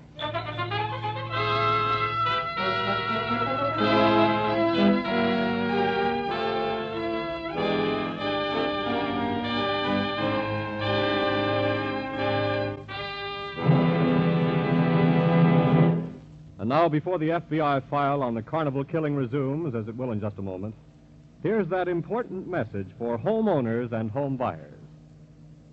This week at the Equitable Life Assurance Society, I met a man with one of the biggest smiles I've ever seen in my life. Boy, do I feel good, he grinned, and he waved a paper at me. You see that, he said? That's the mortgage on my house. And today it's just a piece of paper. That mortgage is all paid off, every last cent. I own my home free and clear, and nobody can take it away from me. Well, there's no question about it. One of the red-letter days in any man's life is the day he pays off his mortgage. And that's a day that's not too far off when you buy a house through the Equitable Society's Assured Home Ownership Plan. A plan which combines these 5 advantages. 1, the mortgage is canceled, paid off in full if owner dies. Immediately, the widow owns her home free and clear. 2, a special cash fund is built up, and it's always ready to be used if financial emergencies threaten the home. 3, mortgage interest not at 6%, not at 5%, but at only 4%. 4, liberal allowance to cover title search, lawyers' fees, and other closing costs. No broker's commission or bonus charges. 5, one low monthly payment covers everything and provides free and clear ownership in the time you select. Well, frankly, there is no other plan like this anywhere. The Equitable Society calls it America's finest plan for home ownership. It protects you against the 2 major hazards of home mortgages, death and hard times. So if you're planning to buy or build a house, or if you now own a home, get complete information on the Assured Home Ownership Plan from your Equitable Society representative. That's the Equitable Society. EQUITABLE. The Equitable Life Assurance Society of the United States.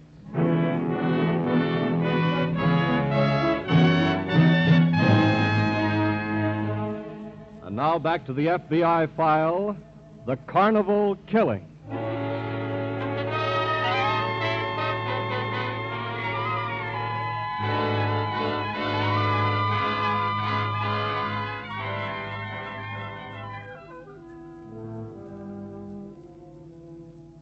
Sometimes fate inflicts a far severer penalty for a crime than justice would have meted out. Justice would not have demanded the life of the Army deserter, the man called Larry Marlin, but fate, in the form of a conspiracy by one who found out his crime, did take his life. So however harsh the penalty, it confirms the inevitability of that truth. Be sure your sins will find you out. And as for the man who took his life,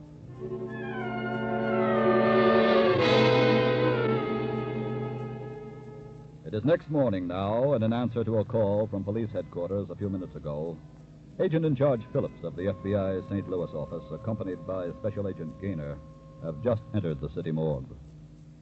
Here's the body right here, Mr. Phillips.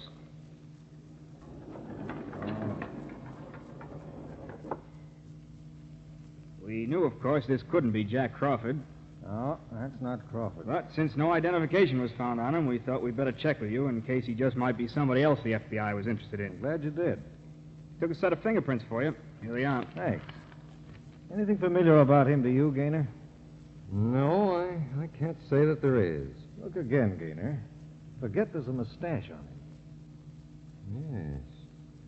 Yes, there is something kind of familiar about that face now that you mention it. Lawrence Hampton. Hampton? He's an Army deserter. We took his photo out of the files just last week. Oh, sure, I remember. I'm certain it's he. Well, the fingerprints will tell for sure. Where was this body found, officer? Way out near the edge of town. South side. Just before daylight. It's a nasty gash on his head. Yes. We thought at first he was a hit-and-run victim. But we checked some fragments of glass. We found the wound. They weren't from headlights. What then? They appear to be pieces from a whiskey bottle. And this was deliberate murder. I'd think so. Any trace of the whiskey bottle near the body? No, and we did a thorough search for it, too. It's my theory that the murder was committed somewhere else, and the body dumped there. Where are his clothes?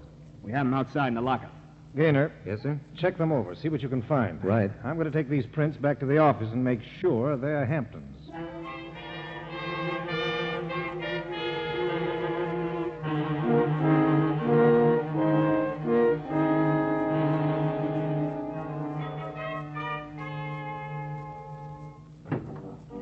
That you, babe? Yeah. I thought you were working right through. Well, I had to get a release. I feel awful. What's the matter? Now, what do you think? Look, forget that, will you? Jack, how can I? Nothing's going to happen, baby. When they find the body, they'll think he was hit by a car, that's all. Besides, he's a Lamester. The cops won't care how he got it. That part of it don't bother me. What are you feeling so bad about? The way it happened. You're killing him like that. Look, how many times do I have to tell you I did it in self-defense? Besides, it brought us together, didn't it? Yeah. All right. Anybody been asking for him? Sure. What'd you tell him? Just like we made it up that he went off on a bender this morning as soon as we hit the lot. Probably wound up in St. Louis. That should cover it good. Jack, let's get out of here. Quit the show? Yeah. Look, honey, if you take a run out, you might as well put an ad in the paper that you've done the job. I done it. Sure. So take a pill for your nerves, kid, and go on back to work. Everything's going to turn out fine.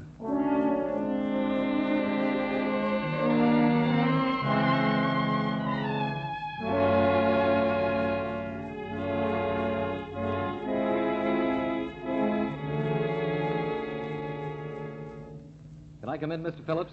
Yes, come ahead, Gaynor. How'd you make out? I have plenty to report. Good.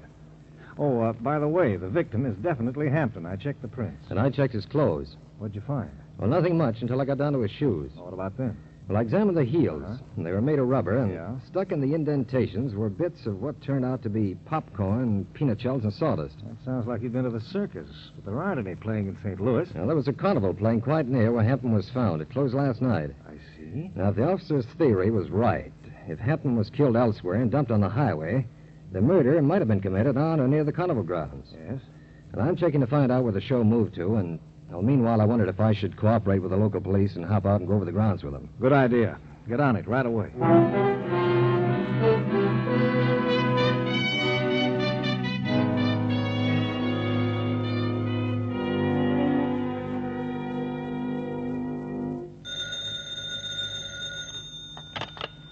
Phillips speaking. This is Gaynor, Mr. Phillips. Oh, where are you, Gaynor? I just left the carnival grounds. Any luck? Yes, plenty.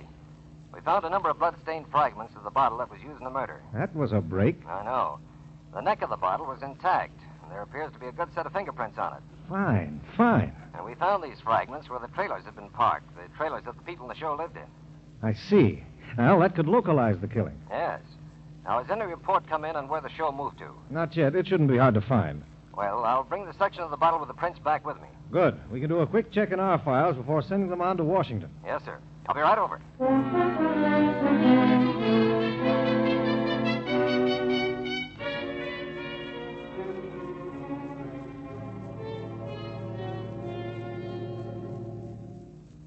Gaynor. Yes, sir?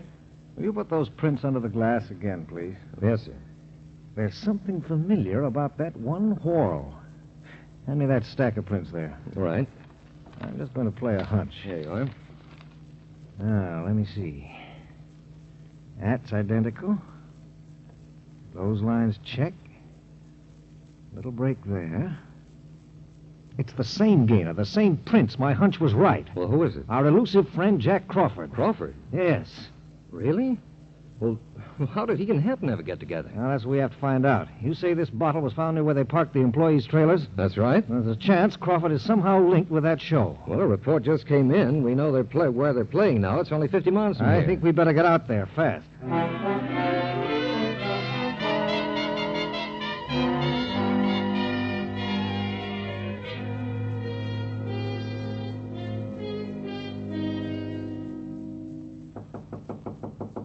Who is it?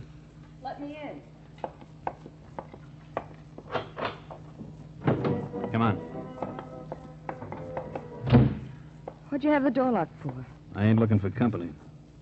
Thought you were going to keep working. Oh, Jack, I had to quit. 1,000 pills wouldn't do me any good. Now, I look. mean it. Every time a stranger had come up to the booth, I'd think it was a cop getting set to ask a few questions. I felt people standing in the crowds looking at me like they were watching my every move. Hey, take it easy. Will you take I it easy? can't go on with this anymore. We got to get out of here, and right now. What'll we use for dough? I got Larry's money. Some he gave me toward the ring. How far will that get us? I don't care. We got to go now. Okay, babe. We do it your way. But how do we explain pulling out? Well, I'll say that I'm going to St. Louis to look for Larry. That'll do, I guess. You go get the car. It's parked in the lot. Okay. Stay where you are, Crawford. Huh? Don't try anything. Jack, who's that? We're special agents of the FBI. What? We want to talk to you both about the murder of Larry Hampton.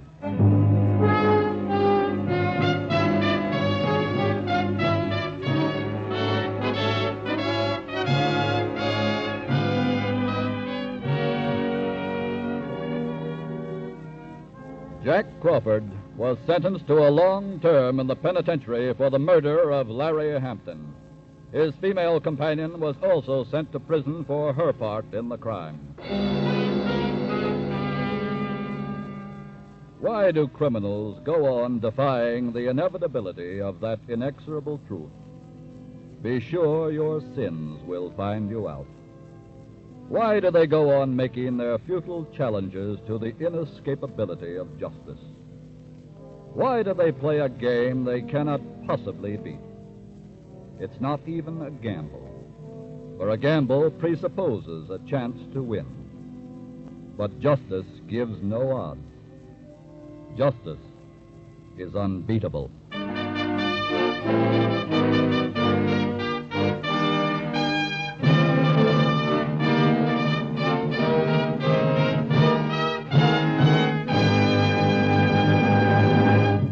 Next week, another thrilling case from the files of your FBI. We'll tell you about it in just a moment. But now, let me refresh your memory on the more important features of the Equitable Society's Assured Home Ownership Plan. Remember that the mortgage interest is only 4%. Remember that one low monthly payment covers everything. Remember that if the owner dies, the widow owns the home without any mortgage at all. Yes, the Assured Home Ownership Plan is practically foreclosure-proof. These are only a few of the advantages of the Assured Home Ownership Plan. To get the full story, talk to the Equitable Society representative in your community. Ask him for literature that gives you all details. Look in your local phone book for the name, the Equitable Life Assurance Society. EQUITABLE. The Equitable Life Assurance Society of the United States.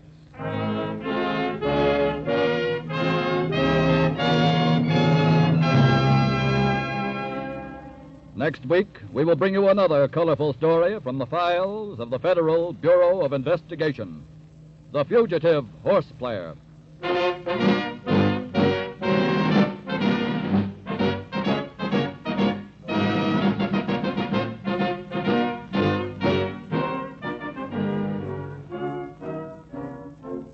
the incidents used in tonight's Equitable Life Assurance Society's broadcast are adapted from the files of the Federal Bureau of Investigation.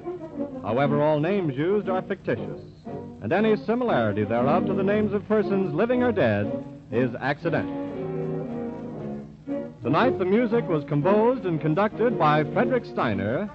The author was Frank Ferries, and your narrator was Dean Carlton.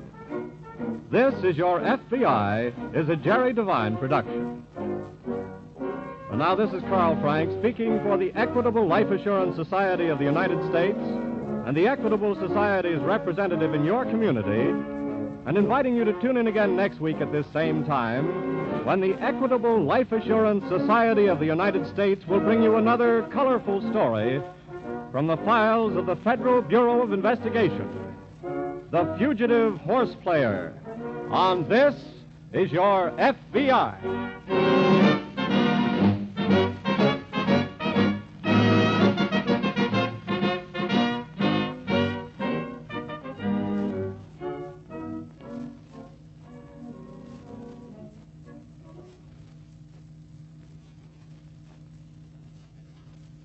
This is ABC, the American Broadcasting Company.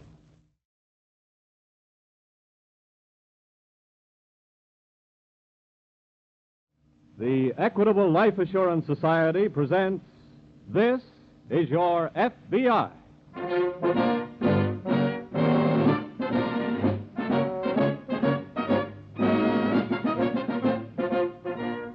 This is Your FBI, an official broadcast from the files of the Federal Bureau of Investigation, presented as a public service by the Equitable Life Assurance Society of the United States and the Equitable Society's representative in your community.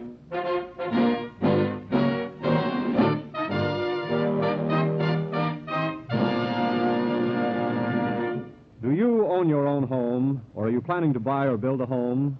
Then we suggest that you have pencil and paper ready to make notes when the Equitable Life Assurance Society, sponsor of this program, tells you about America's finest plan for home ownership. The announcement on this plan is due in about 14 minutes. Have your pencil ready because this Equitable Society plan can save you money and give you greater security in a home of your own.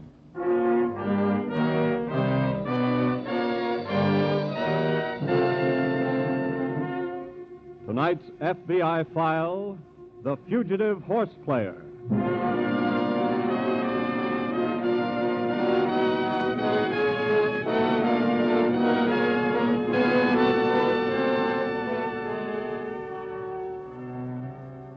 There are many decent, honest people connected with the sport of horse racing. These people are interested in trying to keep the sport clean and well conducted. However, there are millions of loose dollars connected with the business. And where you find millions of loose dollars, you will also find many loose characters. Parasites who will engage in any amount of hard work to make a dishonest dollar. Such a parasite of racing is the tout, the genius with patches in his pants who offers to make you a millionaire overnight. Sometimes the price is $10, sometimes the price is $5.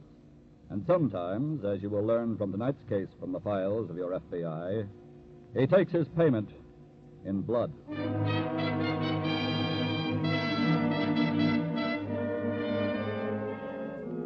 Just about the time a recent meeting opened at an eastern racetrack, a shabby office was opened in the large city nearby. There was more than coincidence in the twin openings, because the office was to be the headquarters for Joe Muncie. Official title, Joe Muncie, tout. Muncie, a trimly built, dapper man, is sitting at his desk. Brownie, his girl, his secretary, his life, who had just entered the office from the small reception room. Joe. Come right in, Miss Brown. What is... Save that. Oh, thought you had a customer, Brownie. Are you kidding? Well, don't worry, baby. That code ad I put in the morning record will bring 'em in. The place to find suckers is at the track. We'll get a bite right here. Don't say that word bite. It makes me hungry. Look, baby, I don't like this no-dough routine any more than you do. Then let's get out to the track and find some umpches. Brownie, you don't have to go looking for horse players. If they think you know something, they'll come looking for you. That ad in the paper will bring us a cup. Yeah, listen. See what I told you? Somebody come in. Probably the landlord. All right, open the door, Don't let him get away. Okay. something I can do for you, sir? Yes, I saw your ad in the Morning Record. Oh. Don't keep the gentleman waiting, Miss Brown. Show him right in. Come inside, please. Thank you. This gentleman has come here in regard to your ad, Mr. Muncie. Oh, splendid. That'll be all, Miss Brown. Yes, sir. Sit down, Mr. Adams. Sit down, Mr. Adams. Muncie's the name. Joe Muncie. How do you do? Fine, fine. Mr. Adams is a new customer. You're entitled to know about the firm. Established 1933, 15 years of satisfied customers. We pick 'em, you play 'em, results guaranteed. I see. And I suppose, like the dozens of other turf lovers that have been in here this morning, you're interested in today's code special. Well, yes. You couldn't have picked a better day, Mr. Adams. I can underwrite the fact that today's pig will be on the bill daily from wire to wire. Well, I'm afraid I don't understand, sir. Oh, just parlance of the turf, Mr. Adams. This horse is a sure winner. Well, now, how much is the code special? Since you're a new customer, you're entitled to a special rate. The usual tariff is 20 bob, but I'm letting you in for a saw. What's a saw? $10. Oh, well, that's certainly reasonable enough. Let me see now. Goodness, I thought I had $10. I'm afraid I haven't anything less than 100. Well, I'd be... 100? Yes, can you change it? Well, not at the moment. I just sent my bookkeeper to the bank to make a deposit. Well, now, maybe I can go downstairs and get some change. No. Wait a minute, Mr. Adams. Just sit right down there. Well, very well. Mr. Adams, I'm going to ask you a very direct question. Yes? Just what kind of money are you prepared to bet? Well, if I thought a horse had a real good chance, I'd be willing to wager $1,000. I'm going to sit down, too. You said $1,000? That's right. $1,000. Well, that does it. I'm going to break a rule of a lifetime, Mr. Adams. I'm going to give you a complete and absolute stranger Joe Muncie's super special. Well, now, how much does that cost? Absolutely nothing.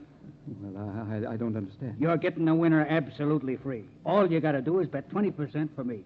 What do you mean? If you bet $1,000, then you lay 2 yards, 200 that is. You bet that much for me. You understand? Well, that certainly sounds fair enough. I'll have to go to get the money, though. Well, okay. But you'll be back here at noon, and we'll go out to the track together, right? I'll be here. You can count on it. Well, I'll be getting along. Okay, Mr. Adams. Goodbye, Mr. Muncie. Goodbye, Mr. Adams. Goodbye. Brownie. What is it? Sweetheart, did we just make a score? That was the sweetest... I heard everything. What's with that tone of voice? What's with letting that sure $10 get away? Chicken feed, honey. The sucker is good for a bundle. If he comes back. He'll come back. And what's the super special you dreamed up that's going to come through today? I get one. What's the best bet in the scratch sheet? Breakaway in the third. That's the super special. And if he blows the deuce? He's a stick out. Besides, we got 200 going for us for nothing. Before we're through, baby, we're liable to wind up with 20, 50, maybe 100 G's. Yeah. You got 2 bits? I'm hungry.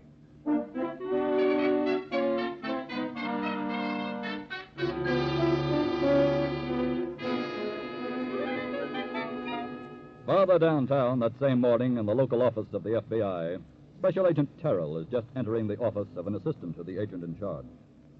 Did you want to see me, Mr. Naylor? Yes, Terrell. Say, did you ever hear of a town called Bentley? No. It's about 100 miles upstate. It must just be a wide place in the road. It's bigger than that. It's at least big enough to have a bank where a teller could get away with $28,000. Well. The teller didn't show up this morning. He left Bentley sometime after 5 o'clock yesterday. They think he's come here? They think it's possible, but they have no evidence yet. Has he any friends or relatives here? None that they know of. Uh-huh. I think you'd better train up there right away and investigate. You could be back in the morning. Okay. The missing teller's name is Fred Williams. He's probably changed that by now. Yes. He'd been with the bank 12 years. One of their most trusted employees. Did he take the $28,000 all in one lump? No, the defalcations cover a period of a year. Oh. But he did take a little over $10,000 of it yesterday. Must have known the examiners were due then. Not necessarily. Anyway, do a thorough checkup on his friends and personal habits. We may get a good lead on him that way. Right.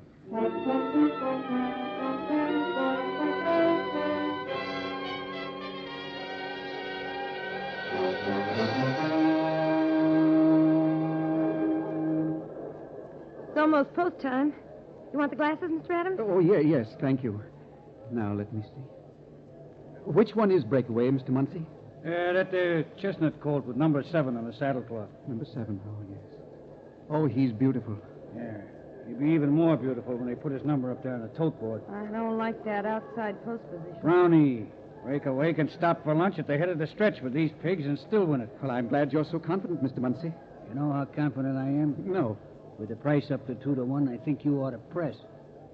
Press? Yeah, press. Send in another 1,000. This is the bet of the year. I hope you're right. You're going to press then? Oh, no. I'm satisfied. Winning $2,000 on a race is enough for me. Ah, I get it. You want to see if my merchandise is any good first, eh? Well, something like that. Why, Mr. Adams, the last time I had a looter, they closed the schools for 3 days. It was also Christmas time. It is now post time. Too late to make another bet now, even if you wanted to. When that bell rings, the windows are closed. I wish this race would start. He'll be out of there any second now. Keep your eye on that outside stall. And they're off! They're off. There they go. Let's break away. Let's break away. He must be in the pack. Come on, Breakaway. And for the lead, that's Western Story, Transatlantic, and Hot Tamale. Then comes Glamour Boy, Dixie Lee, Southern Cross, and the last horse is Breakaway. We got left. Left at the post. Oh, goodness, there goes my 1,000. Not yet, Mr. Adams. Not yet. Come on, you breakaway. In the back stretch is Western Story by 1 length. Hot Tamale and Southern Cross neck and neck for second. A gap of 3 lengths, we come to Dixie Lee, and on the rail, Breakaway. He's raking, Mr. Adams. He's raking. Back, Glamour Boy, and the last horse is Transatlantic. He's making a move. Breakaway is making a move. Is that good, Mr. Muncie? Shut up, will you? Come on, breakaway. Come Whip on. Whip him, Eddie. Whip him. Go to the whip. Come on, Come on, Eddie. Stretch that Southern Cross in front with Breakaway ranging alongside. Come on, Eddie. Back we have Hot Tamale. Then Dixie Lee, Glamour Boy, Western Story, and the last one is Transatlantic. Come on, Eddie. Come on. Come with that horse. Breakaway. Ruin it. Come on, Eddie. Come on. Come on. We win it. We win it. Oh, we win it. I was never worried. Mr. Muncie, how much do I win? Well, they ain't put the prices up yet, but you should win over 2,000. Oh, that's wonderful. Mr. Adams, let me tell you something. Huh? What? This is only the beginning.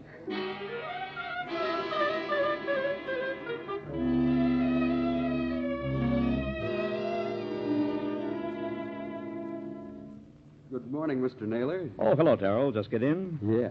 Get anything that might give us a lead on that bank teller? I think so. What is it? He's probably right here in town. How do you know? I talked to a friend of his. He told me the teller had just taken a sudden interest in playing horses. Uh-oh. Which probably accounts for the series of defalcations over the past year. I would think so. And since there's a race meet going on here, that's probably where he is with the last 10,000 he took. Yes. Did you get a picture of him? Uh-huh. Then I guess you and I'll be out at the track this afternoon.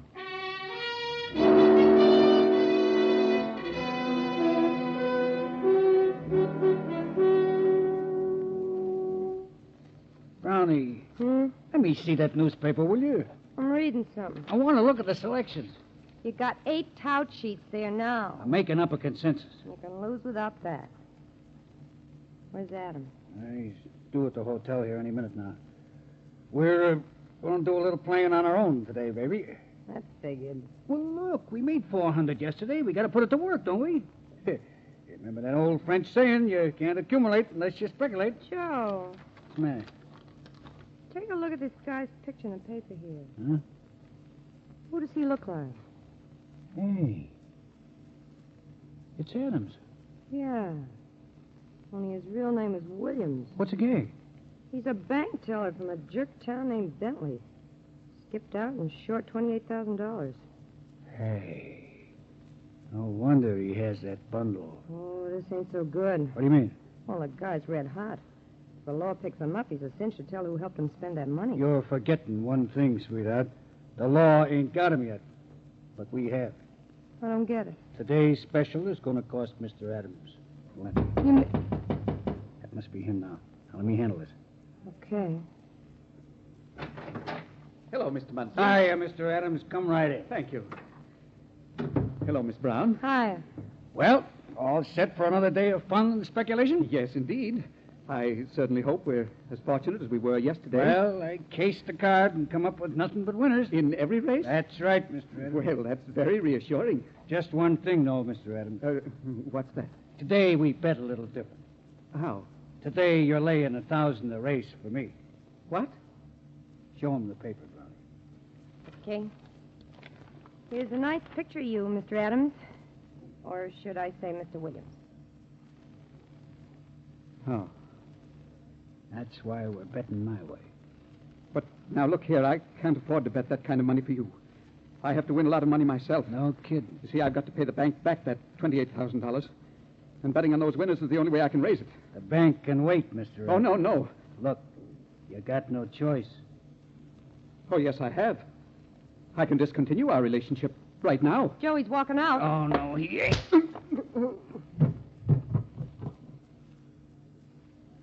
Well, you finally picked a winner.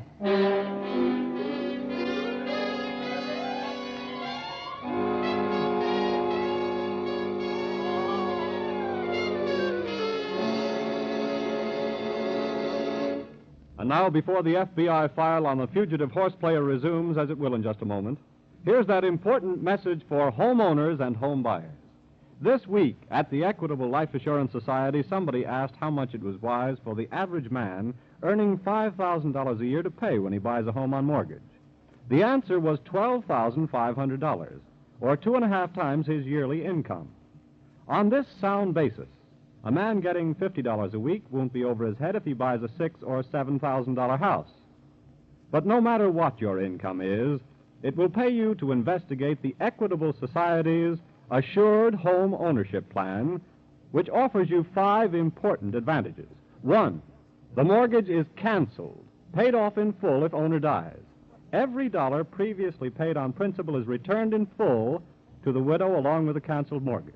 2, a special cash fund is built up, always ready to be used if financial emergencies threaten the home.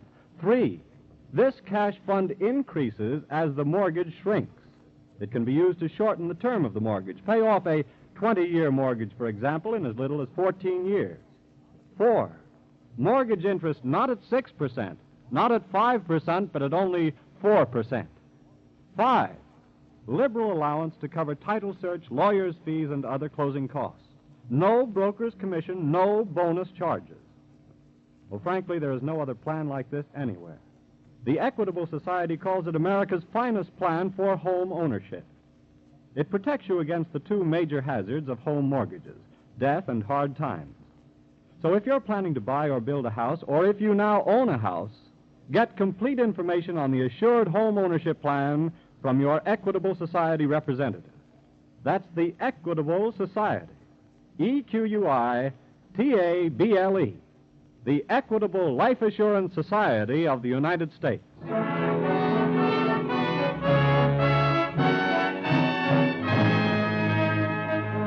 And now back to the FBI file, The Fugitive Horse Player.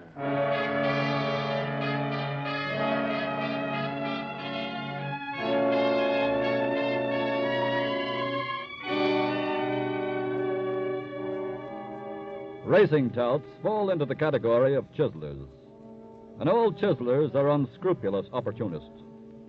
To them, money is something to be gotten by any method, even though it be criminal, as in tonight's case from the files of your FBI. The fact that the victim of the tout called Joe Muncie was himself guilty of a crime does not lessen Muncie's guilt in striking down his victim and robbing him. Rather, it stresses the meanness of his crime. It is nearly noon now, some 2 hours after Joe Muncie struck down and robbed the absconding bank teller, Fred Williams, alias Fred Adams, in Muncie's hotel room. The FBI's assistant to the agent in charge, Naylor, is sitting at his desk when Special Agent Terrell enters.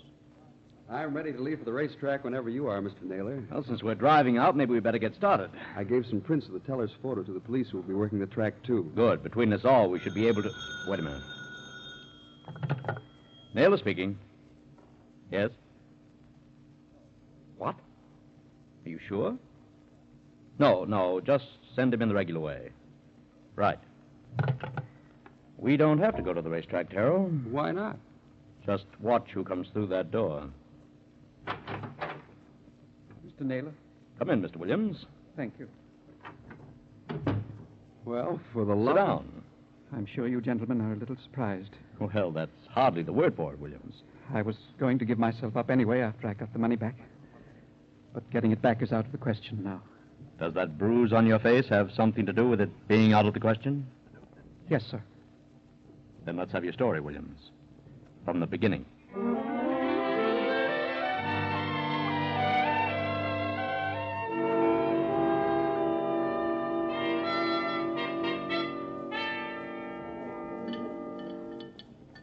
Waiter. Yes, sir. Let's have a check, will you? Right.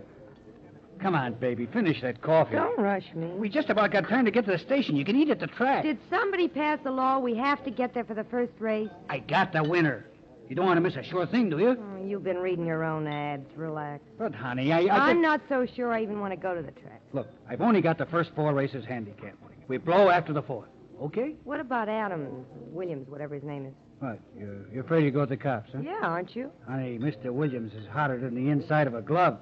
He can't go near the cops, or they put him away for 50. I hope you're right. I know I am. Now, look, we play the first 4 races, beat it back to town, get the car, and head west.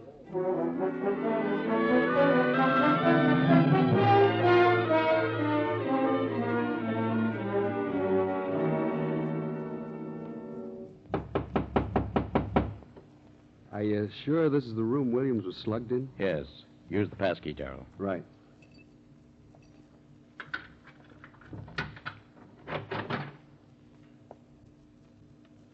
Well, I didn't lose any time getting out of here. Come on. Let's see what we can find. No telling where they're headed for. They'll leave a trace wherever it is. What do you mean? Muncie's got all those $100 bills Williams took from the bank. Oh, And we've already sent out lists of the serial numbers to all field offices this morning. good. Anything in the desk over there? No, not a thing. I guess we'd better... Wait a minute. What'd you find? The scratch sheet and the racing form. I think we'd better go out to the track after all. Why? Muncie has handicapped 4 horses for today. Well? Muncie's a horse player, Terrell. Nothing short of an earthquake could keep him from playing these 4 horses before he jumps town. After slugging Williams? Muncie would figure that Williams couldn't afford to go to the police. That's true. Do you suppose he bet with a bookmaker or went to the track? We'll just have to gamble at the track. We've missed the first race. But Muncie's got 3 more to go to make us 4. And we'll be there before the 3rd race.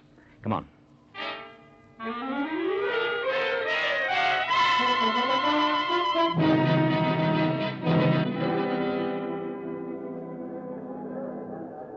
That's 2 winners in a row, Brownie. That's par for the course. Let's quit. Are you kidding? Let me collect our $3,000, then I'll buy our tickets for the 3rd, and we'll head for the bar. I wish we were heading west. Honey, we will be right after the 4th. I don't like it, Joe. Paying off. You like that, don't you? Sure, Look, but... we leave this town with a satchel full, baby. Now, come on, let's collect.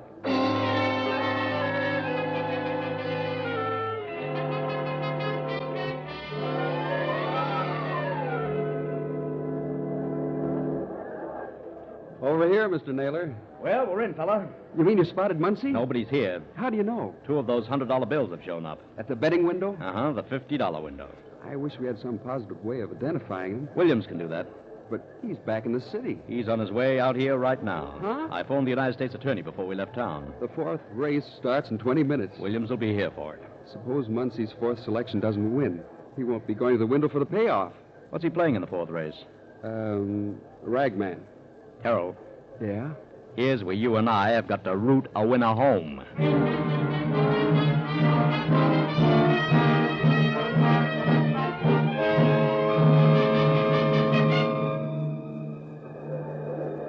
The horses are on the way to the starting gate, and Williams isn't here yet. Who's this coming now?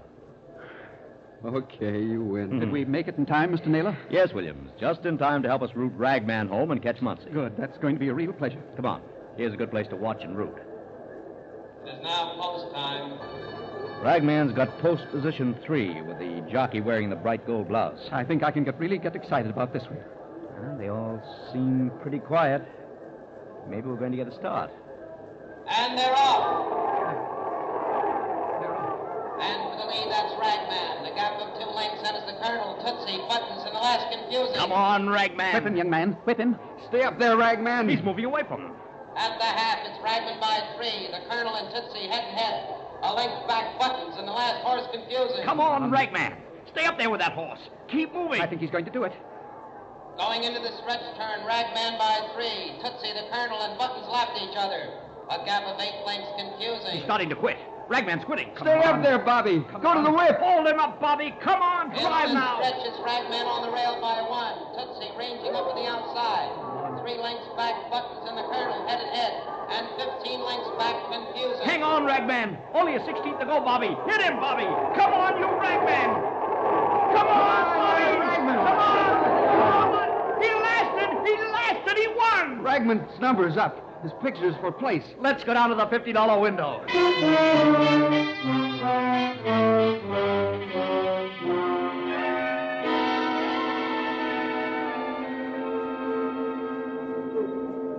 Oh, baby, what a day. 4 bets, 4 winners. Honey, I take back everything I said about you.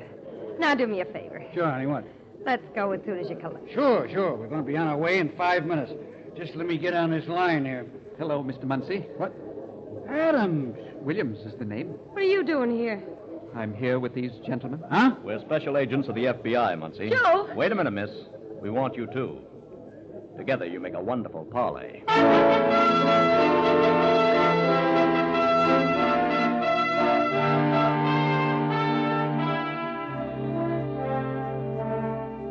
Frederick Williams was tried and convicted of embezzlement and sentenced to a long term in the federal penitentiary.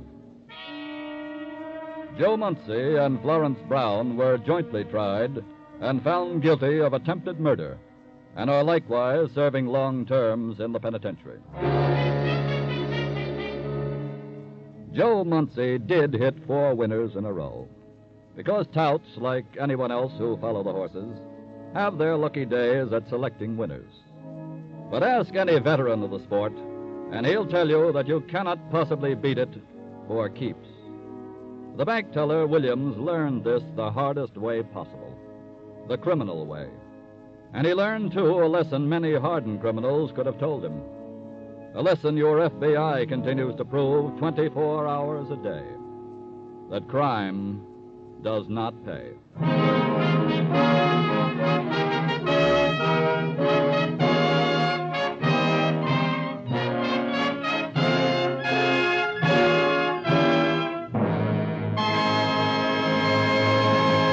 Next week, another thrilling case from the files of your FBI. We'll tell you about it in just a moment, but now, let me refresh your memory on the more important features of the Equitable Society's Assured Home Ownership Plan. Remember that the mortgage interest is only 4%. Remember that if the owner dies, the widow owns the home without any mortgage at all. Yes, the Assured Home Ownership Plan is practically foreclosure-proof. To get the full story, talk to the Equitable Society representative in your community. Ask him for literature that gives all details. You'll find him in your local phone book under the name the Equitable Life Assurance Society, EQUITABLE, the Equitable Life Assurance Society of the United States.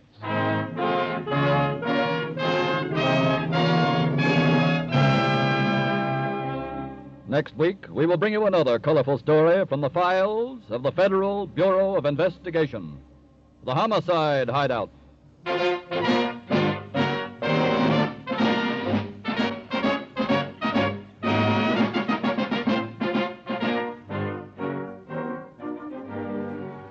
The incidents used in tonight's Equitable Life Assurance Society's broadcast are adapted from the files of the Federal Bureau of Investigation. However, all names used are fictitious, and any similarity thereof to the names of persons living or dead is accidental. Tonight, the music was composed and conducted by Frederick Steiner. The author was Frank Ferries, and your narrator was Dean Carlton. This is Your FBI is a Jerry Devine production. Now, this is Carl Frank speaking for the Equitable Life Assurance Society of the United States and the Equitable Society's representative in your community, and inviting you to tune in again next week at this same time when the Equitable Life Assurance Society of the United States will bring you another colorful story from the files of the Federal Bureau of Investigation. The Homicide Hideout on This Is Your FBI.